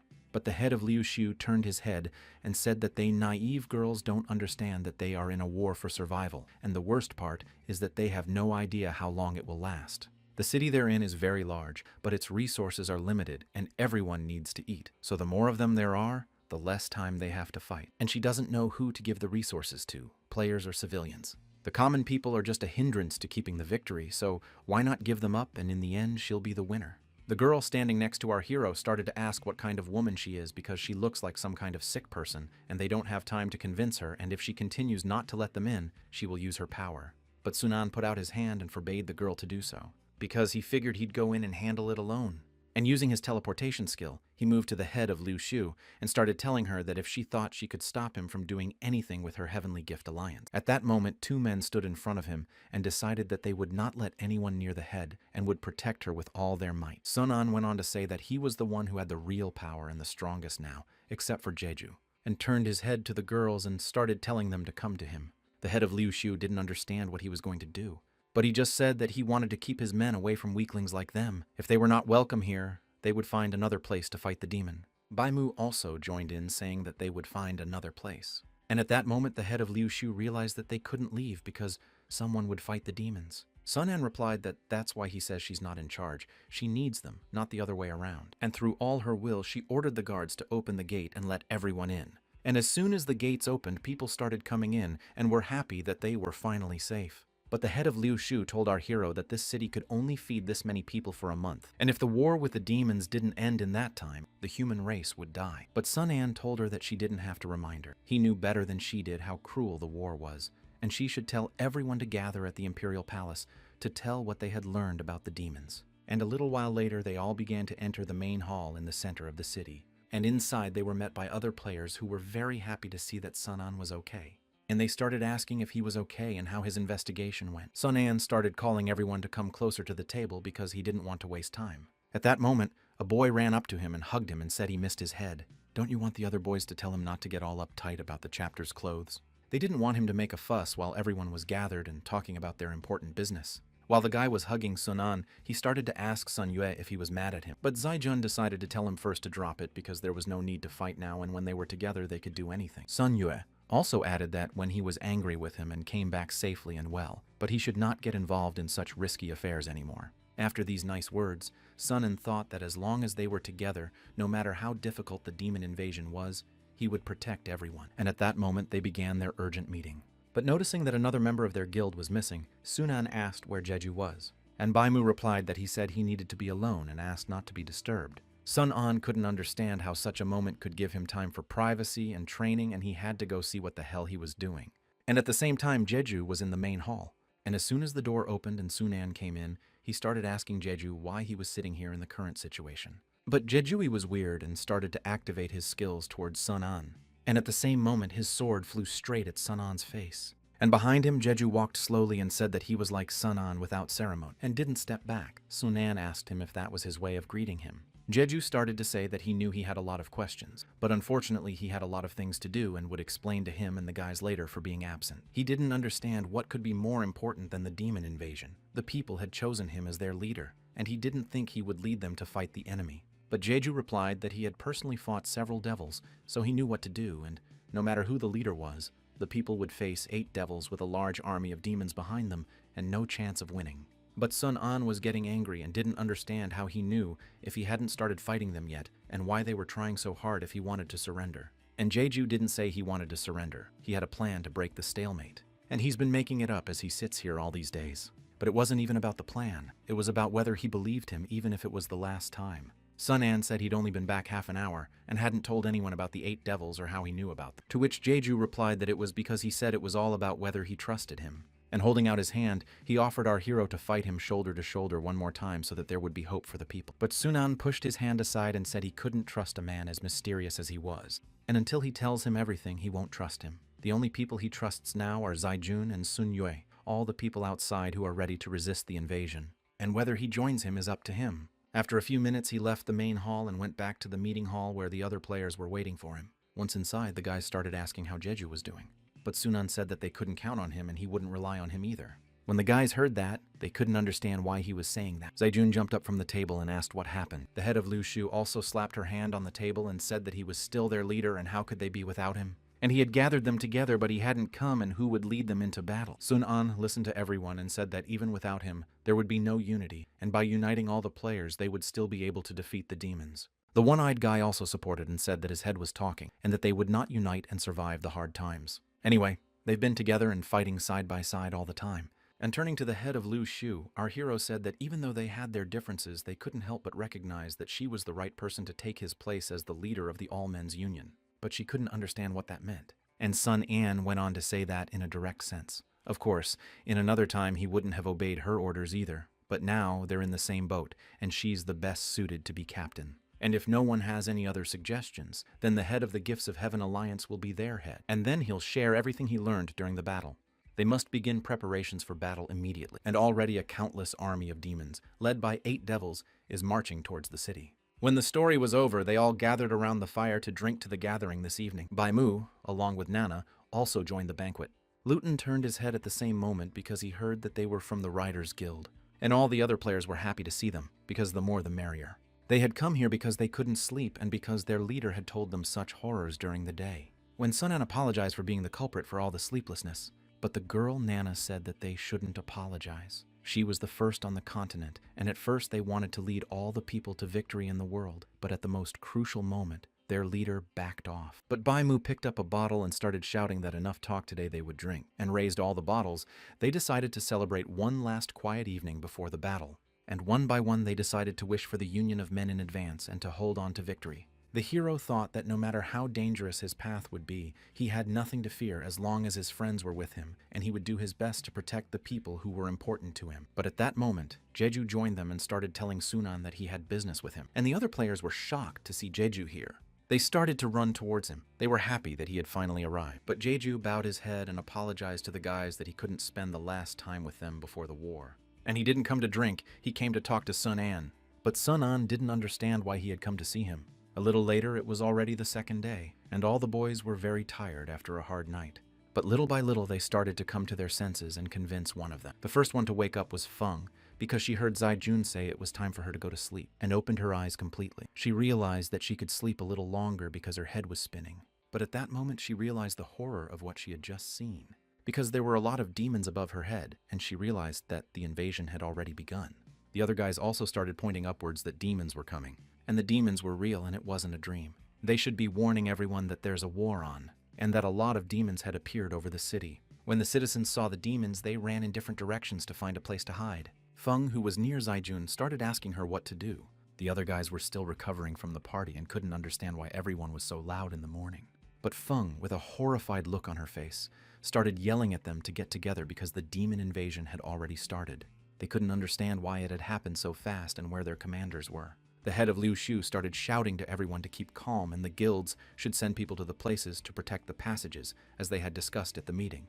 And the rest of the strongest people should come together to fight the devils. But Zaijun decided to ask his head, Liu Shu, where Sun An is now. But the head of Liu Shu said that he ran away at a crucial moment. But in fact, Sunan and Jeju were near Liungxi volcano, and with the help of teleportation skill, they finally reached the place. And according to the information he found out last time, the one who creates all the demons is on the mountain in front of them. Jeju started to ask Sunan if he understood why they came here, to which our hero replied that it was the last time he trusted, back when Jeju came to Sunan with an important conversation, even though Sunan didn't understand why he had come at this hour. But Jeju began to explain that he wanted to tell the truth about the demon invasion and explain how to deal with it. If he wanted to hear it, he could stand aside with him to tell it. And once they found the safe place, our hero started asking him how to get out of the situation. And Jeju started to explain why demons have an almost limitless ability to regenerate. But Sunan replied with his head down that he didn't know the exact reason. But from what he had learned, they were created by the life energy harvested from their continent. Jeju replied that that was the point. They didn't appear out of thin air. The situation that is happening now has been brewing since the beginning of the game. Hearing this, Sun An couldn't understand what he was getting at. But Jeju began to explain in detail that the game exists to get rid of all living things, and the more players die, the more demons can be created. So when they encounter them, the ending will be worse. And Sunan couldn't understand if all they had to do was hide from them and play cat and mouse. Jeju went on to say that if it had been at the beginning of the game, they could have avoided it, but now it's too late. But Hiro couldn't understand what he meant. Whereupon Jeju continued to say that whether it was a reality game or the creation of times and demons behind everything hidden by someone invisible, there was only one way out of the impasse. A little further on, the two devils began to discuss how boring it was for them to stand guard. One of the 8 devils, Cilios, started to say that he had the ability to change his appearance. So why did it take such a terrible form? City, the devil of lust, said that beauty can't explain it, and she doesn't have the energy to argue with him about the value of beauty and stand guard here in the middle of nowhere. And doesn't it mean that the Lord trusts them the most and that they are the strongest? The other devil replied that they weren't the strongest, and had she forgotten that unlike them, she was not created directly by the Lord. It used to be a man. But his story was interrupted by a strange feeling that someone had invaded them, and jumped out of his seat and started shouting that whoever he was had to show himself. And he hit it with all his might, and it made a hole. And then they realized they'd come to the right place and found whoever was trespassing in their domain. And one of the devils started shouting that she would take the right one, and he should take the left one. Sun An jumped on the lust devil without a word, and as soon as he swung his blade, the devil realized that he was very fast and she should be careful. But his attack got to her and she started screaming that she was on fire early. It was because the demon hunter skill was activated, and she jumped back and realized she had to keep her distance. But after a few hits, Sun An noticed that her ability was to endlessly change her appearance, but he couldn't figure out what good it did. But the devil herself thought she was far away from the guy. But why was he still chasing her? But she had to use her trick to escape. Sun An saw that she had turned into a worm so she wouldn't die. and the devil herself realized she was careless but would never let him hurt her again. The last devil who lost to him said the same thing and flew up to the devil. He asked her what she thought had happened to that devil. The other devil who fought with Jeju started to say that he was just now dissatisfied with what the master had given him to do. If he doesn't fight and kill people, what's the point of being a devil? And he didn't expect them to come willingly. But Jeju told him that his existence was already meaningless, and he would send him back to where he belonged. Because with his golden skill of awakening the god Odin, from which he gets his power, and it can be used 20 times in 10 minutes. But that devil noticed the skill and realized it was a golden personality awakening ability, and that this guy was one of the chosen ones. He went on to say that it was all the more advantageous for him to finish him off personally, because he was once one of the chosen people. At the same time, in another place on an uncharted island, Yahello began to ask his master if he had finished creating. But the Lord replied that it took him a long time too, but it was worth it. And the plan to destroy the world began to come to fruition, and now the dastardly humans were cornered, and the demon army. But at that moment, a notification system window appeared in front of him, asking him if he wanted to close the creation program. But he told Yahello he wasn't done yet. She didn't understand. Did he really want to create more demons? But he asked her if she'd forgotten that there was one more very important identity card left. She couldn't believe it. Did he really mean to tell her that the final appearance of the head of the demons is Lucifer, and that his appearance marks the end of the game? At the same time, a deviless appears in the town where many players have gathered and realizes she's won the jackpot. And she sees a lot of people in this huge city. One second there was a huge explosion and there was a huge turtle, and another devil sitting on the turtle told his partner that she wasn't the first one to find the place. But his partner started yelling at him. Was he crazy to trash her playground? But he replied that he couldn't control the turtle's power, and all he could think about right now is about destroying everything in this town, including the people. He's having a lot of fun. They've come together to be trampled under his feet. The head of Lu Shu, who was inside the city, heard that something had happened in the northwest, and she started to ask if anyone knew what was going on. But one of the guys standing next to her said it was the devils invading the city. But she thought it was impossible because every neighborhood was guarded by several thousand troops and they had fortified the walls in advance, and how could they just break through? But the other players didn't understand. It all happened so fast. But at that moment, a deviless appeared behind Lu Shu's head, and she wasted no time in creating fire in one of her hands and shouting to the players that her partner had captured everyone's attention and she was going to kill the leader. As soon as she tried to touch the head of Lu Shu, someone nearby shouted a liberty bow. And right after that, a bright arrow flew at the deviless and hit her in the arm. She couldn't realize if it was the reinforcements that came here so fast. But the first to arrive was Sun Tianxing. And when the deviless saw it, she flew up in the air because she realized that it's nothing to her and she's going to kill them very quickly. And she realizes that these people have a very useless ability. But no sooner had she blocked the arrow than Sun Tianxing shouted into the spatial boundary activation. And immediately the arrow appeared right behind the maiden's back. But she didn't expect him to use such a simple trick. Followed by a huge wolf that bit the deviless and shouted for Zaijun to act. And Zaijun was already right on top of her with her huge scythe. And hitting her, she yelled at her to underestimate people. And after much damage, the maiden began to rise up, healing her wounds. She said that these little wounds didn't hurt her at all, and a man like her she could easily crush. And as she swung, her arm began to expand and lengthen in size, and Zaijun realized that she had been inattentive, not expecting her arm to extend that far. But a huge wolf who was nearby started asking her if she was okay. And before she could answer, Nana started using her magic to heal her. And behind her, the other guys also appeared and activated their healing skills. Zaijun realized that luckily, while she was living in the forest, she had mastered this skill, and if they were together, they could share damage and healing equally, and their combined strength would even be enough to defeat the devil. And they're about to attack together and not even give her a chance to breathe. But the deviless clenched her fist and started yelling at them that they were going to get themselves killed and she was going to help them. But one of the guys who was behind them started yelling that she's strong and they won't stand up to her, and they need to ask for help. Also at this time, another devil was enjoying the destruction of the fortress and was watching his partner yelling at her to make meat patties out of them. But at that moment, Luton appeared in front of him, and the devil couldn't figure out who this guy was or where he came from. But Luton started asking him if he was having a good time here alone, and he jumped out of his seat and started flying towards the devil, yelling that then he'd would amuse him a little bit, and then he started to increase his powers 2,048 times. But the devil couldn't understand how he destroyed the hair defense with one blow. And immediately after destroying the defense, Luton moved behind the devil's back and began to increase his strength by a factor of 2,048, and decided that the next blow would be retribution for all he had done before, because he had now invested enough power to crush this devil. And after all of the above, he struck the devil's face with a mighty blow, and the devil felt the full force of his power and couldn't understand why he was so strong. But Luton realized that after a blow with 2,048 times the damage, the devil couldn't survive. But still the devil got up after such a powerful blow, and Luton realized that the damned devil was incredibly resilient. But you lose the dirt, and the wounded devil replied to Luton that he was indeed strong as a man, but he was sorry that he was the enemy of the Volus. Hearing these words, Luton decided that if he wanted to make peace by force, he would. And as they dispersed, they clashed with blows, causing a huge wave to envelop the entire area. And Luton decided that he needed to increase his strength by a factor of 4,096. But the devil himself also began to use his sky power to increase his power. And eventually the devil pushed Luton away with his superior strength. But Luton couldn't understand why his strength wasn't enough, because he had used so much of it. The devil smiled and told him that it looked like his strength was just enough to break his armor. But now he must bear in mind that his power of anger can make anything he touches hard, and even if he touches himself. But Luton realized that before he had destroyed the stone turtle in a blow, but why can't this devil do that?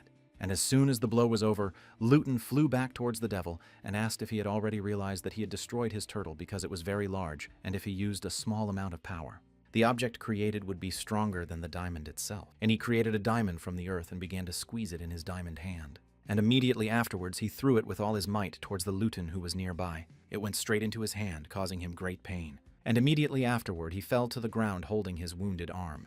But the devil wasted no time jumping up to him with all his speed and began to grasp his diamond hand, saying that now he would end their battle. At the same time, in another place, Zai-jun was still fighting with her comrades against another devil, and she shouted to the guys to surround her and stop her from attacking. And as soon as the devil spread her wings, the guys started coming at her from all directions. But they didn't expect her to be too strong for them, and immediately she launched them all into a movie.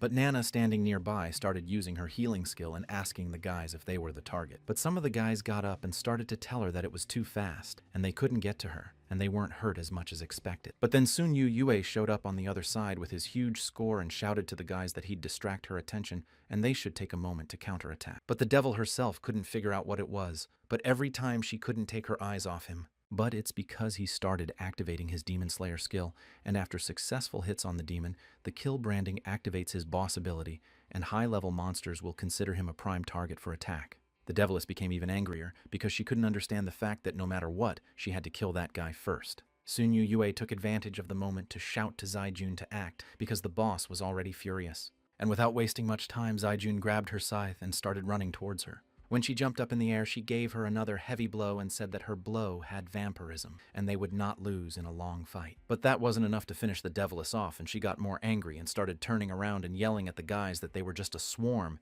and that she could crush them with one finger. And that's when she started attacking Sun Yue, and he couldn't understand why he was in so much pain. And he can't take any more of her blows, but still there is hope, or now he can't just pray that Jeju and Sun An will make it. Meanwhile, elsewhere, one of the devils started to attack Jeju.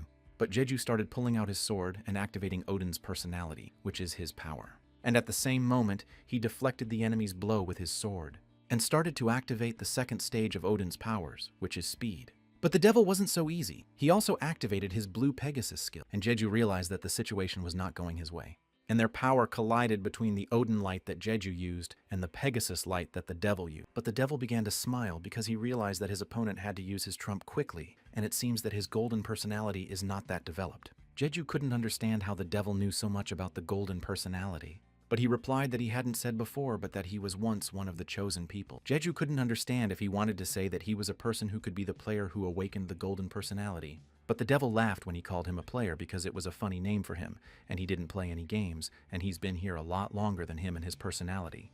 And now he's the real one. And with his bluebird skill, he started attacking Jeju. Sunan noticed this at the same time and started to ask his comrade if he was doing well. But a huge snake appeared in front of him and told him to worry about himself, and if he was good, he would go straight into its belly. Now, history shows us how one of the devils was once the greatest warrior of all, and all who watched him fight shouted his name, and shouted that they loved him, for he was the most valiant warrior they had ever known. And he stood against an opponent who was several times his height and weight, and at that time he had only a spear and could accomplish anything. He was the strongest warrior that had ever entered the arena, and there were only players to destroy.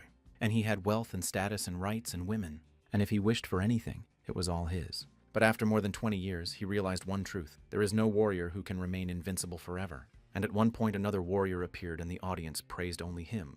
And a little later, Salas came to one of the officials who told him that he had grown old and threw him a bounty and ordered him not to come to this place anymore. And so when a warrior loses his glory, he loses everything he had before. But one day he passed a girl sitting with a somatic ball, and she said hello and asked him if he wanted her to read his fortune. But he just replied that nowadays not many people recognize him, and that fortune-telling was a trick to fool fools. But the girl held out her hand with a divination ball and said that if she could fulfill his dream of eternal life, and then he couldn't resist the offer.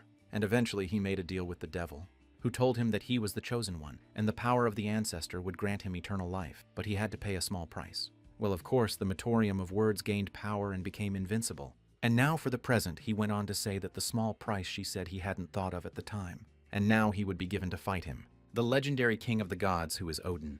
But when he heard all this, he began to waste no time and to use his Odin speed. And as soon as he developed great speed and began to fly towards his enemy, and hitting him several times, Jeju cried out to the devil that he was making it up. But the devil threw him aside and repeated his words that he wasn't making it up and that he was telling it like it is, and that he thinks their players were created as pawns for the devil's pleasure. And they're all here playing their parts, and the real audience is high up somewhere applauding them. But Jeju got up after the hit and started asking why he'd never heard of these spectators. And when he fulfilled all the plot requirements to level up the holy sword, he was answered not by someone, answered by the devil himself, who is also called the Demon Lord.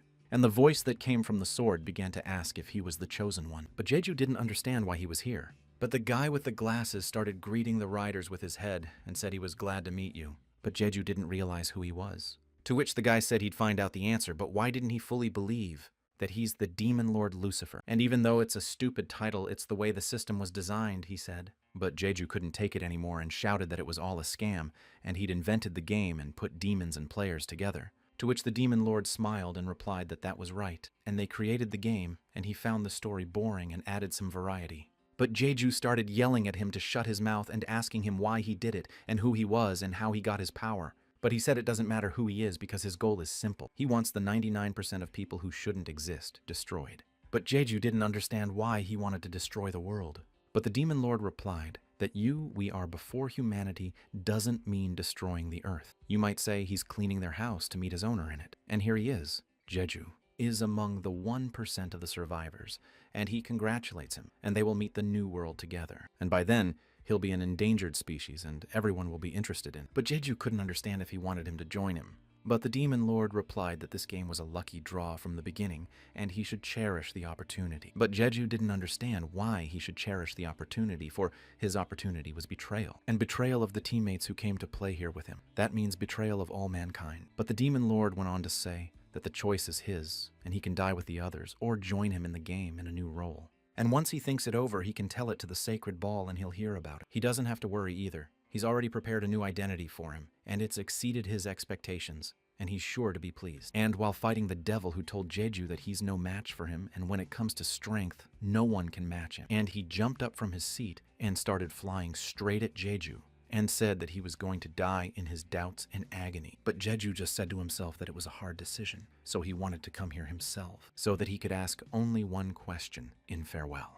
Why he has to carry this burden, and one more thing, if he was really suited for the role he had been given. Meanwhile, in the city, the battle was still going on between the players and the devils, and a devil agent standing near Luton began to tell him that it was all over, and that a pathetic man like him should say goodbye to his life. But the devil added that it wasn't his fault. Could it be a few days or a few months? Because unlike him, he's a true elite who's been through the ordeal, so death at his hands is considered a gift from above. And just as the devil was about to finish him off, a girl appeared behind him with her stealth attack. And on the other side also appeared the players who started to attack him, because they knew that no one dared to lay a finger on their leader, and before touching their leader, he must first kiss their sword. And as soon as the devil was out of the way, the girl started to ask her comrade if he was all right, because she was a little late, because she was dealing with some demons in town. But Luton didn't understand if she wasn't assigned south of town, and why she was here now. But she said, or that it wasn't because she was worried about someone. But Luton realized things were bad now, and he became the one holding back. But the girl asked him not to get depressed. They'd left some people on the south side of town. That should be enough to fight off the demon invasion. And now, the most important thing is to find a way to get rid of this demon god that stands before them. But Luton added that this guy has the ability to harden anything he touches, and the smaller the range of hardening, the higher the hardness. But the girl didn't understand. Couldn't he counter it with his own power? With the strongest attack and the most powerful defense?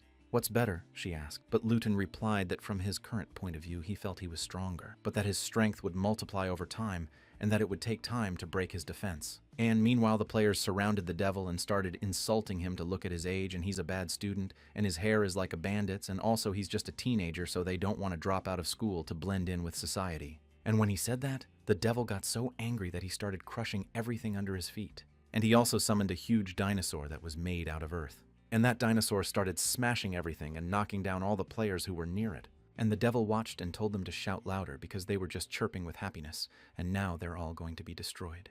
But at that moment, Luton ran up and hit him with all his might for prevention, because he said that it seems that his mother didn't spare him as a child. And Luton added that he had exaggerated a few minutes ago, saying he was an elite who had honed his skills over thousands of years of hard work, and he thinks he's a jerk who's never gotten his ass kicked. The devil noticed that this guy's strength had increased again, and he needed to reduce his hardening rain. But it was too late, for the Luton had brought his power down on him with all his might, driving him into the ground. The devil couldn't understand how this was possible. But a girl came up to him and said he was just a distraction. She was the main force here. And Luton got off his seat and started running after her, telling her they'd made a good combo, but she said her palms were dirty and they'd shake hands later. But Luton agreed and said that after all he was not God, his body was flesh and blood and only slightly defeated.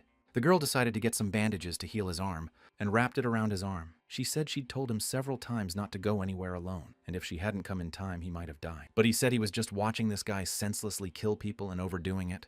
The girl kept yelling at him that it wasn't a fight for life. She said he'd stay out of it because he promised that by the end of the game they'd be alive and no one would be left alone. But he raised his hand and said he promised he'd never put anyone in danger again. But at that moment the devil began to rise up and tell the boys that in as many years as the battles they were the first to break through his defenses. And the Luton turned his head and said he shouldn't have come here, and to be honest his head was so flattened from his blow, and isn't that normal? But the devil, smiling evilly, said he was wrong, and he wasn't sorry. He was thrilled, and they humans can't understand a creature who is so thrilled he almost loses his sense of pain, and what a wonderful feeling they gave him just now. But Luton couldn't understand if this guy still wanted to fight because he wanted to give him more.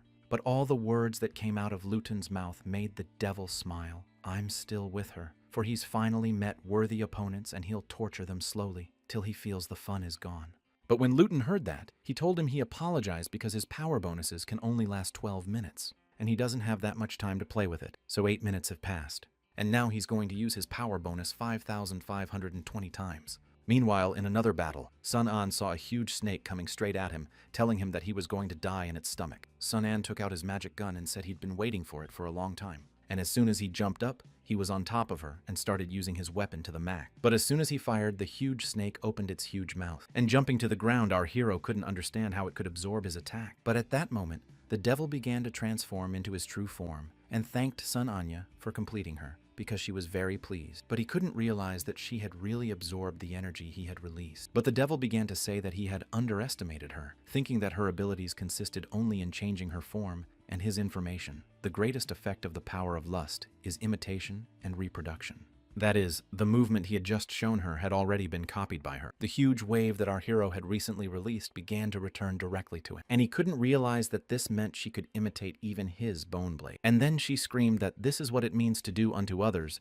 as you would have them do unto you, and now he's going to die from his own skill. But at that moment, Sun An began to use the new Eternal Crown effect that counteracted the fatal injury. And as he jumped to the ground, he realized that at this rate it would use up all his existing skills, and he couldn't make any more mistakes. But still he realized that something was wrong. After all, he had just deflected a lethal weapon with the Eternal Crown, and before that, he had taken no damage. And according to the previous algorithms, he was back to the state he was in before the shot, which would have been in a state of full blood. However, since the fight with her, he always had a non-compulsory sense of illusion, and maybe this girl's power lies not only in shapeshifting or imitation. But the devil came closer and closer to him and said that if he changed his mind about fighting, then he should let her finish him off. But Sun An stayed in the same place and thought only that he was not 100% sure, but he had to try something, and that he could withstand the blow she was about to give him. But after the blow, the devil started to scream that he couldn't resist anymore. But Sun An stayed where he was and saw that he was down 300 units of health, and he realized that as he thought now, he's almost certain that her power isn't imitation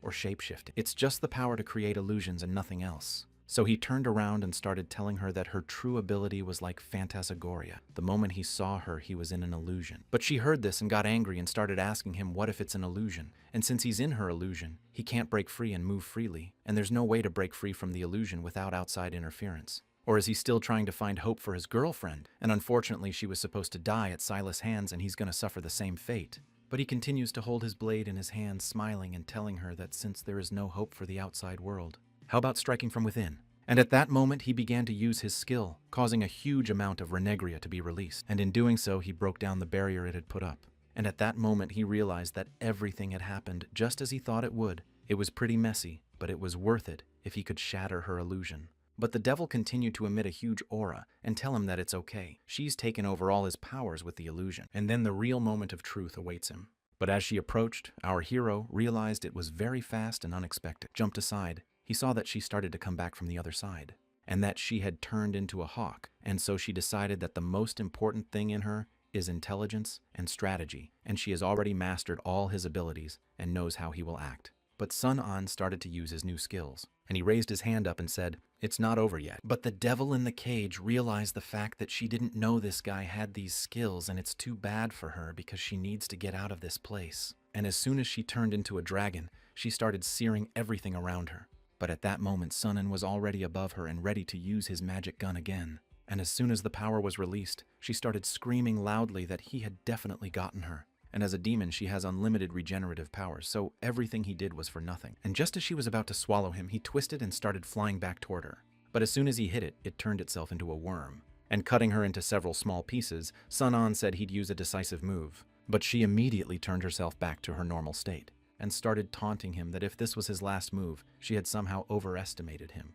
But at the same moment, she fell into his trap and the branches he created started to take her over completely. But she kept screaming that, did he really think that a few lians could hold her back? But still, she could hardly move in the vines that bound her. And said that they were not just vines, they were bloodthirsty eyes. And this plant grows in harsh conditions and could not have grown to this size without the blessing of the forest. And if she had fought seriously, who wouldn't have gotten trapped? And that's why he attacked her. Then he forced her to change her shape and made her weaker. But she kept screaming that he'd forgotten about her regeneration, and if he gave her some time, she could get out of there. But Sun An lowered his head and said she couldn't, because the growth of bloodthirsty tails requires a lot of energy to feed, and he can only sow it with his energy and the blessing of the forest. Well then, they keep drawing energy from her body, and the better she recovers, the stronger the holding power will be as she grows. So unless she breaks free the first time, she'll never get out. But once she's trapped, he tells her to think fast. And right after he said that, he turned to his partner and said that he was done, and Jaijui would be done soon. But Jeju smilingly told him that he had chosen a new identity. And that means that Silas is no longer weak. But Silas kept yelling at him to shut his mouth because he's been in power longer than he has. But Jeju told him that in the end he wasn't chosen. He was just a temporary replacement, and that he would disappear with his miserable fate. And at that moment, Silas couldn't understand why this guy suddenly seemed like a different person, and why he had the ability to regenerate unlimitedly, but now he couldn't heal at all. Jeju kept attacking him and ordered him to fight to the death. The devil didn't like these words and started to insult him back, and said that he would destroy him. Even if he had to go to hell, he would take him with him. And as soon as he squeezed his weapon in his hands tighter, and immediately he threw it toward where Jeju was standing, and it hit him right in the chest. But as soon as he looked up, he couldn't believe what he was seeing, and that his attack did no damage even though it hit the target. Jeju pulled his weapon from his chest and threw it aside and immediately began to heal himself. But he also told the demon that he felt great shame, and that he was the only one going to hell today. And as soon as he got close to him, he threw a lot of punches. And as soon as the devil was done, he looked at his hand and realized that the power was incredible. But at that moment, Sun An came up to him and asked if he was done. But he didn't hear anything back. Sun An saw that his partner had changed dramatically, and his holy sword, he couldn't understand what had happened to him. But Jeju told him that it was just a second level upgrade. But as much as he didn't understand, our hero couldn't quite grasp the fact of what level 2 he was talking about. But Jeju also added that he could not have defeated the devil with his own strength and alone, and that's admirable. But Sun An didn't answer his question, and said only that the second devil's breath had disappeared, which meant that he would finish him off. But Jeju smilingly said not to worry, because even if he has the ability of eternal regeneration, he will not be able to return to life today. Sun An turned around and asked him to get down to business. But in fact, he realized that his partner was strange today. After a few minutes, they came to the volcano's entrance to hell, where Lucifer, the Lord of Evil, dwells. And Sun An went on to say that he thought if they went there, they'd meet the man who started it all. But Jeju changed his mind and started telling Sunan that there was one last thing he needed to do before he went there. But our hero didn't realize what he was talking about, but it was called betrayal. And at that moment, he stabbed Sunan in the back, which made Sunan realize that he had betrayed him. Jeju, standing behind him, said that killing him was the last thing he wanted to do. But Sunan couldn't believe that Jeju would betray him, but he also asked why he would do it. Because he really doesn't understand right now. Jeju told him to get some sleep, and he would wake up in a completely different world, a new world. Meanwhile, huge red birds were flying over the city. Zaijun saw them and couldn't understand what they were. But the devil she was fighting told her that the birds were bringing news that one of the devils had been killed. And Zaijun couldn't understand that a devil could be killed and what it could mean. But Sun Yue, who was nearby, said it was Sun An and his men who did it. The other players also realized it was Sun An, and they managed to cancel the devil's immortality. At that moment, the guys started attacking the devil together because it was the right time for them to destroy him. The devil himself remained in the same place and realized that she had lost her regenerative powers and couldn't understand what this thing was. And she would mourn her companion, promising to destroy everyone, even more brutally to honor his memory. Elsewhere, another devil also noticed red ravens flying over his head, and Luton, who was near him, couldn't understand what had happened to this demon, for he had become something else. But he decided to activate his 10,240 power bonus. His partner, who was standing nearby, thought about the fact that it had only been 9 minutes, and her partner had never had such a hard fight. And as time went on, Luton's strength would grow, but there would be a price to pay. And that's when Luton hit the devil with all her strength, which caused the devil to fly away at an incredible speed. Then Luton asked the devil what was wrong because he thought he was failing. But after a tremendous blow, the devil put it up and started climbing out of the rubble and tell Luton that one of his comrades had just disappeared from this world forever. But Luton couldn't understand what he was saying or which comrade he was talking about. But Luton's partner began to explain to him that one of the devils had just disappeared, and didn't that mean there was another devil in front of them? Because they knew those two guys were up to the task. And now Luton wants to do it because now it's his turn to finish his task as the final end of this battle. But as he relaxed a little bit, he started flying a huge crystalline object, and as soon as he caught it, Hu realized that it was too close. And they also noticed that if Sun An and the others had completed their task, the rest of the demons were likely to lose their powers. Well, as soon as the devil got up, he started telling the guys that they were doing something wrong, and he was in a great mood. When the girl heard that, she started telling her friend to get ready. But he responded by telling her to go away and leave him here alone with the devil. And in the battle that's about to take place, she shouldn't take part. And she's always been very clever, so she must know what she's going to do next. He's the head of the guild, and it's his job to protect the people of the guild.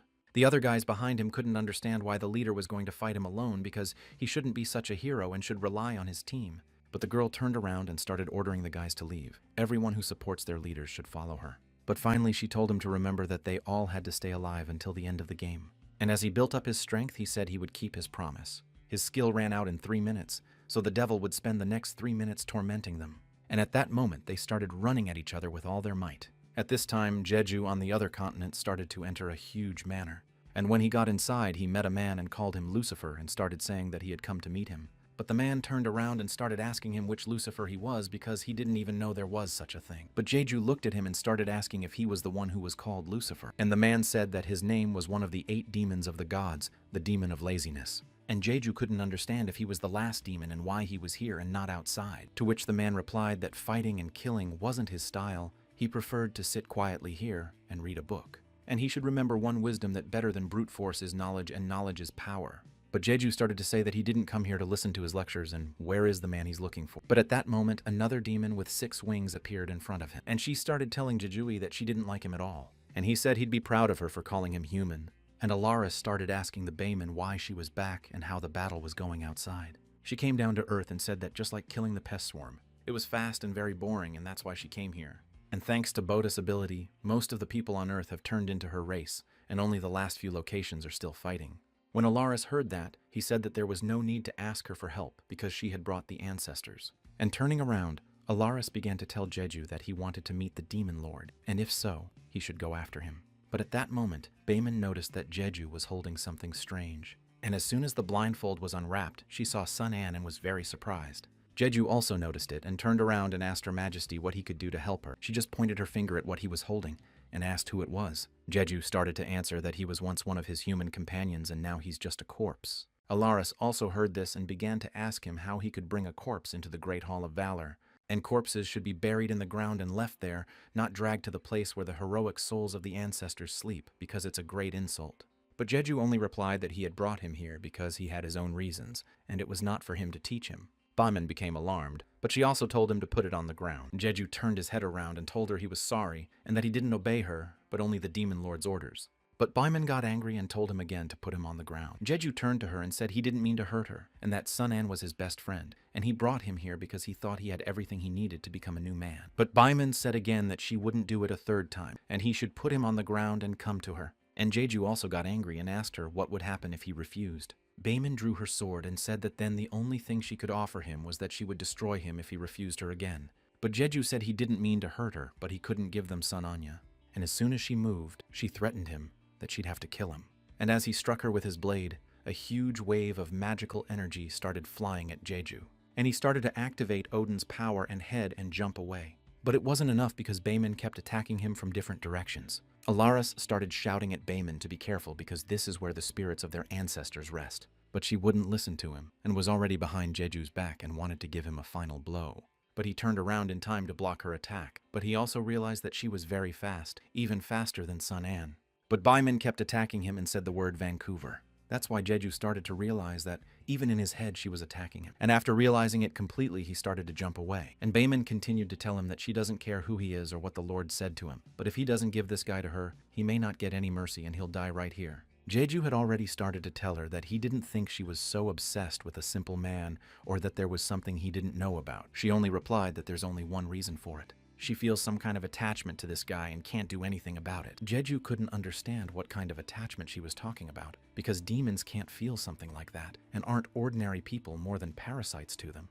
Baimin flew up the mountain and told him that she didn't have to explain anything to him and she wanted to take him away and he couldn't stop her. Jeju didn't want to listen to her and started pulling out his blade, saying that her capriciousness would cost her. Alaris, who was behind them, started yelling at them to stop this circuit, but at that moment he started to turn his head sharply because he realized that there was someone behind him. And the guy who came out of the portal started telling Baimin to calm down. Alaris saw that it was a dragon and told him that he was glad to see him and that he got here before they defeated the Hall of Valor. Jeju heard that the guy's name was Dragon and asked if it was his real name. But the dragon said he was the demon lord and the creator of the game, and he could call him anything he wanted as long as he liked. Baimin, who was hovering in the air above him, told the dragon it was about time because she was about to ask him why he let the man come to this place. The dragon raised his hand and said there were only 3 things to say. First, Jeju was the first human to complete the main quest, and he deserved a reward. Second, even though there's a war going on outside, the demons are winning the battle. But fire and wind will carry them away, so they need a human as a container to destroy the human race once and for all. But the last of her highnesses is like a rare animal in a zoo, and when their ancestors return to this earth, they'll want to see for themselves what humans look like today. And after hearing all this, Baimin said something told her he was lying. But the dragon just laughed out loud and said he'd worked so hard to make her sad.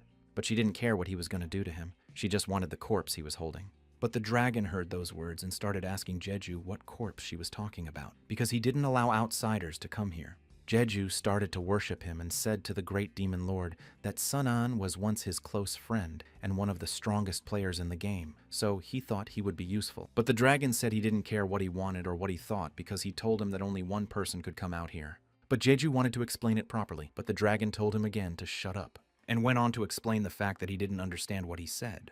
Jeju also got angry and said that even if it was true, he wouldn't give Sun-an to her. But the dragon couldn't understand why they were interested in this man, and especially in Baimin. But she said it was none of his business, and she didn't have to explain herself to him. The dragon wasted no time in approaching Jeju to see what was so special about him. The moment Yahello noticed that it was that guy Sun-an. And at that moment, the dragon thought about the fact that he knew him too, and he remembered that he had gotten him a special gift of Star's ear triangle, but now it was just a tube if the Bayman wanted it so badly he could have it. But Jeju didn't want to give it to just anyone, and a demon too.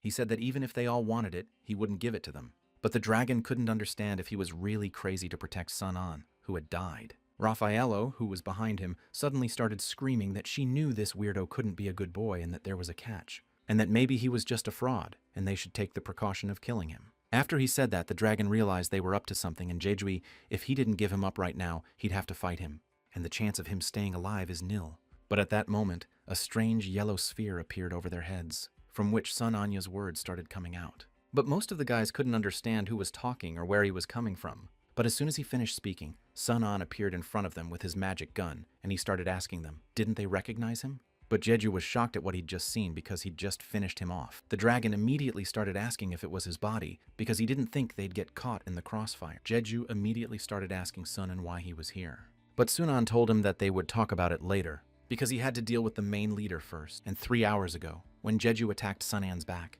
the last thing Sunan heard was Jeju telling him to kill him. That's the last thing he wanted. But Sunan couldn't believe that Jeju would be a traitor. But he didn't understand why he would do that, because he didn't understand, and he really didn't. Did he betray him and humanity itself? Well, later on, when he came to his senses, he was holding his stomach because he remembered Jeju stabbing him in the stomach with his sword. And it was the effect of the unshakable crown that didn't work. So the blow wasn't fatal, and it was just some kind of psychic attack that puts people in a dream state. But still clenching his fist, Sunan didn't understand why Jeju was doing what he was doing or what he was up to.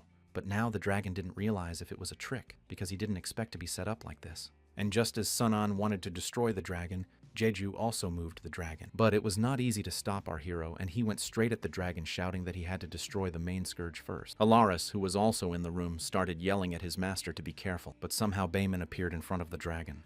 But Sunan knew that she would come to his aid, so he decided that this blow would be especially for her. And at that moment, he shot straight at her without thinking, and she started flying away at full speed. And then he pulled out his blade and said that he was saving this blow for the dragon, which he would destroy immediately. Yahello, who was standing behind him, started shouting to her master that he was in grave danger. But the dragon at that moment began to use the time-setting command. And as our hero approached him, he just snapped his finger, and he hovered in the air. And then the dragon started to say that he is the creator of this game, and if he thinks he can hurt him with his skills, you are wrong, because at this moment, he can introduce a new command, Invincible, and also red and blue infinity, and increase his points to plus 10,000. And as soon as everything was activated, the dragon began to unleash his power, because now time was in his favor. And at that moment, the bone blade that our hero was holding in his hands began to disintegrate, and Sunan couldn't understand what had happened. But the dragon began to explain that he not only controls the gameplay, but also all the props, skills, and attributes, and at will he can adjust the durability of his weapon. And when this happened, the dragon also asked the hero what he would do next. But Sunan didn't waste any time and started using his legendary skill to deal with it. Well, of course, the notification system started to show the player that it is impossible to damage the opponent's third invincibility skill. And then Sunan started attacking him again with his black smoke to blind him. But the dragon didn't care because the notification system kept showing that it was impossible to inflict negative effects.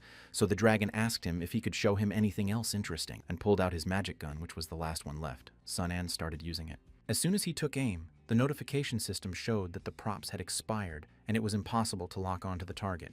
I'll bounce away. He started to say he didn't believe it and wouldn't accept it. But after thinking about it, he remembered that he still has one god exploiting game bugs and his ability, and as long as he can find and use them, he will. But the notification system still showed him that he couldn't use it, and he had no rights to use it. But the dragon saw it and started laughing loudly and told Sun Anyu that he had given him this ability and he would take it away. Sunan fell to his knees and despaired that he couldn't even use the bugs and that he was now an ordinary man. And Jeju, standing behind him, started telling him to give up, because he said they're just players and can't stand up to people like him. But Sunan didn't understand why Jeju had brought him here if he knew that fighting was useless. But all he said was that he was here to surrender and he was sorry he dragged him into it. Sunan turned his head and started yelling at him. Why should he surrender, and why should he give in to the devil? But he replied that this move was also futile. The extermination of humanity can't be stopped, so we should act now while there's still time. Before he could listen, Sunan hit Jeju with all his might. And then he started yelling about the other guys who had come all this way with him, and grabbed him by his clothes and started saying that if he gave up, he'd give up everyone who trusts him and believes in him. But it was hard to change his mind, and Jeju said only that they knew what they were doing and what they were doing. But Sunan didn't like these words and started to swing to hit him again. But Yahello, who was behind him, started to ask him about surrendering, because that's not what Jeju said, and what he really wanted to do to him. But Jeju replied, or what does it matter now that he's seen the real power of the Lord? He's sure. But the dragon also laughed when he heard this, because he realized that it really did not matter whether he was right or Jeju. They knew what they were getting into from the beginning. But he also decided to ask Sunan what he would choose, whether he would join him or die with the rest of humanity. For if he joined them, together they would welcome the dawn of a new age. But Sunan turned around and started to address Jeju, telling him that he was right and he was a smart guy, and no one could blame or condemn him for his choice. But unlike him and everyone else, he's a fool who just came in and everyone was laughing at him. And Jeju couldn't quite understand what he was going to do. But Sunan put his hand on his heart and said he would return to those who cared for him and die with them. And he wouldn't kneel before demons and beg them to spare him. because all his life that he can remember, he's always been alone. And when he had so many problems and so many debts he couldn't pay, he always ate alone, walked and slept alone. And when a man suffers from loneliness, there is no room for dreams in his life. And when everyone called him names about how he was useless and couldn't do even the easiest job, if he looked at himself, he would see how pathetic he was, and he probably didn't have a girlfriend or a best friend. But he realized that even though there were some rays of light in his life, it was still so bleak. But at one point, Zaijun showed up and asked if he wanted to have lunch with them because he had enough to do sitting there alone and could always talk to them. But despite everything, one day everything changed. I used to be small as dust and nobody paid any attention to him. But at some point he was given a monstrous power. And with it came things into his life that he never dreamed possible. And some things may disappear if he goes back to normal. But there are some things he won't let disappear for anything in his life. If he wants to get over his friends and become a new man, he has to change him. But he can't let that happen. And he'd rather die with the people closest to him than give in to the devil. And after saying all that, Baiman, who was nearby, thought about it. But the dragon just put his hand on his head and said that it was a pity for him because he had made the right choice as a human. But as a result, he had to pay the highest price. And so he must take his part with him and die this very second. Sunan closed his eyes and decided to say his last words of apology to Zaijun because he can't go back to her as promised. But at that moment, Baiman appeared in front of him as if to defend him.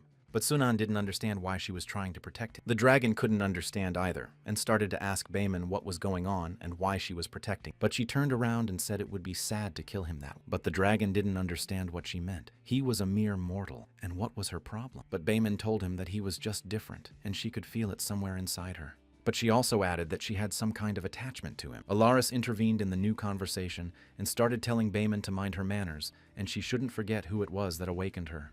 And the dragon may not be their ancestor, but he has made a great contribution to their return, and she also swore to be loyal to him. How can she, a princess of the ancestors, refuse to go back on her word? But she started telling the dragon to let her take him, or else she'd use force. Well, Raffaello also intervened and started yelling at her. How dare she treat the master like that, and she doesn't care if she's a princess or not. But Baiman went on to say that he just said that he's the creator of everything in this game, so she wants to see if he has the ability to shut off her power. But he smilingly replied that her powers were given to her at birth, and even though he can empower a demon god, her powers are beyond his control. And before he could say anything, she attacked him with her sword. But he raised his hand and with his 2 fingers stopped her attack.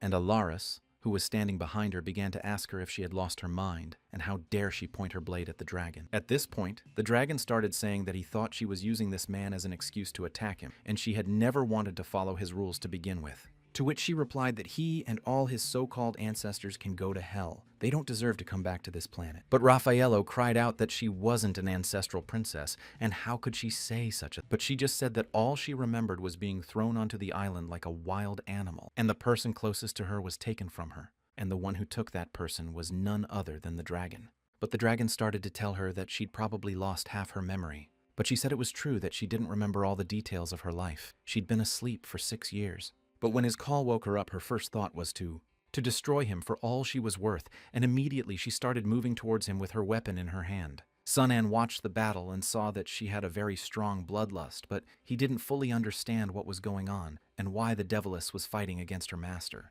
But at that moment he felt that he could regain his strength in the meantime, and he must seize this opportunity. If he kills this bastard, he can change the course of history. But at that moment, the sword that Jeju threw appeared at his feet. And then the ball was followed by himself, who began to tell our hero that he knew what he was thinking, but he was afraid that he had to stop him. Sunan didn't understand what he was saying, because he thought he was just pretending in all this time, and he was really on the side of those demons. But Jeju told him that if he was talking about letting him live, it was because he felt sorry for him. His goal from the beginning was to come here and surrender. But Sunan couldn't accept what he said and didn't realize he was saying that. But Jeju said without any hesitation that he was 100% sure of what he said. And at that moment, Sunan thought it meant that he wouldn't have to treat him like a human anymore, because he was now a member of the demon clan, and from that moment on, he had finally unsealed his sword, and he knew he could get the main reward of the storyline, because he plans to become a demon god, and in the future he'll be able to fulfill the plan he's wanted to fulfill since the beginning of the game. And realizing that Jeju was a traitor, Sunan began to prepare for battle without a second thought, because Jeju was already running straight at him, shouting that he had long wanted to fight him, and that this fight was always destined to come true, and that he must now attack him and fight to the best of his ability. But as soon as the fight started, Sunan pulled out his magic pistol and said that he never wanted them to be enemies. And as soon as he fired it, Jeju started to activate his speed power, and jumping from side to side, he began to quickly approach our hero. But he wasted no time in creating a huge stone wall. And as soon as it appeared, Jeju swung his sword and cut it into several pieces. But Sunan shouted at him that it wasn't the end. And then he started to create a huge water wave, but Jeju started to activate his Odin's power speed skill again. But at that moment our hero was already behind him and started to use his Black Veil skill, and the notification system showed Jeju that he was blinded. But Jeju closed his eyes and still told him that he knew all his moves and could predict all his attacks. So Sun An opened his inventory and realized that his bone blade had been destroyed, so he decided that all he had left was this weapon. And it's a grade A Hell Sword that only has an attack plus 200 and a skill bonus plus 5. And as soon as he started attacking, Jejuya started making a huge one that looked like one. And after a few attacks, Sun An was surprised that he could even use his statue like that, to which Jeju replied that he said he could calculate his every move. And now he didn't know anything about his new power. And once he was caught in the trap, Sun An realized he couldn't move normally. But Jeju kept saying that with the second awakening of the Holy Ball, he got new powers. And he doesn't even have his weapon, and now he doesn't know how he's going to fight him. But Sun An said that he's been surviving all this time. And he's always faced enemies several times more powerful than himself. And he's always shown up in desperate situations with no way out, and he's probably used to it. But Jeju didn't listen to his words and held out his sword, telling him that he was going to say goodbye to him as an old friend. And after saying that, he started flying at full speed towards the hero. But as soon as he hit the purple sphere, his sword bounced off. And just like that, he flew off to the side. But when he got up, he couldn't understand what had just happened or why his attack hadn't worked. But the notification system started to show him that one-on-one combat was forbidden in the zone, and the damage was cancelled, and Sun An also added that it wasn't his sword, or any ability that saved him all the time. Jeju couldn't believe it. Couldn't he be using bugs now? But Sun An took a triangle out of his sleeve and told him it was a bug in the game. And he'd come so far because of them, because they were the only ones that hadn't let him down every time, and that his new abilities were still of limited use, but that their job was to imprison the enemy inside. And that's why he made it a safe room where one-on-one combat is impossible. Jeju remembered that thanks to the gods he had gotten this far, but what now, he asked. In front of his real power, they were useless. And with Odin's power of speed and Odin's power of strength, only one of them will leave this place alive, said Jeju. But Sun An didn't think twice and started to create an ice curtain and asked Jeju if he remembered the war he had dodged earlier. But Jeju couldn't understand what he was saying or what wave he was asking about. And it was a fake attack, and now they're trapped in his realm of ice. And now they're going to get to the most important part of this battle. But Jeju couldn't understand why he'd put so much effort into such a trivial trap, and that he had overestimated his Sun An, because there was no way he could escape even if he made a few of these rooms. But Sun An smiled and asked what kind of banal speech he was talking about, because he made this creation especially for him, and waved his hand and huge shards of ice started flying towards Jeju, but he started to use his speed power again. And as soon as he started dodging in different directions, he told Sun An that it was all useless. He couldn't even leave a scratch on him with such cheap tricks, and moved out with the demonic equipment he's spent all his energy on this ice. If he continues like this, he'll just lose. But Sun An started to clench his fist and tell him that it's okay. He'll fall before he gives up. And at that moment, a huge wall of ice appeared in front of him, which made Jeju get angry and tell our hero that he was a stubborn sheep. But Sun An remembered that he had specially treated the ice on the ground and he must beware of freezing. But as soon as he lowered his head, he saw that his legs were bound by a shadow, and he didn't realize what it was. But at that moment, he unleashed all his strength to get rid of the trap. But Sun An went on to say that the damage he would do to him physically would also be reflected on his soul. And the temperature of the ice at his feet reached minus 273 degrees or absolute zero. And Jeju realized that anything that came into contact with the ice would be frozen. Enraged, Jeju began to accumulate enormous power that began to melt all the ice in the area. So he was free of the ice and was able to jump into the air. And right after that, he shouted to our hero that he knew that his divine light was immune to mortal injury. But Sun An smilingly replied that it was true that he expected him to use it to avoid the attack. But Jeju didn't realize what he was about to do next. Sun An raised his head and said he didn't have to do anything but wait for him to destroy himself. In the other room, Baemin continued to fight against the dragon using 60 explosions. But the dragon started to raise his hand and order him to create a monster from this level. And as soon as he spoke, a huge thing appeared in front of Baemin. And immediately it began to rush at her with all its speed. But she smashed it into little pieces with a single blow. And as soon as he hit the ground, the dragon couldn't understand how it happened. But Baemin was already at his side and drew her blades. She started to come even closer. But the dragon snapped his fingers and started to cancel the invulnerability order. But Yahello, standing next to him, started asking her master why he had removed the invulnerability. Alaris, who was standing next to him, said that it must be Her Majesty's strike that allows you to see into the future and you can't dodge it. Even his invulnerability won't help. And as her sword approached him, he began to make a new order of space compression. And with his space compression, he could cause a delay. In space and time, her instant strike is useless. But Byman asked him, "What's wrong with you?" He still can't block all her attacks. And now with 1,000 illusions, she'll destroy her. Yahello and the other devils noticed this and couldn't understand what would happen now because it looked very bad, and that the master could stop one instantaneous blow with the compression of space. But what to do against 1,000 such blows?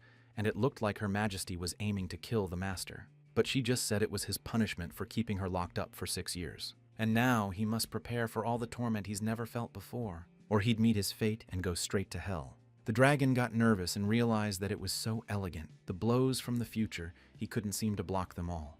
And just as Yahello yelled for the master to be careful, Byman had already delivered a devastating blow that sent the dragon tumbling to the ground, and also began to feel great pain from her powerful blows. As he fell to the ground, Yahello began to fly towards him, and she asked him to say something, because she was asking him to wake up. Byman turned her head and told him that this was the end, and he was getting what he deserved. But Yahello turned to him and said that she was a traitor, and it was her master who should have died. When Byman heard that, she said that if she loved her master so much, she could go to hell with him. But no sooner had she attacked than she realized something had gone wrong. And the dragon was alive because it started to rise from where it had fallen.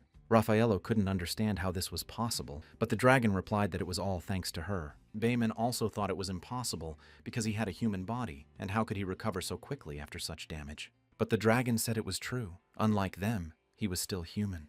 And when that blade pierced his heart, he couldn't help but think about his past. And he was just a child, but he'd already been through hell on Earth. And he'd learned how cruel and mean people could be because of war. And when he was told that they were going to kill that boy, his numbers went up to 1,000. And even then he realized that he was just a little puppet in a big game. But maybe it was his luck that the pitch missed him by a couple millimeters. And he woke up on that nameless island where he met her. Just like her, he met another guy who looked like Sun-On. And he didn't even know who they were or what the consequences of contact with them would be. But everything that happened after that changed his view of the world. And that he could also change beyond recognition.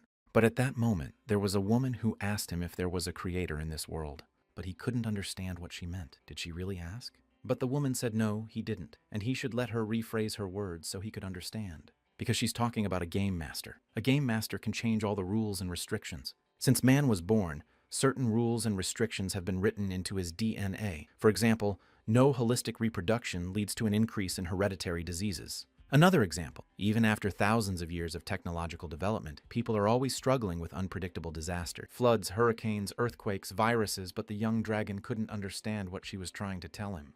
But she went on to say that humans are limited by special rules and no players. They can't change what they can't control. And the game master who wrote all those rules. Or rather, a very ancient creature. But the young dragon couldn't understand what ancient creatures she was talking about, or who they were. But all she said was that before there were humans in the world, they already existed on planet Earth. And not only that, they also broke the Earth code and took complete control of the planet. And then, for some inexplicable reason, the Earth was no longer habitable for the ancient beings, and countless of them fell into eternal slumber. And they had no choice but to abandon the planet for a while to find another suitable place to live.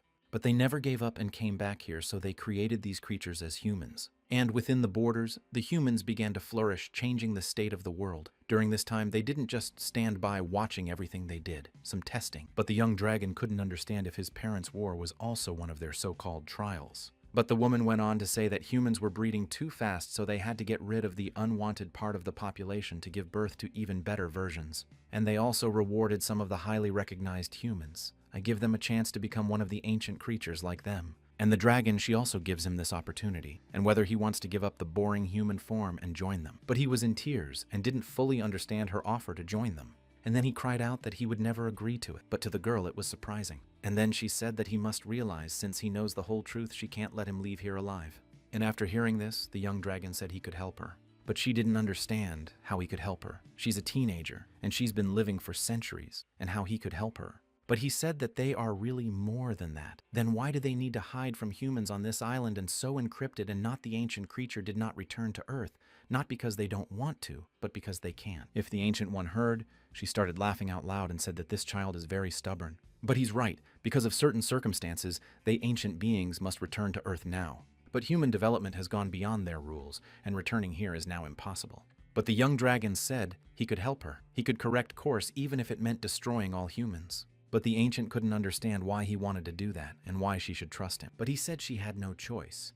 Otherwise, she'd have solved the problem long ago, and he had no choice either, because he was barely in hell. and his only reason for living now was revenge. At that time, a boy who was playing on the beach started asking his sister how long she thought their mom would stay this time, and why she wanted to talk to the dragon alone. But Bayman, she just wants her to take them back to their real home. But the boy kept asking her if she thought she'd take the dragon with her. They're friends now, after all, it's true. Bayman replied that he's only human, and she doesn't know what their mom's intentions are. And at that moment, she started to come up and call the boys, telling them to forgive her for taking so long, and that they should guess what present she had in store for them this time. But the boy immediately moved from his seat and started running toward her, and as soon as he got near her, he hugged her and told her that he missed her. She also said that she missed him. And the Ancient One also asked Bayman what was wrong and what happened and why she wasn't happy to see her mom. But Bayman said she was happy to see her, and she was just thinking. But the Ancient stroked her head and said they were two of hers, not spoons, and Mommy is very happy when they're around.